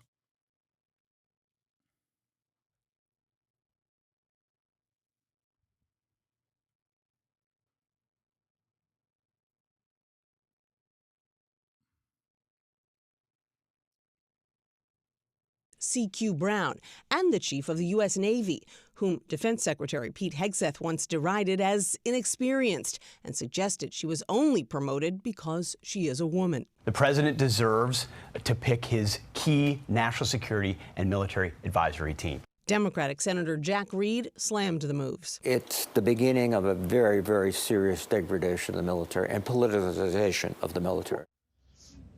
Trump intends to nominate retired Air Force Lieutenant General Dan Raisin Kane to replace General C.Q. Brown. He'd be the first three-star general named to be Joint Chiefs Chairman.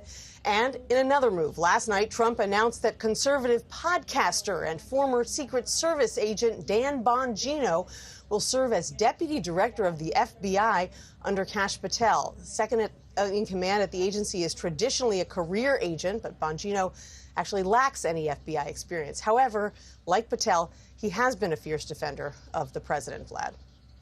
All right, Nancy, thank you very much. Question about Doge, sir.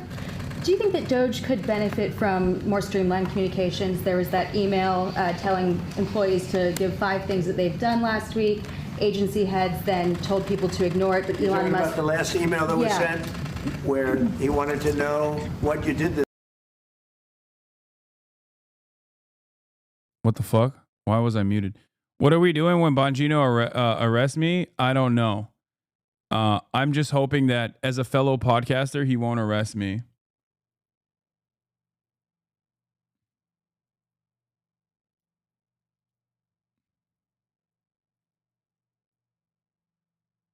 This week. You know why he wanted that, by the way? I thought it was great. Because we have people that don't show up to work and nobody even knows if they work for the government. So by asking the question, tell us what you did this week, what he's doing is saying, are you actually working?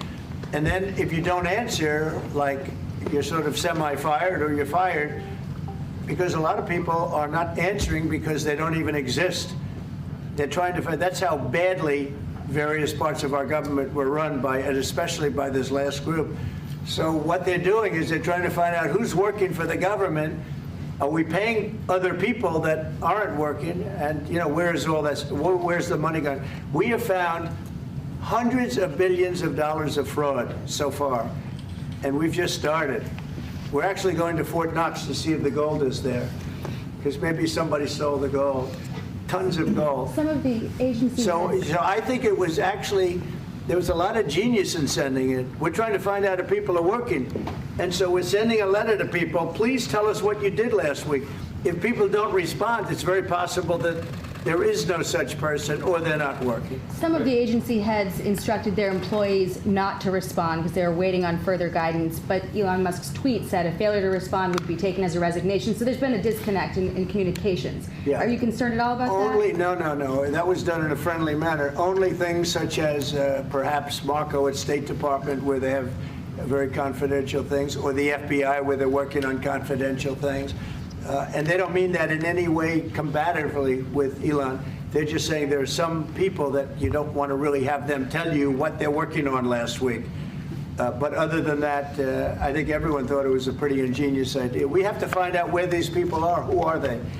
And we said, if you don't respond, we assume you're not around. And that holds, that stands. And you're not getting paid anymore, too. So, you know, we're doing a real job. And we just had a poll come out, I guess the Harvard poll, saying that it's... That's also so funny because, like, how the fuck is Elon supposed to make adequate assessments over 2 million federal employees? Like, it's not like they're saying, like, report to your department head who knows exactly what your job is supposed to be.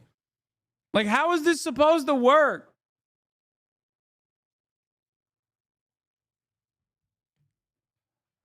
Yeah, using AI, I know. Brilliant guy. That's surely supposed to work. It's just a way to, it is just, I know they're using AI chat. I know, it's just, what have I told you before? AI only works if you are trying to do a bad job. Okay? AI only works if you want plausible deniability. AI does not work when it's supposed to give you anything accurate.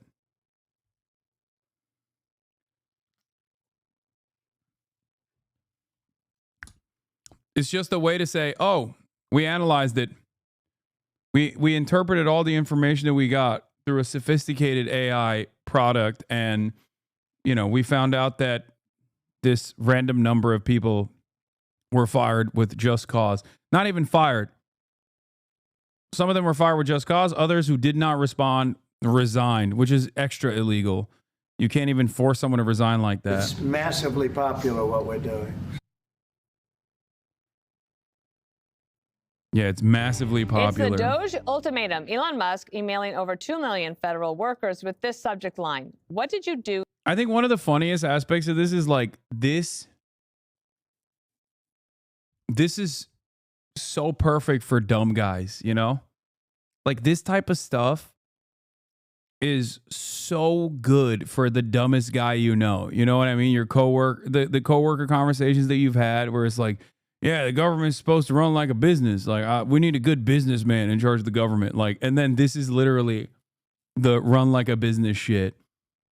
I don't understand. Why don't they just write 5 points like about what they've done and then problem solved? Okay, what happens when 100,000 employees are still fired, even though they were doing their fucking jobs? Like, you're the one having the conversation, Law? Wait, what do you mean? It's just what's really fucking idiotic about this is like they already did this with the probationary employees, and that led to tremendous problems. Tremendous problems such as, you know, firing people on the Department of Energy side that were in charge of the nukes, or firing people on the, I believe it was the CDC side that was, or the FDA side that was directly tasked with combating the current avian flu. They had to go back and be like, oops, my bad. We got to rehire these guys. Kaya, no. Get back there.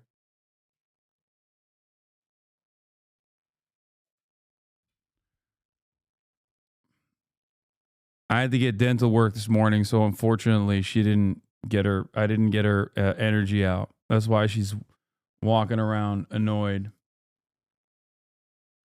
But I'm gonna take her out later. Make her roam the streets. Really critical for people to understand. Look at this map. That is a map of where federal workers are who are living in the states that Trump won. Look at that number. It's almost 1 million people. So yes, it's own Washington, drain the swamp, all the things. But the reason why we are starting to see and hear more concern and even backlash around the country, and even from Republican House members and senators, is because these are their constituents. Correct. And I think there's a broader political question here, which is, does the American public at large care about these federal workers? Most people really critical for people to understand. Live in red states that voted for Trump is so stupid. Some of those states are literally like half red, half blue. I mean, it doesn't matter. The point is still that it's not even red states. There's Republicans in blue states that work for the federal government. Like, you are firing Republicans, okay? You shouldn't be firing anybody. It's ridiculous. You should be hiring more people, not firing people. The federal government needs more workers, not less, okay? Last week. It simply asked them to list 5 things they accomplished at work and says not replying by midnight tonight would be taken as a resignation. However, Fox News can confirm that the Office of Personnel Management has told agency heads that they don't need to fire people who don't reply to the 5 things emails, and that the administration will work with the individual departments. And while that all gets sorted out, President Trump is gladly backing up the Doge mail by posting SpongeBob memes and doubling down at the White House.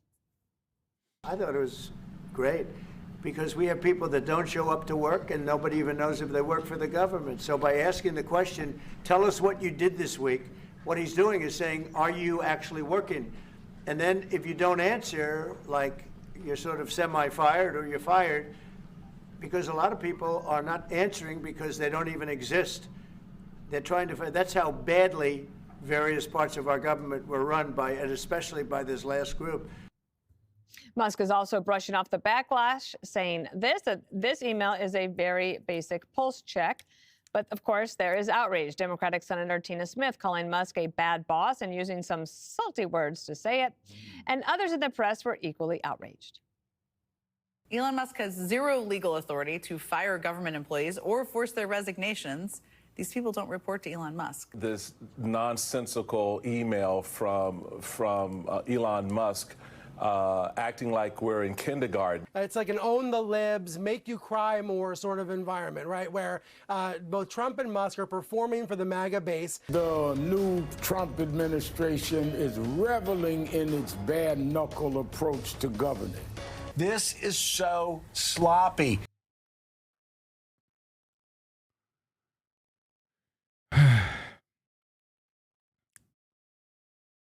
At this stage,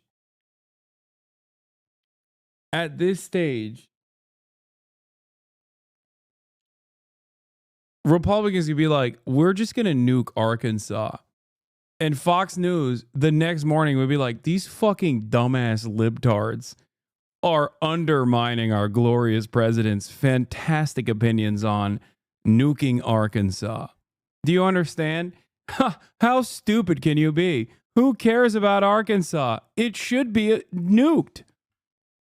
It's, after all, free real estate. Once we nuke the entire state of Arkansas, you guys are so dumb. These dumb libtards, once again, getting mad. It's like, what are you doing? They just do not care at all about any of the consequences, dude. I say glass Arkansas now. Restore glory to the nation.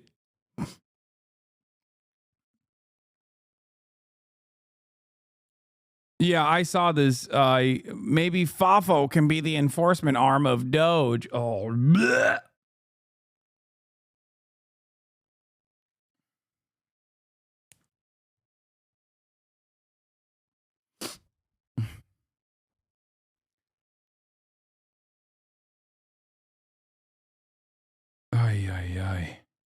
With the way Elon Musk is handling this. All right. So earlier today, Greg, the Harvard Harris poll came out and said 76% of Americans.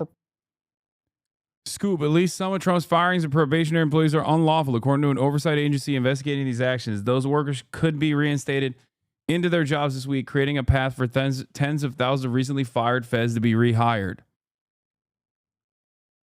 Either you like it or not, what? Trump is a sociopath and a master manipulator. He's fooling everyone and distracting everyone, and no one else sees how many steps ahead he actually is in the sociopathic game. He's using Elon as a shield.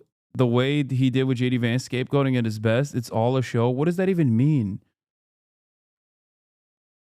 Like, I don't think it's some brilliant tactic, man. I think he just straight up is doing what Republican libertarians have fantasized about for the longest time.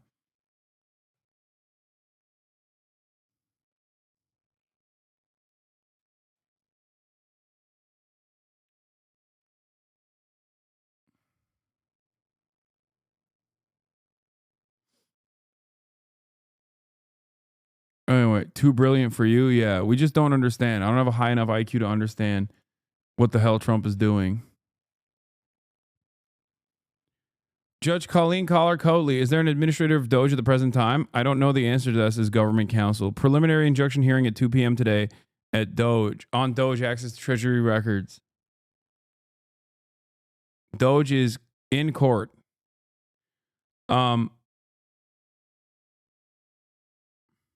This email shit's going to make approval ratings dip. Not that it matters. I don't know what this Harvard poll is, by the way. I don't know what earlier this is. today, Greg, the Harvard Harris poll came out and said 76% of Americans support what Doge is trying to do, asking people to show their work. The American Federation of Government Employees, that's the union, said that the email was cruel and disrespectful. What say you? First of all,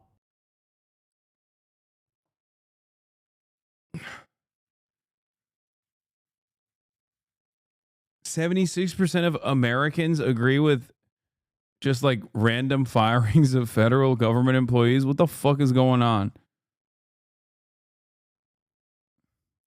As President Trump's lawyers, the U.S. attorneys, we are proud to fight to protect his leadership as our president, and we're vigilant in standing against entities like the AP that refuse to put America first. Wait, what the fuck?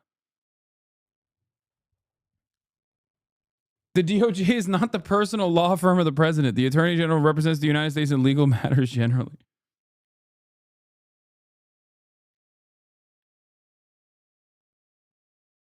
Sick. I still think the Republicans are 100% using Musk as a fall guy to go out and do all the unhinged destruction of government they all want so they can eventually throw him under the bus and save some face. Oh, maybe. Wait, where's the... Does anyone have this Harvard poll? I want to see it. I want to see this fucking Harvard poll. Just to recap events here from Steve Morris over at The Recount. A married Republican congressman has been having an affair for a year. That woman called the police and told him he assaulted her and allowed them to listen as he instructed her to lie about her injury's origin. Upon police arrival, she showed them bruises the officers called fresh. The woman recanted her story after being told he would be arrested. The D.C. police nonetheless sent a warrant for his arrest. The U.S. Attorney's Office today proclaimed itself President Trump's lawyers refused to sign it. D.C. police said they sent an arrest warrant to Representative Corey Mills to the U.S. Attorney's Office on Friday. It has not been signed, and police said the case was sent back to them for further investigation. Sources say it may never result in charges.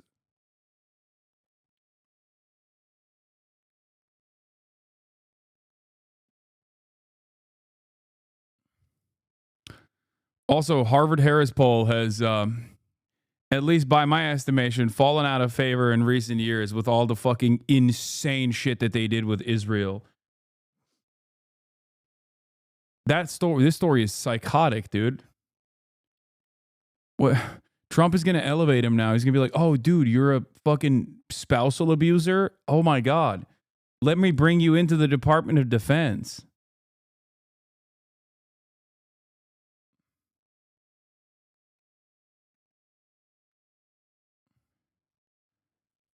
That's what, yeah, he hit his prereqs. He hit his prereqs for advancement.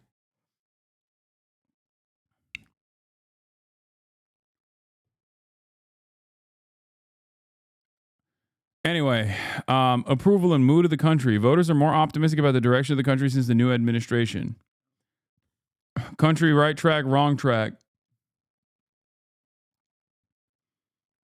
Those who say right track, 124, 10%. Now, holy shit, 71%. Holy shit. God damn. Independents went from 26 to 31%. Like, look at this. 125, 34%. 75%. Democrats went from 52% to 21%. God damn, dude. Republicans are so rabid. I swear to God. The reboot. We already watched this, didn't we? Oh, no, this is a new one. Ruh-roh. Oh, God. Fucking Harry Enton. All right, let's see. Not as well received as the original. Economy is currently good or excellent. Look at this. In April of 2017, it was 40%. Look at where we are in February of 2020. Yeah, no shit. He didn't fix anything. Like, this is the one thing you can't really, like, you can't just, like, trans away the problem. You know what I mean? Republicans unironically thought maybe Will Stancil was right. Just half that level. 20%. My goodness gracious. The term one high was 63% of Americans in February of 2020 thought the economy was excellent or good. This 20% we have currently going on right now is fewer Americans. Yeah, this is just Republicans, okay? This is just like the Republicans that are already rich or, you know, have some kind of like upper middle class position. For them, it's like, oh, dude, it's excellent now. Now that the Republicans are in charge, it's excellent. Saying the economy is excellent or good, then at any point during Trump's first term, this is not a good sign, Kate Baldwin. J.D. Vance said last week, you got to give them time, even though that's not what they promised in the campaign. They said they bring prices down day one. But what is the view of the future economy then? Yeah, so this is the current economy. How about the future economy? Is the economy getting worse or better? And all I can say is yikes. Yikes. Again, compare it to where we were in the first term at this point, April of 2017, 53%. The majority said it was getting better. How about now in February of 2025? The majority say it's getting worse. 59% compared to just 35% who say it's getting better. Worse is higher now than at any point in Trump's first term pre-COVID. This number, to me, is much more worrisome. Perhaps the worst number I've seen for Trump on the economy, because it says even if the economy now isn't great, they also project that it's only going to get worse from here. This is a big yikes. And fold in inflation, just like the general views on inflation. Yeah, okay. So I think the question is, what's exactly cooking here? What is going on? You know, there's this whole idea that Trump was going to bring down inflation, right, Kate? So what are Americans actually saying? You know, are Google searches for inflation going down or going up? They're going up. They're up 123% from February of 2017. And more than that, perhaps even more important, they're up 23% from last month. Americans' fears about inflation are not going away. They are as interested in it as they were by the end of the Joe Biden administration. And the bottom line is they're far more interested in it than they were at any point during Donald Trump's first term. As I said at the beginning, the reboot, the sequel, is not being anywhere near as well received as the original when it comes to Donald Trump and the economy. Let us see. Harry, thank you so much. I mean, this part is whatever. It's not that big of a deal, but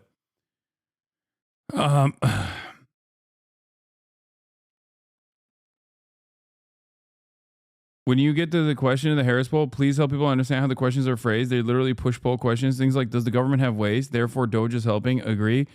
Oh, they did that. Dude, the Harris, the Harvard Caps Harris poll is so incredibly busted. They've been, oh my God. In his first month as president, Trump enjoys majority approval of 52%. Do you disapprove or approve of the president, Donald J. Trump, doing his job as the president of the United States? Okay, that's fine. That's a normal, that's a normal question.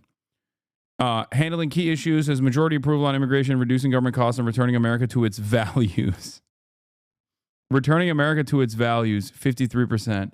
Reducing the cost of the government, 53%. Handling inflation, 45%. Administering the government, 49%. Meanwhile, Dem Party approval has slipped to just 36% of voters approving how they're handling their job. That's not confusing. RFK Jr., Trump, Vance, and Gabbard all enjoy net favorability while perceptions of key Dems are underwater. Now, let's skippity skip. Okay, small majority support giving citizenship of children of illegal immigrants, and over 3 in 5 say the Constitution requires anyone born to be a U.S. citizen. Obviously, besides renaming the Gulf of Mexico, each of Trump's policies tested received strong majority support, especially border security and reducing government waste. Yeah, that's funny. That like the only thing that is pissing off people is renaming the Gulf of Mexico to the Gulf of America. God, Americans are so dumb. Anyway, most voters say the government should hire based on merit at the same time and works to prevent discrimination.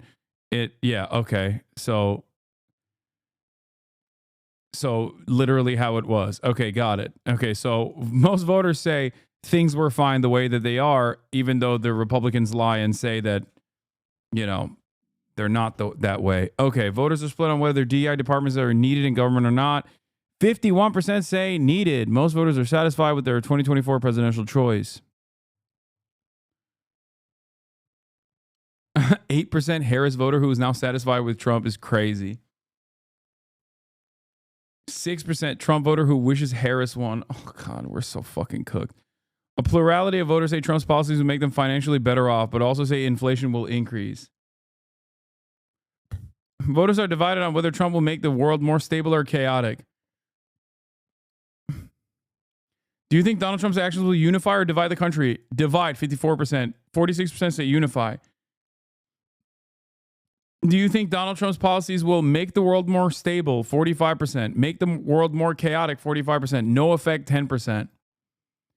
Doge. Now, here is the good stuff. 2 in 3 voters say the federal government's debt is unsustainable, and over 4 in 5 say they should work to balance the budget. This right here is the impact of endless amounts of propaganda. Okay? From liberals and Republicans and conservatives, just constantly talking about the debt. Okay? An overwhelming majority of voters say the government should reduce government expenses over increasing taxes, and a full examination of expenditures is needed. Okay, that's this dogma. Okay. No, don't come to me. Don't come to me. Oh my God. Okay. Do you see this? Hello? That's crazy.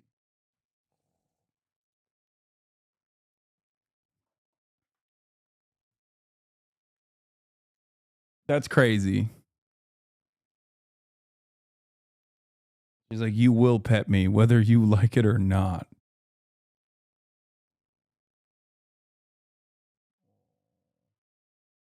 Little lady. Oh my God. Okay. All right.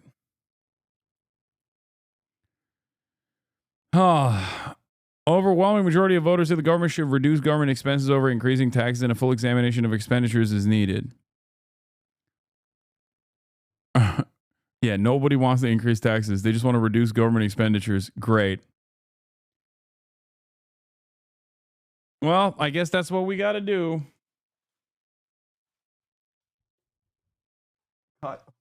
No. Don't stand right behind me. I'm going to accidentally step on you. Get down. Get down over there. Go over there. No, don't try to. Oh. Do you support or oppose the goal of cutting $1 trillion of government expenditures? 69% support. Most voters agree with having a government agency dedicated to efficiency, and that Doge is helping to make major cuts. Do you think there should be a U.S. government agency focused on efficiency initiatives? That's what they're saying is why people love Doge? Do you think the so-called Department of Government Efficiency led by Elon Musk is helping make major cuts in government expenditures or not?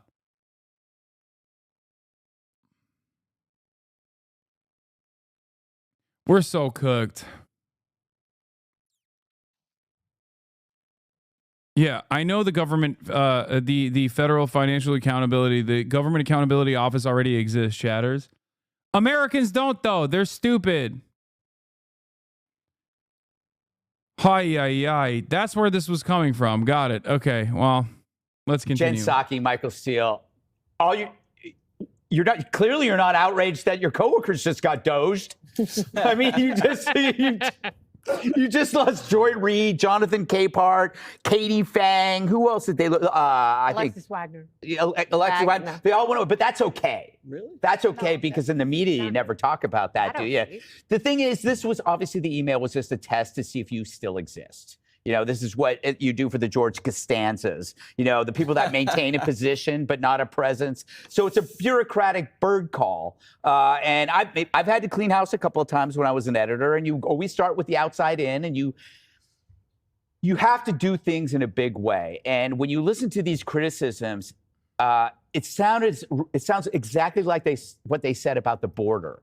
When we were in crisis at the border, there was nothing you could do about it. Oh, you can do the little things, but you can't do the big thing. Seal the border, because it's too mean. It's too heartless. It's too insensitive. It doesn't show any empathy. And if you cast a wide net, whether it's Doge or the border, you're always going to get the wrong people. But that's the argument whenever you're dealing with excess. Whenever you need to cut and you know the company's in trouble, they will always try to stop it by using. If you look at the savings Doge claims, a lot of it is wrong and shows. No, I know they're lying.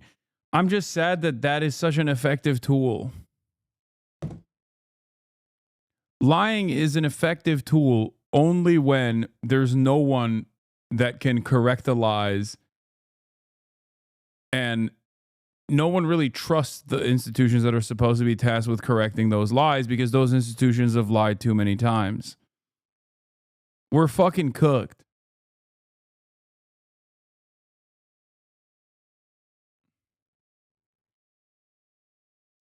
It's so cooked.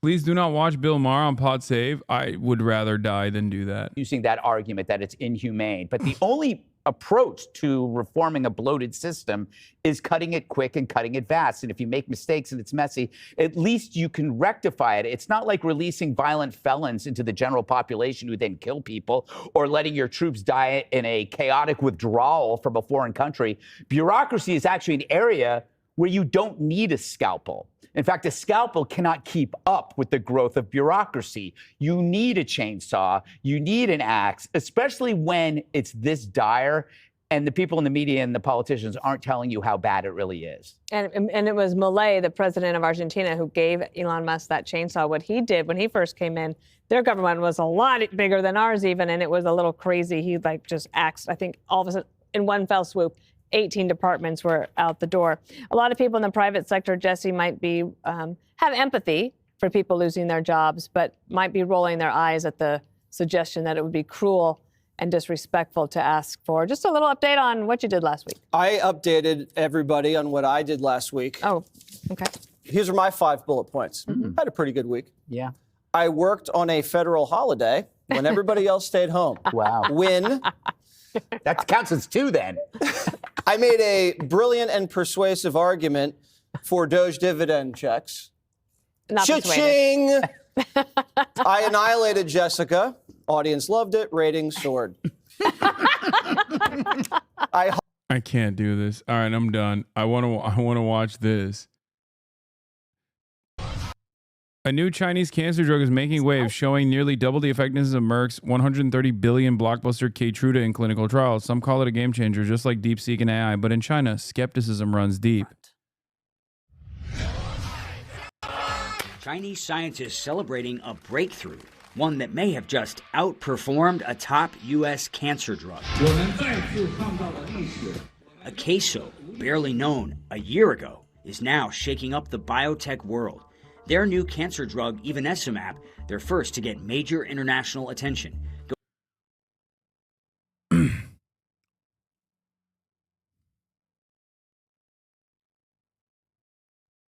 You know, we gotta think about the negatives on this. Going head to head with Keytruda, one of Merck's biggest sellers, more than $130 billion so far.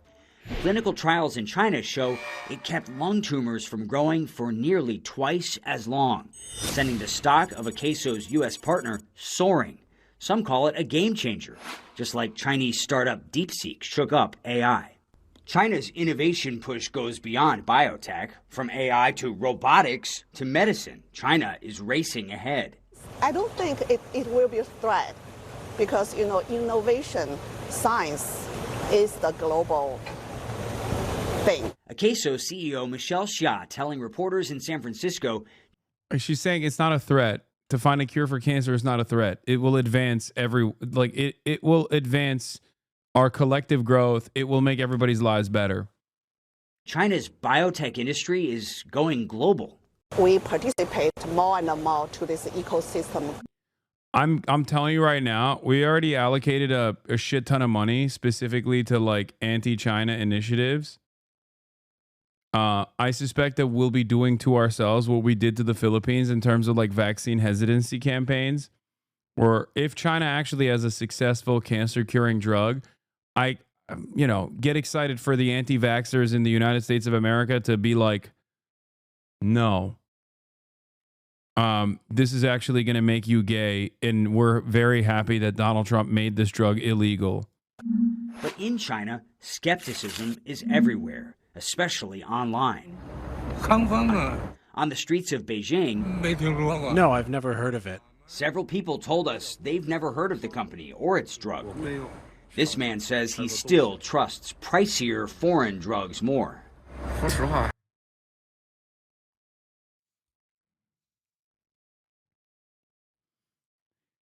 I was joking when I said that, but I'm glad that we're already doing it.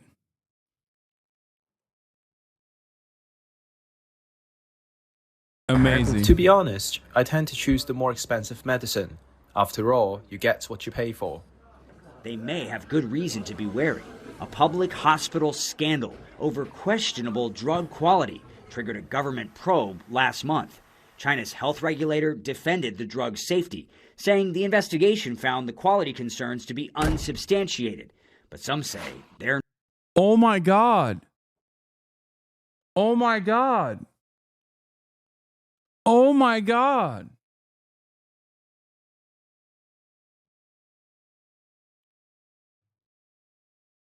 Oh my God. They're not convinced. Is there any reason not to trust China clinical trials? Yeah, so there's been a lot of scrutiny in the past. The FDA has made rejections because there's been the trial setup is not rigorous enough. Despite the doubts, China's... Do you know what's really funny about this? The very same analysts here in America want to remove FDA restrictions from the trial process because it's too costly. While simultaneously, they're like, and the Chinese trial setup, and I'm not familiar with what their process is, okay? I'm not an expert. But it is pretty funny when they're like, hey, this life-saving cancer, like this life-saving miracle cure is out, but also it's Chinese. And therefore, you probably shouldn't trust it. Biotech boom is undeniable. Investors are pumping billions into research. And while not all clinical trials are peer-reviewed, China's low-cost, high-speed trials are getting noticed. How should patients feel watching this? Well, I think it's good news for patients worldwide. Where you're waiting for a life-saving drug, you don't really mind where it originates. The U.S. still leads biotech for now. But Akeso's drug is proof China is closing in fast. The U.S. House passed the Biosecure Act. That's supposed to limit business with Chinese firms. Beijing fired back, accusing the U.S. of ideological bias, calling for, quote here, a fair, just, and non-discriminatory business environment. So, Brianna, as you know, China's biotech rise, this is not just about medicine, it's also political. Very interesting story indeed. Will Ripley, thank you so much for that.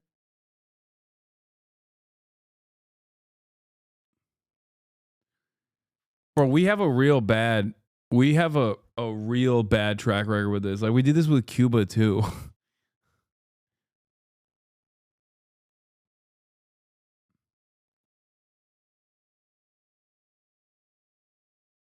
This is crazy.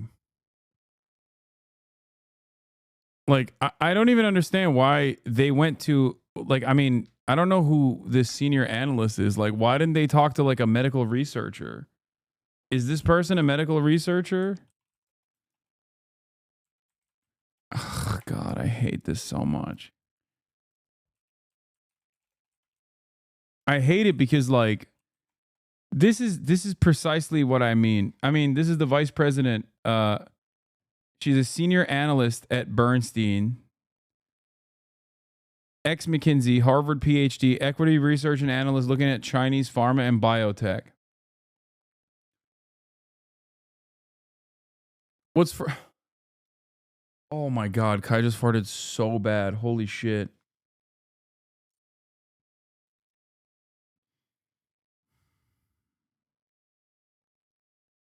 Oh. No, don't wag your fucking tail. Nasty ass. Jesus Christ.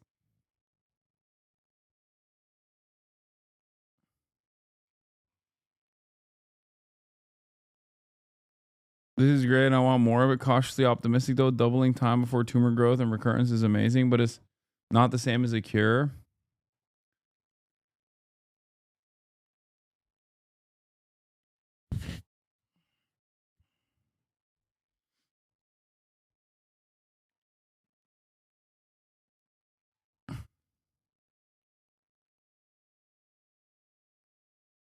The parent company, maybe Bernstein, is 2 insurance companies.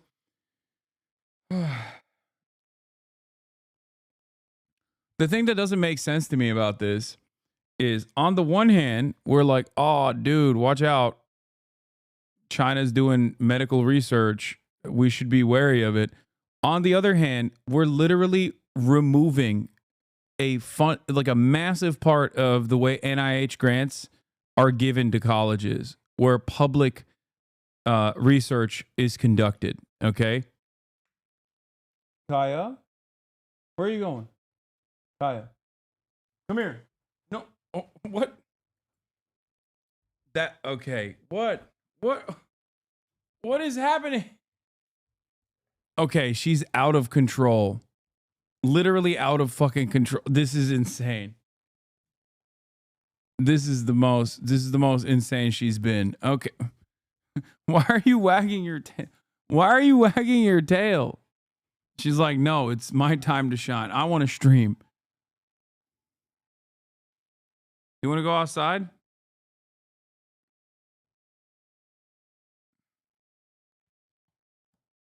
Okay, hold on. Get down, down, down, down.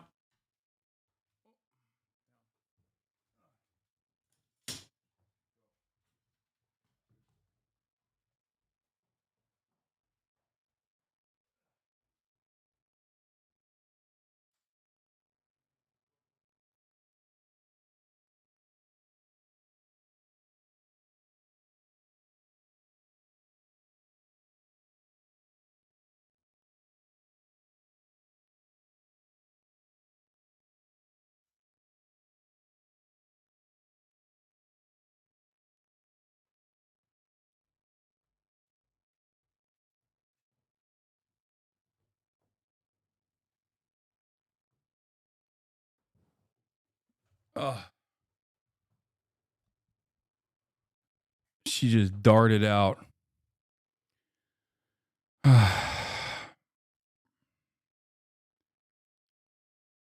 Did she get even bigger? Yes.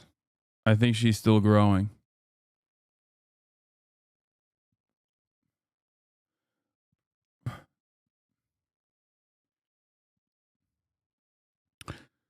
Yeah, as I was saying, on the one hand, we are complaining about China innovating in the field of pharmaceuticals. On the other hand, we're actively undermining any kind of research that we might do in the field of novel chemical compound discovery.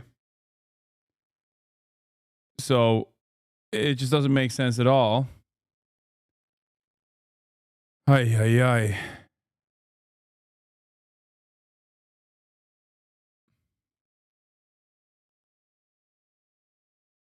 Great stuff.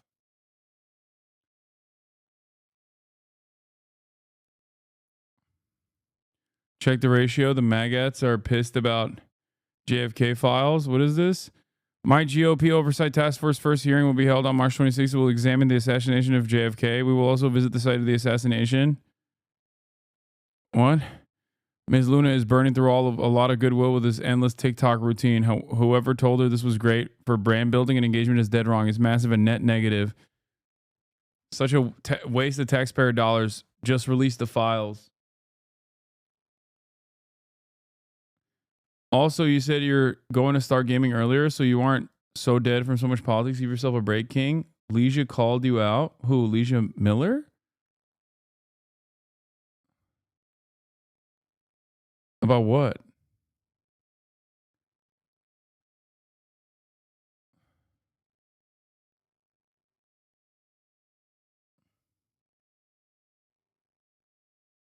Anyway.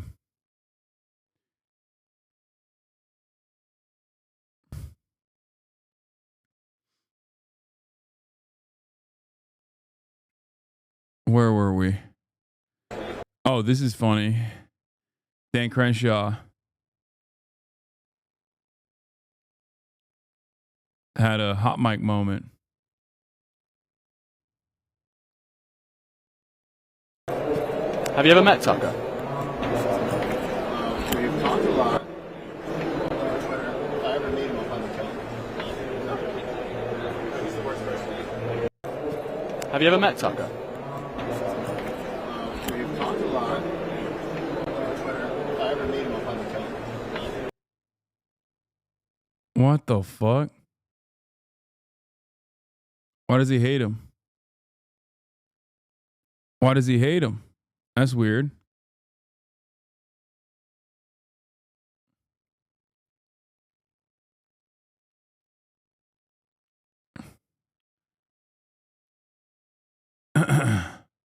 No one answered my Leisha question. But regardless, oh, maybe Russia? Yeah.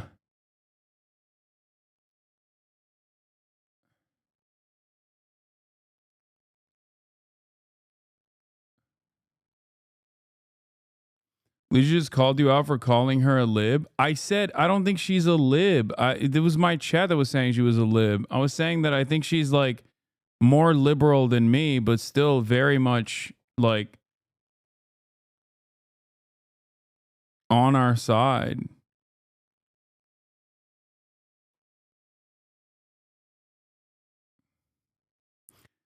She's definitely more liberal adjacent than myself.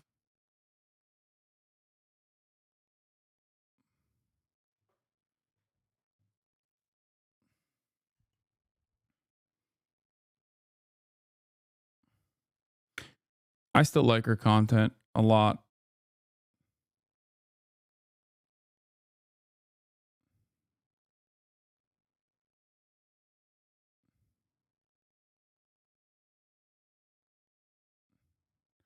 Anyway. I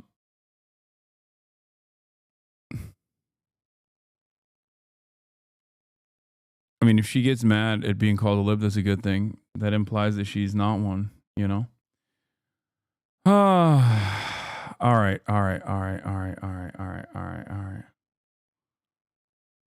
Challenge her to a leftist off. Okay, everyone is going crazy for gaming in the chat. Everyone is going annoying for gaming, which means it's time to game so that everyone can fucking leave. We're going back to the gay game. Kingdom Come Deliverance.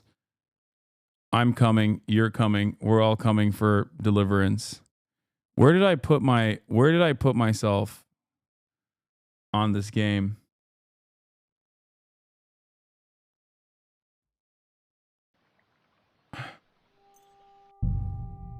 This was a very difficult time for me in this game. I had a hard time. It was messing me up. Bottom right is where all the button prompts are. Yeah, but then doesn't it get in the way of...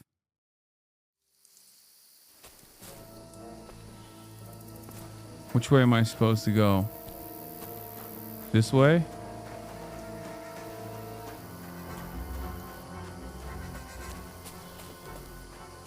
There's a path, but through fissures.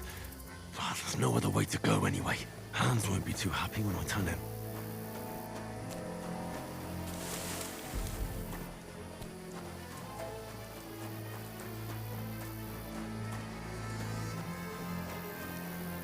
keep going? I mean, should I run out and find the exit first?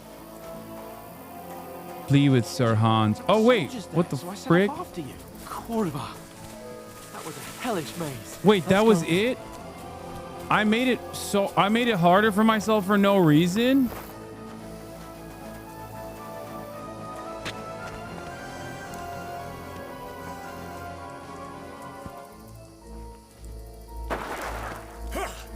Oh, what the hell? Oh shit. Wait, how do I fight again? I forgot. Oh, one tap.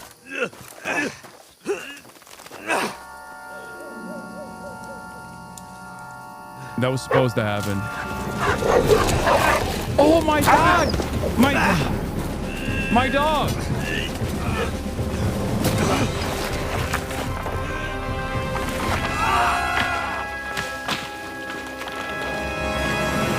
My dog came back to me. Right. It's Mort. You know the trouble with an adventurous life, son? It can end before it gets started.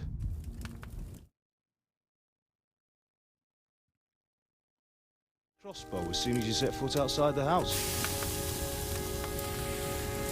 If you want to convince someone that they're wrong, try using your mouth and not your fists. We did a fine job. It's me da. It's me da. The blacksmith. Right.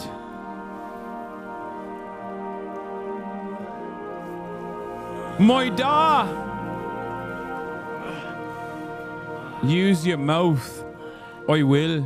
Da. I will use me mouth. Being a blacksmith might bring no glory, but it has its benefits. Like keeping your head on your shoulders. Ah. Ah, come now. I was the one who raised you, but you know how things really are. You've already died, mate, innit? No, I've not died yet. Got a long life ahead. I'm still supposed to have gay sex with Hans, I will. Hans Kappen. My dead? Not yet. I'm dead, though.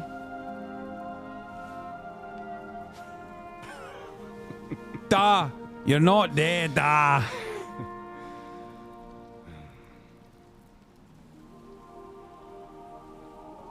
Well, if I'm not, then how come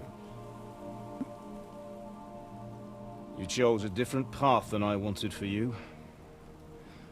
And maybe that's how it was meant to be. Are you disappointed I'm gay, Father? But once Is that you've what it chosen the is? path of adventure, you have to fight. You have to fight till the bitter end, with all the strength you can muster. You still have a long way to go till your work is done, Henry. So pull yourself together and wake up. It's not over yet. For the love of God, wake up. Pull yourself together, Henry. Wait, you got clothes? Thank Christ.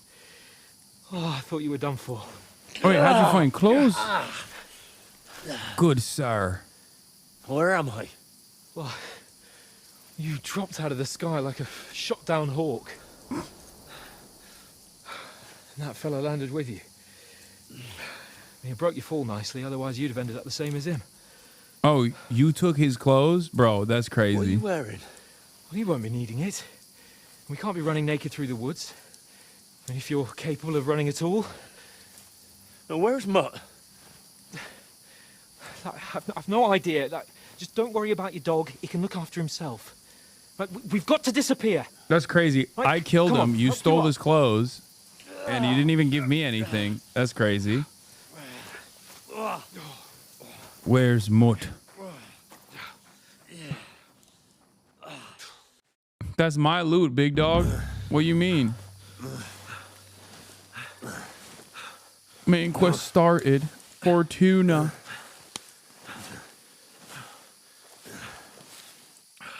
How are you holding up? Not bad. I'm alright. It's not so bad. It's not so bad. All right. That'll have to do for now. As long as you're able to talk. As long as you talk, I know you're hanging in there. Henry, what are you staring at? I'm imagining things. Horseman. Faster. I'm doing what I can, pal. Jesus. Don't do this to me. Got hit in the head. It's quite hard. We have to go.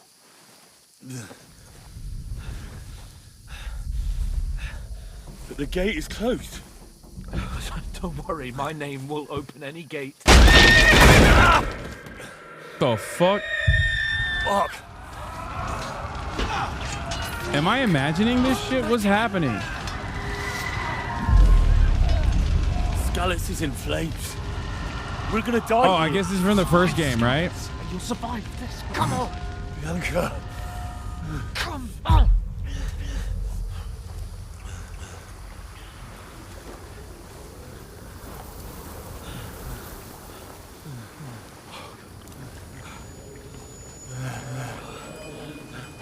Father? Listen to me, Al. Listen carefully. Take the sword, go into the house, and grab anything else in Father! the trunk.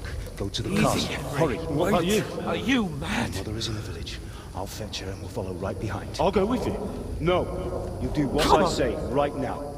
Give the sword to For Sir Christ's sake. Anything happens, he'll take Come care of you. on. Oh, you can hardly stand, damn it. Bro, you got medieval CTE is over. When you get We'll make it together. when you get You'll bludgeoned see. in the head in those times, there's no survival. You just kind of die, don't you?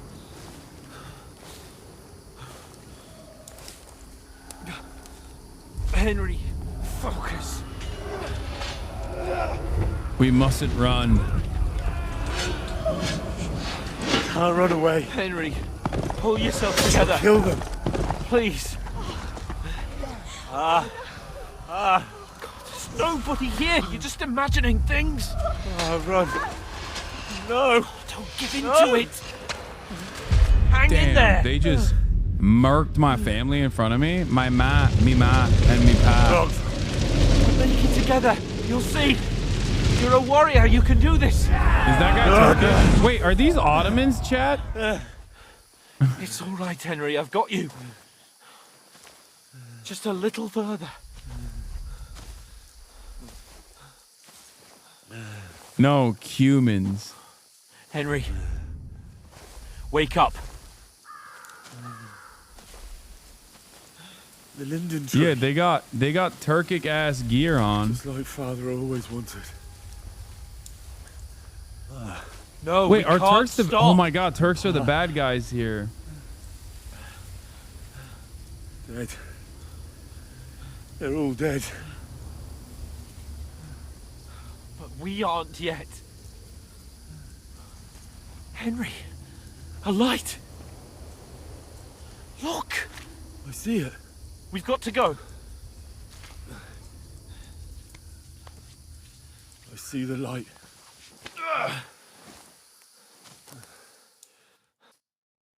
There are a few references to battles with Turks in this game. Hold on. We're here.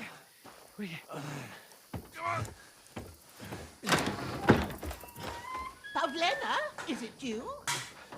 Greetings, good wife. Fear not. We mean you no harm. My friend needs help. Please. The Turks are Kipchak mercenaries serving the Hungarian king Right. Sigismund. I'll see what I can do for him. Let's have a look at you. It's all right. My parents. They're... That was just a dream, Henry. We're in the woods. We were ambushed. This woman is sus. Don't worry. We'll get you fixed up right as rain. Now I've got you, all sons.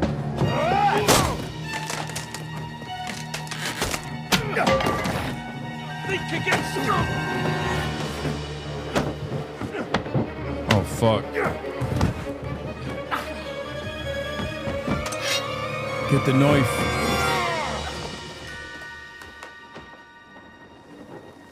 Hey, lad. Are you alive, lad? Wait, was that grandma's? Did grandma cook us up? Like Hans and Gretel style?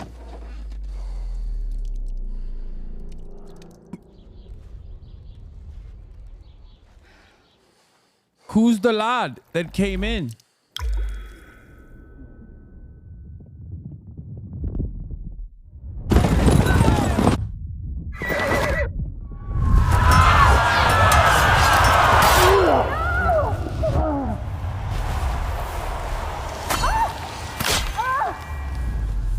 Like, that's definitely a Turkic guy. That guy looks and their gear is Turkish. Turkic.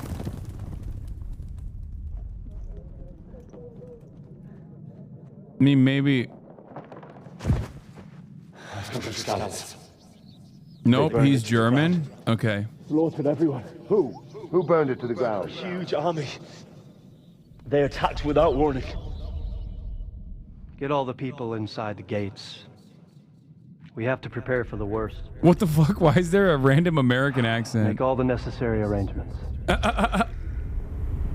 American accent in a medieval thing just stands out of place. You know what I mean? I am Sir Marquardt von Aulitz. I come in the name of Sigismund of Luxembourg, King of Hungary and Croatia. Okay, he's not Turkish.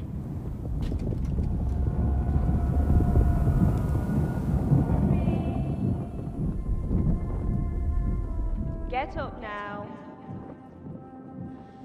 I am the German bad guy.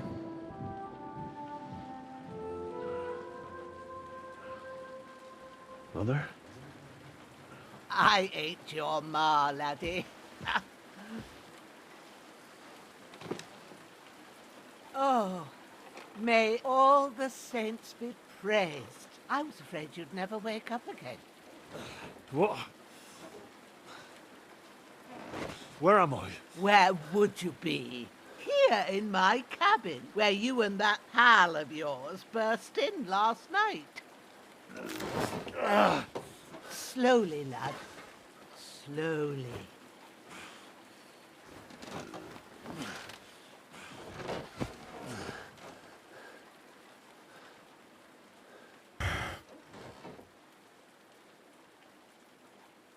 Dude, this game is pretty good.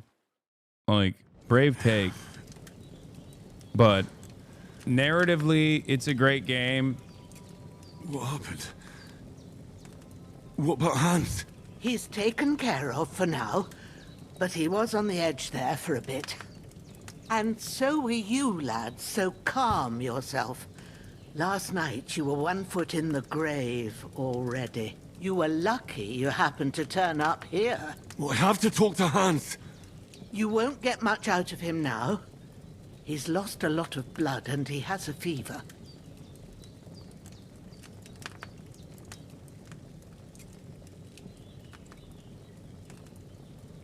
What happened to him? That cutthroat that followed you fellas cut him up bad.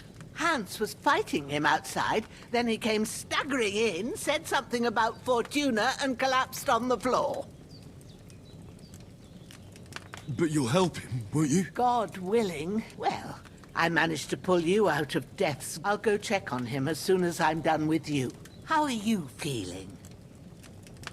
I've had worse. I've had worse. My shoulders stings a bit, but I'm all right otherwise. Wait, You're why do I have a brave. lisp?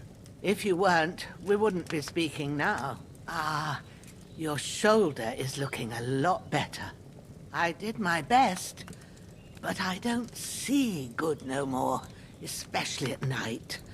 So I didn't do the best job. It just wouldn't stop bleeding. And now you've moved about, it started up again. Take this and bandage it up. Is it because I'm Not much gay? else we can do with it now. Thanks. Is this I the reckon I can medieval? manage that. Is this a medieval gay accent? I need to get a breath They're of fresh being air. problematic. Clear my head. You slept through half of God's bright day, lad. So, if you feel up to it, go ahead. At least we'll see how steady you are on your feet. While you're at it, you can stop by the trough and wash all that nasty grime off of yourself. I found an old tunic. Put it on so you don't catch a chill. It gets cold here by the water. No doubt you'll be famished and need a bite to eat.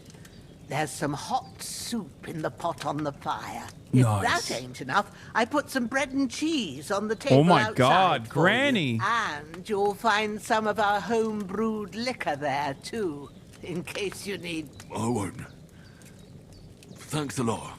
Thanks I'll a lot. reward you 1,000-fold. What's your name, by the way? Bushenna's my name. Well, I'm Henry. I know. Hans told me. I'll go and check on him. When you're done with everything, come and see me and we'll figure Dude, out this what granny to do is next. crazy. This granny is throwing... Yo, does granny want it? Because I'll give her to work, if you know what I'm saying. You're bleeding.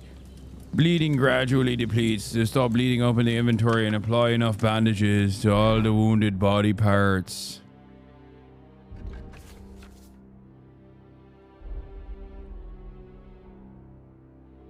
What do I do here, chat?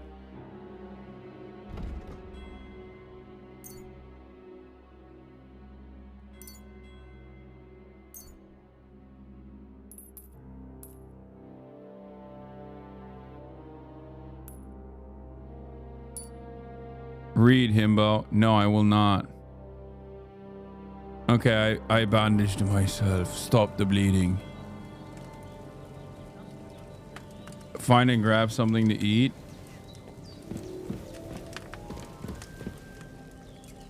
Where's the bread? The brot.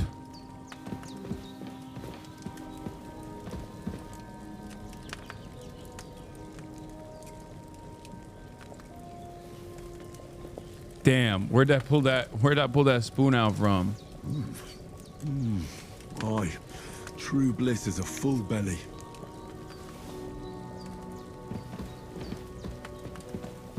Okay. I can cook items. Okay, that's good. You can cook. You must food stuff over fire.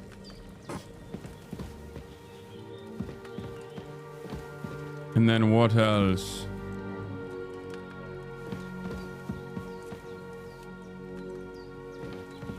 Oh, there's stuff outside on the table that I can use to fix myself. Oh no, dead bastard.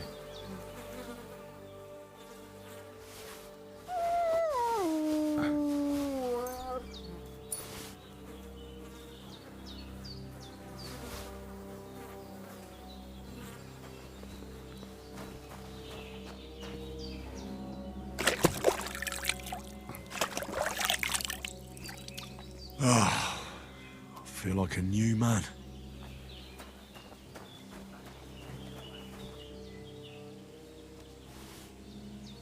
I gotta take all this food too. Fuck it. You never know when I might need it.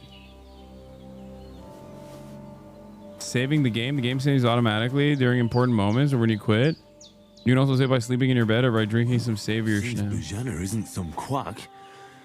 She's got a damn good setup here.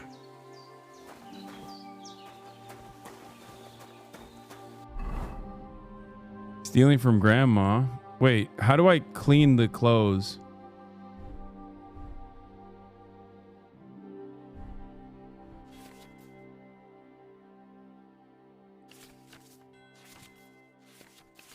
I don't know what any of this shit is.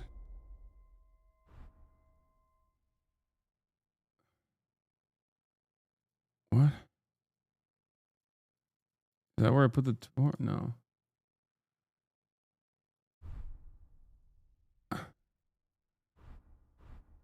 Beggar's hose. Okay. Miner's hood. Wait, worn gambeson is better than the short tunic. Equip them and wash yourself.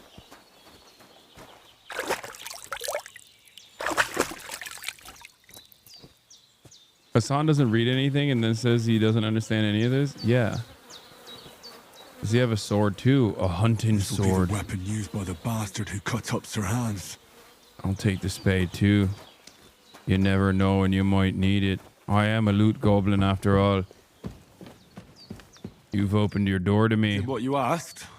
And you didn't faint while doing it. I'm pleased, Henry. I had to pour a whole Lethean potion into you last night. That's what I call medicine. It can either put a dead man back on his feet or make sure he never gets up again. So consider yourself lucky. I will. But what about Capon? Well, he's less lucky. That brute really knocked him about before Hans beat the life out of him. Is there any way I can help? I owe it to Capon, and I want to do whatever I can. You owe him, all right. I've got a bit of that Lethean potion left.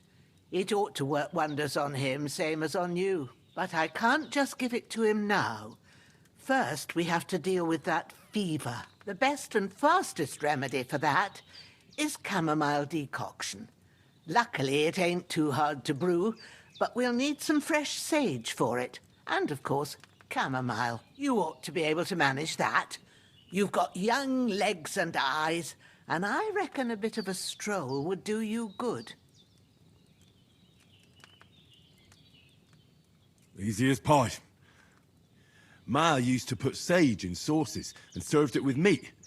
I'll check the kitchen. Christ wounds. Try thinking with your head and not just... We need freshly picked sage, not some dried herb. So sage has a purple blossom and chamomile has white petals with a yellow center. At the back of the hut, there's a footpath leading up to the rocks. You go along there till you reach a sort of small meadow. You ought to find... Great. I'll be back... All right. I'll be glad if you get back here soon. I don't... Seeing him lying... I understand. Maybe I could manage to bury him somewhere. Or at least hide him somewhere further off in the woods. The Lord be praised. I'd be true... do you feel up to it, laddie? You ain't... I think I can manage. I'll see what I can manage. I have to win my reputation back with Grandma. Here anyway. I wouldn't want you to have any more trouble. And a bit of effort, even if it's a dirty job, is the least I owe you. Well, if you think you can manage it, good. Where should I put him? Reputation gain. Grab the spade by the dung pile. We're gonna fuck. And bury him by the creek. The soil will be softer there, so it should be easier. When you head out the gate, follow your nose. Find a good spot somewhere in the and when you're done with that, better have a wash, so's you don't have the stench of death on you. True. I'll bear that in mind. I'll sort out the rest with Ignatius, the gravedigger, when he comes by again, so's I don't have that wretch lying here till Judgment Day. All right. I'm trying to do the bisexual option. I'm pansexual. So I'm trying to fuck Grandma. I'm trying to have sex with Hans Capin.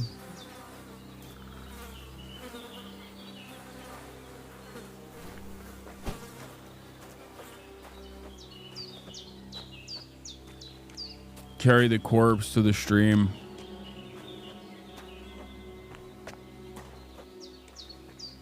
Yeah, pretty much everybody can get it. Wait, what the hell? Oh, it's just a dog. I was like, why is there a panther casually chilling in the woods with me?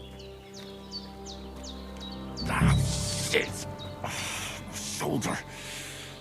Oh, this bastard's hard work.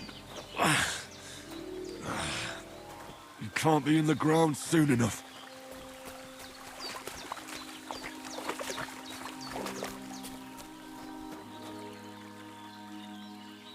Start the digging.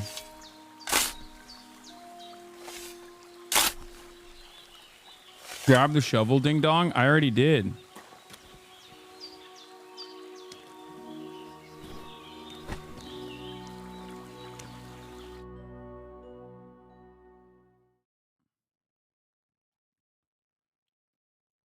After quite a bit of arduous work.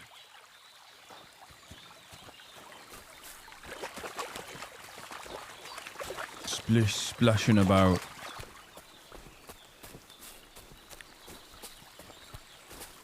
Wait, can I wash myself here or no? Wait, I don't need to wash myself. I'm good. Start digging. Oh, shit.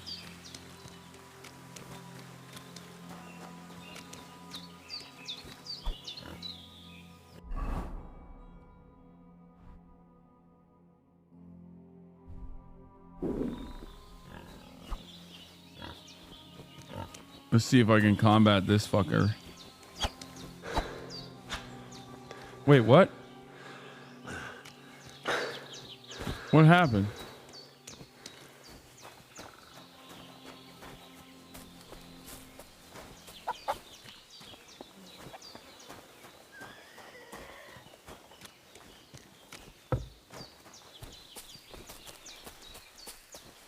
Peter shield? Why would I not be able to kill a pig?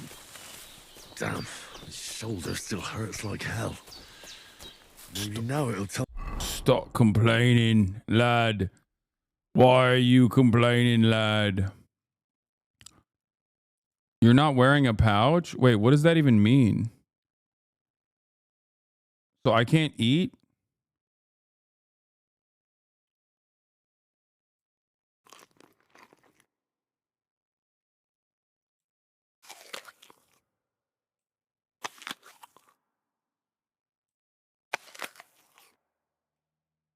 Tell me when it's gonna rain.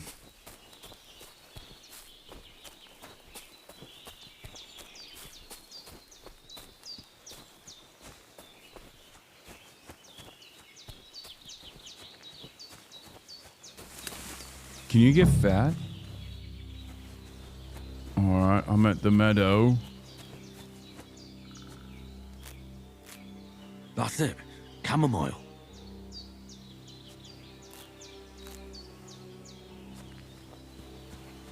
Have you had gay sex? Not yet, but I will. Purple flower. Sage. There we go. Right, I've got all the herbs I need. So back to Bajena on the double. The sooner Hans gets that remedy, the better. You can get food poisoning? Nice, nice, nice. I'll get extras. Just to be safe. Bro, I just ate and I'm hungry again. Oh, it's because my torso is injured. That's it. And I'm Reiki. And I don't want to clean myself, lads.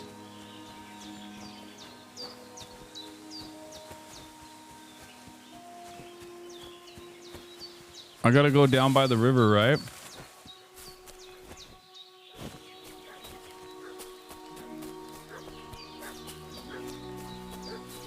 You bloody rank lad. What's that dog making such a fuss about? Could something have happened at Bajena's?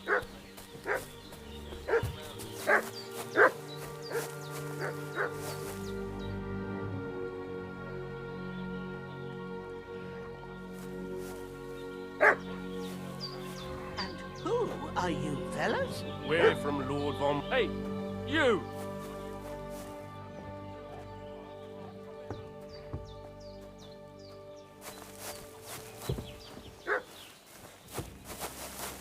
Let's talk peacefully. Lord Von Bergov sent us to find the renegades who ambushed some knights' company down by the pond yesterday. A couple of them fled and are hiding out here in the rocks. Who the hell is the Tell me who Lord? you are and what you know about it. You don't look like Lord Von Bergov's men. You're from Lord Von Bergov. You don't look like it. Kurva! Watch your tongue with me, boy. When I say we're from Von Bergov, then we're from fucking Von Bergov. Who else would we be from anyway? You can talk to me or talk to cold steel. Who the hell are you? And what are you doing here?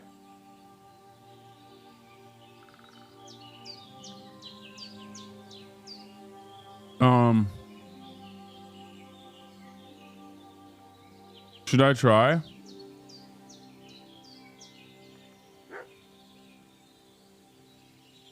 do you think I'm a fool? I know a robber when I see one. There's been lots of you types in these parts recently, and the fellas from the village are well pissed off. So get lost and don't come back, or we'll take our axes to you. Easy there. We're no robbers, we're just carrying out orders. It's We've had a working. look round here, so we can be on our way again. Wait, it did work, but I lost reputation. How is that possible? Devil take it. That's all I... Wait, why did I lose reputation?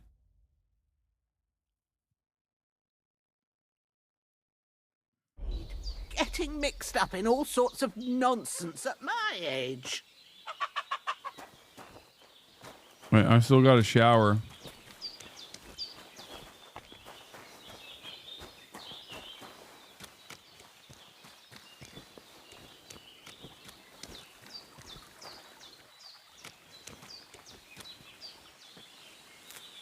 I'm stinky. I don't know where to shower though.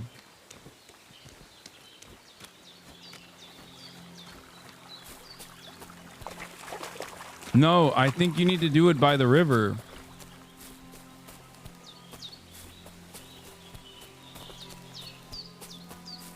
They're just running away, bro. I really cooked their asses. The tub back at the house? Wait, but I did shower myself at the trough before. Why do I smell again? Oh, wait, is it because I carried a dead body? Is that why?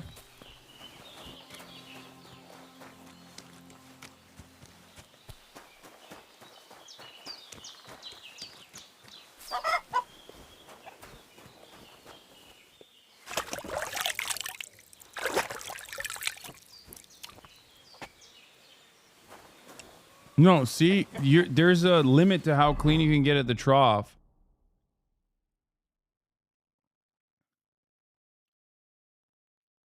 If you get blood on your clothes, you need to go to the river to...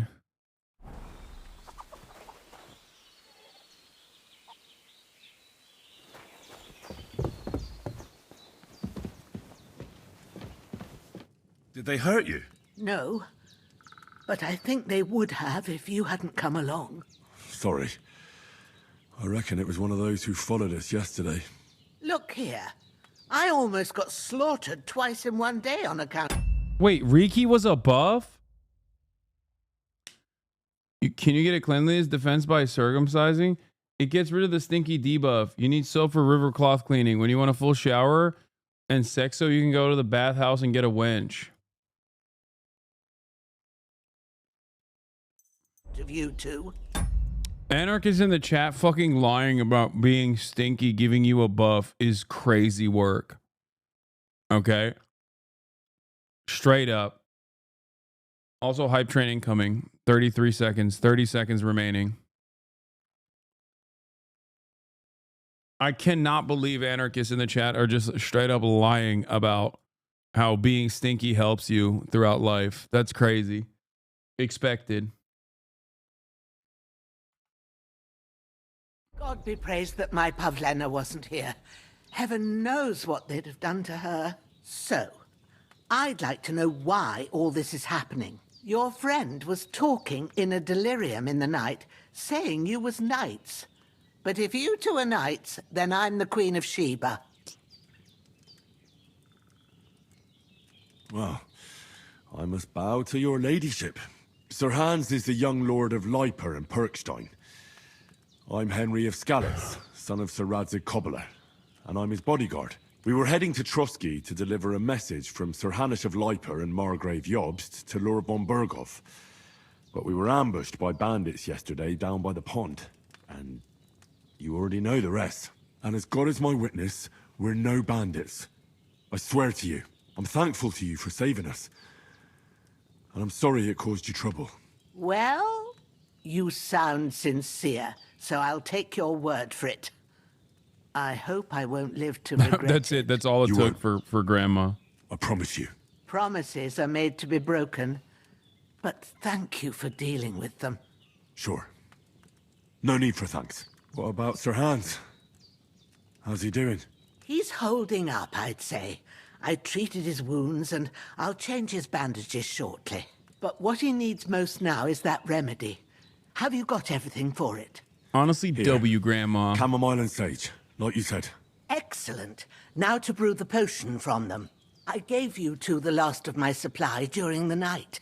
But fresh is best anyways. It's a shame. Someone just said, when you swear to God in the 1400s, people believe you. That's pretty OP, don't you think? My You daughter just can Pavlena. say that and then people will just believe you. That's crazy. I ain't back yet. She'd get it done in a jiffy. Oh, But she we'll got a just have to daughter? manage without Oh, let's her. go. But you can do Sexo. it too. It ain't nothing hard. My eyes are so bad, it'd take me all day. But at least I can tell you how to go about it. Can't you do Right, it? I'll try. But I'm not sure how to do it. I told you, I'll explain everything. I have a book here with the recipe, but it'll be better if I tell you. I know it by heart. I can read as well as any man, if that's what you mean. My word. Maybe you really are a noble son. I'll take the book just in case, but if you give me some advice, I'd be grateful. Of course. Everything we need is in the hut. Let's get to it.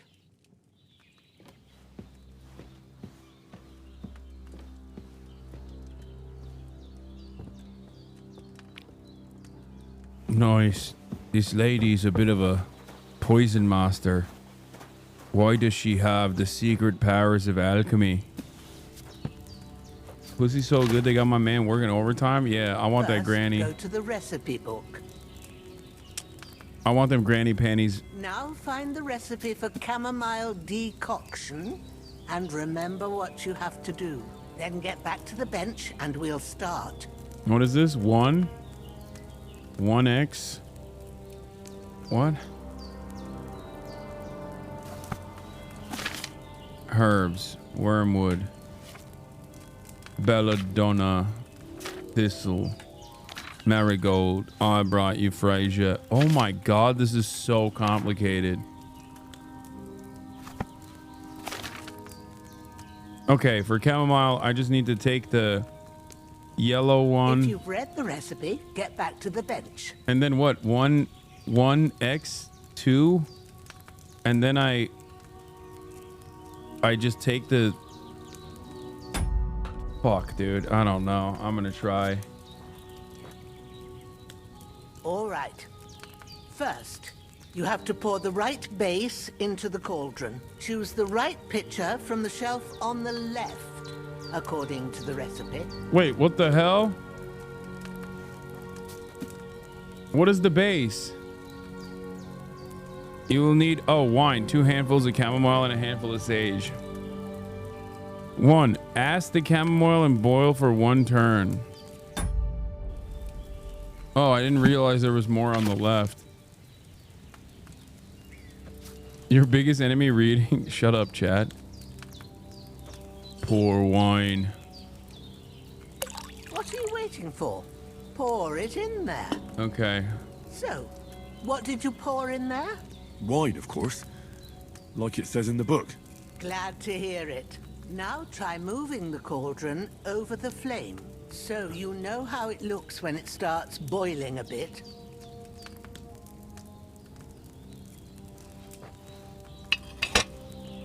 Hear that bubbling? It's boiling. Remember that well. For most potions, you just have to simmer the herbs for a bit. But sometimes you need to get it good and hot.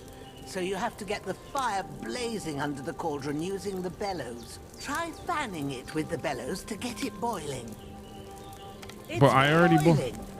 To keep it going, you mustn't stop with the bellows. If you want to cool it down quick, take it off the flames. Try it. Move the cauldron up. Good. Now we'll start with the brewing. Get all the herbs that you need ready. The ones you picked. Put them there on the shelf, so you've got them at hand. Oh no, not nettle. All right, let's get to it. First, throw 2 handfuls of chamomile into the cauldron.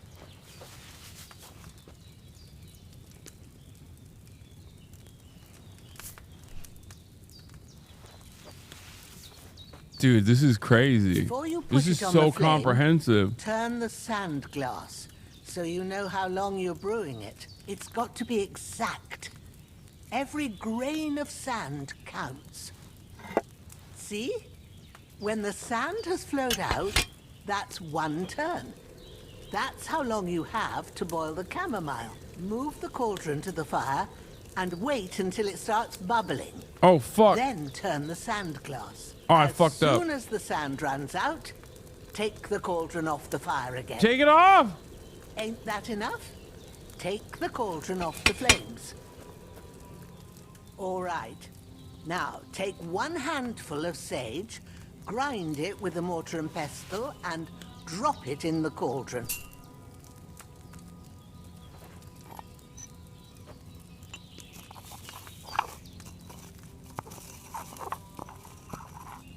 Have you ground it?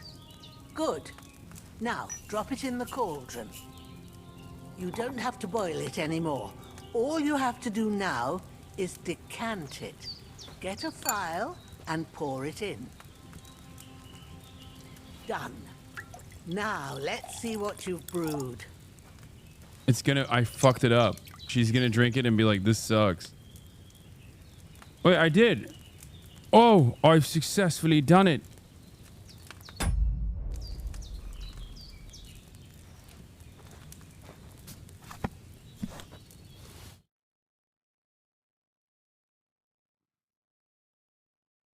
The smell of it. Not Asmongold directing his viewers after trash taste. Amazing. They've done it now.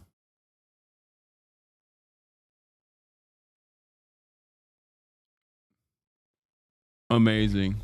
It's a chamomile decoction the way it should be. Happy to help. This should help Hans get better. I'm gonna kill Hans with this potion. All right. Is there anything else I can do to Or help? turn him I gay. reckon you've done all you could. What you need now is a bit of rest. Go and get a good sleep. That works wonders. Dude, this is the greatest granny of all time, by the way.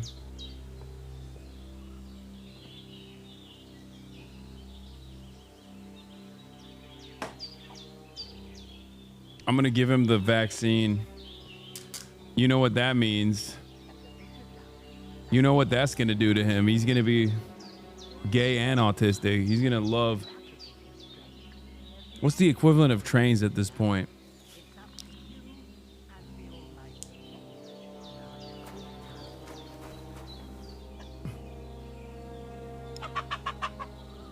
What did autistic people get into back then?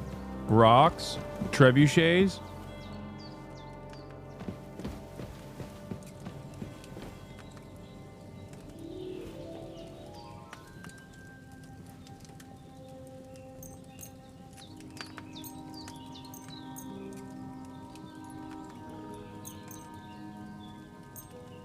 Gotta get them 9 hours, 8 hours of sleep.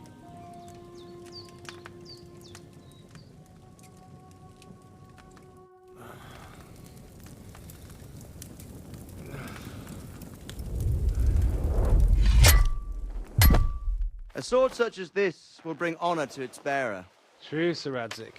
If I'd have had it like back in Nicopolis, things would have worked out differently.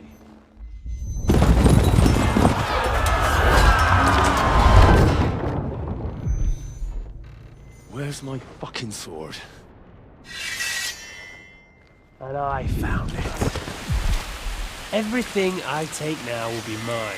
And I plan to take everything. Rot in hell! Why would I miss one sword? Because it's the last one my father forged, and I promised him I'd deliver it to you. Strong the dog fucks the bitches. And war is a nasty business. Spoilers, bro. Yeah, for the first game if you didn't play it. Well, I didn't play it either. Where's my fucking sword? You know what? I think I'll keep it. As a memento. This isn't over. I'll find you! Yeah! Don't disappoint me. Wake up, Henry. It's past sunrise. This is the daughter of the grandma.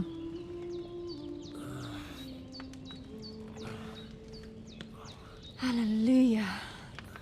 I thought you'd never wake. That's Were you having crazy. a nightmare? That's crazy. Oh, we're doing a full sexo run.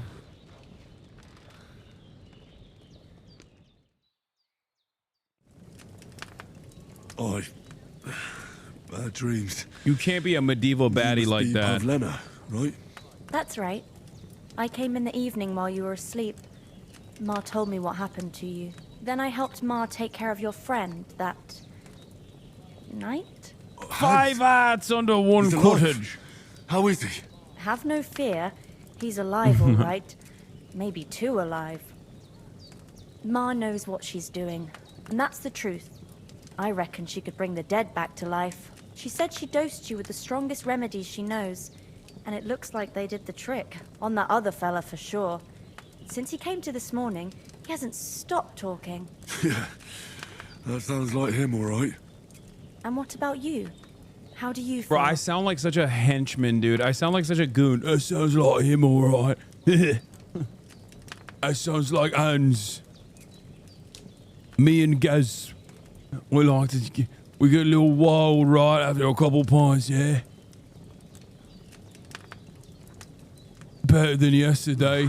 Definitely better than yesterday. Thanks. That's good.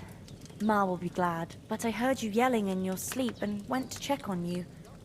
Bad dreams? I dreamt of Istvan Toth, a villainous, murderous whoreson who stole my sword. The last memento I had of my father, and I swore to get that sword back and avenge my parents.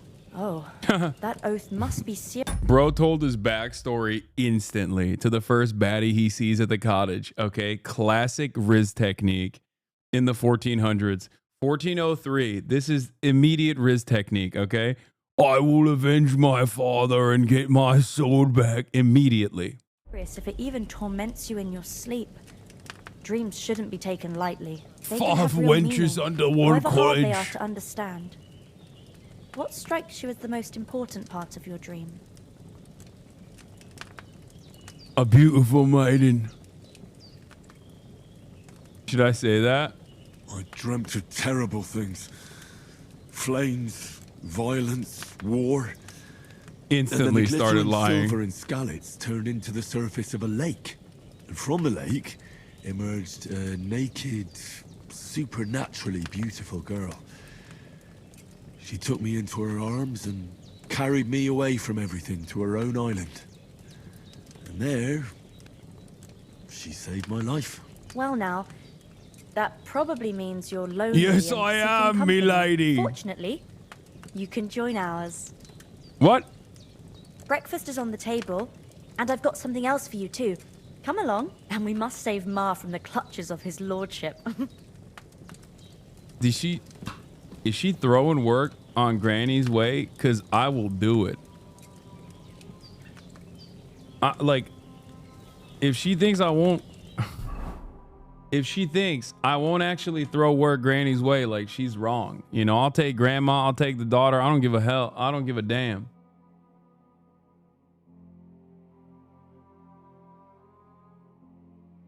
All right, how do I have 9 available perk points.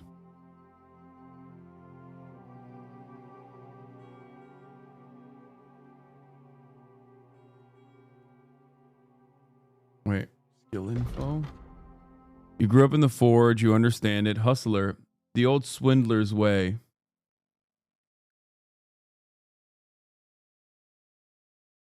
You get a +4 speech bonus when haggling. Quality speaks for itself, but you still know how to help it along. When selling weapons and armor or clothing that are in near perfect or perfect condition, you'll gain 10% more money for them.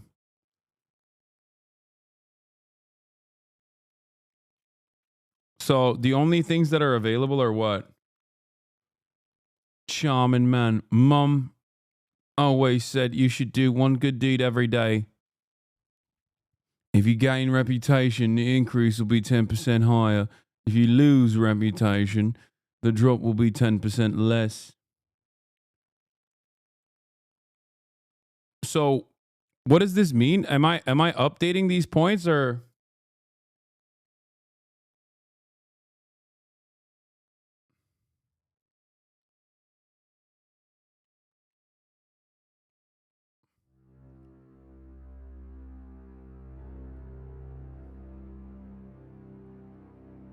You just buy perks? Dude, what the? There's so much. Oh no. Wait, hold on. Secondary charisma. Each of the grayed out stats unlock as you get more levels in that category. Skills, razor sharp, alchemy. Points are within their group, so spend them if you have them. No reason to save.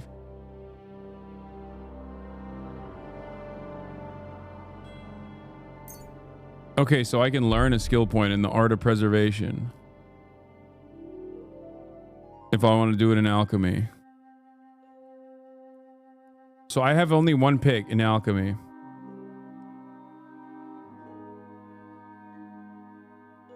What's the best one here? You know your store ingredients properly. Raw food and herbs will have okay. While brewing potions. Potion seller is the best one, chat?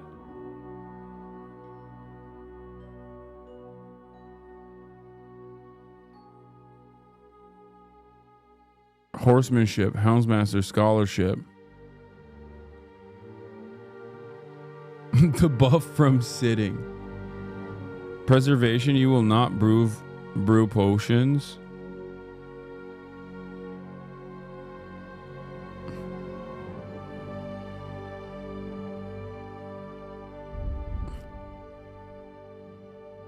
Head protection. Heroes wear helmets, but even the humblest subject. If you're wearing a helmet, blows to the head will take 20 steadfast. Blocks will cost you 20 less stamina. Okay. Easy. Combos. Right. I know these combos. I've got buffs, no buffs.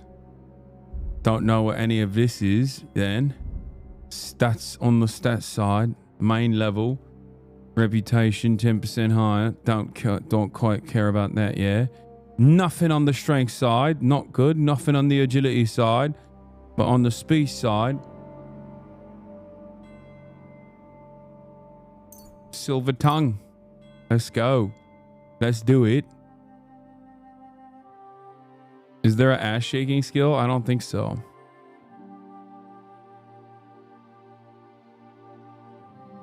Which one is better, chat? Opportunist or charming man?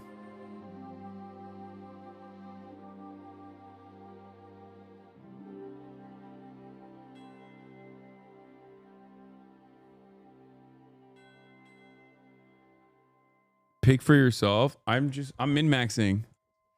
Charming man. All right. I mean, I might fuck it up though. I feel like I'm going to fuck up the combos more than I actually succeed.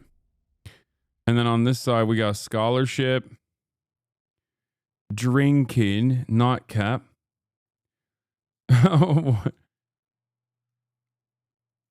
Craftsmanship, razor sharp.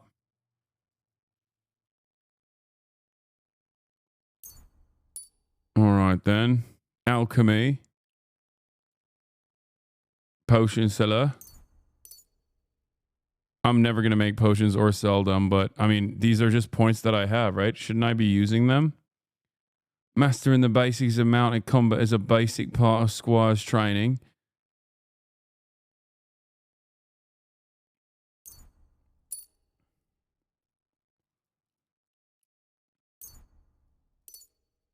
Or should I wait it out and save him and wait it out?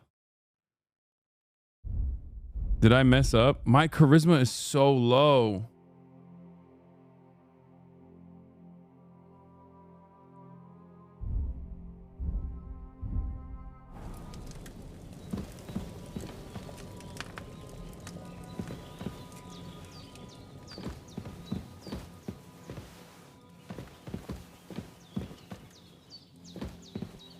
You're dirty and you're in beggar's clothes, Henry, Lamount. Come and Chill. join us. Wait, how do I sit down then? All right then, let's go. Good morning, Henry. You have no idea how glad I am to see you. Come join our banquet in the midst of these exquisite woods. I'm glad to see you too.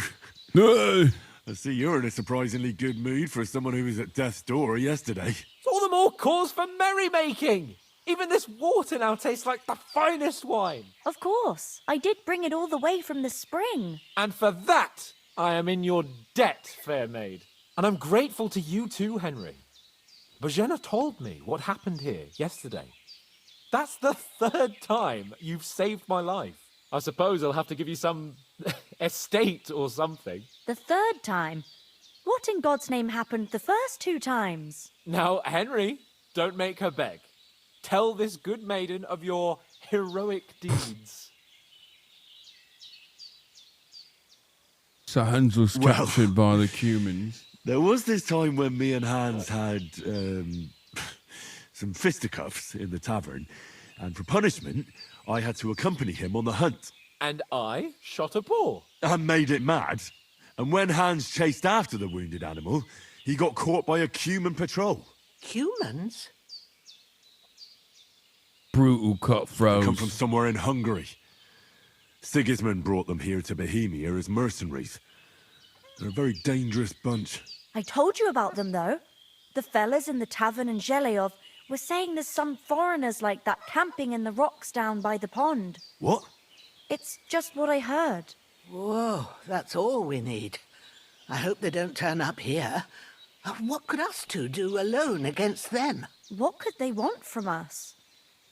But if they did come here to rob us, I'd shoot enough arrows into them to make them think twice. But the thing I want to know is, how did it end up with young Sir Hans? Well, as I said, they took him captive. Well, there must have been 10 of them. I hadn't a chance. You must have been seeing double. As I recall, there were 2.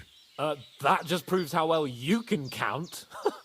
Besides, they were armed to the teeth and had bows and armor. It might as well have been 10. Whatever. Anyway, with a bit of luck, I managed to free Sir Hans.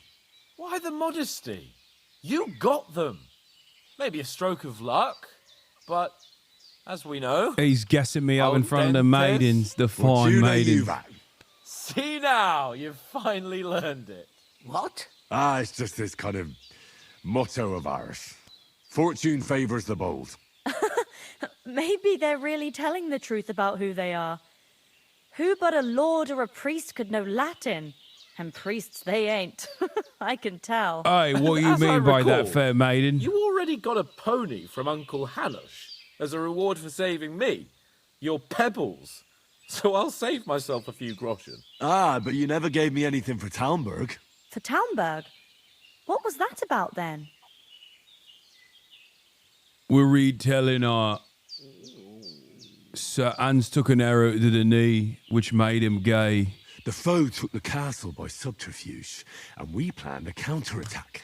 Under the cloak of darkness, we scaled the mighty walls of Talmberg Castle to get inside and open the portcullis to our brothers in arms who were poised and ready to attack.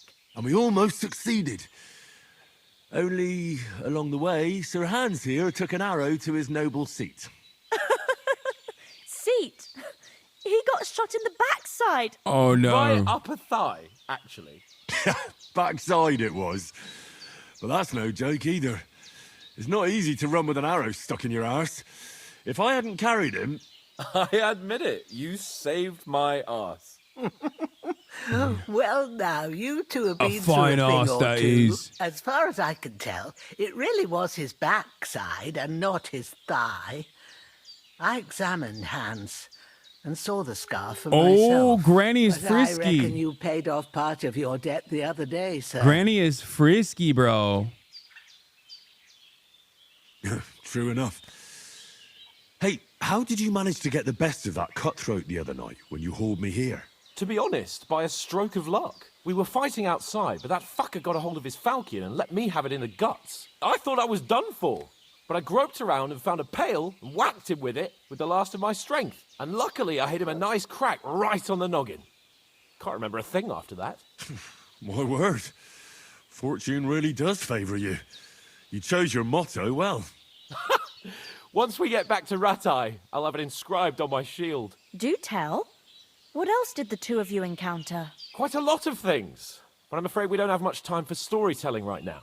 We came here on an important mission, and we cannot afford to dally any longer. We have to get to Trotsky as soon as we can. How far is it from here? Not far. Once you climb the hill above Zhelioth, you'll see the castle. All right. I think we should get on our way as soon as possible. I'll prepare a bit of food for you, for your journey. Oh, Bozhena, I don't know how to thank you for all this. Ah, but I do. Once we've settled our business with von Bergov, I shall reward you as befits a knight. You have my word of honor. Yeah, I'll come back Now and you've take got your me daughter. curious. I never got a knight's word before. For a start, you can leave me that spade. We can't manage without it. Yes, of course. And thanks for everything you've done, Bozhena. I have something for you, Henry. Ma had trouble because of you, but I know you didn't do it on purpose, and you protected her when she needed it. I want to thank you for that. Take this potion. It will help when you're in danger or don't know which way to turn. Have a little sip each time, and it'll save you a lot of trouble. Get You'll it? see. It's not all Save that you. hard to brew. Save your game. With a bit of practice, you could manage it yourself. Thanks, Pavlana. This'll come in handy. No doubt. But we'd better get going. I'll come back for Hans is Prima right. Nocta. We're very glad we met you. And we're obliged to you for your help and hospitality. God bless you. And you too, sirs. As Henry says, may God bless you for your generosity and your healing arts. And Wait. You said you'd shoot arrows at the Cumans. Yeah, I'm pretty handy with it. The I Riz is train up not there done. on the cliff whenever I have a free moment. And the hares hanging in Ma's kitchen, if they'd let me take part in the tournament at Trotsky Castle, but that'll never happen. So I have. What's going on in this Dominion? Is anything interesting happening around these parts? It's Them called Riz, my bandits lady. riding roughshod over the place. It's about time Lord von Bergau rousted them out, but I reckon you know something about that, huh? You got that right. And there's to be a big wedding. Young Lord Semin's gonna marry the daughter of the... That's the biggest thing happening. Apart from that... A band of nomads turned up here. They got a camp somewhere down by the pond. How do you manage here? Are you managing here? We don't complain. We mostly live off the woods. And when we need something else, I weave baskets. And me and Ma brew ointments and potions. Then I go around the villages selling them. What's in the news or in I this barter them for stuff backwater we need. yard? Sometimes folk come here to us when it's something serious. Why do you live here? How come you live here and not in the village? Oh, that's hard to explain. And Ma and... Look, that's our affair. Oh, shit. I'll be with you. Alright, I'll get up then. Fucking hell, get up then. An onion. And bread, I'll take this as well. And the bacon, thank you, thank you. as Henry Thank you very much, yeah. I'll take it. Yeah. says, may God bless you for your generosity and your healing arts. And you have rightfully earned the gratitude of the House of Lipa for all time. If you should ever find yourself in need, the doors of Perkstein shall always be open to you. Yeah, Thank you, sir. Though, I'm not sure I could find the way to Perkstein. Hopefully we'll never need to take up your offer. Alright, where we going? Anskapen. Nothing against the hospitality of the good women folk here, but I want to get to Trotsky Castle right away. What about the rest of our company? Could someone else have got away? You saw for yourself. They didn't stand a chance. But you're right, we shouldn't just leave. As soon as we get to Trotsky, I'll make sure they get a proper Christian burial and their souls find. And when we get back to Ratai, we'll have a mass served for them. You're right. They were damned good lads. I'd known Oates since childhood. Damn it. She already took the shovel, chat. Shut up. What about Mutt? He's bound to be looking for us. Henry, I like your dog. He saved my... So did I. First Trotsky, von Bergov, and the... All right. I'd expect no less of you. Yeah, of course he wouldn't want me to go look for the lad. Before we hit the road, the wee lad. there's something you should know. I have a hunch that one of that band that ambushed us at the pond was Istvan Toth. Toth? Are you yanking my pizzle? My pizzle? He's long since over the hills and far away. I tell you, I saw him there. Of course, Henry. I know you have accounts to settle with him, but that's nonsense. Toth is in Sigismund's service and is harassing his opponents. And Otto von Bergov is one of Sigismund's allies. So Toth's hardly going to attack his people. It was dark. God knows what you saw. I saw him, the bastard, and I'll get him. Yes. We'll surely get him one day. I promise you. And your sword, too. But I don't think either of them are around here. But I see you haven't wasted any time and found yourself a weapon to replace that sword. That's good. You never know when you might need it around here. Come on, let's get going. No mutt, no pizzle, no sword, no fucking tough. This guy Hans. This guy Hans. Oh my lady. My lady.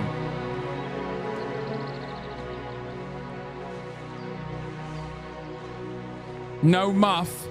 No muff from the lass. No muff from the ladies in the village. In the cottage. We've got nothing. Nothing at all.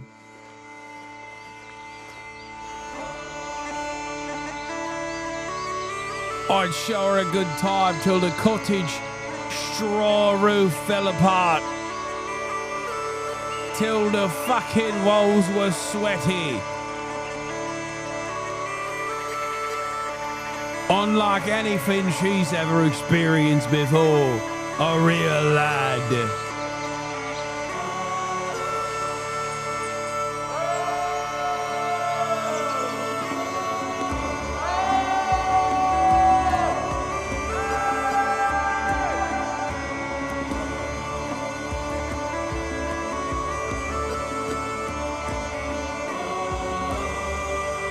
That's the classic. Whoa, he spat on the ground, he did.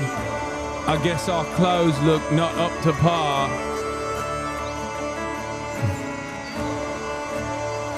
Boy. 4-hour tutorial, no refunds? Yeah, that's devastating. They made the tutorial so long that you can't refund the game.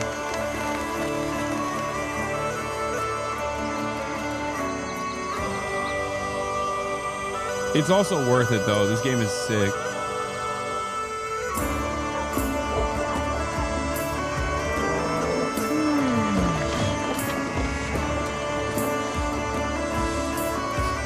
We've made it to the village. More grannies for the taking.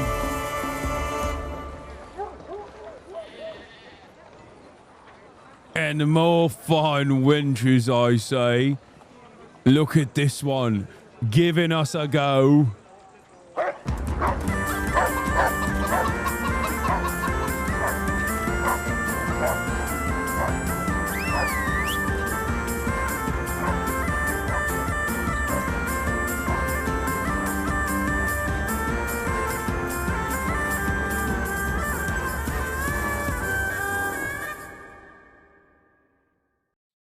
To look is free. But to do more, you need multiple pence. Oh, I hope they've got a good physician at this castle.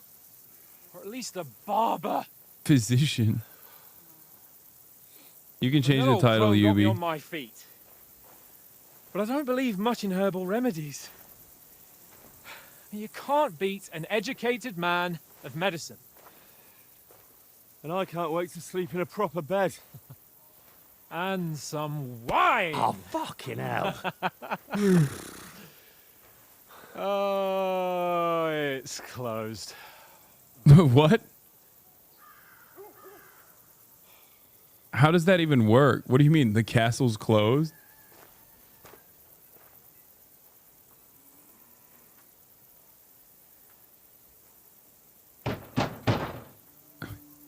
Open up! I bear an urgent message for your liege lord.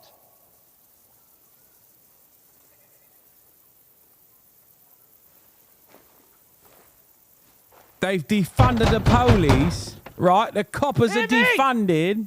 Open the gate! I am a messenger from Sir Hanush of Lipa.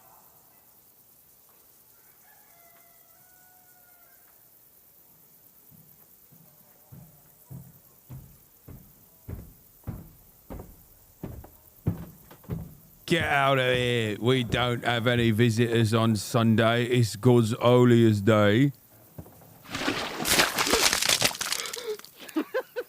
Fucking shit! Fuck! You fucking cunts!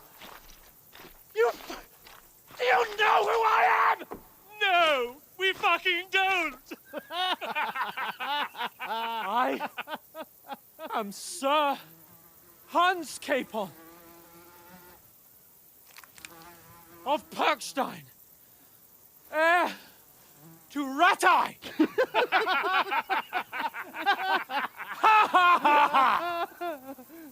Now, look here, you filthy beggar! I'm not here for your amusement, so get your stinking, ragged asses out of here on the double. Well, The pair of you! What's all this about?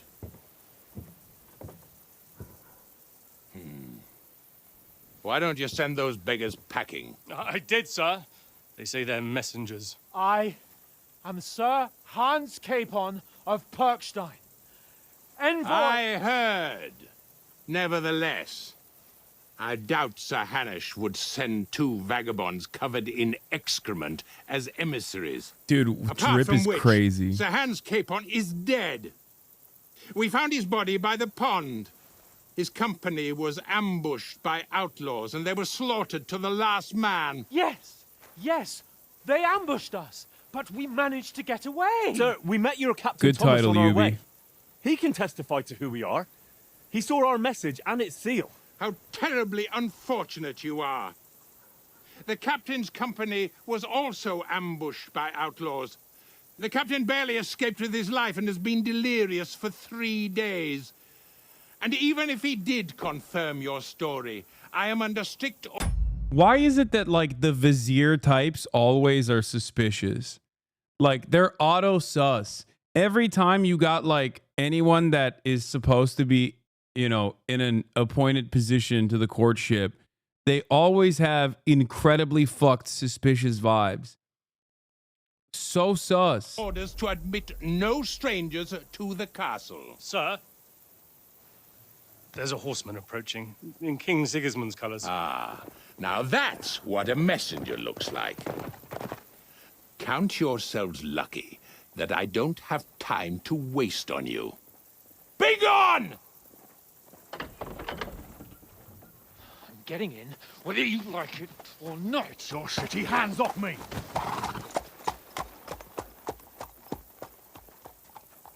No, wait.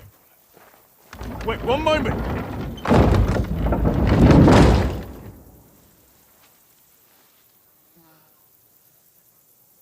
What the fuck was that? He's still covered in shit.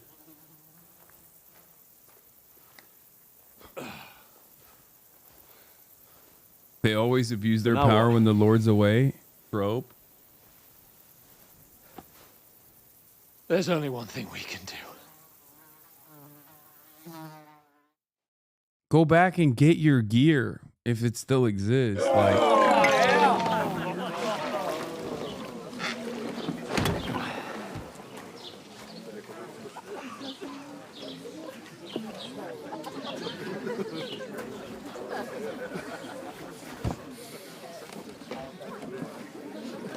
Have you two got any groschen? What do you take me for, wench? For someone who stinks Like a badger. Oh, owned. Look, we've had a tough couple of days, so we'd like a bit of peace and quiet, a beer, and a bite to eat. Unless you want to share a bowl of gruel, you're going to need more coin than this. Inflation! Just bring the best you have, and we'll settle later. As the gentleman wishes. Well, she's not far off. We look like a couple of beggars, and we stink even worse.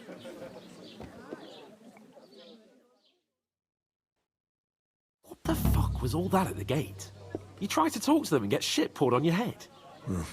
Different lands, different customs. God's holy britches. Well, I expect they've had trouble with beggars at the castle, so they act without thinking. Oh, really? I'd never have figured that out. I'd rather hear some cunning plan how to get out of this shit. Huh?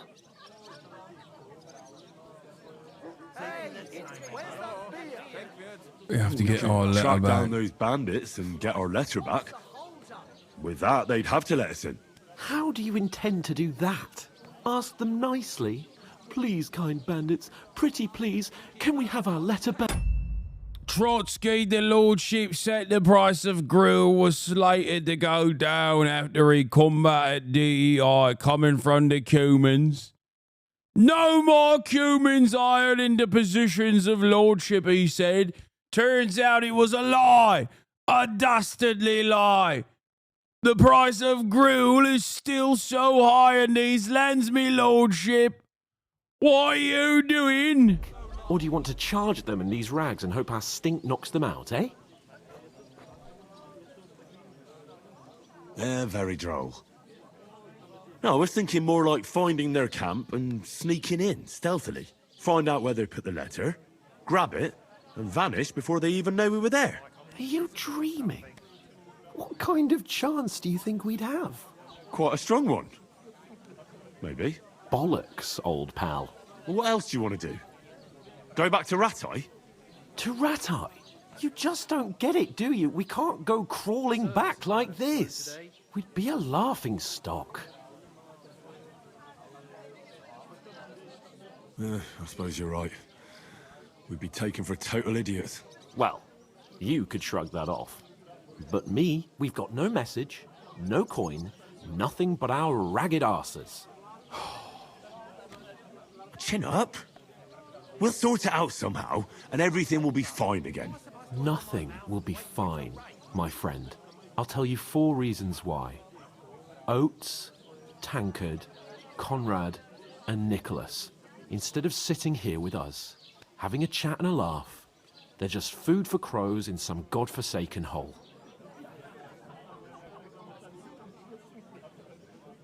It's not your fault they died.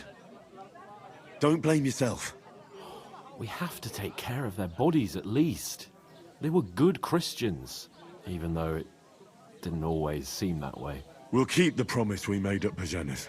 The best way to honor their memory is to finish our mission. We'll get inside the castle. Your tunic looks like it was made from 100% We'll rat avenge ass. our lads Okay, chill, and bro. go back to Ratai with our heads held high. I promise you that. Audentes fortuna juvat. Audentes fortuna juvat. Juvat. Al dentes with my About pasta. bloody time. Here we are. Gentlemen. What is this stuff? Hey, there's meat in that. And there's more than you gave me coin for. When you're finished, report for work. Oh! Cheers. Gonna have to work for it. It's shite soup. Oh! That right there is a tankard! Woman from the pond. Or the one you gave us away for. Fight better that witch. Wench! What I tell you. What are you waiting for? She can vouch for who we are. Go to her.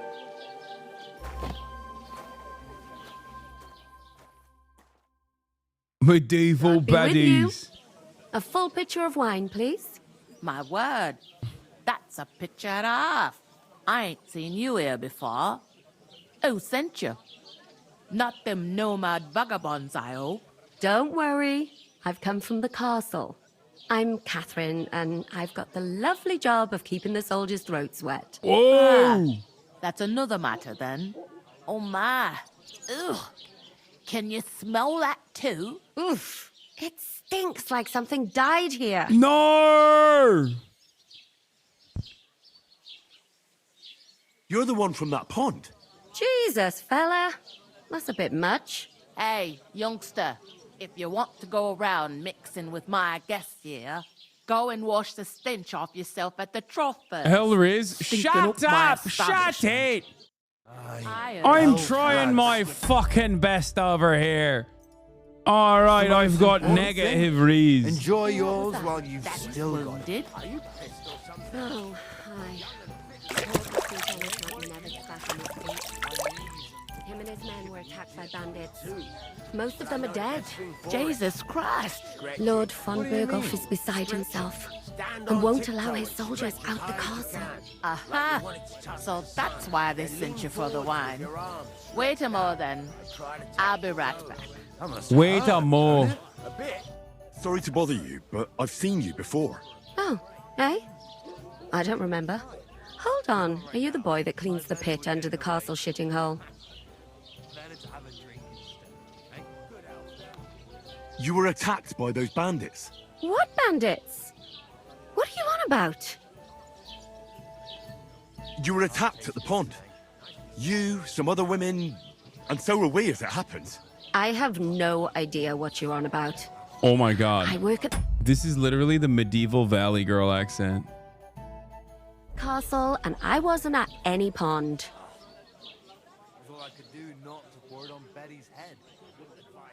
And I have no idea why you're trying to deny it. I saw you with my own eyes. You were washing laundry there with some other girls. Well, I reckon you weren't looking too much at faces, eh? Clear off, you lecher. Fuck off! Here's your wine. This Is this wench. vagabond bothering you? I can handle the likes of him myself. Thanks for the wine. Bye. Look, please. I don't know what's up with you, but I know you were there. I need your help. You owe me that much. But we need to get to von Berghoff, and you're the only one who can confirm who we are.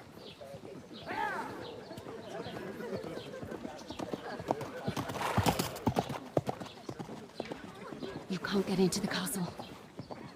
And even if you could, that was the King's messenger. Von Berghoff is getting ready to ride out. Shit. If you want to speak to him, the best place would be Samin's wedding. He'll be there. For sure. No, wait. And don't ever lay your hands on me again!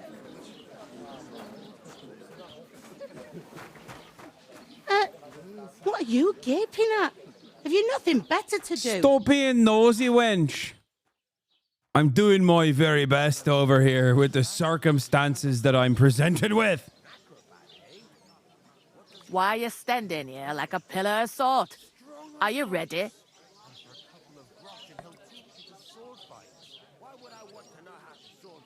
What for? To get to work. You pair ordered a lot more than you paid for, so you work your debt off, like I said.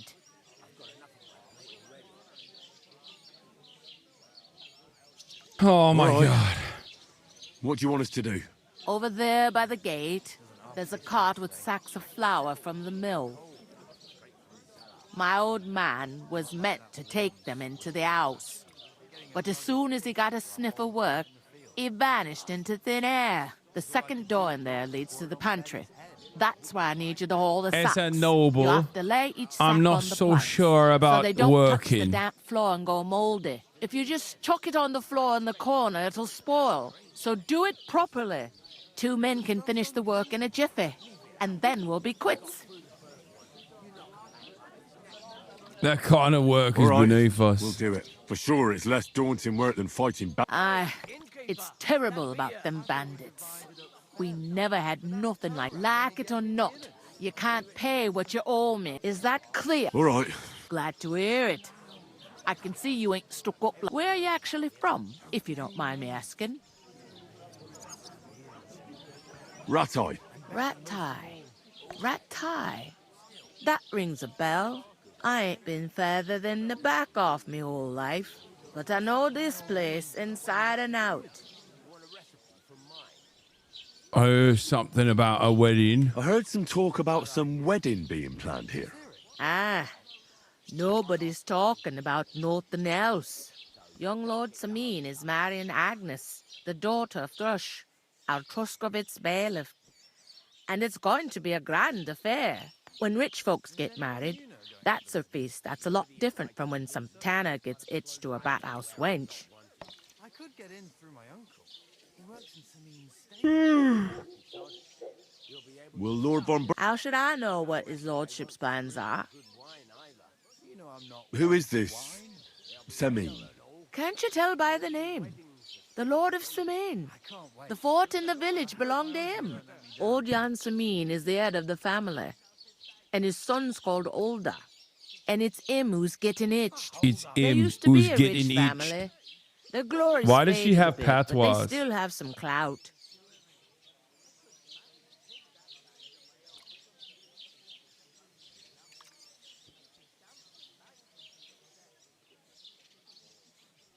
Can I get to the wedding? Can I get to the wedding somehow?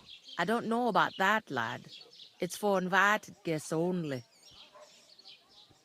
Where's the wedding going? At Samin, of course.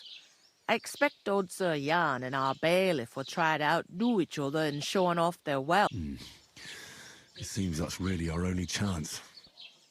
What's that? Oh, no. If you want to find out more, there's young Svaja there. He's the bride's brother. He can be a bit of... I'll go and discuss it with my friend then. And careful with them sacks. Here it comes. I won't rip it. I won't rip it. But that'll be all for today, lads. I'm tired. After a long day, we finally got through the tutorial. Anyway, love you all, and of course I will see you tomorrow. For all the haters that said no gaming, guess what? There's yes gaming. The game is great. My lord, but them two big tankards. Tomorrow we explore the land asunder. Anyway, love you guys, and peace. See you tomorrow. It's another day after all.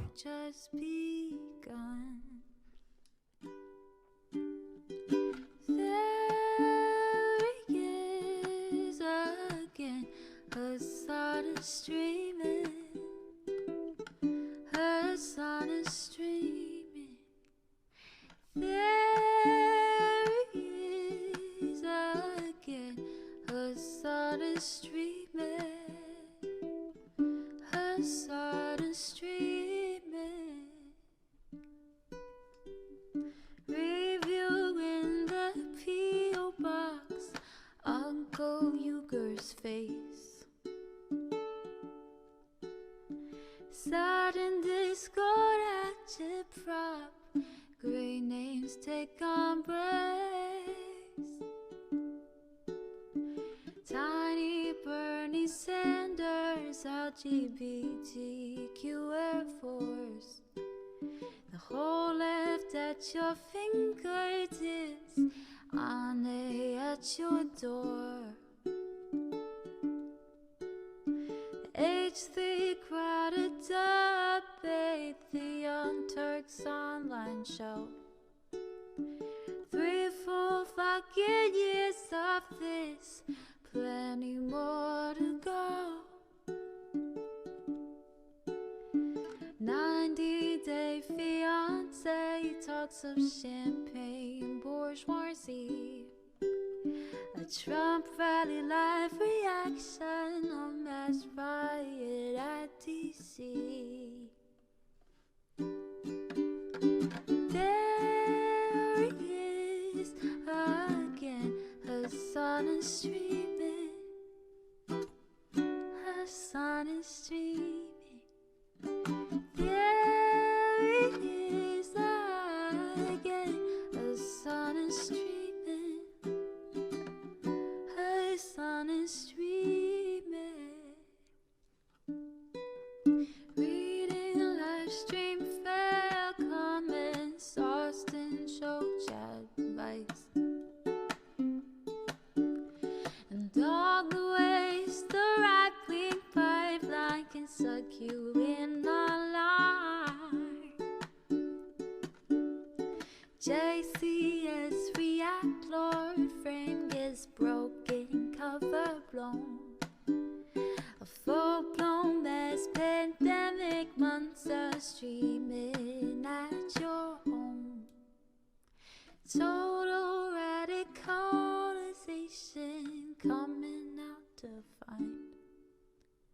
system you were taught to trust in was broken the whole time.